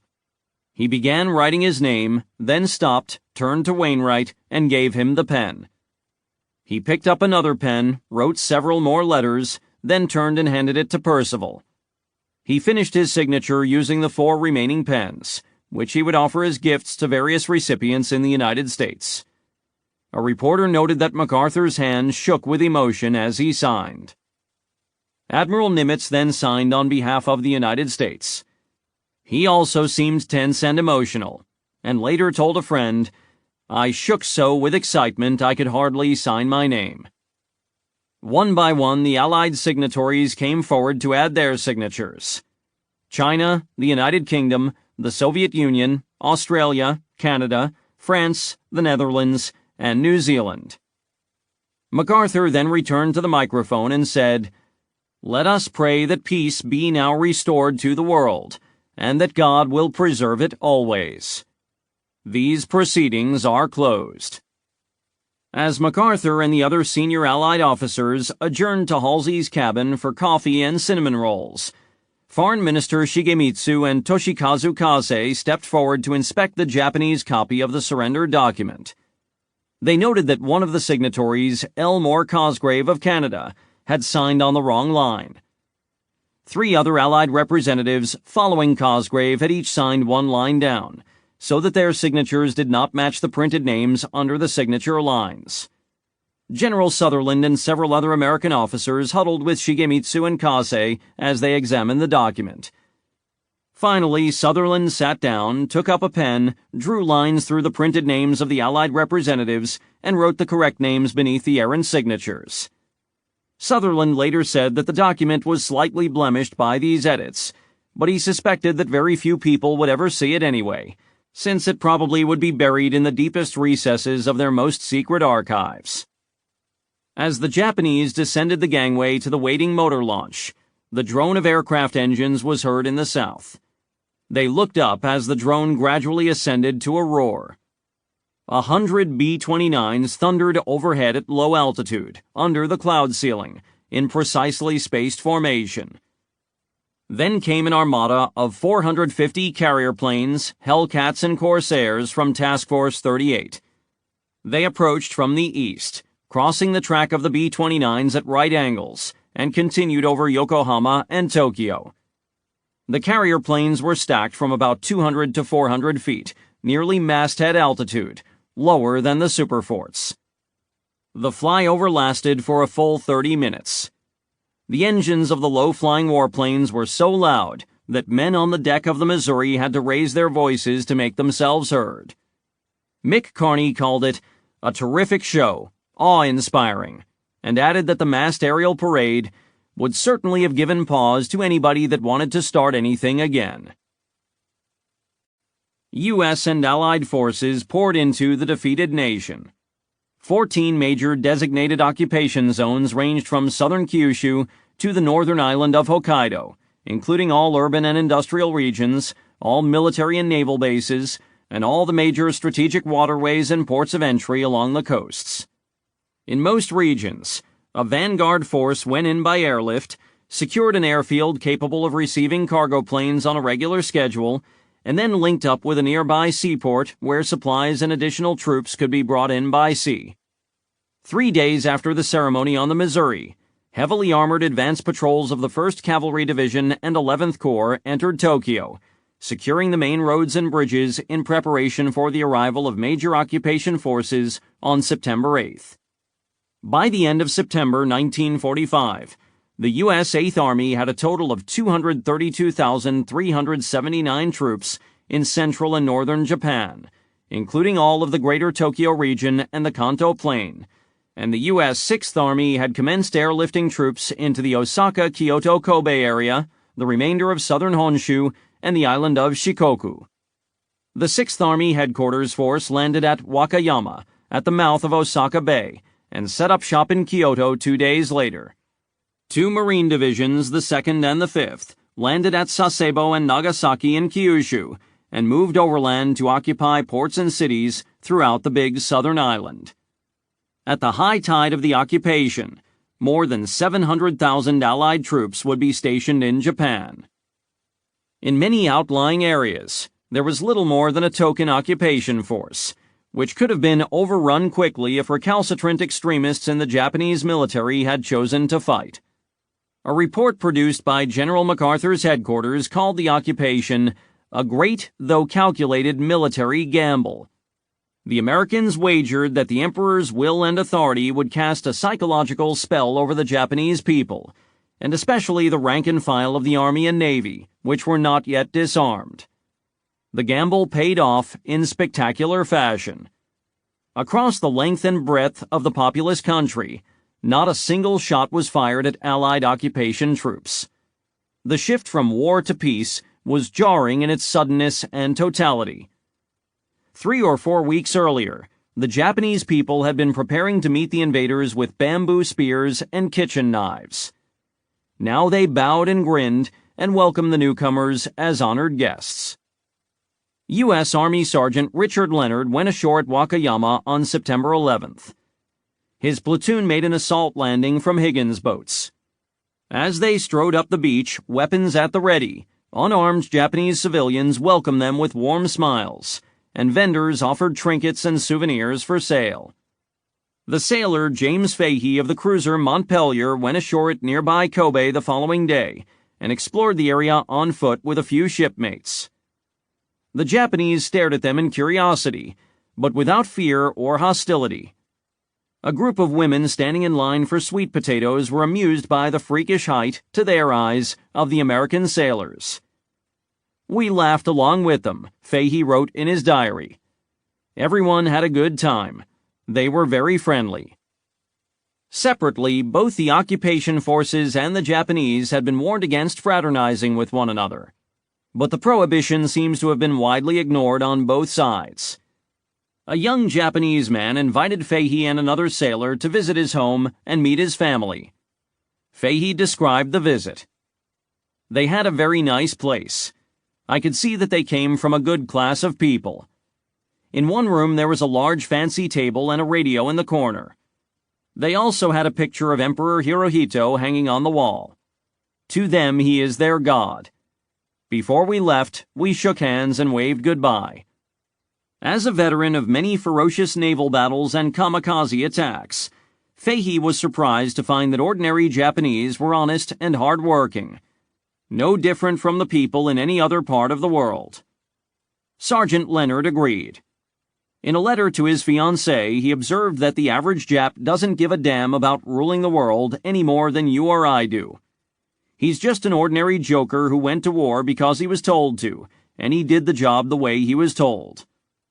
During the war, Leonard had hated the Japanese, hated them all, but now he found the feeling dissolving like a half-remembered dream. I'm pretty skeptical by nature, but who am I supposed to hate?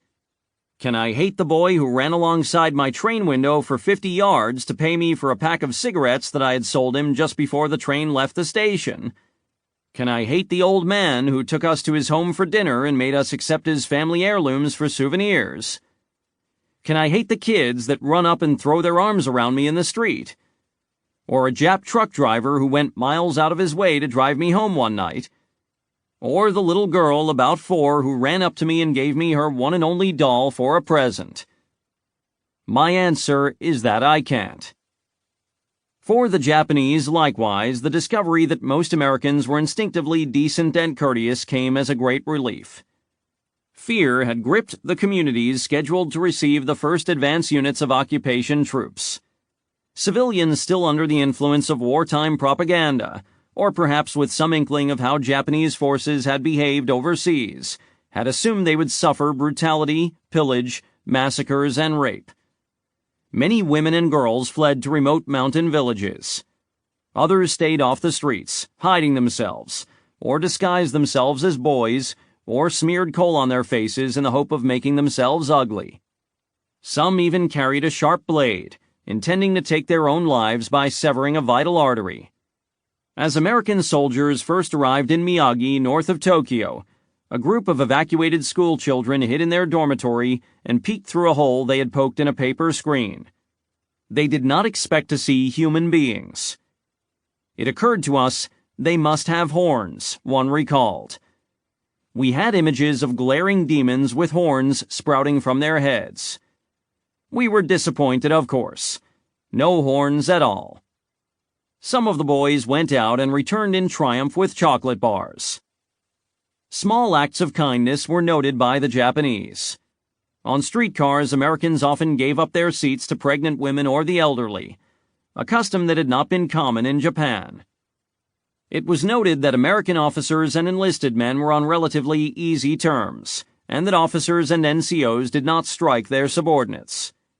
American GIs were instinctively generous with children, who soon learned that begging from the newcomers was a profitable enterprise. They picked up snippets of English. "Gibu me candy," and "Gibu me chocolate." A Japanese woman told a USSBS surveyor, "During rain, American vehicles try not to splash mud on the pedestrians, and I appreciate this." A man pulling a wagon on a narrow street in Tokyo was blocked by an American truck coming in the opposite direction. They stopped the truck and lifted my small wagon to the other side of their truck, the man recounted. Smiling, they said goodbye to me and left. Tears came to my eyes. Yes, they are very much human, aren't they? It was funny, but I started to pull my wagon with strength that I did not experience before. The Japanese had assumed, as a matter of course, that they would be required to feed the occupying army. In foreign territories occupied by the Japanese, it had been a standard practice to requisition food from conquered populations. But since farm production had been badly disrupted by the war, and the occupiers could be expected to eat heartily, mass starvation seemed inevitable. After the surrender, officials of the Agricultural Ministry and the Economics Board warned that domestic food production would fall far short of minimum requirements for the coming winter. But on August 18th, MacArthur's headquarters announced that the occupation forces would ship in their own provisions. Indeed, the occupiers would often provide food relief to local civilians, much of it in unofficial or ad hoc gestures of charity. At Yokosuka Naval Base, shortly after the surrender, the Americans provided 20 truckloads of flour, rolled oats, canned goods, and rice for local civilians. And the next day, another 11 trucks arrived with medical supplies, blankets, tea, and other goods. At an army barracks south of Tokyo, small hungry faces pressed against the wire enclosure. Flouting regulations, the soldiers fed the children. Word spread and more appeared, until queues of women and children formed at the gate each morning, and soldiers passed out canned sea rations from a gunny sack while their commanding officer looked the other way. In one Tokyo neighborhood, the Americans passed out cans of sterno, but the function and purpose of the portable cooking canisters did not penetrate the language barrier. Recipients opened the cans and tried to eat the fuel. Spitting it out in disgust, they exclaimed that the Americans had tried to poison them. The theory gained credence when a neighbor who read a little English noted that the word poison actually appeared on the can. The confusion was finally cleared up by a Japanese-American woman. "How odd they were to see me strike a match to it," she said. Fuel was scarce, and when the people understood the use of the sterno, they were grateful to have it. The occupation was not uniformly friendly and law-abiding. The old hatreds died hard. Many of the soldiers and Marines in the occupation forces were veterans of savage battles on Pacific islands. Some found the apparent kindliness of their recent enemies to be bizarre and unnerving, and refused to trust it. The emaciated condition of liberated POWs aroused their fury.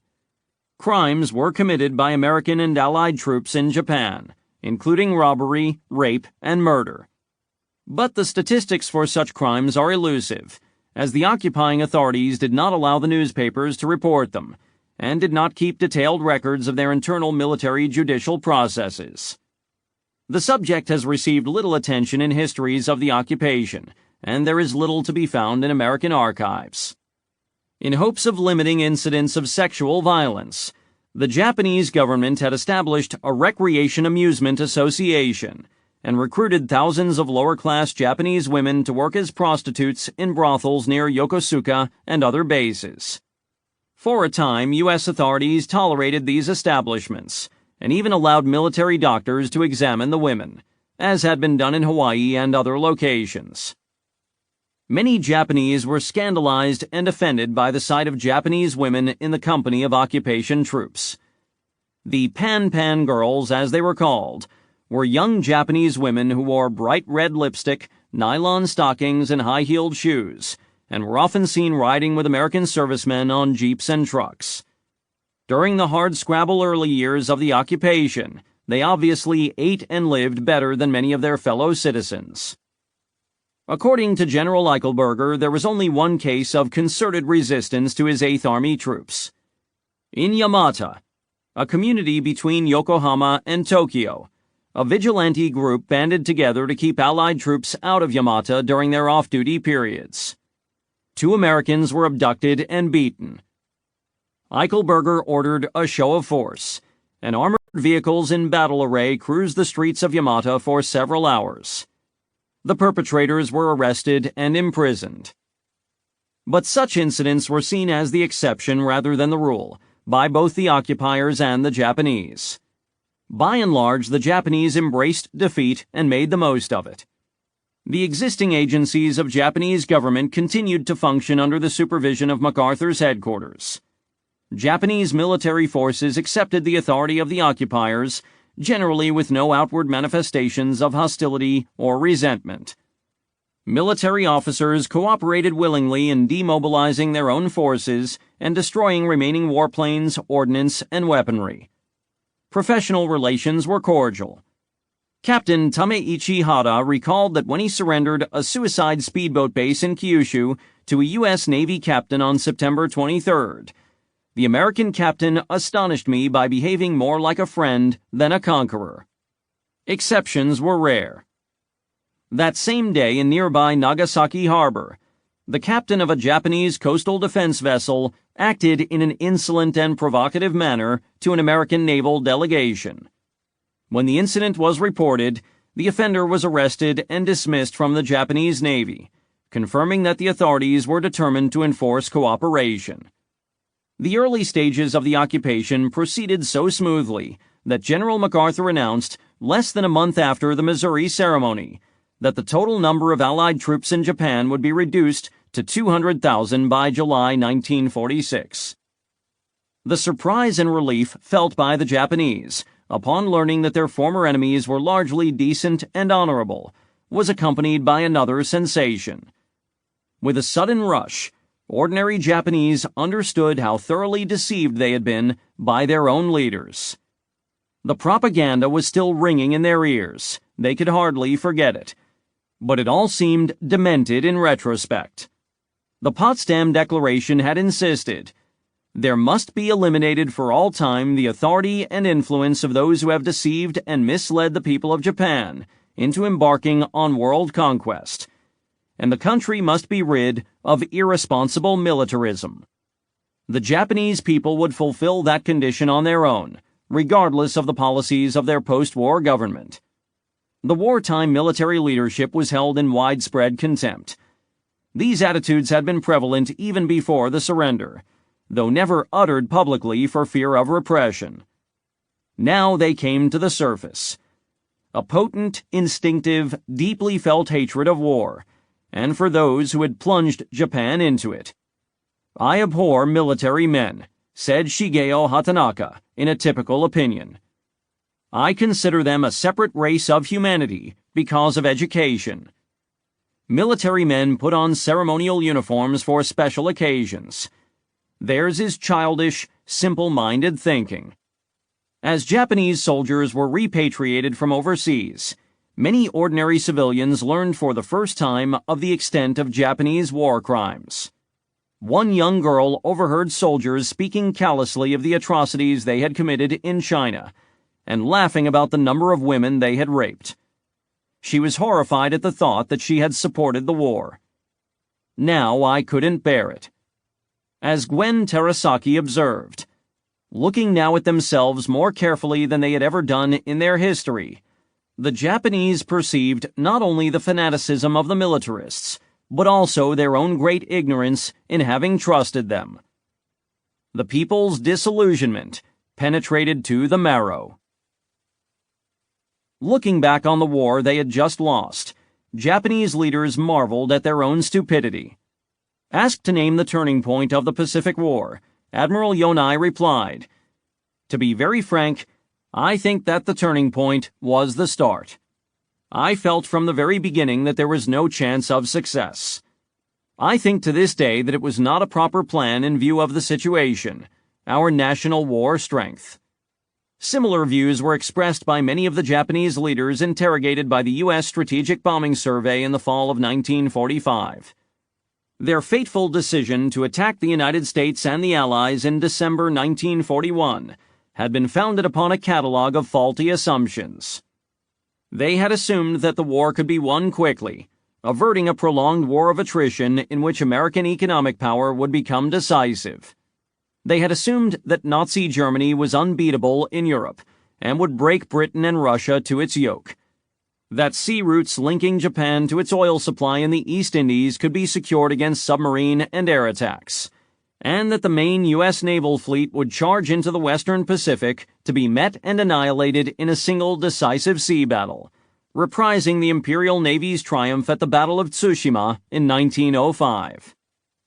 From childhood, the Japanese had been taught that they were a unique race, guided by a divine emperor, watched over by their ancient gods, with a sacred destiny to rule Asia. Indulging shallow stereotypes about American culture and democracy, the Japanese miscalculated the temper and character of their enemy. They assumed that Americans lacked the stomach to fight a long, bloody war on the opposite side of the world. They assumed that their enemies had grown soft and decadent by easy living, and were hopelessly infatuated by popular entertainment. The Americans were a mongrel people, a nation of immigrants without unity or higher purpose, enfeebled by racial, ethnic, class, and ideological infighting. Women had the vote, and therefore wielded influence in politics, and they would resist sending their sons and husbands to fight on distant foreign shores. The size and strength of the U.S. economy would count for nothing if it could not be mobilized for war, and the capitalist oligarchs would not consent to retool their lucrative industries.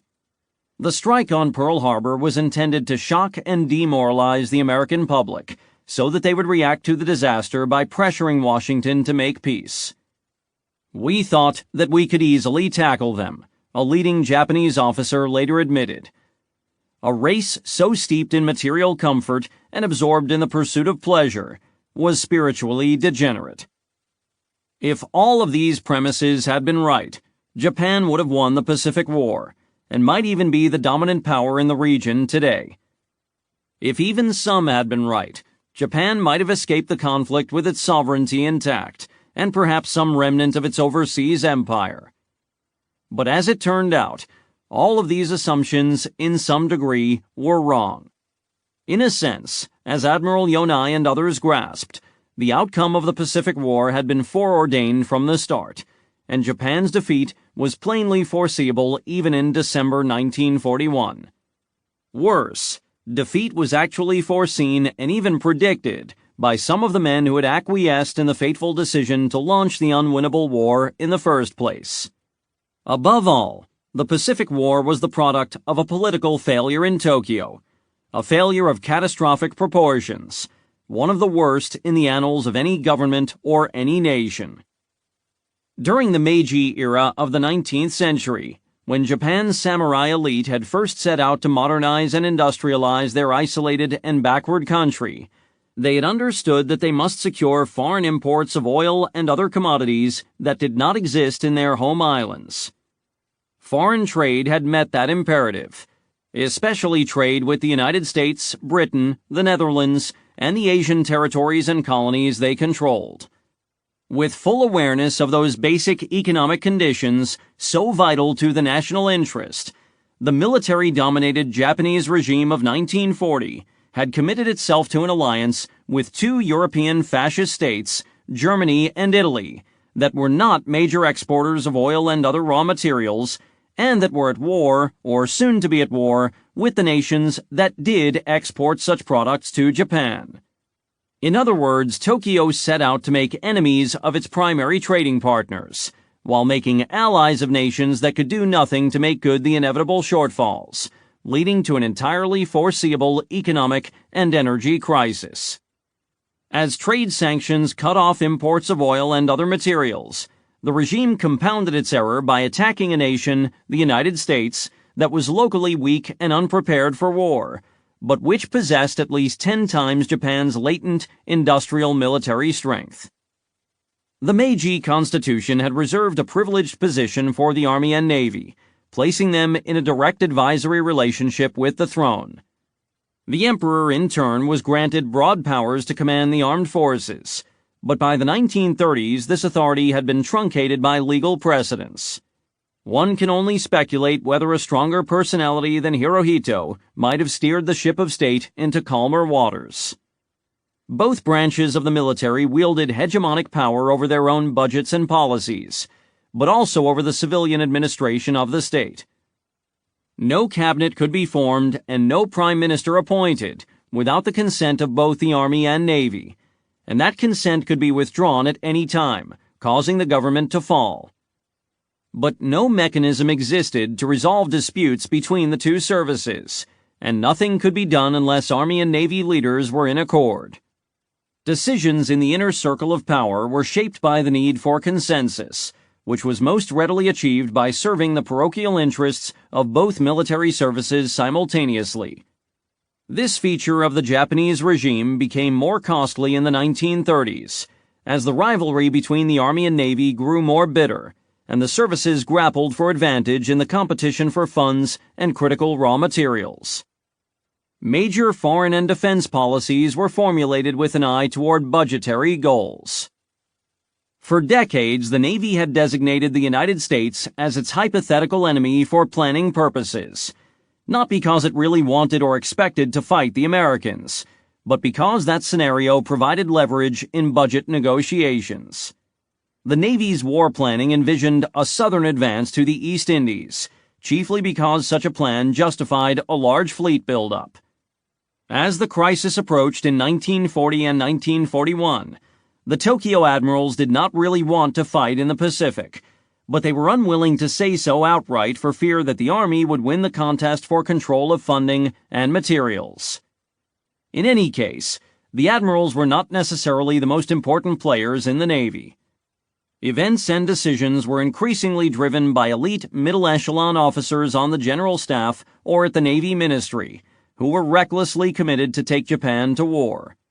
These younger war hawks, commanders and captains, fabricated estimates and statistics to buttress the case for war, and pressured their superiors to accept them at face value.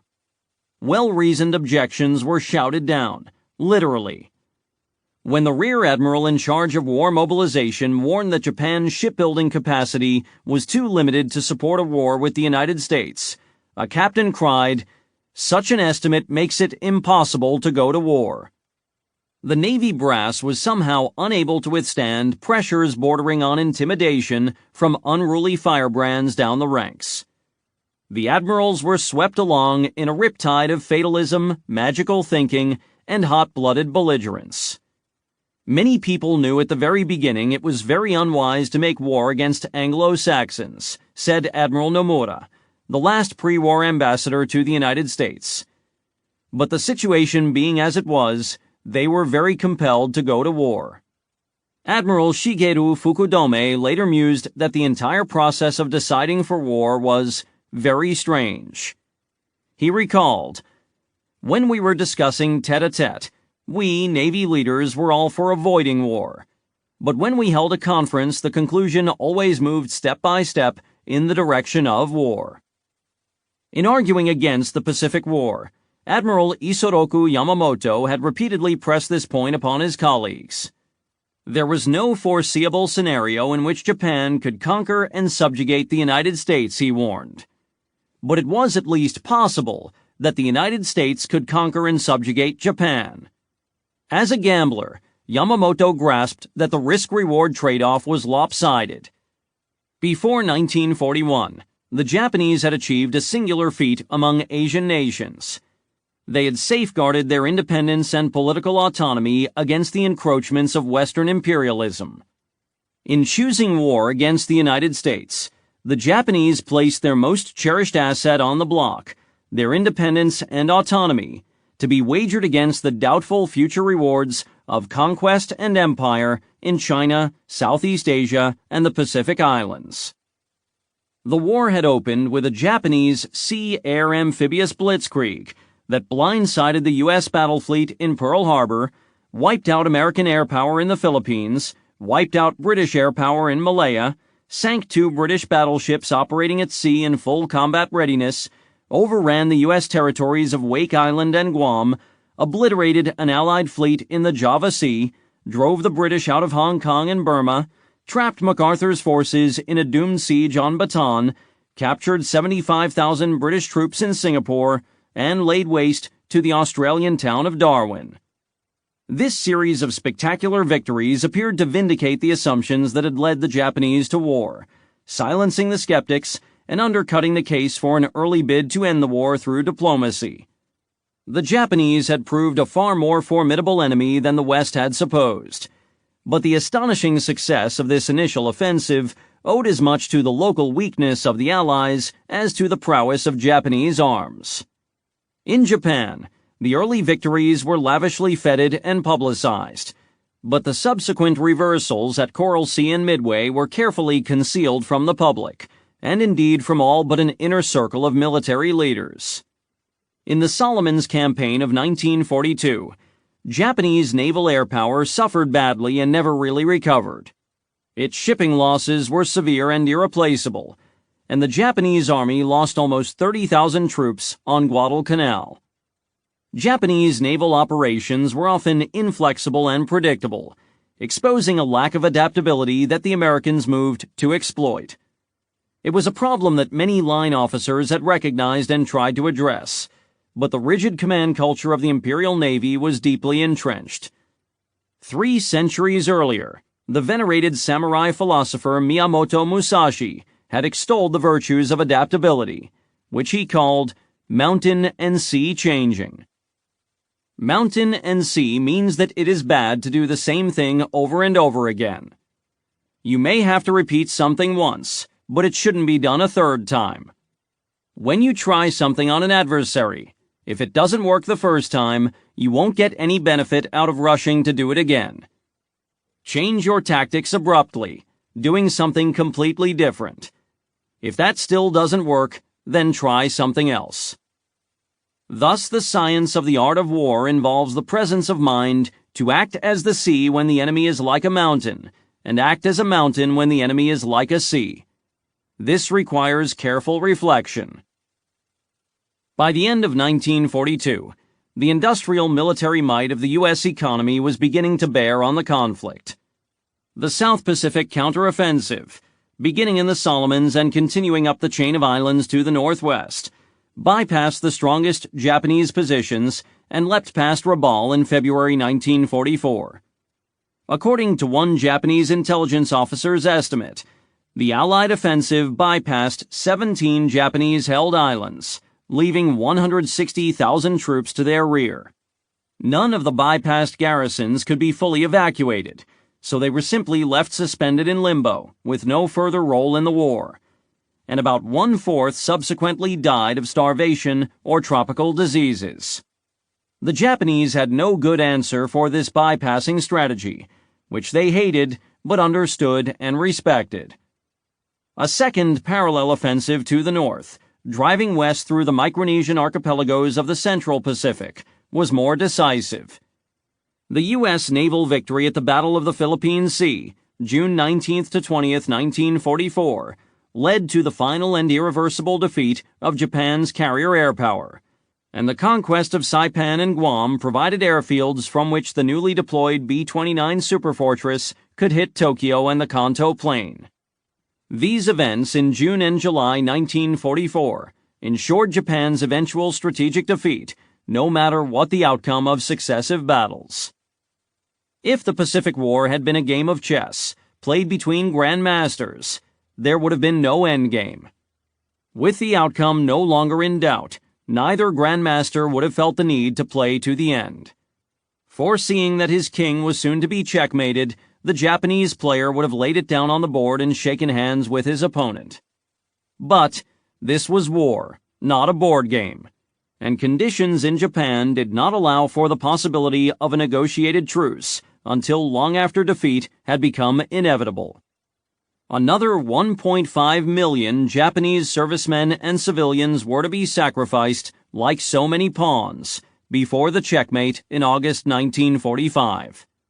Those 1.5 million deaths in the final year of the conflict represented nearly 1/2 of the total Japanese killed in the wars of Asia and the Pacific from 1937 to 1945. Even in this final year of the war, however, Japanese military forces showed great valor and audacity, with occasional flashes of brilliance.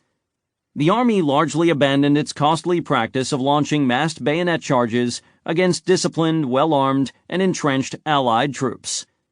On Peleliu, Iwo Jima, and Okinawa especially, the Japanese Army revealed its proficiency in the use of ingenious subterranean or honeycomb defensive fortifications, largely vitiating U.S. advantages in artillery and air power. The Japanese Navy managed to produce a few new fighter plane models that were capable of contending with the American Hellcat, Corsair, and Lightning when handled by their remaining elite veteran aces, just not in sufficient numbers to reverse the overall tide of the war. When in a magnanimous mood, Allied aviation experts were willing to concede that the Japanese firm Kawanishi had designed and built the best reconnaissance seaplanes in the world. The kamikazes were a singularly Japanese phenomenon, arising in a unique cultural context.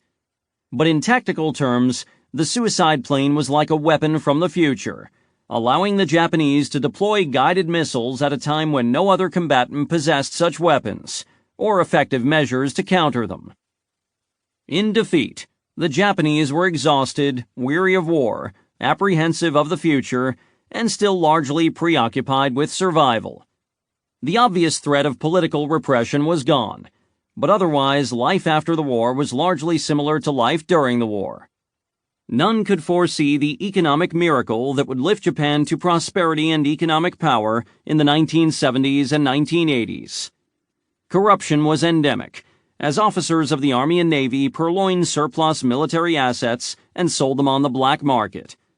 As returning servicemen poured into Japan through the seaports, a great reverse tide of civilian refugees who had left the cities in 1944 and 1945, an estimated 10 million people, or 1 in every 7 Japanese, was flowing back into the stricken cities. Our everyday life, too, is filled with difficulty and unforeseen events, wrote Michio Takeyama in his diary in the fall of 1945. We can't establish a routine. A day-to-day, hand-to-mouth existence has to be the fundamental style of life. Memories of the war faded, and a culture of silence and forgetting took root in post-war Japan. In 1947, a Japanese journalist wrote that the year 1942 seemed as if it were 30 years in the past. In the cities, the rubble was carted away and new buildings rose from the ashes, and many younger people never learned that their entire neighborhoods had once been burned off the map. Little rooms or alcoves in houses served as private shrines where families remembered their dead husbands, fathers, or sons. A small altar was topped with photographs, letters from overseas, burning incense, and, for those who received cremated remains, a wooden ossuary box. But those were strictly private rituals.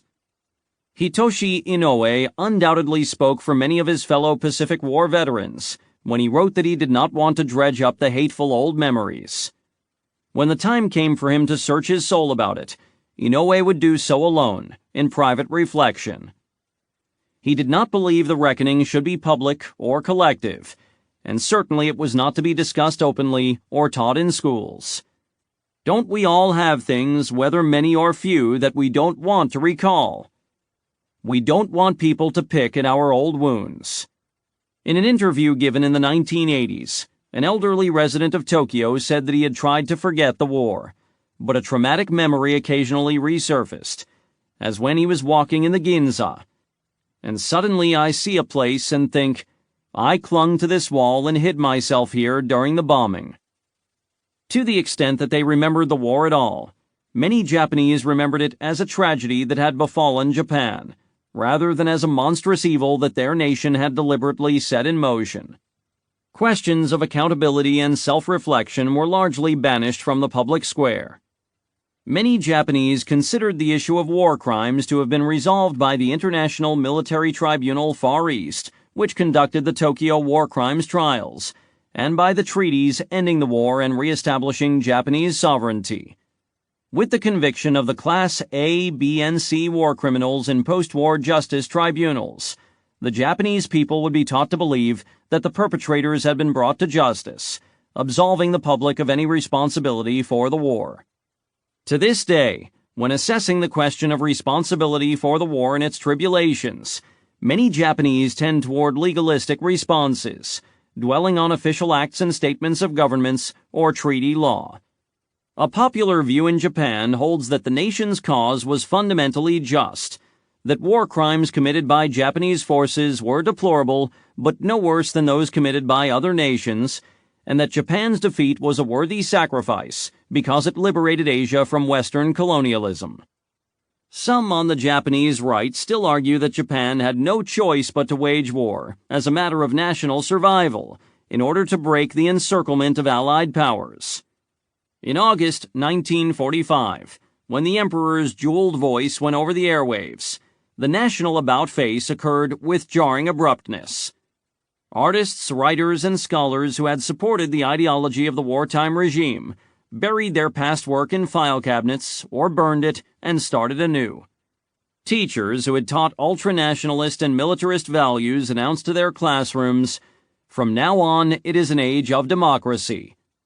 Students were instructed to open their textbooks and tear out offending pages, or blot out offending passages with ink.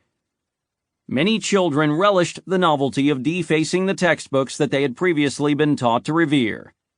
The duralumin that had been used in manufacturing airplanes was bundled off the black market and sold to industrial firms retooling to produce consumer goods. The swords were beaten into plowshares, but in this case it was Mitsubishi Zeros beaten into dustpans and kitchen crockery.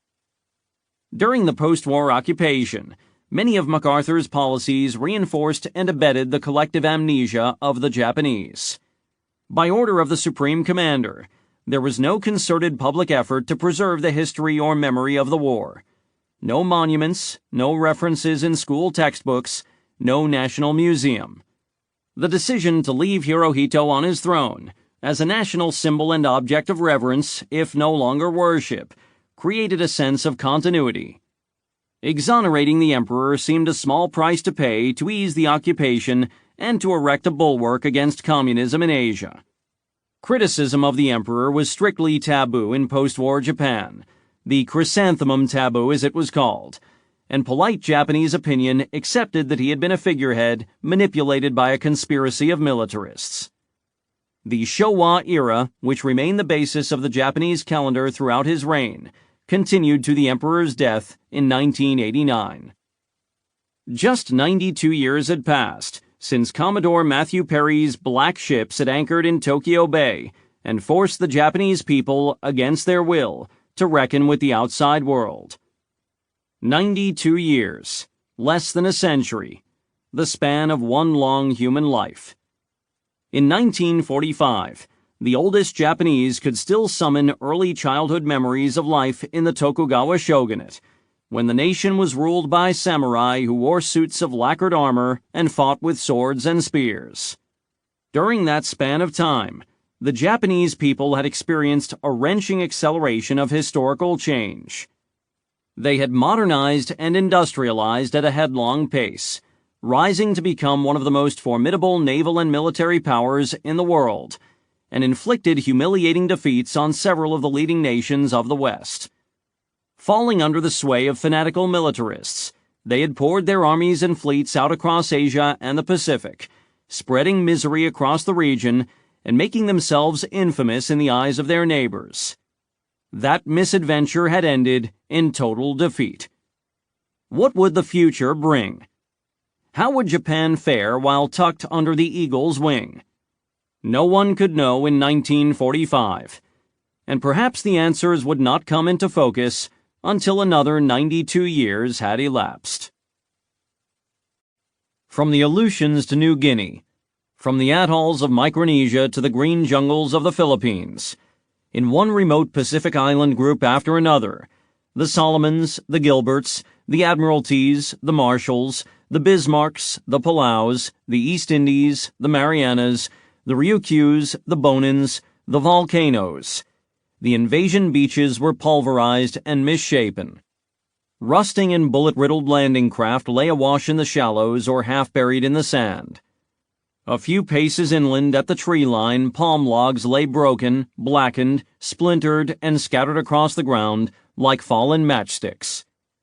Gun emplacements and blockhouses lay demolished under broken slabs of concrete, with steel reinforcing rods twisted and splayed. Rats, snakes, and lizards were living in abandoned rifle pits and pillboxes. Infantrymen's litter was strewn among the underbrush and piled in the bottom of ravines. Ration cans, spent casings, blood bottles, ammunition boxes, rucksacks, canteens, stretchers, shovels, every imaginable kind of junk. Some of it to be collected by cleanup details, some to be claimed as souvenirs, some to be salvaged by natives, and some to be buried by time, like archaeological artifacts. In the hot, fecund islands of the South Pacific, the jungle would swiftly reassert its hegemony. In a year or less, vines began crawling over the rusting remains of abandoned bulldozers, tanks, and guns. Eventually, fresh vegetation would completely swallow these relics of war. Wrecked and gutted airplanes were scattered around the margins of abandoned airstrips, tilted, upside down, wings and tails torn off and piled in unruly heaps, with paint and tail markings gradually fading in the sun. In lagoons and anchorages, one found hundreds of rusting, oil-streaked, salt-caked hulks. Transports, oil tankers, auxiliary ships, and mobile dry docks that were not designed for a long life and were worth little or nothing on secondary markets. Some would be salvaged for their scrap metal value. Others would be towed out to the ocean and scuttled. Others would simply be abandoned at anchor. Some of those in the Marshall Islands would serve as targets for nuclear weapons tests. Military cemeteries were found on many islands. Long symmetrical rows of white crosses interspersed here and there with a Star of David. Helmets or keepsakes had been left resting on the ground by some of the markers. On the larger battlefields where casualties had arrived too quickly for the burial details to keep up, the dead had sometimes been committed to communal graves, in long trenches hastily dug by bulldozers, marked by a single placard with the date of interment. Dog tags had been collected, and if possible the location of each body recorded. Most American soldiers and Marines buried on Pacific battlefields would be exhumed and transported to another final resting place, according to the stated wishes of their next of kin. Either a permanent military cemetery overseas, a national cemetery in the United States, or a private cemetery in the dead man's hometown. Of the 279,867 American war dead worldwide, families requested the repatriation to the United States of 171,539 remains. Most of the others were also exhumed and transferred at least once and sometimes twice to a large permanent cemetery on foreign soil. Like every other aspect of the American military experience in the Second World War, these exhumation operations were monumental in scale. The task fell to the Graves Registration Service, GRS, of the U.S. Army's Quartermaster's Office, which employed 18,000 military and civilian personnel at its peak. When opening a battlefield grave, the GRS workers wore masks and heavy rubber or leather gloves that came up to the elbows. Using poles with stiff sheet metal flaps at the bottom, like giant kitchen spatulas, they pried the remains out of the earth and rolled them onto open canvas body bags. The bags were zipped shut and lifted to the surface by ropes. This system was found to be most efficient and also best for morale, because it saved the workers on the exhumation details from having decayed flesh and liquefied remains spilled on them. At the end of each working day, each man burned his clothing and drew a new uniform for the following day. On Okinawa, the American graves were very large and also rather poorly marked, so that it was often necessary to open several graves in order to locate a single individual. In one case, according to the GRS, 84 graves were opened in order to locate an unknown. Not surprisingly, personnel on the exhumation details suffered high rates of the syndrome that would later be called post-traumatic stress disorder. According to one authoritative estimate, total American combat deaths in the Pacific were 111,606, a figure that included 31,157 officers and enlisted men of the U.S. Navy. Most of the latter would sleep forever in Davy Jones' locker, beyond the reach of the exhumation details, with no grave marker, but an eternally monotonous blue seascape. The living just wanted to get home, the sooner the better, and their families wanted them home. In Washington, demonstrators gathered each morning outside the White House gates, demanding the return of their husbands, sons, and fathers. Letters poured into Congress. Some Americans wanted an immediate cessation of the draft, but others, including those still in uniform, lobbied for an extension of the peacetime draft, so that replacement troops could be shipped overseas, allowing the veterans to come home more quickly. In view of emerging threats in East Asia, the territorial ambitions of the Russians, the gains of Mao's communist guerrillas in China, the looming power vacuum in Korea as Japanese forces left the peninsula, American military leaders warned against a precipitate drawdown that would destabilize the region. But the citizen soldiers, citizen sailors, citizen Marines, and citizen airmen had completed the job they had been sent to do as they saw it, and they were impatient to get on with their lives. As a junior naval officer in the Pacific put it, "We saw no reason why we should not, each of us, return to the States not only immediately, but also before anyone else." A rigid formula determined the order of priority for discharge. Servicemen with the highest number of points were the first to ship out. Points were allocated for a range of variables, including age, length of service, time overseas, number of days in combat, and the number and type of decorations a man had received. Additional points were assigned to married men, and still more to fathers, with a certain number for each dependent child. Samuel Hines wrote that it was a good enough system, and nobody complained. "We just calculated our scores, figured the order of departure, and waited." But the first men to ship out were inevitably the older, more seasoned veterans, including many of the non-commissioned officers. Their sudden departure deprived the fighting forces of leadership and experience at every rank.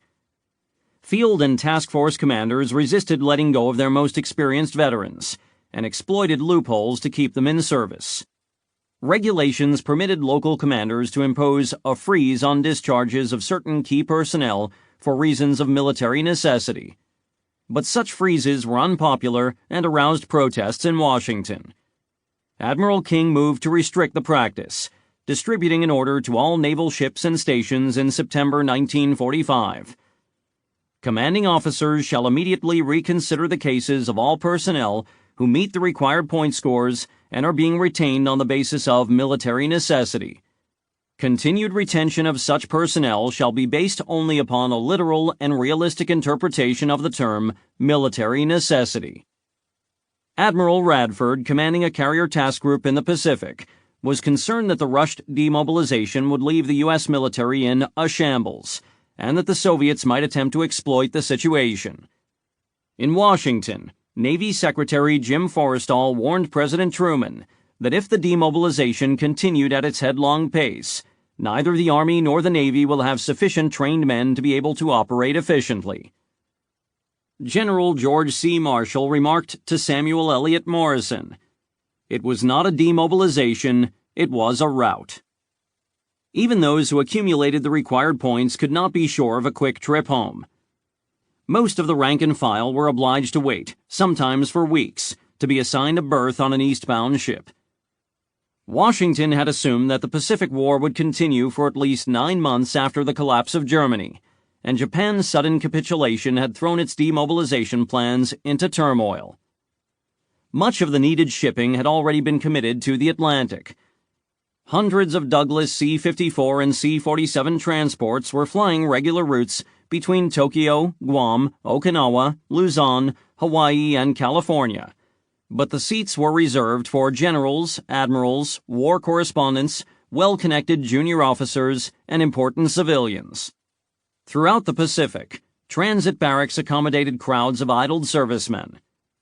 At Yokosuka, 800 cots were set up in an airplane hangar, and men stood in long lines to receive sheets, pillowcases, and blankets. They would live together in that cavernous space, soldiers, sailors, marines, and airmen, until orders came through to board a departing ship. At the piers, frustrated men attempted to sneak aboard ships without orders, and some succeeded. According to a Marine officer, most of these stowaways were never disciplined, and simply got away with it. In the chaos of demobilization, corruption was rife. Charles McCandless, a CB officer, was told by a chief yeoman in Manila that 100 other men were due to receive their discharge papers, so McCandless would have to wait. I asked him if $100 American would help. He said that $150 would get the orders the next day, and I should come back in the morning. McCandless paid the bribe and obtained the needed documents. Later that day, he paid another $100 to someone in the transport command for a berth on a departing ship.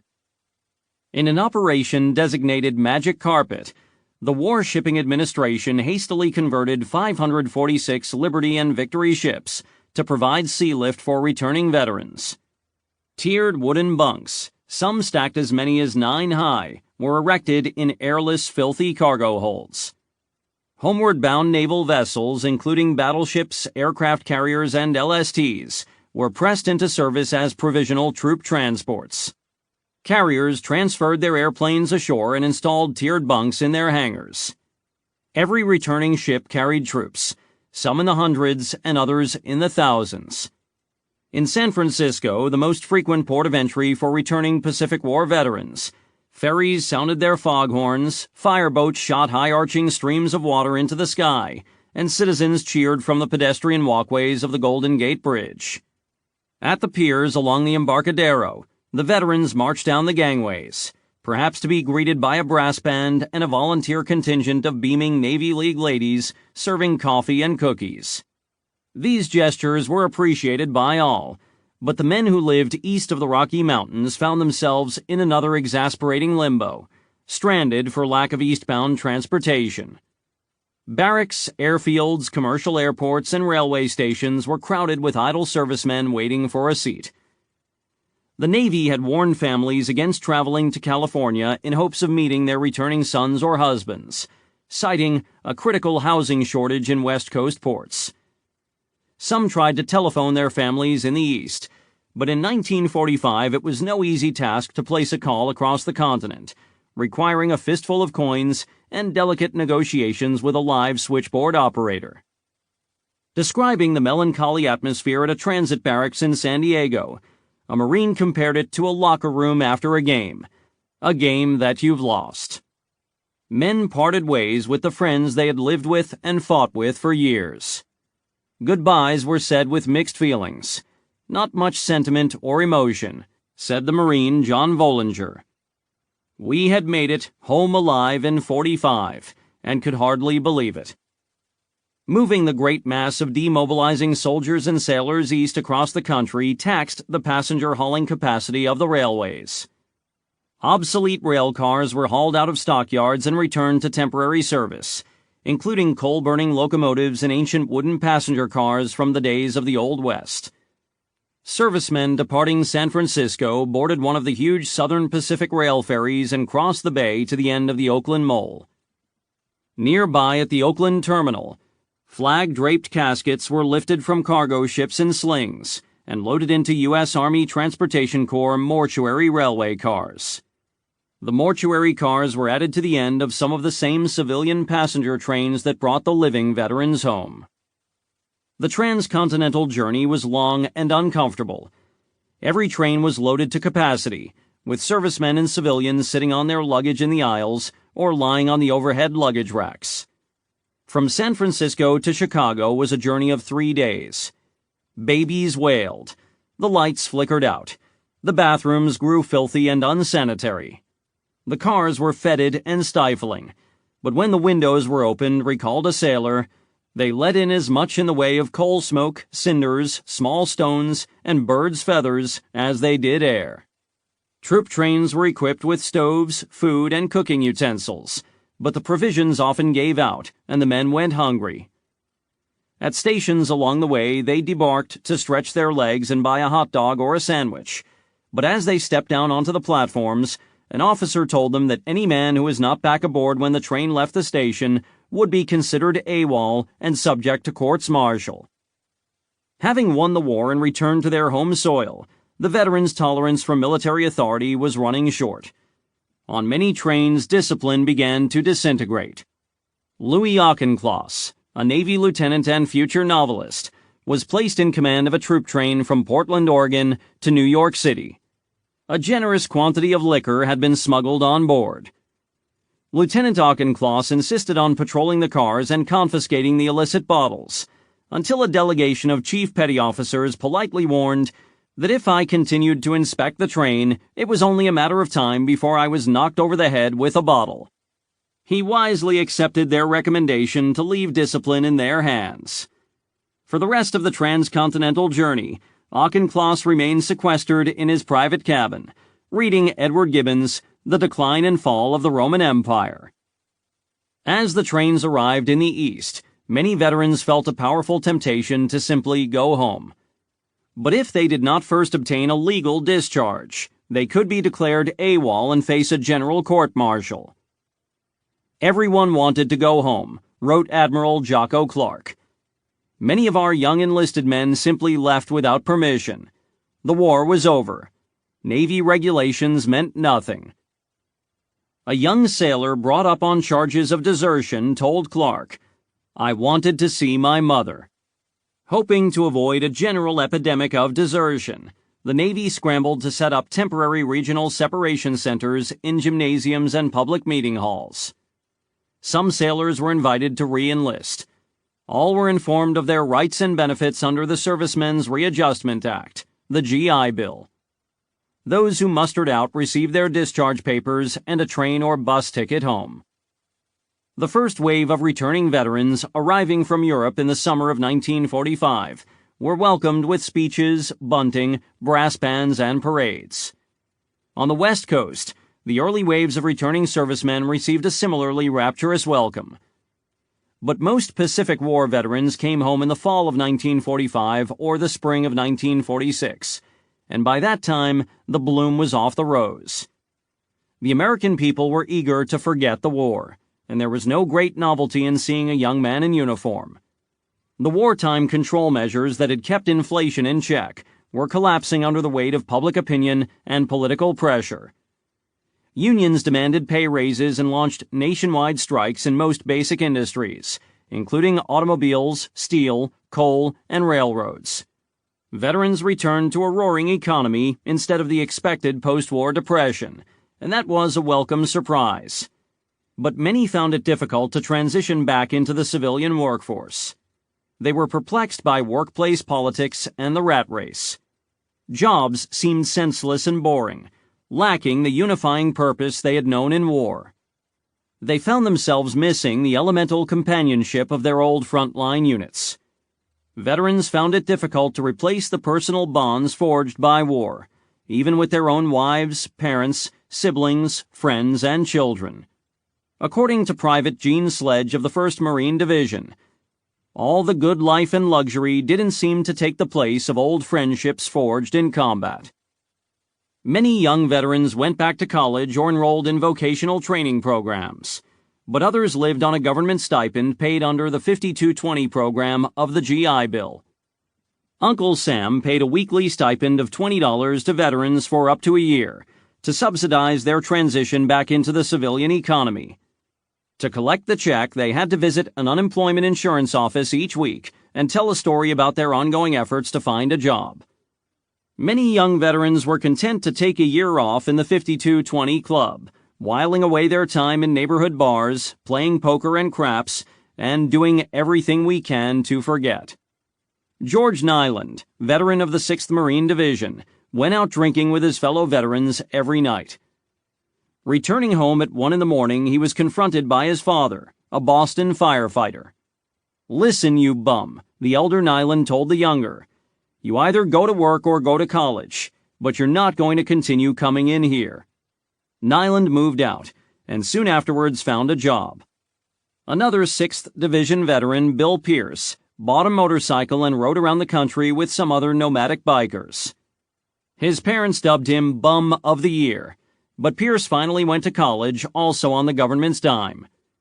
He considered it another horrible experience to a combat Marine. Sitting there learning English, poetry, business, arithmetic, drove me batty. The humorist Bob Yoder noted that women had grown accustomed to looking after themselves and earning a living. They had acquired certain skills and a self-sufficiency that were likely to upend relations between the sexes. Watching a group of female mechanics working on an automobile, Yoder reflected, "The fact of the matter is they are learning more about the anatomy of automobiles than their husbands even pretend to know." He joked, "A little light brain work may be all that is in store for men. It is a prospect the adult male will face bravely. We are too pretty to work anyway." But the dilemma was a real one, as many couples learned after the war.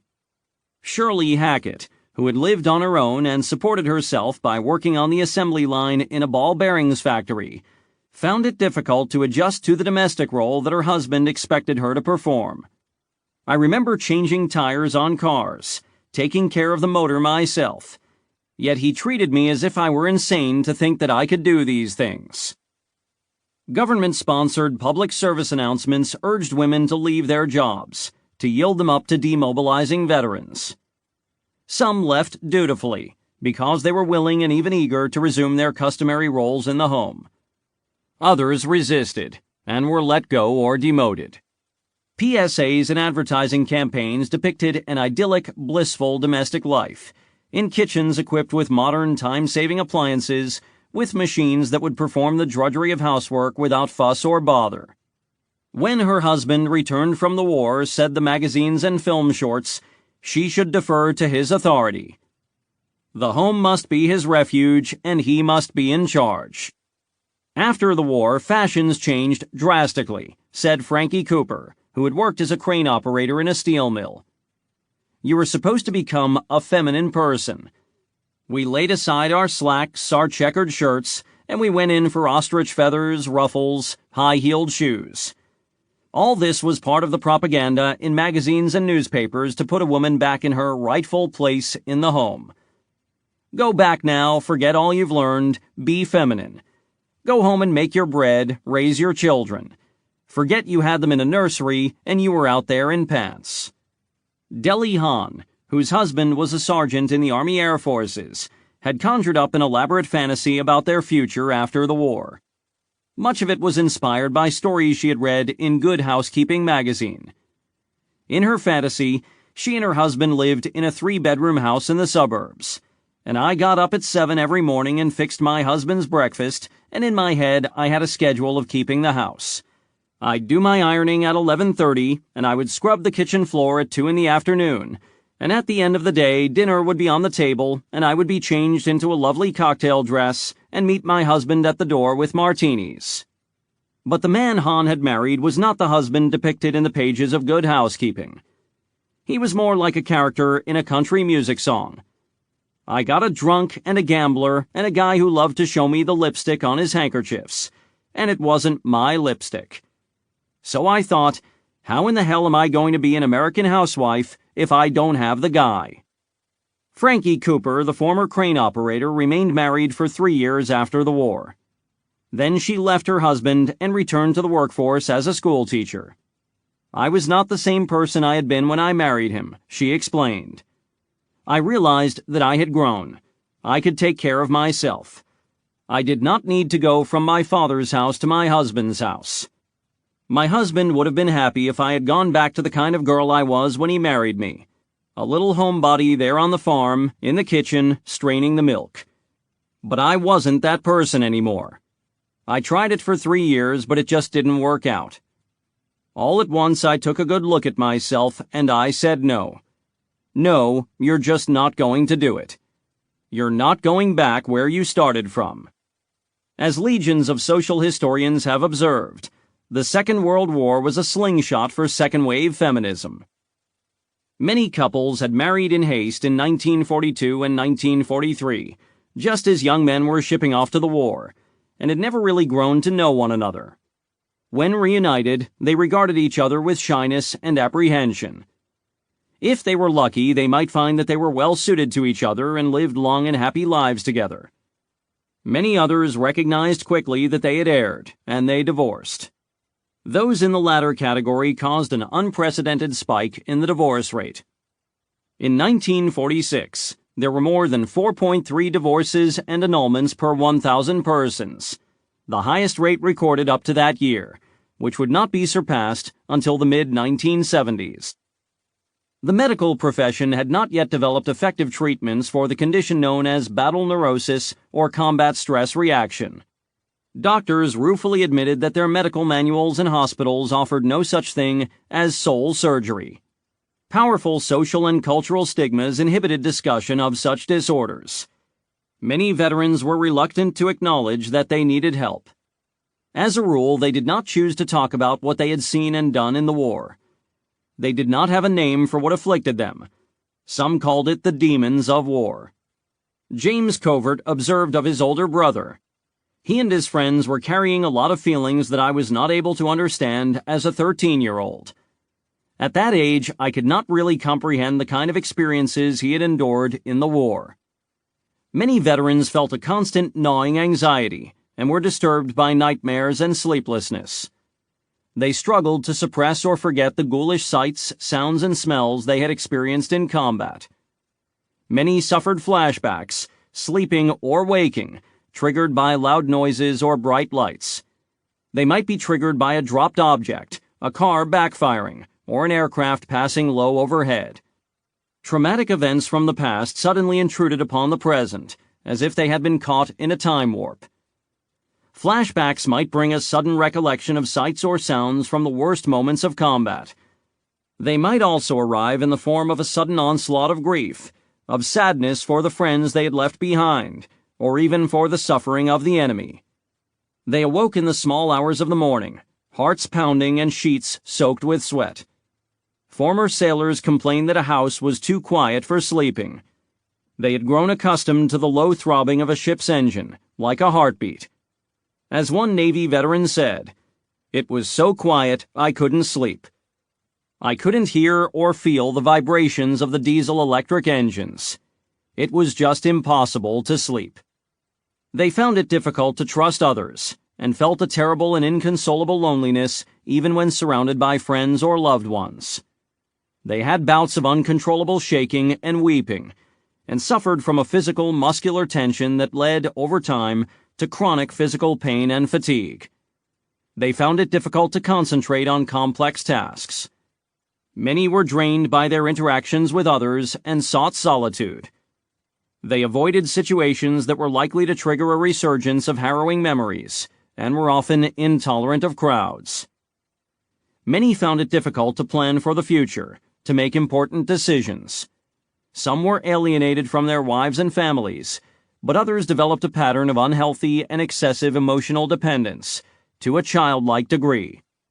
They experienced sudden, uncontrollable surges of anger, and lashed out in violence at their wives or children. They felt a yawning sense of hopelessness about the future, a sense of meaninglessness, an existential emptiness, and an inability to experience joy, even in activities that had once provided pleasure. Some entertained thoughts of suicide, and some proceeded to act upon those thoughts. Marjorie Cartwright, a West Virginian who had spent the war in San Francisco waiting for her sailor husband to be mustered out of the Navy, found it very difficult to reconnect with the young man she had married. When my husband returned from the Navy, he was unable to adjust to civilian life. He couldn't cope. When he joined the service, he was like most young men, a happy-go-lucky person. He came out very disillusioned, very bitter. The doctor said he had gone through too much trauma. He had fought in the South Pacific, in several of the battles around Guadalcanal. His ship had been sunk, and many of his shipmates had died. Cartwright recalled, when he came home he had terrible nightmares. It made it difficult for him to go to sleep at night. He said, every time I close my eyes I see my buddies being killed around me. He had one horrifying experience when one of his best friends had his head blown off right in front of him and fell into his arms. He began drinking heavily. My husband couldn't deal with his feelings, so he sat around and drank and brooded. The men rehashed their war experiences to each other, of course, but he felt he couldn't talk to me, that I wouldn't understand, and I don't think I could have because I haven't been through what he had. The doctors wanted to place him in an institution, but he refused. After 7 years, they divorced. I didn't know what else I could do, said Cartwright. Staying with him wasn't helping him or changing him. I realized that I had to do something for myself, because I couldn't do anything to save my husband. Approximately 900,000 African Americans had served in uniform. They came home with the confidence and expectations of men entitled to the full rights and privileges of citizenship. But for many, shedding the uniform meant resuming the dubious status they had held as civilians. In the American South especially, in a culture that valued military service, former black soldiers represented a peculiar challenge to the regime of racial oppression. Like all soldiers, they had been trained to stand up straight, with chins up, shoulders back, and chests forward, with parade ground posture and bearing. Many had acquired advanced training in hand-to-hand combat and in the handling of weapons. They were men, after all. But now they returned to a place where they were called boys by other adults, and where a black man who held his head high was condemned as uppity. In certain rural precincts of the South, where lynching and other forms of extrajudicial violence remained common, black men who had served their country in uniform were specifically targeted. In several notorious cases of late 1945 and 1946, white mobs or police officers abducted, beat, whipped, or murdered black veterans who, in the words of one Alabaman, must not expect or demand any change in their status from that which existed before they went overseas. Even in the ostensibly more enlightened North, black veterans were systematically denied the full benefits of the GI Bill. Mainstream colleges would not admit them, at least not in great numbers, and historically black colleges could not expand rapidly enough to accommodate the sudden upsurge in demand. Vanishingly few home loans were extended to black veterans. For all of that, World War II was a catalyst for the civil rights movement. The war and the economic opportunity it offered touched off a surge in migration out of the American South to the North, the Midwest, and the West Coast. In all regions, blacks migrated into cities, driven off the land by farm mechanization and lured into cities by high-wage jobs, so that in the space of one generation, the demographic profile of African Americans crossed the scale from predominantly rural to predominantly urban. By 1945, blacks held about 8% of all war industry jobs, a proportion close to the percentage of blacks in the national population. 700,000 African Americans left the South during the war, and the exodus continued unabated in the post-war years. In the decade of the 1940s, some 339,000 blacks moved to the western half of the country. Large African American enclaves were created in such places as Los Angeles and Oakland. Sybil Lewis migrated from her hometown of Sapulpa, Oklahoma, to Los Angeles, where she worked as a riveter in a Douglas aircraft plant. She recalled, "Had it not been for the war, I don't think blacks would be in the position they are now. The war and defense work gave black people opportunities to work on jobs they never had before. It gave them the opportunity to do things they had never experienced before. They made more money and began to experience a different lifestyle. Their expectations changed. Money will do that." You could sense that they would no longer be satisfied with the way they had lived before. Had the war not been fought, Lewis assumed that she would have ended up as a school teacher in rural Oklahoma. "But the impact of the war changed my life, gave me an opportunity to leave my small town and discover there was another way of life." Lacking the requisite points for discharge, hundreds of thousands of young Americans remained marooned in the Pacific. Many would pass their third or fourth consecutive Christmas under the blinding tropical sun. That December, Bing Crosby's ballad "I'll Be Home for Christmas" played in heavy rotation on the Armed Forces Radio Service, AFRS. But now, more than ever before, the melancholy refrain seemed to mock their dilemma. "If only in my dreams." With diminished responsibilities, men worked at a peacetime pace, giving only the minimum effort required to complete their assigned duties. Discipline gave way to cynicism. An attitude of lethargy spread through the camps and barracks. Men whiled away their hours of leisure playing cards or sunbathing. Black market liquor flowed freely, much of it produced in illicit stills.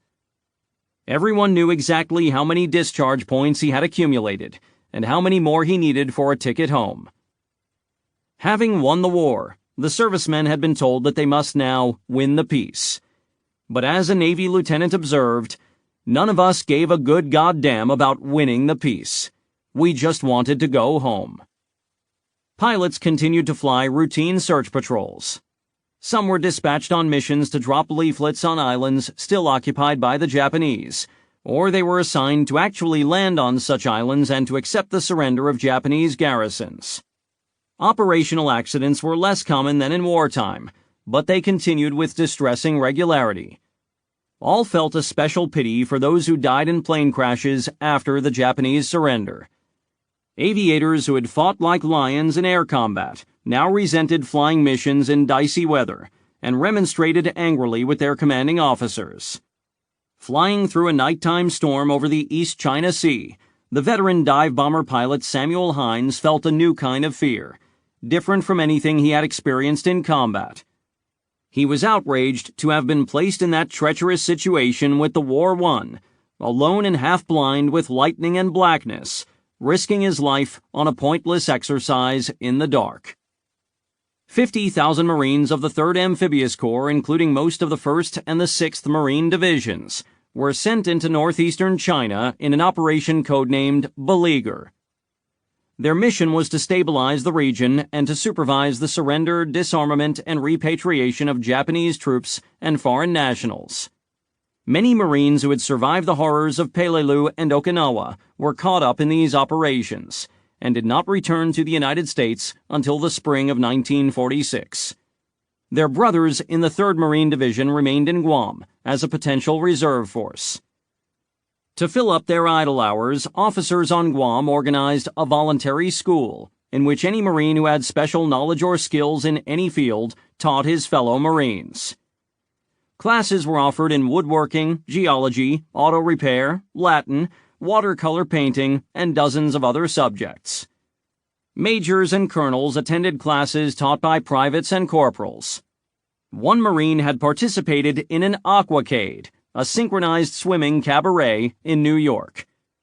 The division still had an ample supply of dynamite on hand. They used it to blast out a huge pool in a coastal reef, rigged up lights and music, and put on a show involving 200 Marines swimming in formation. So the division became completely and totally occupied, said Colonel Robert E. Hogeboom, and we had absolutely none of these problems that occurred in some other units. This attitude of let's go home, let's get out of here did not affect our division, because we had everybody working at something. For most young veterans, the moment had not yet come to reflect on the war or its meaning, or the ways in which the experience had shaped them. It had been an ordeal, an unpleasant detour from their conventional life plans, a liminal phase between adolescence and manhood.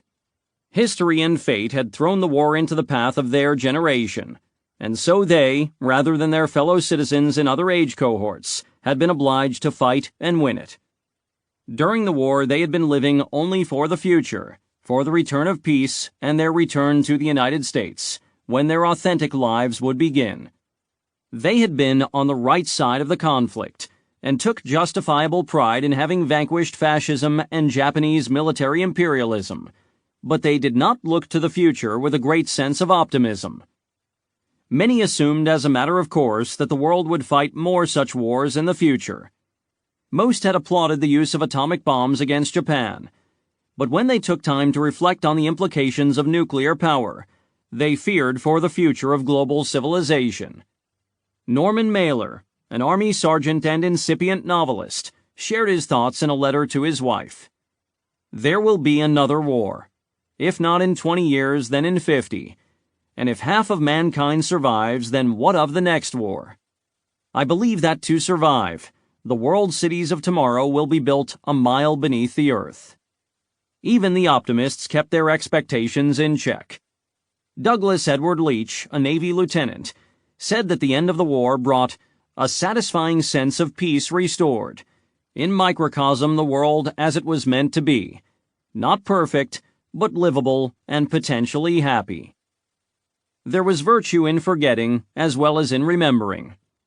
Veterans insisted upon remembering and honoring those who had paid the ultimate price. But with that exception, in 1945 and 1946, they were not much interested in talking about the war, and civilians were not much interested in hearing about it. Their attention was directed to the future, not to the past. Ben Bradley, who had served in destroyers in the Pacific and would become editor-in-chief of the Washington Post, wrote that the post-war zeitgeist had left little space for wartime reminiscences. In 1946, who cared what you did in the war? I thought that the people who sat around and talked about their war were terrible bores. Only gradually, with time and perspective, did he begin to understand how formative an experience the war had been, for himself and his entire generation. It may sound trite to modern ears, but those really were years when you could get involved in something beyond yourself, something that connected you to your times in ways that no longer seemed so natural or expected. James Michener, a 37-year-old naval officer who had served in rear area bases in the South Pacific, was one of the exceptions. Even in the fall of 1945, he was thinking about what the Great Pacific Adventure meant in human terms. As he began work on the novel that would eventually be published as Tales of the South Pacific, Michener knew that his fellow veterans would show little interest in such a book in 1946 or even in 1947, and few publishing houses would see a market for it. But after 3 or 4 more years had passed, and their memories of boredom, homesickness, terror, suffering, and grief began to fade, veterans would look back on their shared experience with curiosity and interest. Clearly, almost clinically, I concluded that if you ordered all the young men of a generation to climb Mount Everest, you would expect the climb to have a major significance in their lives. And while they were climbing the damned mountain, they would bitch like hell and condemn the assignment. But years later, as they looked back, they'd see it as the supreme adventure it was, and they'd want to read about it to re-experience it. December 1945 was the peak month for Operation Magic Carpet. In harbors and lagoons throughout the Pacific, sailors worked to patch up their ships, hoping to make them seaworthy enough to be cleared for the homeward passage.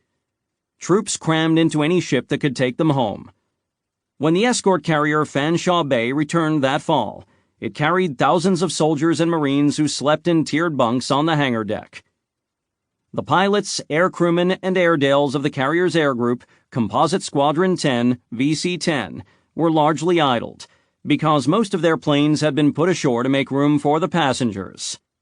Like the soldiers and Marines, they loafed on the flight deck, playing cards or dice, or reading, or just sitting in the sun. At night, the ship turned on its running lights, a peacetime procedure that they still found unfamiliar and unnerving. In daily practice exercises, the anti-aircraft gun crews went through a pantomime of loading and aiming their weapons, but they did not fire with live ammunition. The ship was crowded and uncomfortable, but no one complained. They were headed home, and that was all that mattered. One evening, the VC-10 commander, Edward J. Huxtable, Jr., watched the sun sink into the ship's wake, and it was one of the most beautiful sunsets I had ever seen, with the purples. Never had I seen such purples, and the dark hues that were in the sky as in an Arizona sunset. But few of the other veterans on the Fanshawe Bay were paying attention. They had seen 1,000 Pacific sunsets, and the spectacle no longer drew their interest. If they looked anywhere on the sea horizon, they looked forward, to the east, toward home. And one of the other VC-10 pilots, standing nearby on the flight deck, remarked to Huxtable, "You know, Captain, these fellows don't know it yet, but this experience will have been the greatest experience of their lives." The end. This is P.J. Oakland.